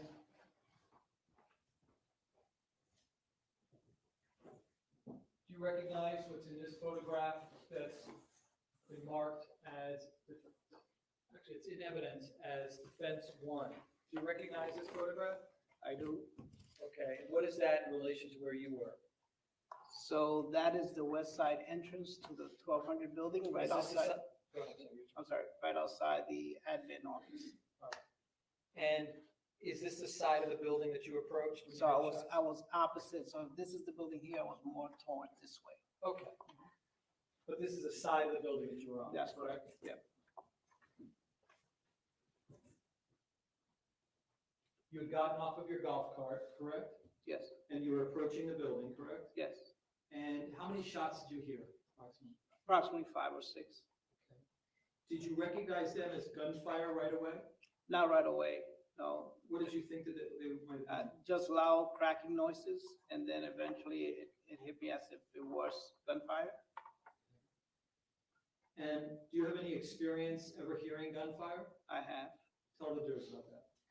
I have a permit, and I've gone to the range. I do go to the range on occasion. I've had a permit from prior moving to Florida. So in New York City, I had a permit. What kind of permit? It was in New York City was a semi-concealed weapon carry for a semi-automatic handgun. So even though you've had a lot of experience with gunfire and utilizing guns, at first when you hear the shots, are you saying you didn't recognize right away with certainty that was gunfire? That's correct. I did not. Did you have a thought as to what you thought it might be? Originally, when we were responding, we thought it was firecrackers that were going off in the building. Right. And that's what I was assuming it was originally. And when you were standing approximately 30 feet from the 1200 building, the west side of the 1200 building, where did you believe those shots were coming from? So I believe it was coming from behind me, because at that point, my back was towards the 1200 building. I was facing the 700 building. I believe it was coming from behind me. Okay. However, I couldn't really pinpoint where exactly behind me it was. Okay. Did you think that they were coming from inside or outside or both? I couldn't tell. So what was in play first was possibly inside or outside, correct? Could be. And if you could show us on this map what possibly could have been the area that you thought the shots were coming from, okay? Include every possibility. So I was standing in this area right here, as I stated earlier. it could have been coming from this area. I'm not, precisely don't know where they're coming from. I'm standing here and my back was towards that area, so I'm facing this way. I'm gonna need to describe what you just said for the record, and maybe you can help me, because it won't show this, that. Okay. So first, point to the first place that you said the shots could have been coming from. So I believe it could have been from this back area, which is a 1300 building. All right, so you're pointing to the 1300 building. Let's start there. Did you know whether it was coming from inside the 1300 building or outside? I couldn't tell. Could you tell whether it was coming from the roof or from a particular floor? Could not tell. Could you tell whether it was coming from the north side of the 1300 building? No. The west side of the 1300 building? No. The east side? No. The whatever side that I didn't say? I'm getting tired. That's the south. That's No. the south side, yes. No. You couldn't tell. That was a possibility, correct? Did you also consider that it could have been coming from the parking lot area? Well, I didn't think that far ahead, but it could have been coming from anywhere, right? I really couldn't point specifically where the shots. I just know something was from behind. So you couldn't rule out the parking lot, correct? Me, no. All right. And this parking lot area, okay, this is what they call the senior lot? That's correct. How many cars does it hold approximately? Do you know? About 500. So this is a massive, large lot, correct? Is that a yes? Yes, it is. All right. Did you also think that the shot, since you were standing over here and it was behind you? So I was standing over here. Oh, that's correct. Did you also consider it could be in this courtyard area between the 12 and 1300 building? Sure. Yes? And you couldn't tell whether it was extended northbound or south or east, west? No, I could not tell you. Okay. Also, it could have been 1200 building, correct? Correct. I couldn't tell you. Could it have been any sides of the 1200 building that you heard shots from? Again, I couldn't identify where they were coming from. I understand.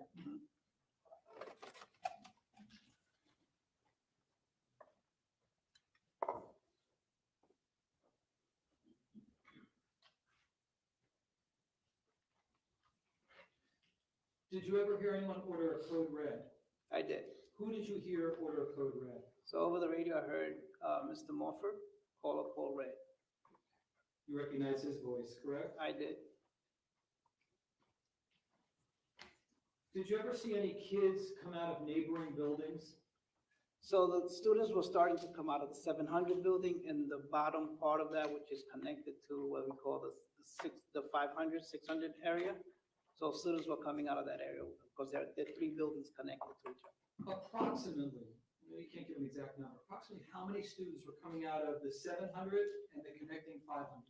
So so classrooms were evacuated. When you talk about classrooms, you're talking about 25, 30 students per class that are coming out of that area. So I would say anywhere between, and in my visibility, there was maybe 5 or 6 classrooms there. So I'm seeing a crowd of students, maybe 60, 70, 80 students coming out of that area. How many total, I didn't hear you, how many So total? what I saw was about 60 or to 70 or 80 students coming out because they evacuated those buildings, but that whole building houses close to 20 classrooms. Okay, so how many total students, both combining the 700 and you said the adjoining The 500 building, which is Okay. right below it, so And how many students are we talking about? anywhere between 600 to 1,000 students can be in that building. Okay. Were you ever asked to compile a list of all the students that came out of the buildings? No, it was not. Is that something that can be done by going to the office and printing out who? It's a matter of a master schedule, yes.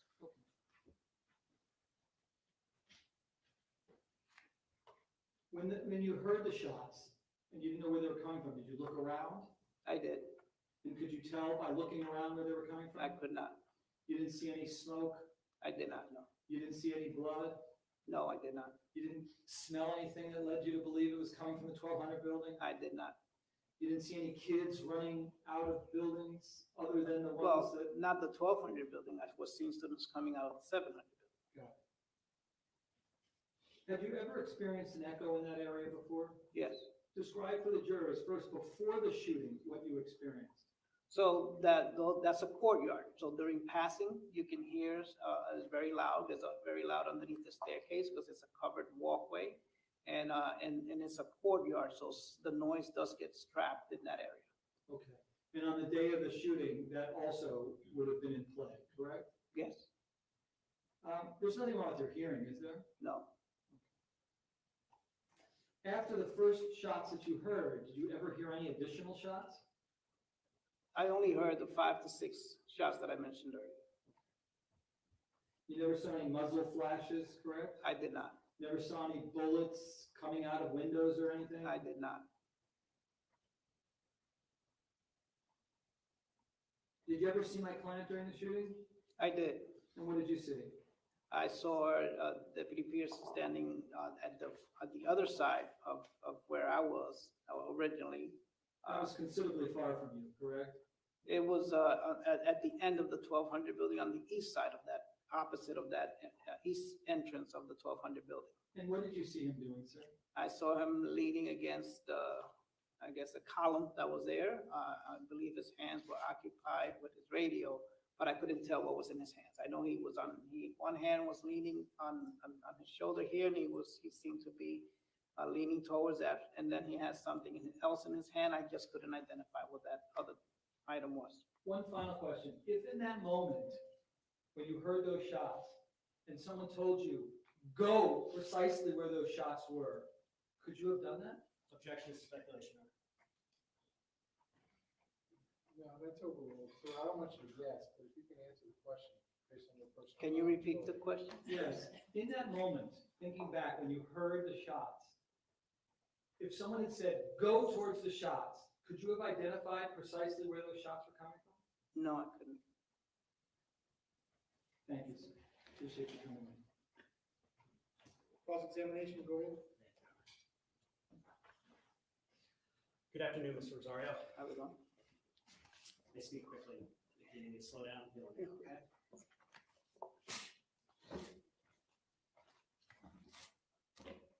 All right, so let's go back to the 14th of February, 2018. Scot Peterson's the school resource officer at MSD, correct? That's correct. What are his daily tasks? Basically, he comes in the morning. He would assist with traffic, as we all do. We all had our different, I guess, stations where we were located. Some of them had coverages in different areas. I recall him covering traffic in the morning along with other police officers and crossing guards and things of that nature. Then he will come in and he would either meet with parents or assist administrators throughout the day. What does that mean, assistant administrator? If there were any cases where we needed to consult with Deputy Peterson at the time regarding anything that included some infraction by a student. So not necessarily crimes, also infractions. Well, only if they dealt with crimes. We did it if it was a school discipline nature only, then we wouldn't consult with him. Only if it was something to deal with law enforcement. So he would also be responsible, like if kids were vaping. Correct. That could have been, if it's that's an infraction that's covered in our code of student conduct, right? But if it was an actual crime, then we would consult with him at that time. So if there was a vaping event, and we will consult with him. Okay, so maybe eventually consult with him. What if there's like a minor traffic crash in the parking lot? He will also assist with that as well. Anything else off the top of your head, his daily tasks that he would do? I know he helped during class changes. He will go out during the class changes as well. He will be standing out there either in the courtyard or in the front office, or if the front office needed him for whatever reason. Those are the kind of things that I To make sure students get to their classes. Correct, and orderly, correct. So like kind of like almost like truancy type issues? Not, I wouldn't say truancy, but just making sure that that students are then moving from one class to the next in an orderly fashion without any disturbances with each other. So now, the fire alarm goes off, and you went to the panel. I can't say the word.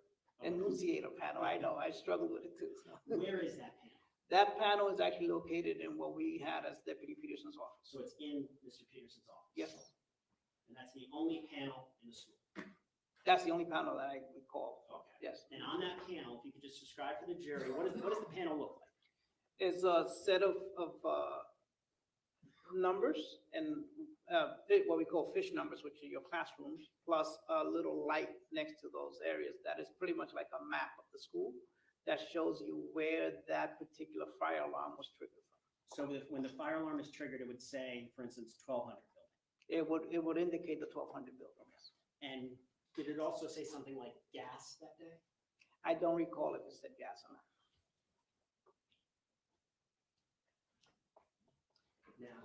And I'm sorry, I'll show you this map. I just like to use this one. I'm showing you what states won. Now your screen is actually interactive and you can draw on it. Your Honor, if I can, yes, sir. Yeah, it's here. Scroll in just a touch.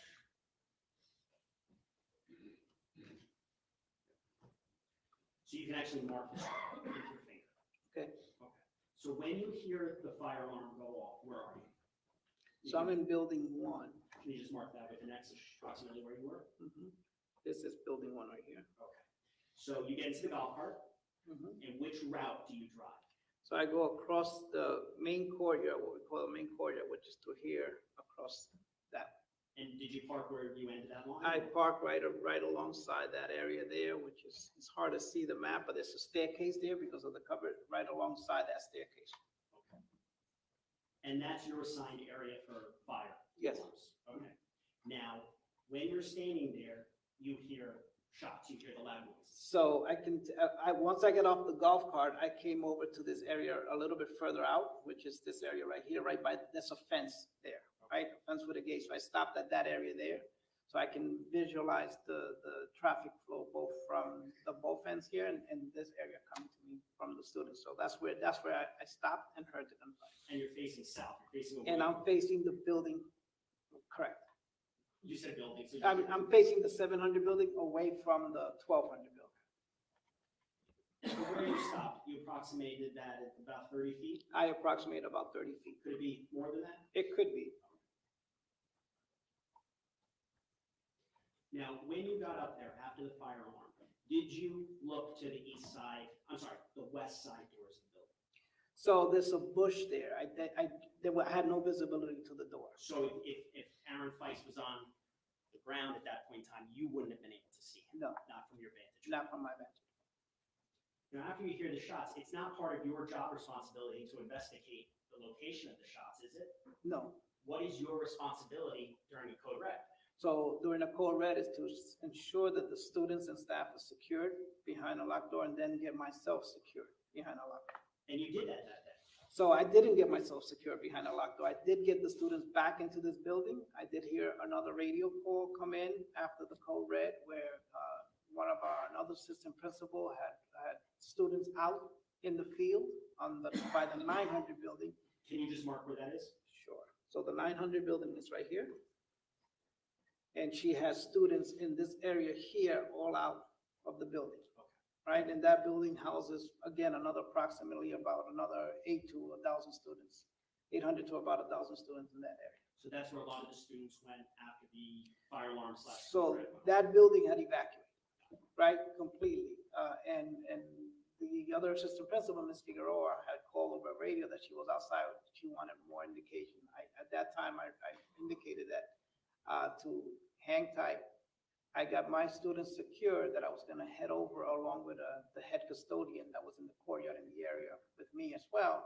We both went out to that area to assist her with the students and not bring the students back. We evacuated the students over to West. To West Glade, so you Correct. evacuated West. That's Right. that, the person with you was the head custodian at Suarez? Yeah, these Suarez, yes.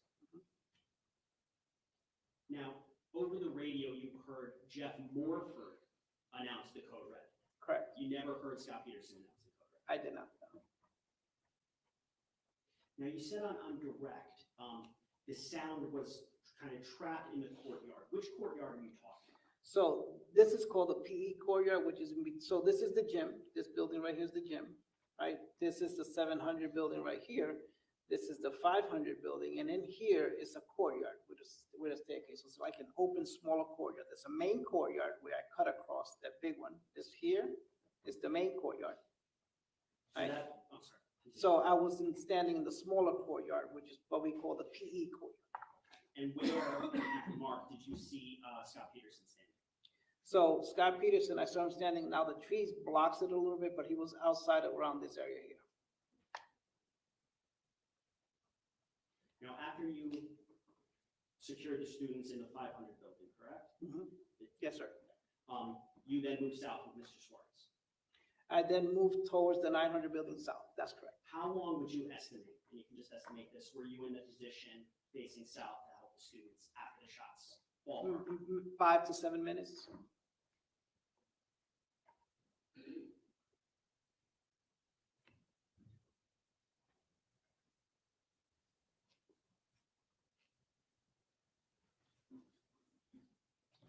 When you saw Scot Peterson, where was he looking? He was facing the 1200 building.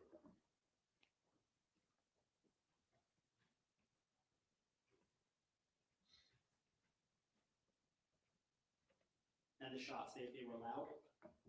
They were.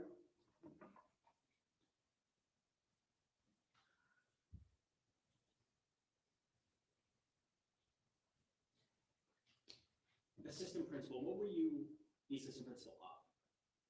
So I was in charge of seniors and guidance, math, and the career technical education program. So different APs, different assistant principals have different tasks. That's correct. Assignments, okay. As part of your assignment, did you attend a class in January of 2018 in regards to code reds? I did. Was Mr. Peterson there? I believe all security staff was there, yes, including the deputy Peterson, yes. And at that class, what were you taught to do in your position? So under Code Red, we were taught to lock down, secure the building, and then wait for law enforcement to come in and take over the situation. We basically just ensured that the building was locked down.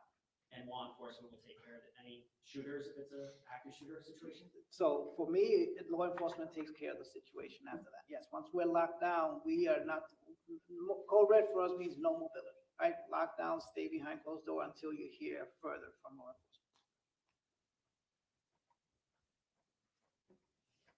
Now, after you went to Westlake with the students, you actually went back to MSD later that day, right? So it was about, yes, later in the evening, it was about 5, 6 o'clock in the evening that I was returned back to Because MSD. you were like the IT guru.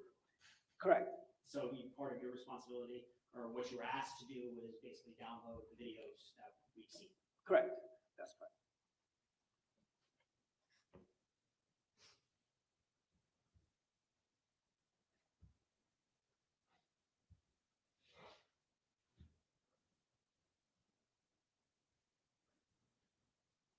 And on campus, the school resource officer is the only person with a gun, correct? Correct.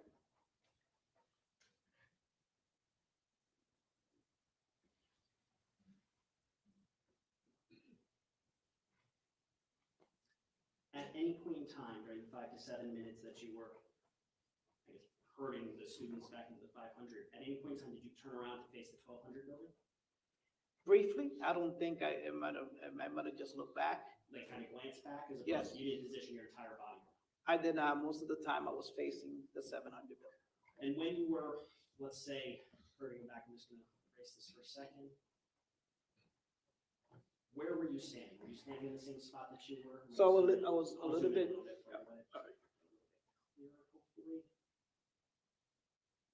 There we go. okay. So as I mentioned earlier, there's a fence right here. So once I was herding the students back, I was a little bit further in. So I was like in this area right here. That's like in the center of the courtyard itself. There's a staircase. This is the opening of the staircase. It's a staircase there. And then there's an open walkway right above here. So if you go across here, this is actually a walkway where students come out of the classrooms, they walk in that area, and then they head towards the staircase. So they have visibility to me, and I have visibility to them. So any student going down that staircase or on that walkway, you were telling Correct. to get away? To get back and lock themselves down into the And classroom. did you lock in the classroom? Did any of them flee south? So all the students I saw them go back into the classroom.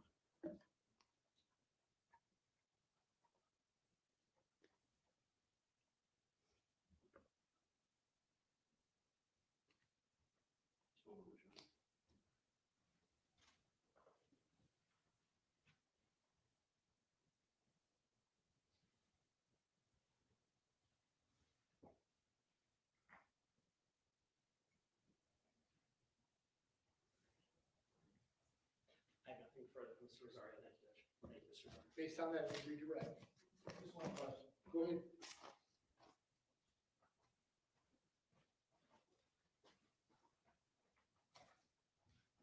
At any time during the time that you're here in this area, by the 1200 building, including the time where you glance back and you're looking at the 1200 building, was there any evidence to you in real time that there was a shooter inside the 1200 building shooting children? Not to me, no. No, correct? Not to me, no.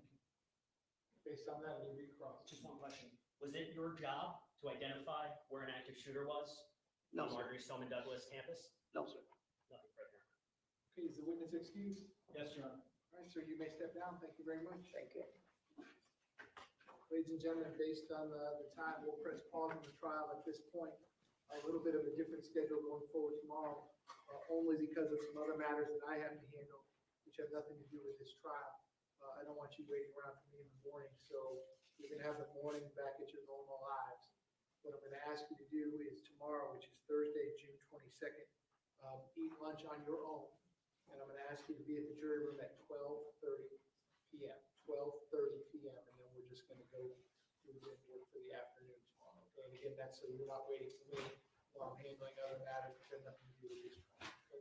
So ladies and gentlemen, same admonition as always, please do not discuss the facts of the case, the evidence, the witnesses, or the testimony amongst yourselves or anyone else. Please do not do any research on the case. I'm gonna ask you to continue not watch the news, not read the newspaper.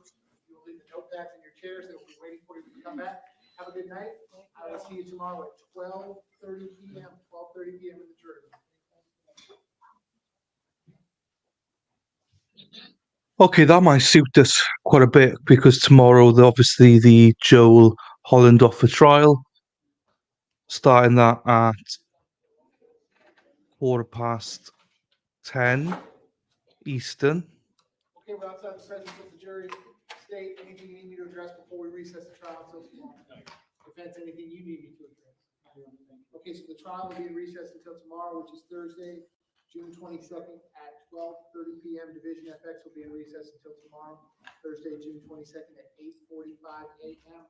I hope you all have a good rest of your night. All right, now, that is it. That attorney is gorgeous. Oof. Right, so I'm still gonna stay on for a while because we might be able to catch that the Joel Holland offer one because they're supposed to meet up in about 50 minutes to discuss read him his rights, whether he wants to take a stand or not. Right, so why did I move myself for? Fuck me. So yeah, we'll talk shit for a bit. We'll stay on. You girls with bad backs. Jesus. I had a bit of a bad back last Christmas. Oh, not good at all. Um, but yeah, my mother's the same as you, Lilo, not with her back, but she knows when the weather's about to turn. She's like, oh, I know, it's getting colder. She's got bad knees and stuff like so I don't know. Yeah, Mekiteki, yeah. It is. It's surprising, isn't it? Oh, I could take these off now. I could take them off for a bit. I'll keep an eye out. They won't let me into the WebEx yet. No bueno. No bueno. Mad Wolf, you here? I'll just say it for you. Bumblebee. Because I know you like that. Bumblebee. I still don't know what it means, but Mad Wolf seems to love it.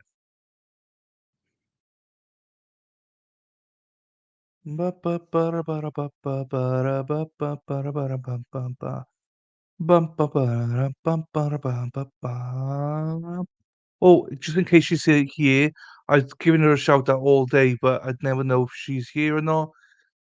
But thank you to Estella Greer for becoming a YouTube member. Thank you very much. That was about 1:47 PM my time today, so that was early this morning. So, and I don't know if you've been here at all, Estella, but I very much appreciate the fact that you've become a blue wench.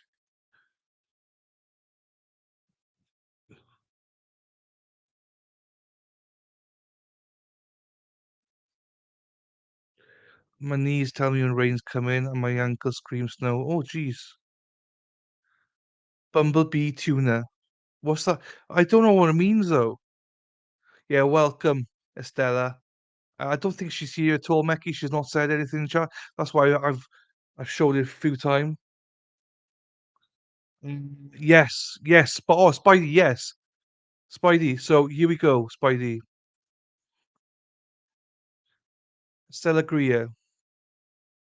If you're a member, uh of the channel, you bought membership, then go to our messages, and in there there's a link to the Discord channel, and then Spidey will let you in if you're on the list. If you're not on the list, you ain't coming in because Spidey is a tough one, so no, not that one, don't want that one. So yeah, if you can, it's this Stella Greer. She's in a blue wench. So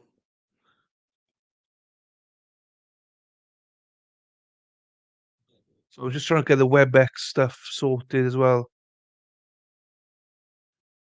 You balls are showing Bumblebee Tuna. Still don't get it. I might be slow, guys. I don't know. I just don't get the Bumblebee Tuna.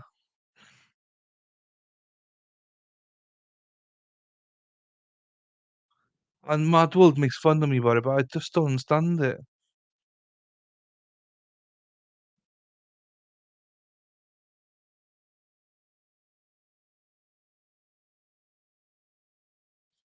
It's too early to join this meeting. Try again when it's closer to the scheduled start time. Well, the trouble is, we don't know when it fucking starts. Are they going to show it today or not? It's hello in Ace Ventura lingo. Oh, right, yeah, I've no idea. I had no idea. Thank you, Meki Seki. All these women making fun of me. Famunda Tuna. Famunda Bee Tuna. Famunda Bumble Tuna. Famunda Bumblebee Tuna. If you lost me, guys. So thank you, Estella, again. And thank you, Meki Teki. Meki Teki did give us a super sticker earlier on, even though she's supposed to pick peach or something or an ass. But it doesn't matter. Still 149. I appreciate you. Oh, before I forget, right, whilst we're waiting, let's do an ad. Let's see if these ads work now. So if it works, don't skip. Bumblebee is a kind of tuna in a can. Yeah, I need to watch Ace Ventura because I don't get it. So I got the webinar here just for a little bit, but it won't let me in. So we'll see. I don't know. Hi, Crow Spies. Oh,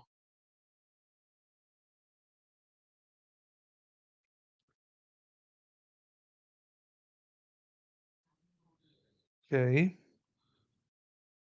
I always get a bit dodgy when you send me a link, Ferrell, because it's normally our lefty.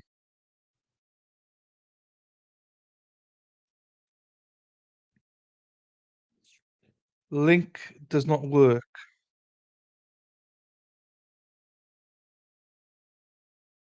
Oh, it does.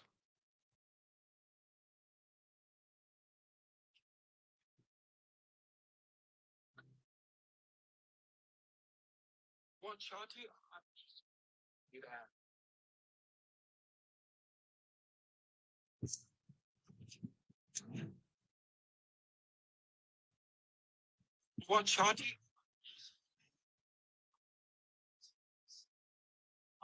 like them already. Bumbleway and Tuna. Bumbleway and Tuna. Hi there, nice to see you.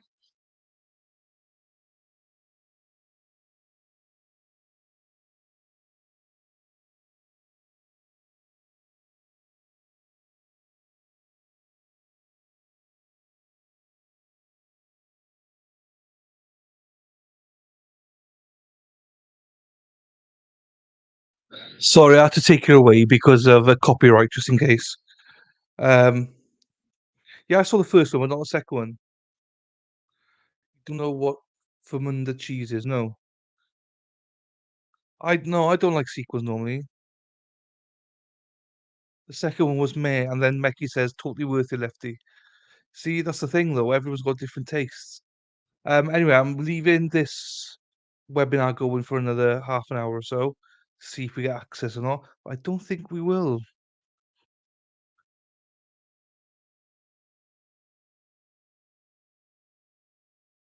You're all dirty bastards in the chat.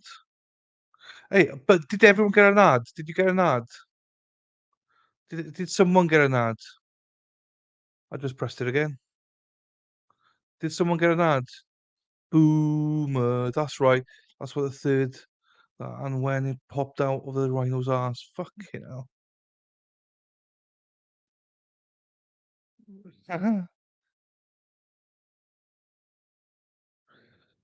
I don't get what half of you are talking about anymore. I just hope somebody got a bullet. Oh, Mickey, you got an ad. Toxic no ad.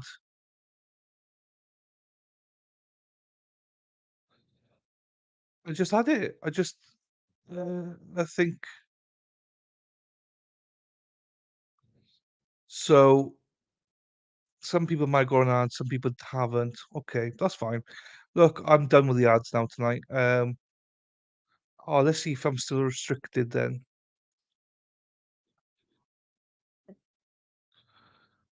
Am I still restricted? Yes, limited. Mr. Limited. Mr. Unlimited. Now, most of you know what that is. Mr. Unlimited. All right, Russell, shut the fuck up.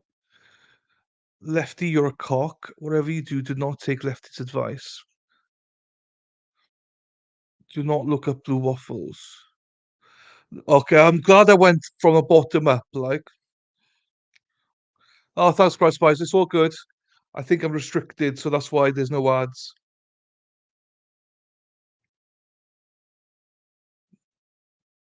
I am not looking stuff up live on YouTube because you know what that looks like.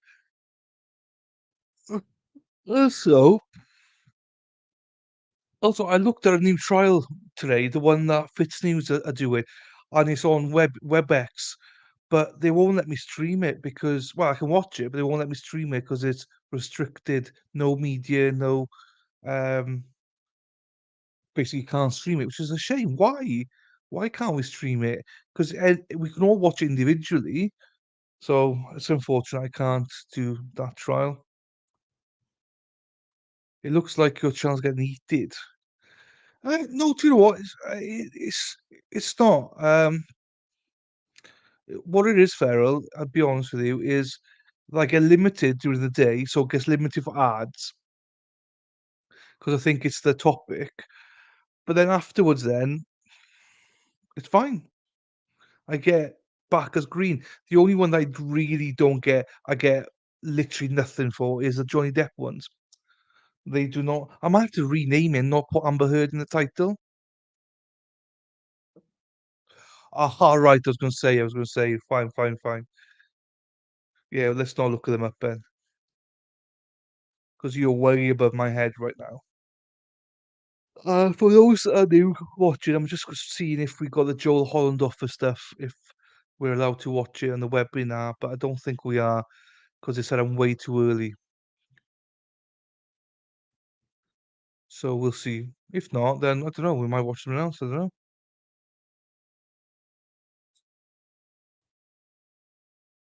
I don't know something else if there's a webinar going on. Webinar going on now. But I need to sort this out. I do need to sort out. So I think I'm probably now an OU fan. Or probably an OU fan now. I like the Knights as well because of Amy. I like Tennessee because of Tennessee. There's some nice women there. I like Georgia because they win a lot, and I like Alabama because they come second. So all depends. Um, I like Ohio State. I like Michigan. I like Michigan State. I like. I'm just gonna like all the teams. So I cover Clemson. I like USC now. in California and in Carolina. Just trying to cover all my bases here, in case so whichever one wins every year, I'm there. Do you know what I mean? Oregon, because of Dave. No, I'm joking. I do Notre Dame, Notre Dame, Notre Dame. How do you say it? Notre Dame? Oh, lefty. No, they're not. The women there, fantastic. Oh, hello. What's going on here?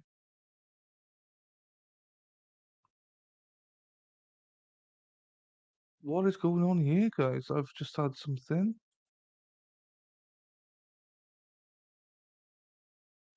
Tennessee women, I just think I think the South women in the South are very, very attractive from what I've seen.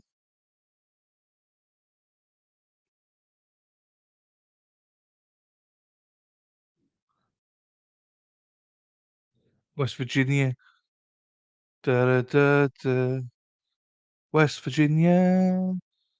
Something mountains. Da, da, da, da, da, da. Okay. Kentucky's nice.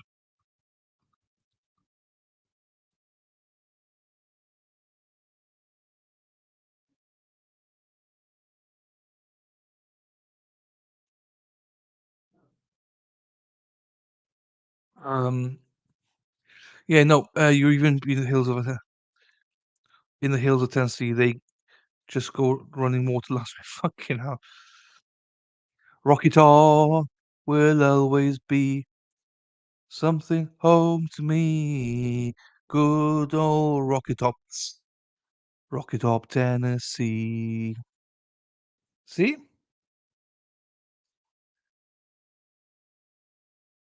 We're singing for you guys there. Let me just get this up as well. Where is it? Bum bum bum.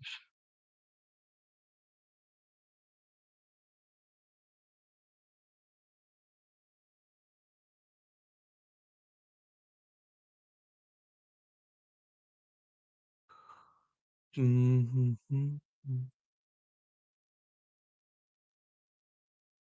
Right, here we go then. Let's have a sing along. I got the words here, so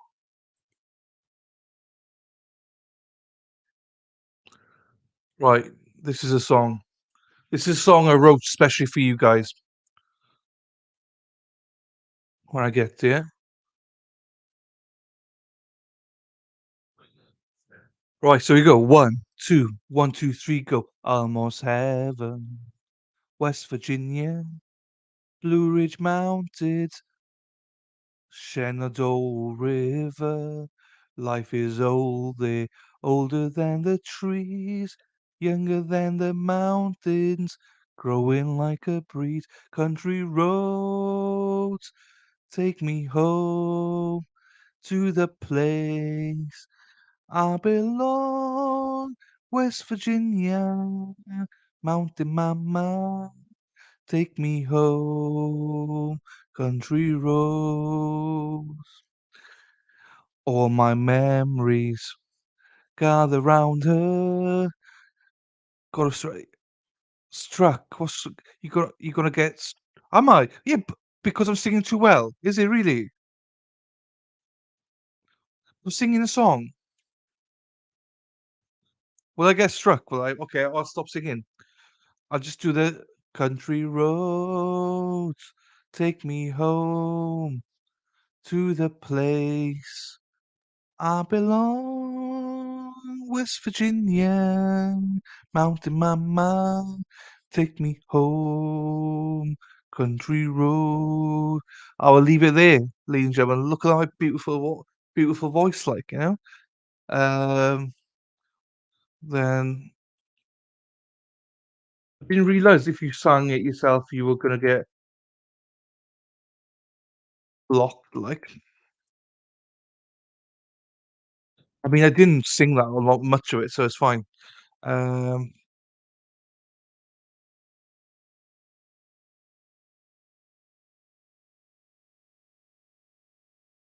oh, Jesus. Right, lyrics.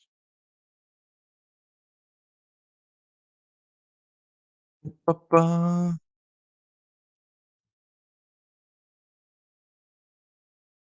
No. I don't know. Rocky Top will always be something home to me. Good old Rocky Top. Shh. Rocky Top, Tennessee. I thought I was singing quite well.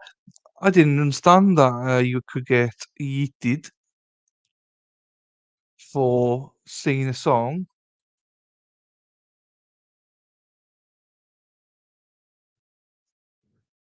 I don't think we're going to get in this webinar because I've tried a few times now.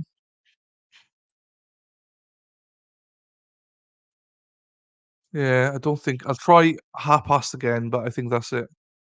If I have played this with John Denver, Jerome Crook, and I don't know who any. Well, I've heard of John Denver, but I haven't heard of the other two. Buddy Holly, okay, I've heard of Buddy Holly, but not Richie Valens. No, never heard of him.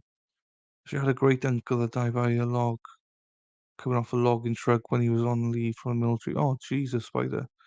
Um, that's just gone sad now. So yeah, we're still going back to picking teams here. I need. I think. Yeah, I need to sleep on it. I think I need to sleep on it. No one wooing me to join their NFL team, so fuck you all for that. I'm definitely not gonna be a Vikings fan, that's for sure. Definitely not gonna be a Dallas Cowboys fan now, that's for sure. Not gonna be a Packers fan. Not gonna be any West Coast team. So that's narrowed down a little bit. That's all right. I've narrowed it down a little bit. I might be Jacksonville Jaguar, you know.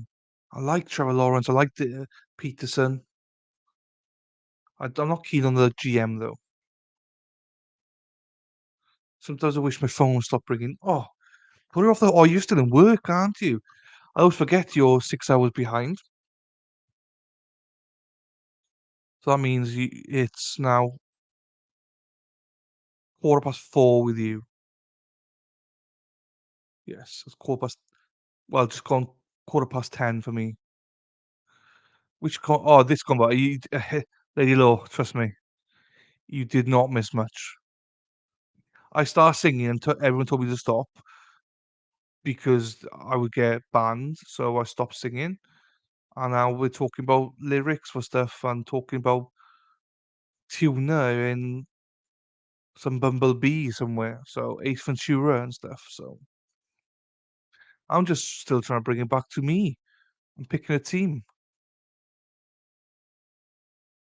Lefty keeps bringing it on. Lefty.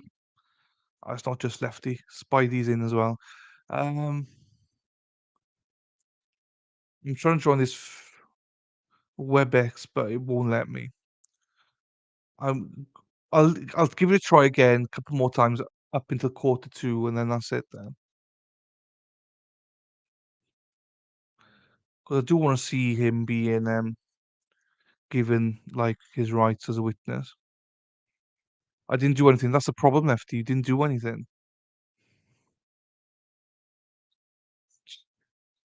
We just talk about your song choices or your artists. Half of them I don't even know.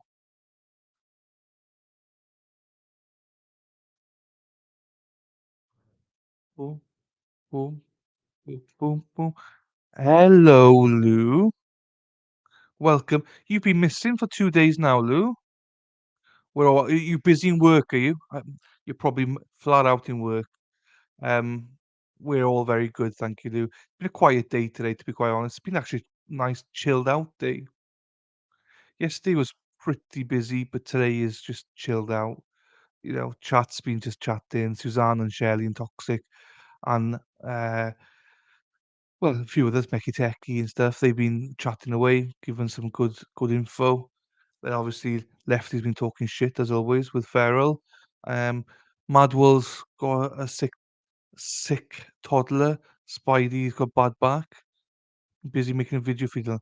Making a video for me? Oh, no, what? Oh! Oh, we discussed something, didn't we? But I don't remember what it was now. Oh, crap. I don't remember what it was. Was it some I know what the video is for, don't I? But I don't remember what we said it was. Yes! Case. Yes, yes, yes, yes. That's I remember something, but I was like, don't remember. We discussed it last week, I believe. Absolutely class. Class, class, class. Thank you, Lou. I really want your insight into it all. Do you know what I mean? It'd be good to get your psychological insight and stuff like that. So that'll be interesting. Thank you. Appreciate you for that. Mikiteki as well. What the hell are you on about, you Mikiteki? Baloo, I do remember it, but I was like, what's it about? It's about something. I don't remember what. As soon as he said Zach, I was like, yes, yes, yes, I remember now. Oh, that's fantastic of you. Looking forward to that.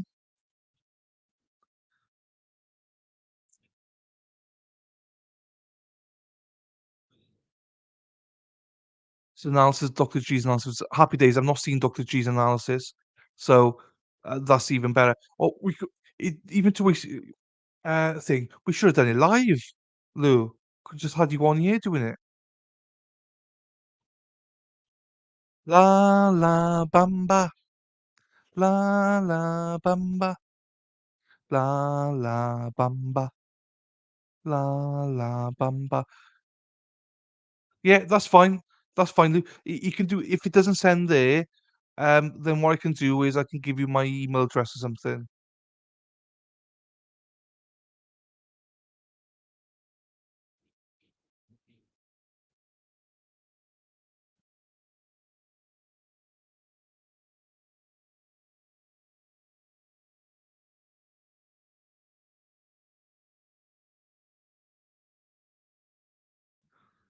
You look at my.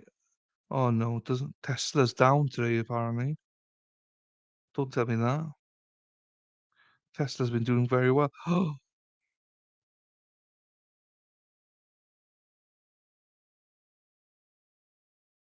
I am down a shitload today on stocks.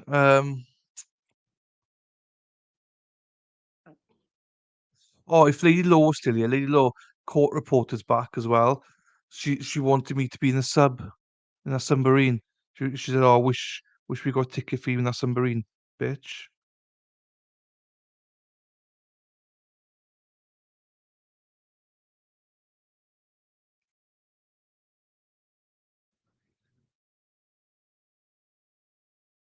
Gypsy Kings, isn't that Fury?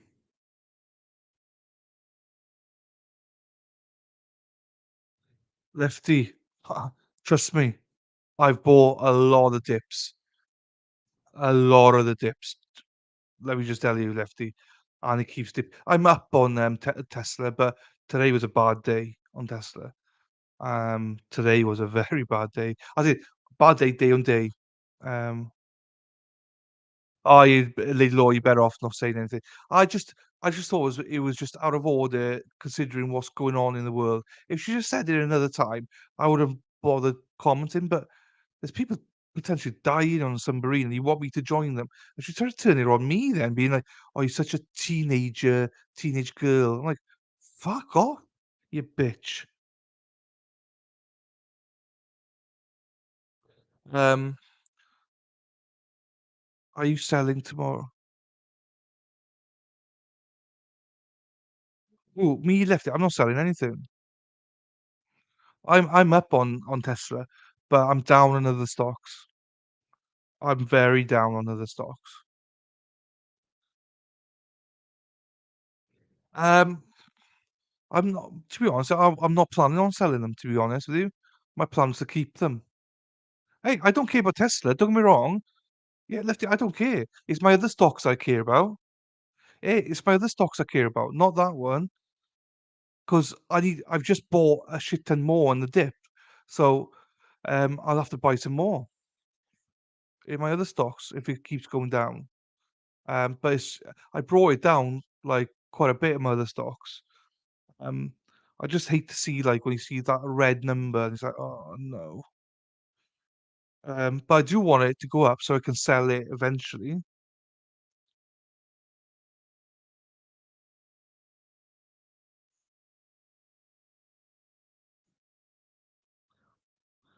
So um, I might need to pull some money out just to buy a Viking shirt at the minute, the way we're going with it. The big Jim Carrey fan till my brother overplayed his. Yeah, I overplayed his movies as well. Now I can't be asked for it. I can't stand Jim Carrey now. I used to like him. It's been a shit week. Oh, sorry, Lady Law. Had I said anything, it would have been not nice to start a whole Twitter war. I would have. Yeah, no, same here. I've gone private for now, just because I didn't want to have a war on it. Because I just thought, you know what, the friends are gonna come on. They're gonna start. I'm trying to be the bigger man. Do you know what I mean? I'm a big man anyway. Whoa, look at the muscles. But I'm trying to be, you know. And had she not had the timing of not being so bad, I wouldn't have said anything. I ignore most people now, but what a fucking bitch. Feel the same about Adam Sandler.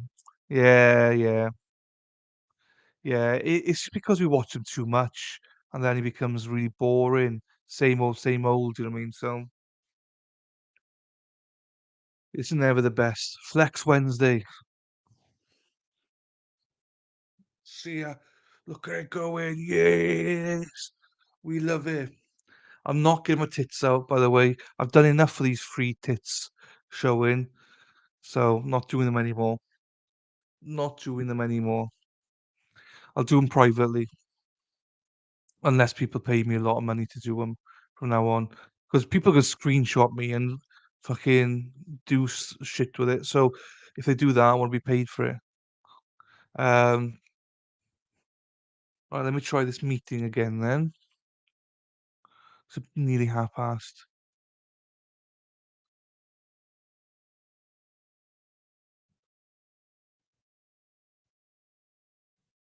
Launch webinar. Join from your browser. Next. Bollocks. Bollocks. No, I don't. Well, I'll try again at 22.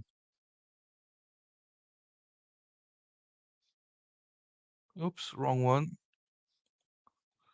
I'm guilty of overplaying Little Nicky. We're all guilty of overplaying our little Nickies. Joke. Copyright strike those bitches. Lol. Yeah, I know. But the trouble is, I get unmonetized every bloody video I make, so I can't play ads. And I didn't swear. Well, I swore a little bit. I swore within the first 30 seconds today, but then I caught myself and didn't swear again for the first 2.5 hours. Still got limited. I didn't agree with everything he had to say, but I often don't always agree with. And that's all good. That's all good.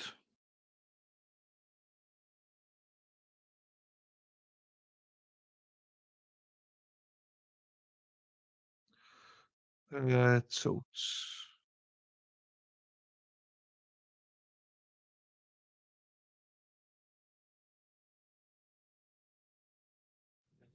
Making fun.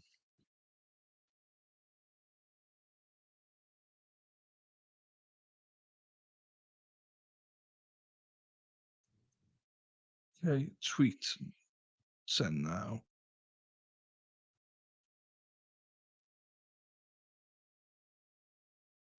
Okay, so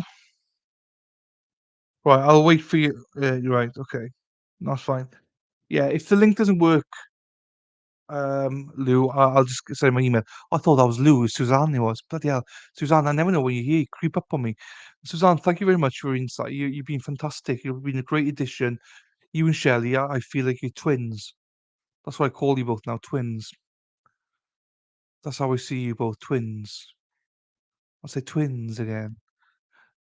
Um, so stay on for that. I'm looking for a new case as well. If anyone's got anything like a webinar case again, I want to do a trial like we normally do, big trial, but I also want to do in a way similar to the Joel Hollendorfer trial, where it's not well known. and it's not being streamed on anywhere, as in Law and Crime and stuff. But I could stream something small like that. Because look how many people came here to watch it, like friends and family, because they couldn't watch it anywhere else, like, you know. So I appreciated that, and I think that's what I like to do. You know, we don't get big numbers from it, but it's not always about the numbers, you know. Um, just seeing people interact and talk about um her and stuff, that was, you know, great for me. I loved it. For the behavior panel, and I have preferences on that channel too. Maybe it's to do with some personal bias of my own. We've all got their personal bias. You know, you have to catch it, don't you? I'm sometimes try and catch it on this channel, but sometimes it's hard.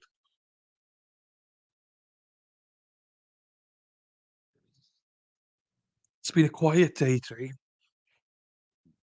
but I think it was needed today. Just a chill out day. Do you know what I mean? And even left. I know that Lefty was in another streams today, giving out loud, so it's fine. So our stream had a.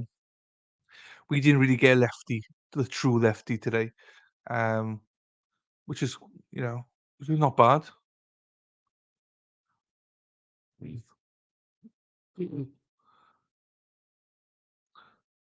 As I was trying to explain something I wanted Lorival to get the pineapple tree. Oh Jesus! Now we're going somewhere. Now we're going somewhere.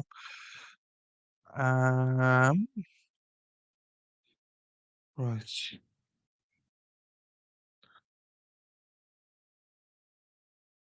It's just annoying because I want to try getting this WebEx. Yes. I just saw little Nicky the other day. I was trying to explain to someone that I wanted. Oh, okay. Again, I don't know Lori Vallow, so I mean, I know ish what she is and whatever, but I don't actually know her.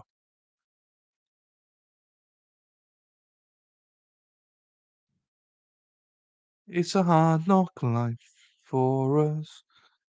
It's a hard knock life for us. Ba-da-ba. So Suzanne, yeah, so Lighthouse Psych is a psychologist. So that's why I'm always interested in her takes on all this. And she's from the UK as well. So I like that because we look at things differently in the UK. Ba-da-ba-ba-ba-ba-bam. Bloody webinar launch.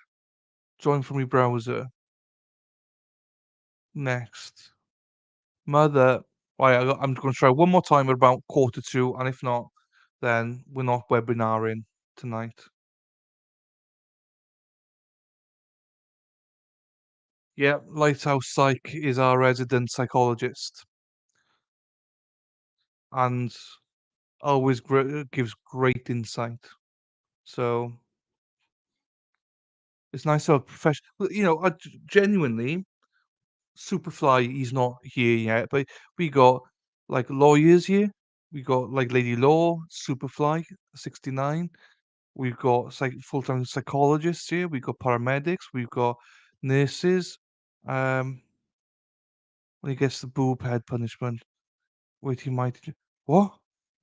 I've been good with the swearing today. On Spidey, I've been good. I've been like first 2.5 hours I swore maybe twice max. I don't know what the booby head punishment is. Yeah, so now we got a wide variety of people here. If you knew everybody's jobs and stuff, I'm not outing everyone because they might not want it to be known, but everyone's jobs here. We got such a diverse um chat here. We've even got strippers in Lefty. But yeah, no, generally we've got everything you can imagine in this little community.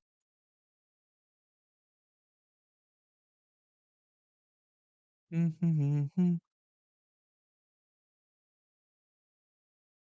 you say bloody YouTube probably picks up on UK swearing too?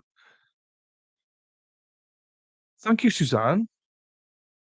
You see, Suzanne's noticed it. Do you get offended with my swearing, Suzanne? 'Cause I know some people get offended by it. I don't mean to overdo it. I only swear really when I get angry. Did you say bloody YouTube probably kicks? Yeah, but it probably does. And you're too kind. No, not too kind. You great. No, you're a valued member of this community. I remember when you first joined, you came in, popped in one day, and I didn't think you'd ever come back. And then you came back, then you disappeared for a while, and then you started just come in, and it was like, if you're not here, you're missed. So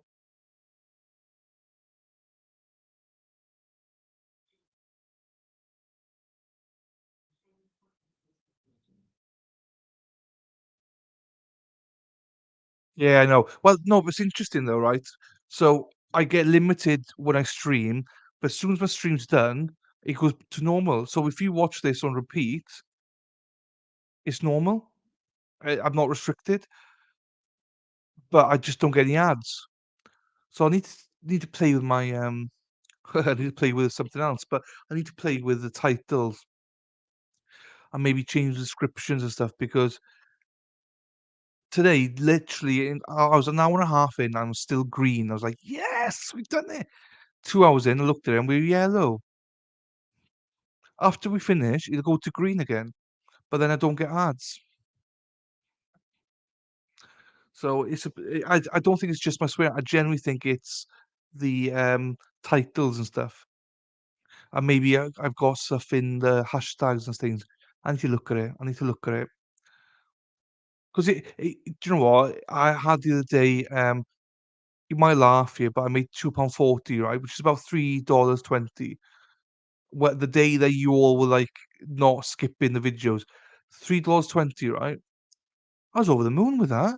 If I do that every day, that's like $15 a week or well, nearly $20 a week with 6 days a week. That's $80. That's about 50, £60 a month. My internet's 60 odd pounds a month, so that pays for my internet. Do you know what I mean? And I got another 60 for my phone, so I don't begrudge that. That's why I want the ads to work. I might not make much money off it, but every little helps. I really enjoyed it. It's not super intensive, but still really good knowledge to have. Or is that the behavioral one? Ba-da-bum-bum-bum, bum-bum, bum-ba-bum-bum. It's a hard knocks life for us. It's a hard knock life for us. Right, come on, WebEx. Let's gonna give it another 10 minutes to see if it works, which I don't think it is gonna work. The buggers. Because he did say quarter to 4. Let me just Google something here now.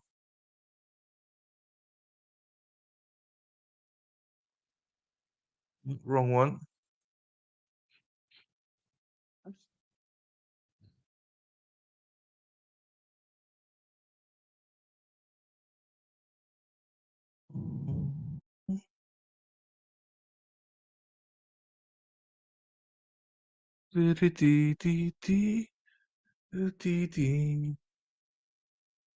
Live. No. So.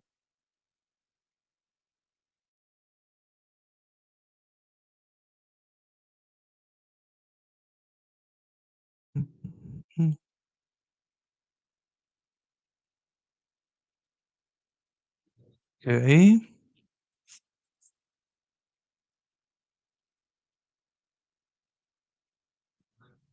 Square. No.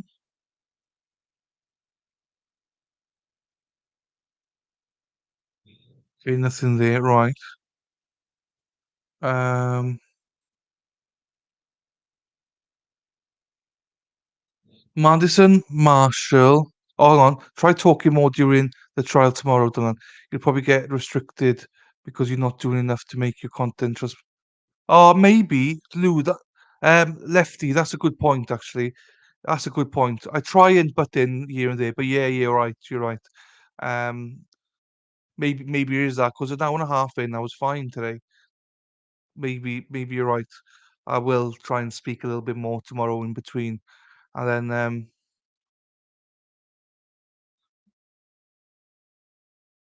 Oh, Spider, it's all absolutely fine, Spider. Don't worry about it. It's totally fine. It's just more of a. It's. I just want people to know we don't make much money on the ads, but every little helps. Madison Marshall will be having final pre-trial on the 28th and trial on a. No, it's not swearing, Lefty. Otherwise, it's fine. For her role in the crimes against Oakley Snow. It's a trial wants to let you know, though it will be streamed. Where's it going to be streamed on Law Network or do you mean in? Hang on, let me get this one up now.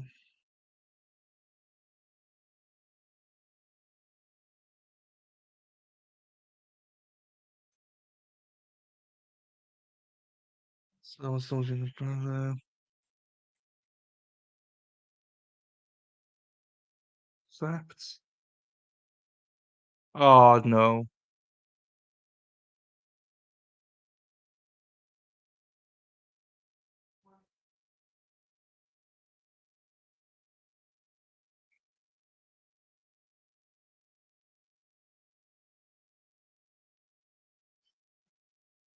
Oh, I can't.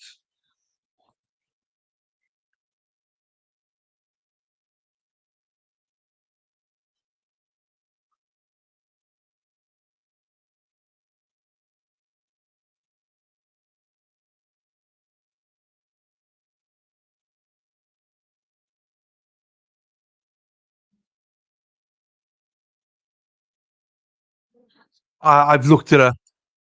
I've looked it up, so I can't stream it. I can't. I just saw a picture of it, and I just can't. I mean, that face is now.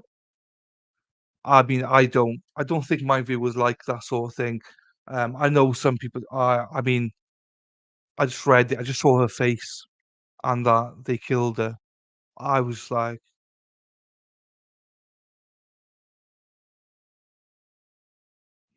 yeah, and two of George. When it talk comes to kids, I'm just like, whoa, and I've just literally just seen her face. Such an angel.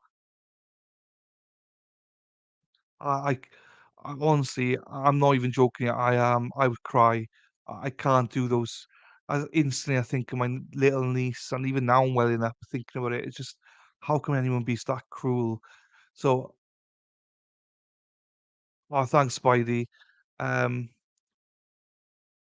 I just, yeah, I don't think I can do it. Honestly, I just a kid one like that. I mean, if it's a teenager going on adults, talking 14, 15, they're hard, right? But if you're talking about babies, 2, 3, 4, 5, they're just too close to my niece's age, and I just can't do it. I just imagine her, and it's like, oh, so it's just not my cup of tea, guys. I mean, I couldn't. I've just seen her face, and it's like, how can anyone be that cruel to that girl?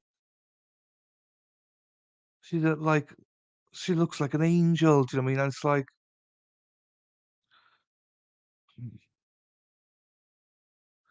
yeah, they're too innocent, actually. Yeah, I didn't do Letitia Staunch. I didn't do. I, I just can't. As I say, if it's a teenager going on adult, I could probably do that. Even though I got nieces that age, I could probably do it because if they're close to 18, not that I would enjoy doing it. That's fine. But if they're toddlers, if they're really small, what kind of life? She doesn't know anything in the world. What's she done to the world? Do you know what I mean? Fucking hell. I just can't. I haven't got kids. I just got nieces. But Jesus, I just couldn't do it. Even now I'm welling up, and to think of actually streaming it.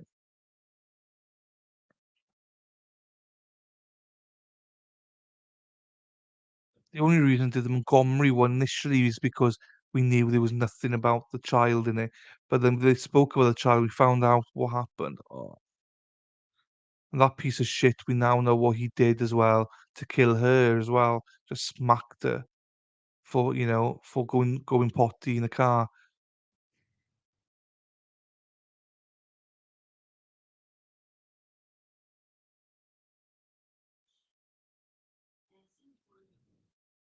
Oh, geez. So yeah, thank you, Suzanne. Thank you very much for that. But I won't be streaming it. I'm afraid. I just can't. I personally just can't. I understand that people will want to watch it, maybe, and that's absolutely fine. Just I couldn't do it. I just couldn't do it. Absolutely. I don't know how you do it though. Do you know what I mean? Just now I've seen the face. I just think it's so cruel. I just see the face, and it's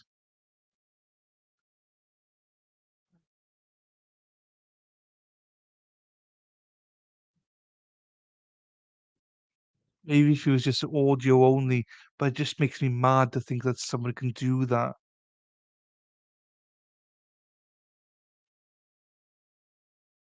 Or do you mean, look, do you know what? That's what we're here for. I'll put a poll up, and whatever the result, well, it doesn't mean I'll be listening, but um, right, let's put a poll up.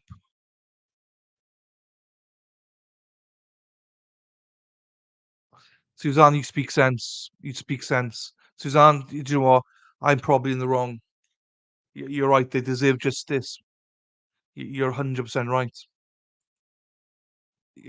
I think of it differently. I'm thinking of the child and how I'd react. But actually, you're right. The cruel stuff has been done now. This is ensuring justice, and maybe I should stream it, you know, and not watch the pictures and just be like, I make sure her name's out. Do you think it's going to be a popular one? And by that I mean, do you think Law Network are going to stream it and stuff? And by that I mean, not that I care if it's a big one. I mean, um, because if no one else is streaming it, I'll stream it. If if it,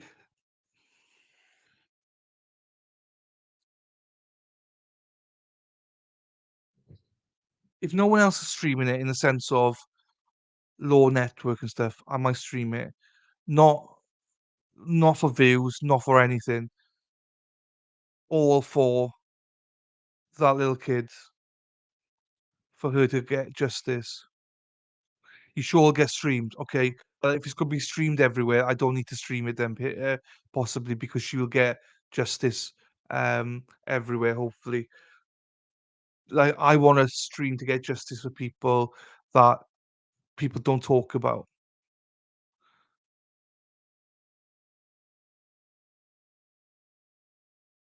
Oh, saying that, we thought this would be get streamed as well. The Joel uh, Holland Dawson.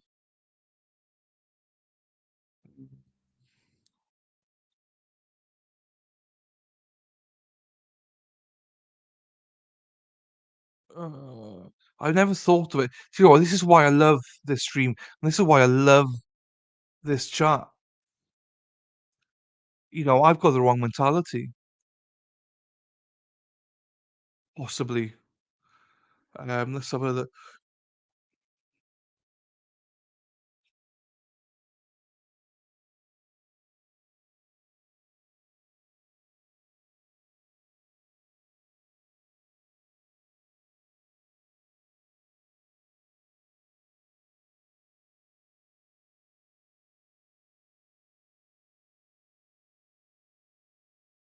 See, Lefty, take care.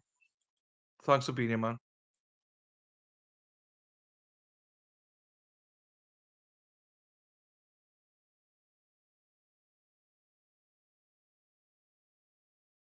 Oh, listen.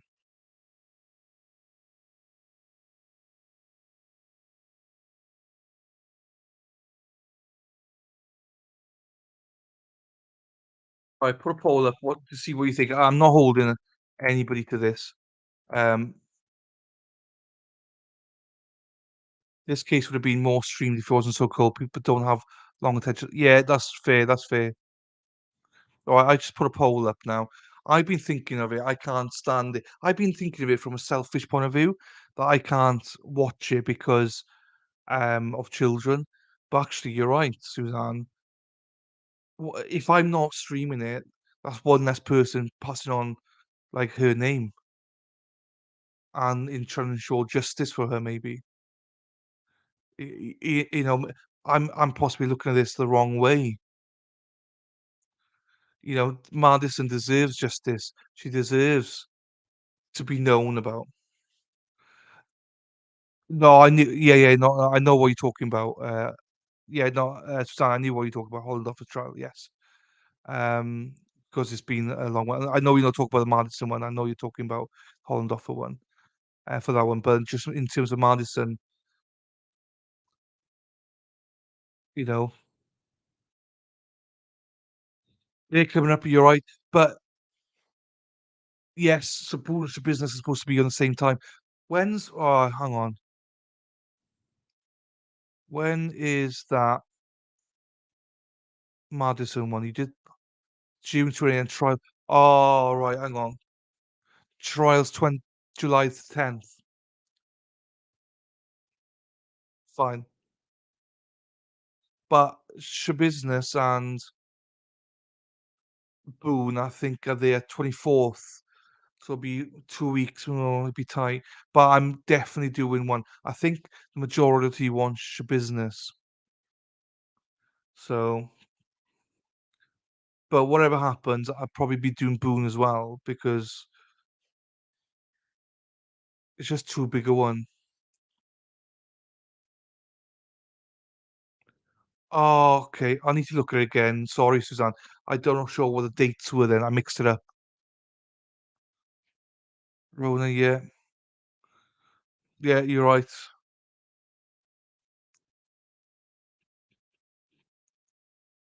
Launch webinar. Drawing from your browser. Next. No. Harley Montgomery. Right. I've got this wrong then, haven't I? I've got this wrong, haven't I?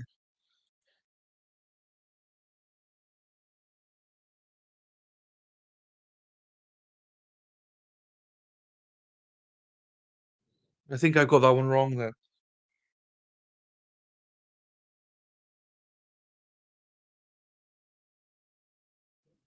I put in, obviously, Madison Marshall, but that's not the person, is it? I'm confused here now. I've confused myself, Suzanne. It's not you, it's me. It's not you, it's me. It's just like a breakup. It's not you, Suzanne, it's me. I saw one trial on the 10th of July. I know that what you meant, but it's okay. All of those, yeah, similar. Yeah, they're all similar. Someone is on trial for Oakley. Okay, fine. I'm probably going to stream it quite a bit because I've noticed, like, even I'm probably going to do business, but probably do Boone as well, but play Boone at 1.25 speed, or even play Boone the day before. I don't know. I just need to play about with it. So potentially could do 3 streams a day if they're only for a couple of weeks, do you know what I mean? Because I don't think Business and Boone are gonna be that long. I think they're gonna be quite short, to be quite honest. Maybe utilize Saturdays and Sundays, to 1.5 some of the streams through. I don't know. We'll just have to look at it. It's just too many good trials going on. But I've learned a lot in the last hour about actually I'm selfish. Put myself ahead of actually the victims, like these little tots, like Oakley Snow. It's harder to see your face. Well, no, well, yeah, you 100%, Suzanne, 100%. Um, you could 100% be right, but they were estimating. Well, the experts were estimating, Boone would be a week. Business would no longer than 2 weeks. They thought. So, but hey. they said the same. Look at Alex Murdoch's 3 weeks. Some experts thought it'd be over in 2 and 6 weeks later, so we don't actually know. But, that's what they estimate, a week for Boone and just over a week and a half, I think, for Business. Because I think the main thing with Boone is that no one wants to testify for her.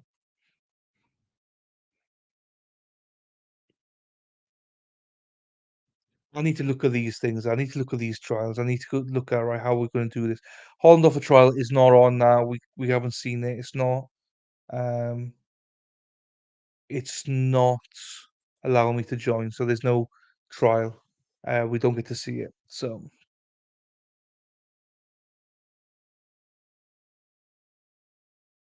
it's likely one of them will get pushed out. Yeah, Farrell, I think it's gonna be Boone. I think that one's gonna be moved on. So Mad World made a good point saying that she's written another letter that the lawyer's not speaking to her and stuff. So that might move it forward. I don't like the leprechaun either. Oh, Mad World.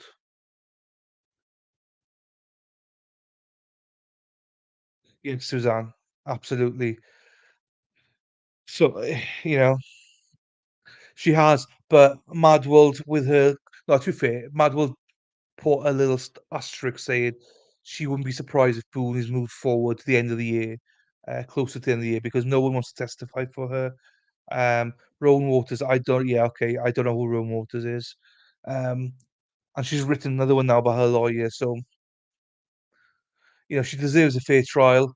So if there's no one testifying for her, then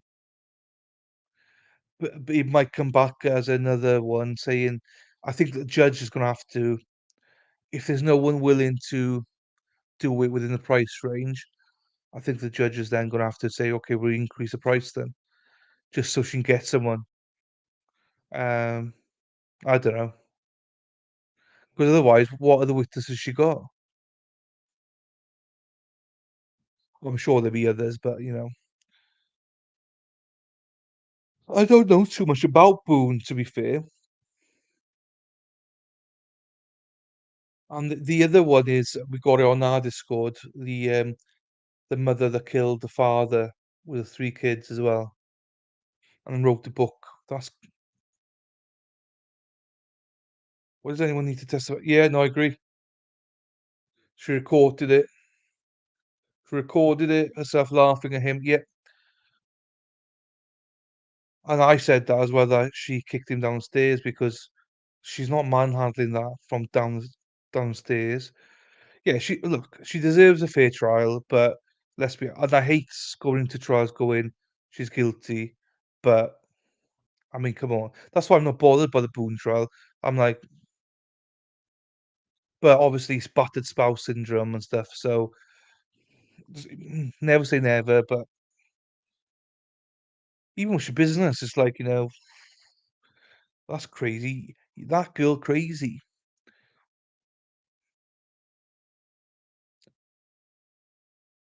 Is there a Boone trial number on your Discord? Ooh, good question. If Spidey was here, she'd be able to tell you. If not, there will be. Oh, that's a good. Let me just check.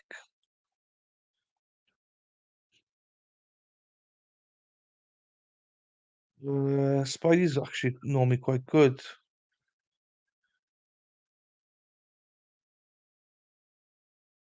Should go on my archives. We got the okay.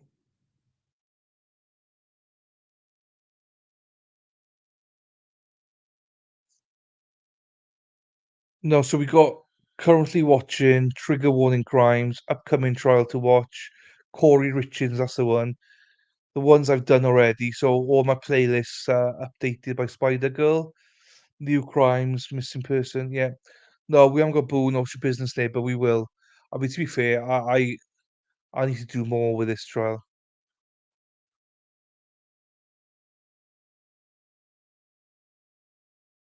Fine. Yeah, we'll it's a toxic stuff, fine. We'll be putting it up definitely. So yeah, throw it up, Ferrell. Once I get it open, throw the letters up. Be good to have that, and we'll do your business as well. You know, in fairness, Spider does it all for us, and she does way too much as it is. So, I'll try and figure it out. Or just ask her tomorrow. Um, so yeah, we'll do that, and might be playing some.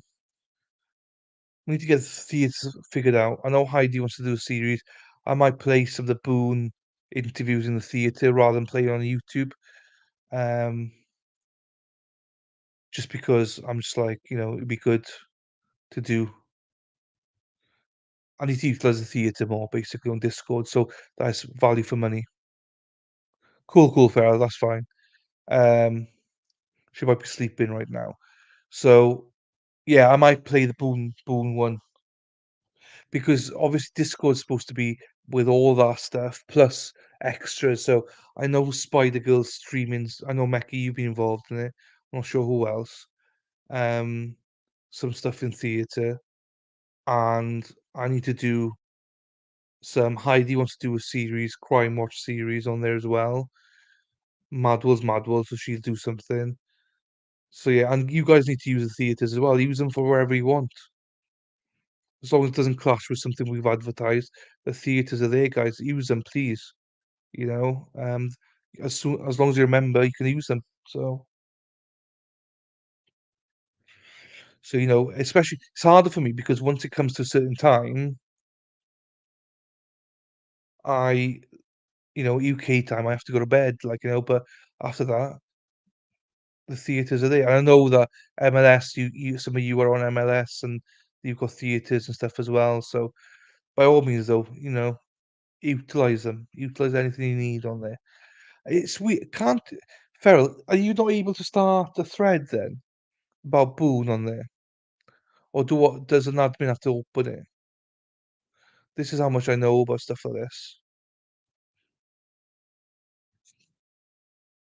This is how much I know, which is fuck all. Oh, next court's 11th. Oh, okay, July 11th. I didn't know that. Try it, Ferrell. Try and see if you can open one. If you can do one. Oh, look at Spidey. Spidey, can anybody just do threads, or does it have to be us that does it?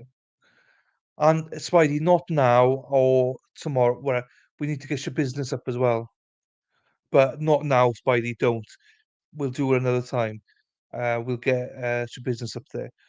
But Spidey, I'm trying to kick these guys' asses to use the theatres more for whatever they want it for. I know that you use it sometimes.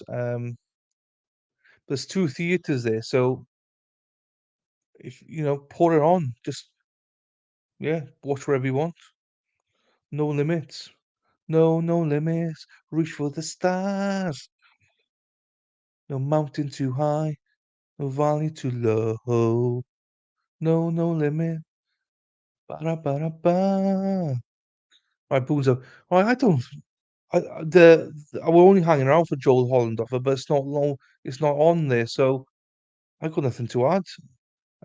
We got a big day again tomorrow, long day again. Thank you, Meki Teki. Farrell told me to stop it, so I stopped. I don't know many songs, by the way. I just make songs up, or what I only know like a line or two on songs. So reach for the stars, climb every mountain higher, reach for the stars, and that's all I know.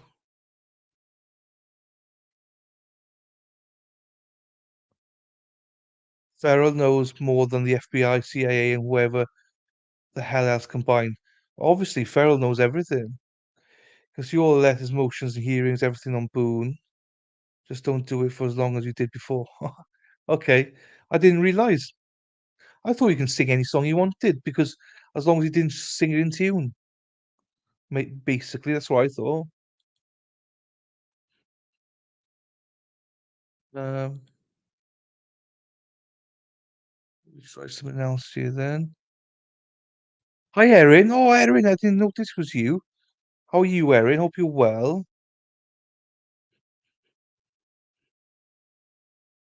Just trying to browser again and a link. Oh no, it doesn't. Right, I'm done with that. I won't sing as much now. I won't. I promise. It's like always nice to see you, Erin. Submit is up to I know. No, only admin. Oh, okay, okay, okay. But yeah, fine, Spidey. Thanking you. I've been corrected now. But anyone could just start their own theatre, as in play a video, can't they? So, I'm encouraging everyone. Heidi and Amy. Amy, if you're here, Heidi, you need to join Discord because you two are gonna love Discord.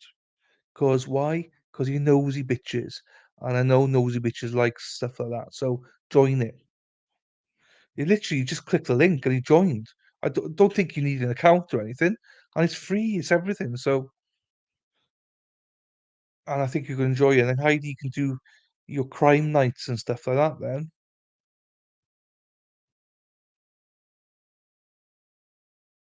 do a karaoke thing at the end of the street. I can't because if I do it, I get. What? I mean, he whines like one. Who's that? Jung Thought.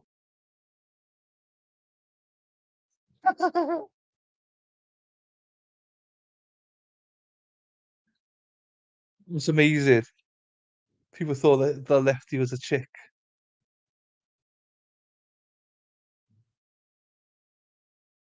I mean, I think everyone knows now Erin is a chick. Erin with the tacos. Taco power. Right, I don't think I've got anything else to add, guys. I do not think. Oh, you missed us taking the piss at Erin earlier on. We tried to get Lefty to buy me a Minnesota jersey. He just wouldn't do it. He was very, very go fuck yourself because I wore a Dallas shirt. So, but I'm now in the free agency. I'm looking for a proper NFL team now. Oh, Carolina Panthers, maybe. No, we don't. I don't think they have. Obviously, they can guess, but play video, and if we end up needing more theaters, but I doubt we need. No, I don't think we would. Do we know if there's anything? No, I voted yes for you. For what? So we had 4 votes on that, 3 yes, 1 no. Well, I would have been a no, to be fair, until Suzanne persuaded me otherwise.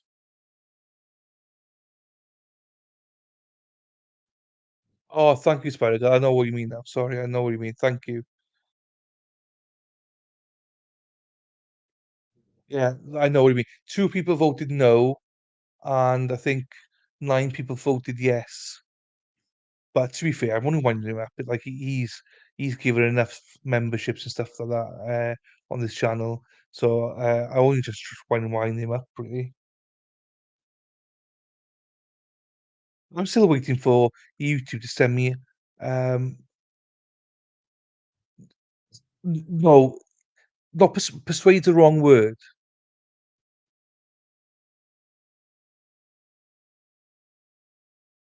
You voted no, Suzanne, not to stream it. I didn't mean persuade, but your informed intellect made me reconsider, shall we say.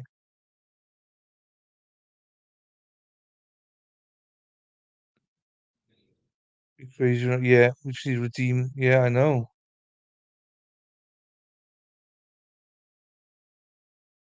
To be fair, he's I think he's given like 15 memberships out or something. So I will. I'll still, when he's here, I'll be like, yeah, take it. But same with you. You've contributed way too much for this channel, Erin. So I appreciate you as well in the same way. Um, it's not that Suzanne. It's more of a. I've always had one mindset, but as soon as you said actually it's justice for a young girl, I've never looked at that. That's why this is why I love this channel. because I came in with an opinion. I listened to your opinions, Mecky and, Suzanne, and now I've sort of flipped and actually think similar. Actually, it's not about me and all that. That bad things done. It's now justice, ensuring justice for her. So, and in doing that is getting her name out there, supporting her and stuff like that. So it's just reversing the mindset of it. So that's what I mean. This is why this channel will always be free for anyone to have an opinion. Anybody can have an opinion because you've just changed my thought process on something that I didn't think anyone would. But that's what I love about it. So thank you.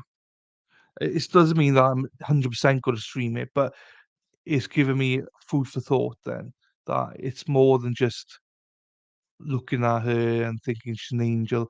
It's about actually let's do something about it and let's make some justice here. So yeah.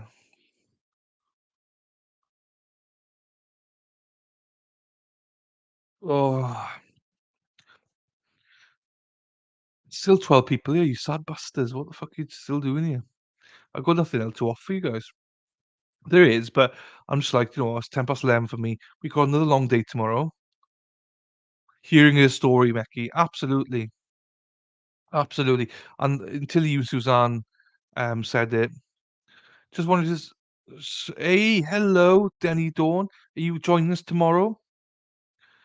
10:15 Eastern, 10:15 Eastern. Oh, yeah, I need to redo the Boone one, Spider, because that was a poor, poor, poor video. But I was saying, Spider, I might not not now, but maybe when, I'm not sure.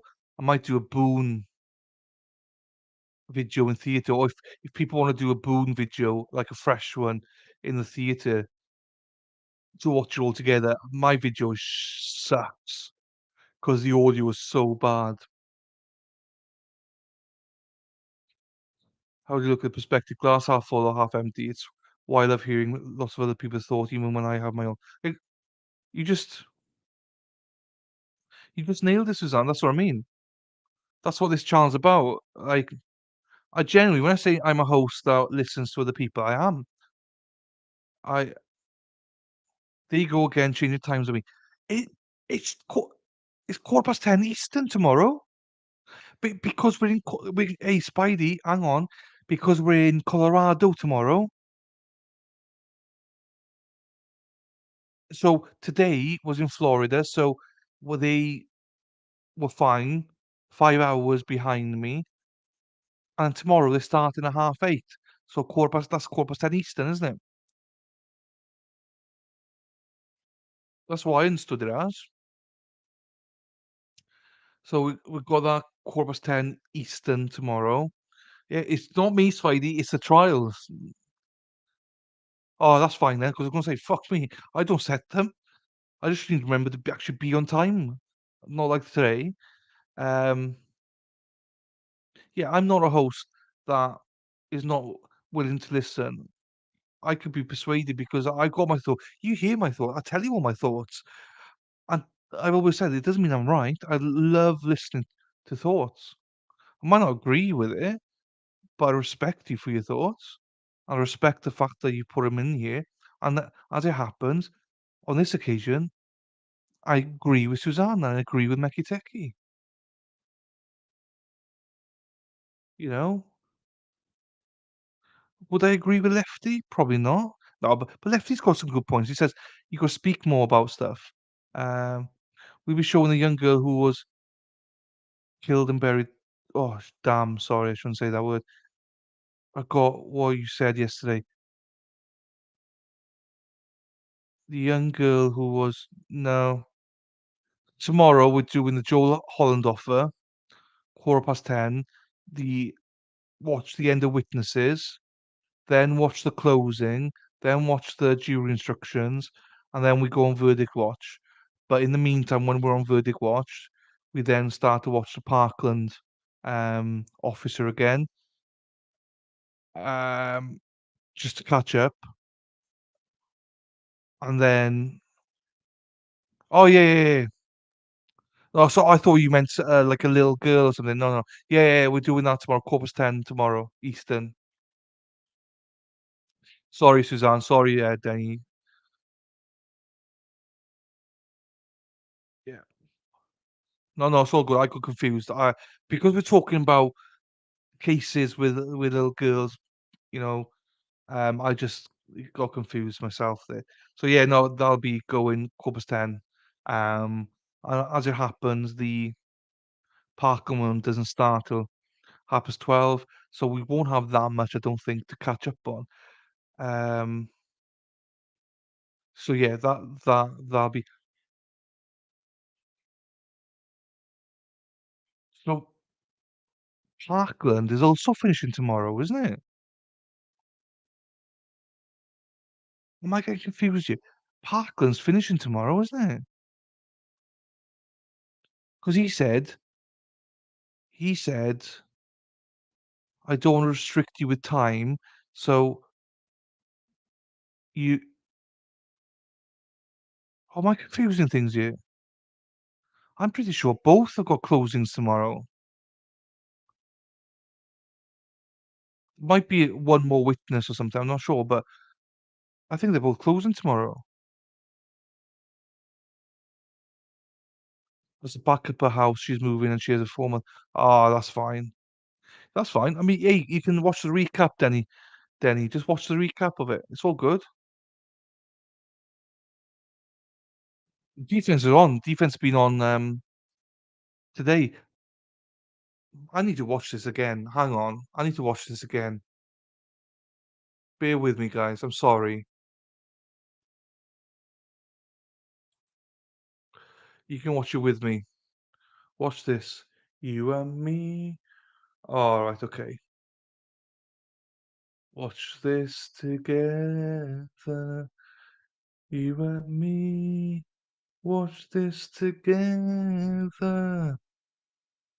You and me were meant to be going free in harmony. Once that day fly away. Ba-dum, ba-dum, bum, bum, ba-dum, ba, bum. I just want to see how he finished it. Great. I thought he was great. I've just seen your tweets about leaving jokes. Yeah, yeah. I saw them leaving. It was court reporter who said she wishes that I was in the submarine under the sea, which I thought was, you know, very bad taste considering that they might die, and she wishes that I was in there with them because she doesn't like my take on the Murdoch trial. It's just appalling timing. If it wasn't for like obviously there's no need to say it. Do you know what I mean? So at any stage, but especially today, um, timing is just bad. Right, hang on. Let's see what he ends up with. Share screen. I just forget what he said.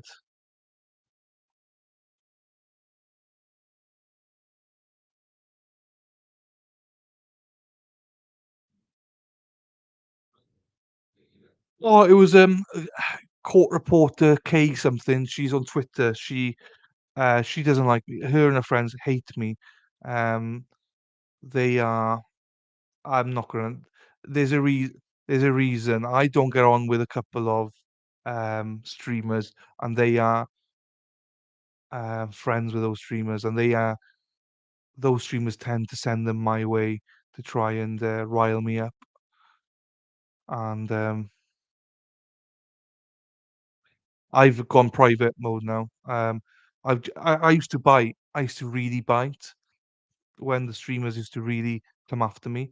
One of them like was really really nasty, and I won't say their name because I'm sure most of you follow that stream. So, um, but I despise her for that. Um, right, slides. I don't get. I blocked it. I blocked it. As in, I'm in private now. I'm in private. Slagged. And this is not nothing new. This is I get slagged off all the time. I get slagged off by my channel all the time. People, it's being that people cannot wait for me to fail.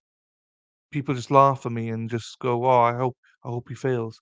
Like if they came now, they'd take screenshots and laugh how many people are here. I don't mind how many people are here. I enjoy it, but they obviously get hundreds of people on their streams. So that's fine. I wouldn't change spots with them for anything. I love my little channel and I love my little people here. That sounds like you're all little people. It's not. You're all lovely. Right, present. Why am I going there? Present. Oh, I know why. Because I need to stop that screen. Right, present here. I was wondering what the hell's going on.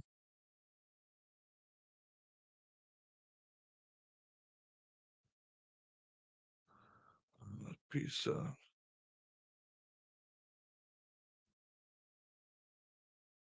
Here we go. Oh, Danny, it's I'm sure you'd soon find out I have a lot of haters. And some of it is justified, by the way. Like I shot through the hip, as in when they've attacked me and my channel, oh, I've jumped on it, you know? I and I've learned my lesson because that means they get the ammo against me all the time. So I've lost my shit several times, but I've learned now not to. So I try my best. But then you would know. Critical, just say yes or no, or you don't have to. No, it's not critical. No, I don't know critical, but I know who you mean, but it's not. You'd be quite surprised, I think.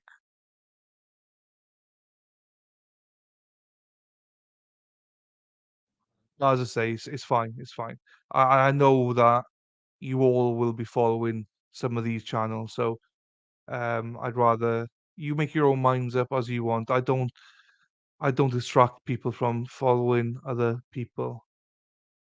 I think it's healthy. So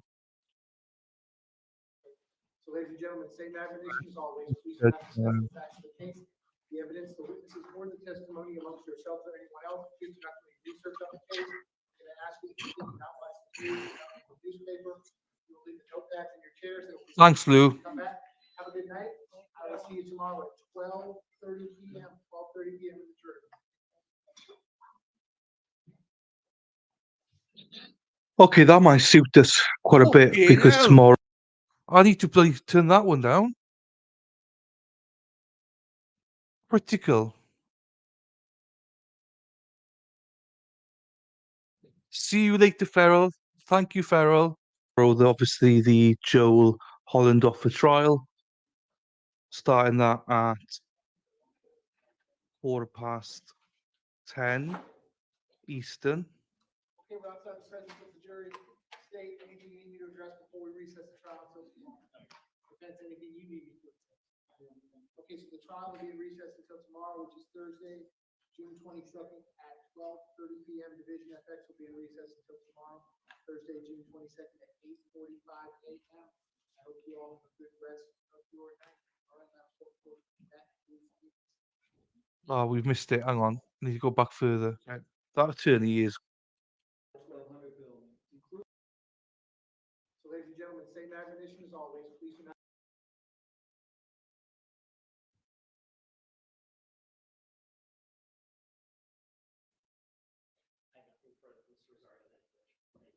Based on that, read your rest.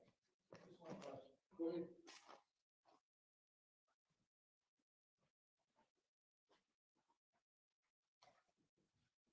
At any time during the time that you're here in this area by the 1200 building, including the time where you glance back and you're looking at the 1200 building, was there any evidence to you in real time that there was a shooter inside the 1200 building shooting children? Not to me, no. No, correct? Not to me. Based on that, we recross. No, not yet. Was it your job to identify where an active shooter was? No, on sir. Marjory Stoneman Douglas campus? No, sir. Okay, is the witness excused? Yes, Your Honor. All right, sir, you may step down. Thank you very much. Thank you. Right, here we go. Let's listen to this now. Ladies and gentlemen, based on the time, we'll press pause on the trial at this point. A little bit of a different schedule going forward tomorrow, only because of some other matters that I have to handle, which have nothing to do with this trial. I don't want you waiting around for me in the morning, so you're gonna have the morning back at your normal lives. What I'm gonna ask you to do is tomorrow, which is Thursday, June 22nd, eat lunch on your own. And I'm gonna ask you to be at the jury room at 12:30 PM, 12:30 PM, and then we're just gonna go to the work for the afternoon tomorrow. And again, that's so you're not waiting for me while I'm handling other matters that have nothing to do with this. So ladies and gentlemen, same admonition as always, please do not discuss. Okay, didn't learn anything. Did not learn anything. It's probably early in the day that you said it, but I can't find it now. Nice, Suzanne. See you tomorrow morning for Holland Offer. Happy days. Stay safe, Suzanne. Night, night. So yeah, we didn't learn anything there.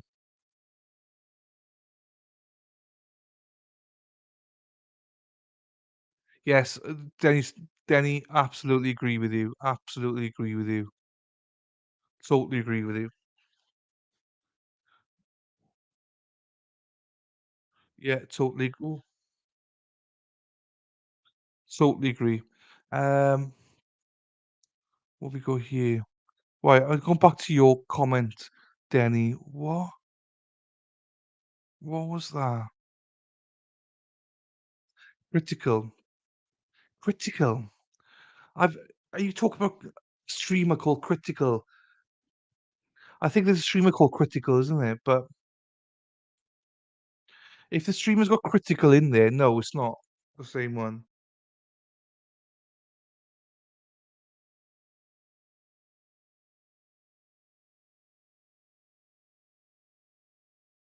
Critical true crime.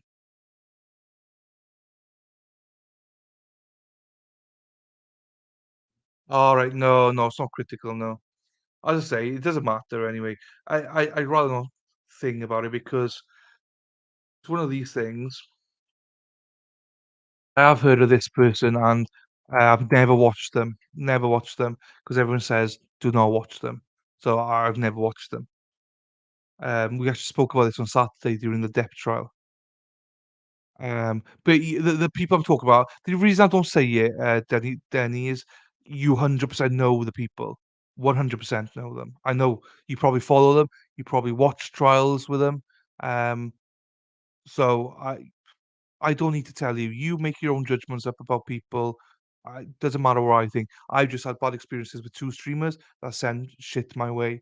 Um, but that's my experience. You have different experiences. It's all good. Well, State rested early today.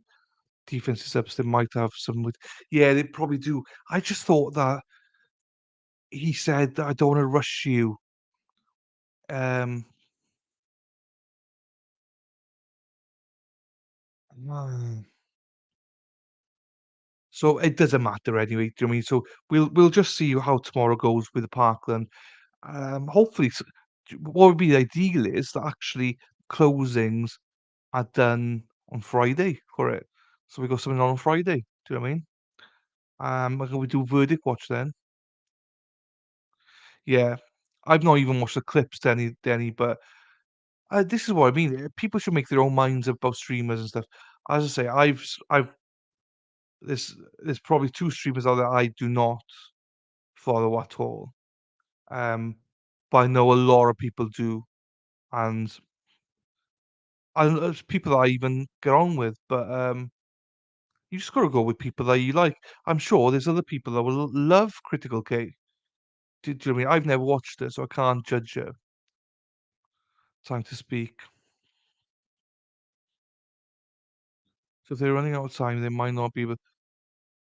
Oh, really? Why have they got? But why have they got a certain amount of time? Why have they done that? I don't get that. Why have they done that? I understand if it was a civil case, but not in a criminal case. Why have they done timings for that? I did. Would you? None of them asked for timings. How long they got left or anything. I know it doesn't matter, Alonso didn't mean to bring it. No, no, no, it's not your bad at all. And if you'd have named the person, I probably would have said yes, if I'm being completely honest with you.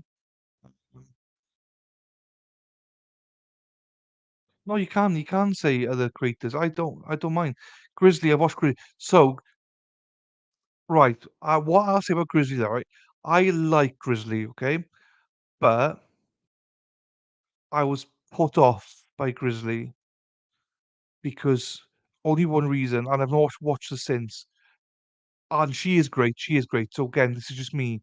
She had a guest that was supposed to come on, and I was watching because I wanted to meet this guest to see what they were about, and she cancelled on the guest like literally 10 minutes before the show went live because some viewers said they didn't like this guest. So I don't remember his name now, but I lost a lot of respect for her because of that. But I still like her a lot. Know if they do have a time, but I know they can do that. If I don't think they do. They can do it in civil cases. They do in civil cases, but I've never heard of it being done in criminal. But you could well be right. Tell me, spit it out. Ooh. So yeah, that's the only thing with Grizzly. But I think Grizzly's fantastic. It was a while ago. It was probably a year ago, Denny. But that's just my experience. I used to watch her a lot. I think she's very informative, well researched. I'd encourage anyone to watch her. But I was disappointed with that one. I didn't like the fact that she just dumped someone. It was not actually a year ago. It was probably about 5, 6 months ago. I didn't like that just because chat said something, and it'd been in the works for about a week. She'd advertised it for a week.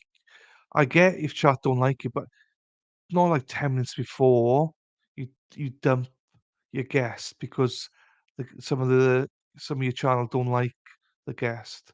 So I lost respect for her there. So I've not gone back to be quite honest with you. But if I was a new into true crime, 100% I would encourage people to go and watch Grizzly.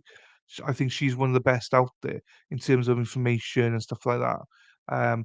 Just as I say, because also I don't really watch streamers anymore.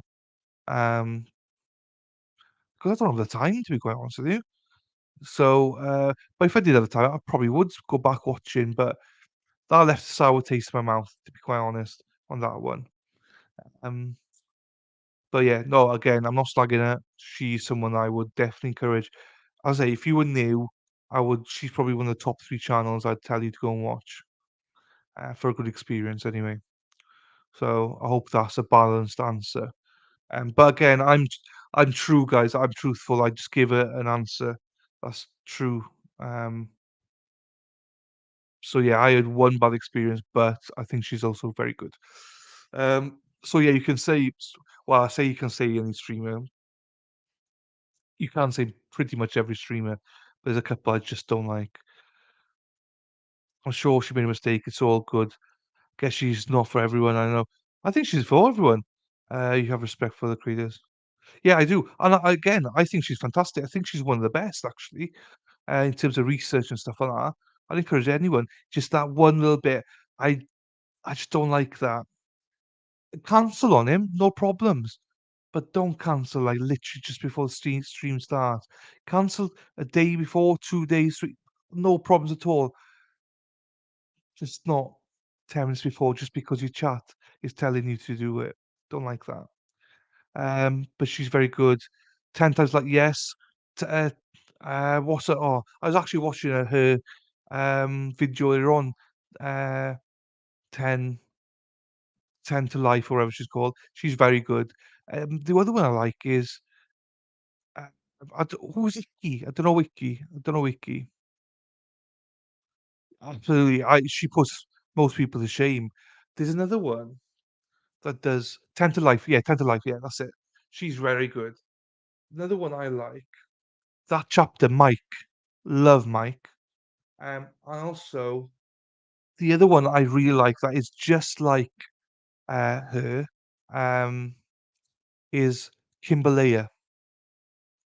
I like Kimberlea. She doesn't do like, lives, but her deep dives are very, very good, I think. Mike's fantastic. Ikid Mel, I don't know Ikid Mel, never seen Ikid Mel. I like him too on RA. I don't mind RA. I do like RA. Yeah. We won't go down that road, but I actually do like RA. I think he's very good. And he's done well. He just woof, he went from nothing. Like in a couple of weeks, he went from nothing to thousands of people watching him.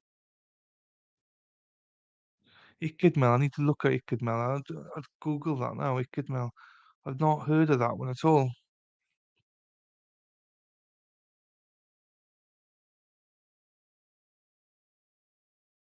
Oh, yeah, yeah, yeah, I've seen that. I'll be honest with you, I watched 2 of his videos and I wasn't a fan.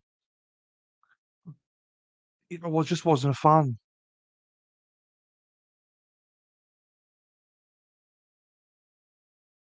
Kendall Ray, Kendall Ray, what's that? Yeah, Ikidmel, I wasn't a fan, but I just watched him a little bit, so he could be good. I'll give him a try. Kendall Ray. Okay, I'll subscribe to Kendall Ray. I've never. Oh, no, Kendall Ray. I have seen Kendall Ray. I like Kendall Ray.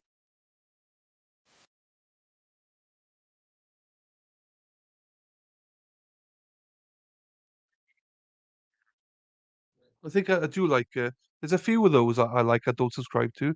Um, what did you think about that trophy? I did watch it.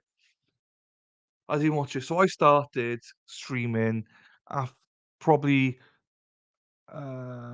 probably mid-April, and then but try Kimberlea as well, guys. Kimberlea is the only problem Kimberlea has is her videos are like 2 hours, 2.5 hours long. But Kimberlea is fantastic. I think she's one of my favorites. She also sends me to sleep a lot because her videos are so long. Um, yeah, so my problem was I did Murdoch. I started doing the Zachariah Anderson trial a little bit at the end, and then I did a mistake. Then I did Gwyneth Paltrow did well. Then I did Mark Jensen for 3 weeks. I'll spell it out for you now. Hang on.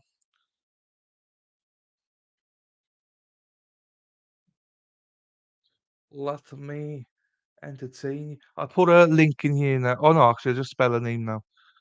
Um, this one, she's very, very good.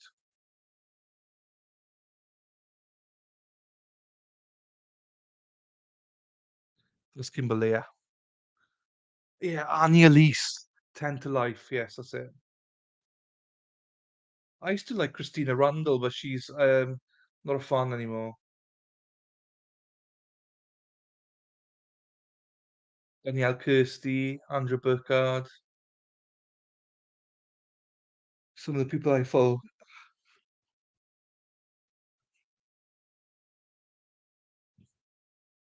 So bar trial is very controversial, split on guilty law. Yeah, a lot of the trials are split. Do you know what I mean? But so yeah, I did a mistake this for 3 weeks.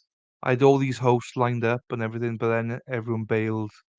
And then it was like after a day, and then it was literally there were days it was just me watching with 0 viewers. Happy days, Mecca.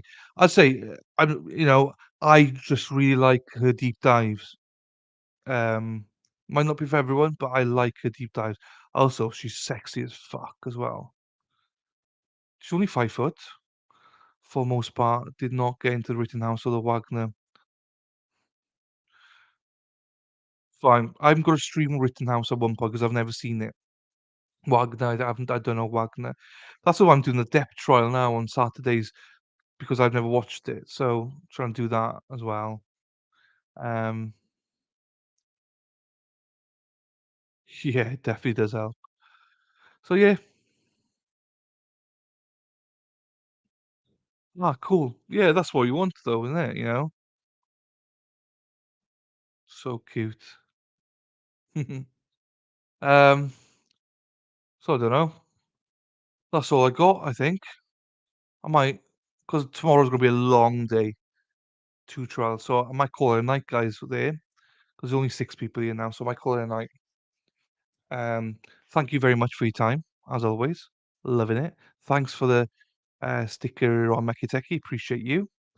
And yeah, so hopefully see you all here at some point tomorrow. If not, obviously 10:15 Eastern. If you can't make it that time, hopefully see you soon after that. The trial doesn't start at 10:30 Eastern, but I'm starting at 10:15. So with that, I think I'm gonna close it, guys. Um, as I say, I'm gonna get some sleep. Yeah, the thing is, it takes me about an hour to just you know just to decompose, so that's why I get on now. Spend an hour. Um, so you're doing great. Thank you very much. Yeah, I hope so as well. I hope so as well. What's Mecky saying? If you're a fan of the dark, strange, and mysterious, you check him out because he doesn't do crimes per se. Okay. 3:40. Well, it's 23:40 here. Good night, Lou. That's fine. That's fine. That's fine, Lou. That's fine. That's fine, Lou. Yeah, and if it doesn't work, then I'll just give you my email address. I trust you, so it's all good. I don't give my email address out to everyone, but if you've watched the Hollendorfer trial, my email's been for everyone to see every day.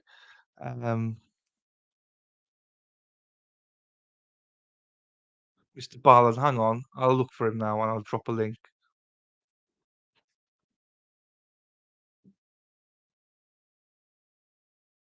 Mr. Ballon. Jesus, never heard.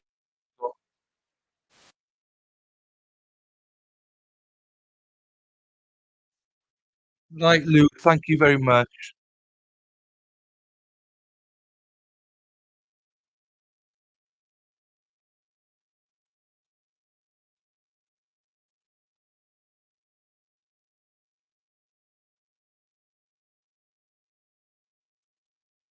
Hang on.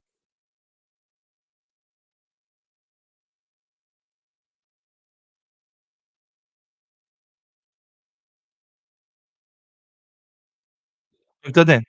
Danny, I've done it.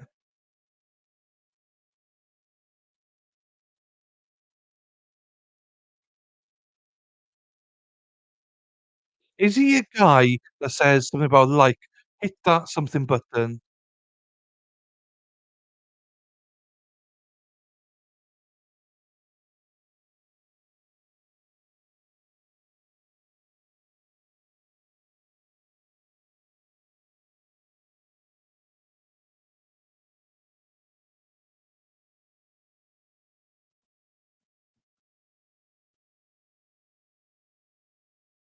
Yeah, I've seen him before. Yeah. So, I've watched his I think he's really good. I think he's very, very good. I've watched a lot of his videos, but surprisingly, I wasn't subbed. So I hadn't seen that before, but yeah, he's always got something to say about the like button. Yeah, so I've subbed him now. Um, uh, Denny, literally, where you say Dan Mech, wish you could, it's just above that. Hope you see it. Or just put in Mr. Ballen and you get it. But it's literally there.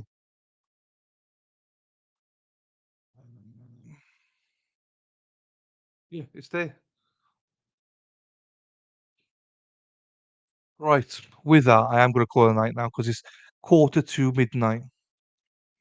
So thank you, lovely people. Thanks for chatting. I'd really appreciate staying so long. And whoever else is here, thank you for being here as well. I appreciate all of you. You're all great. Hopefully, I see some of you tomorrow.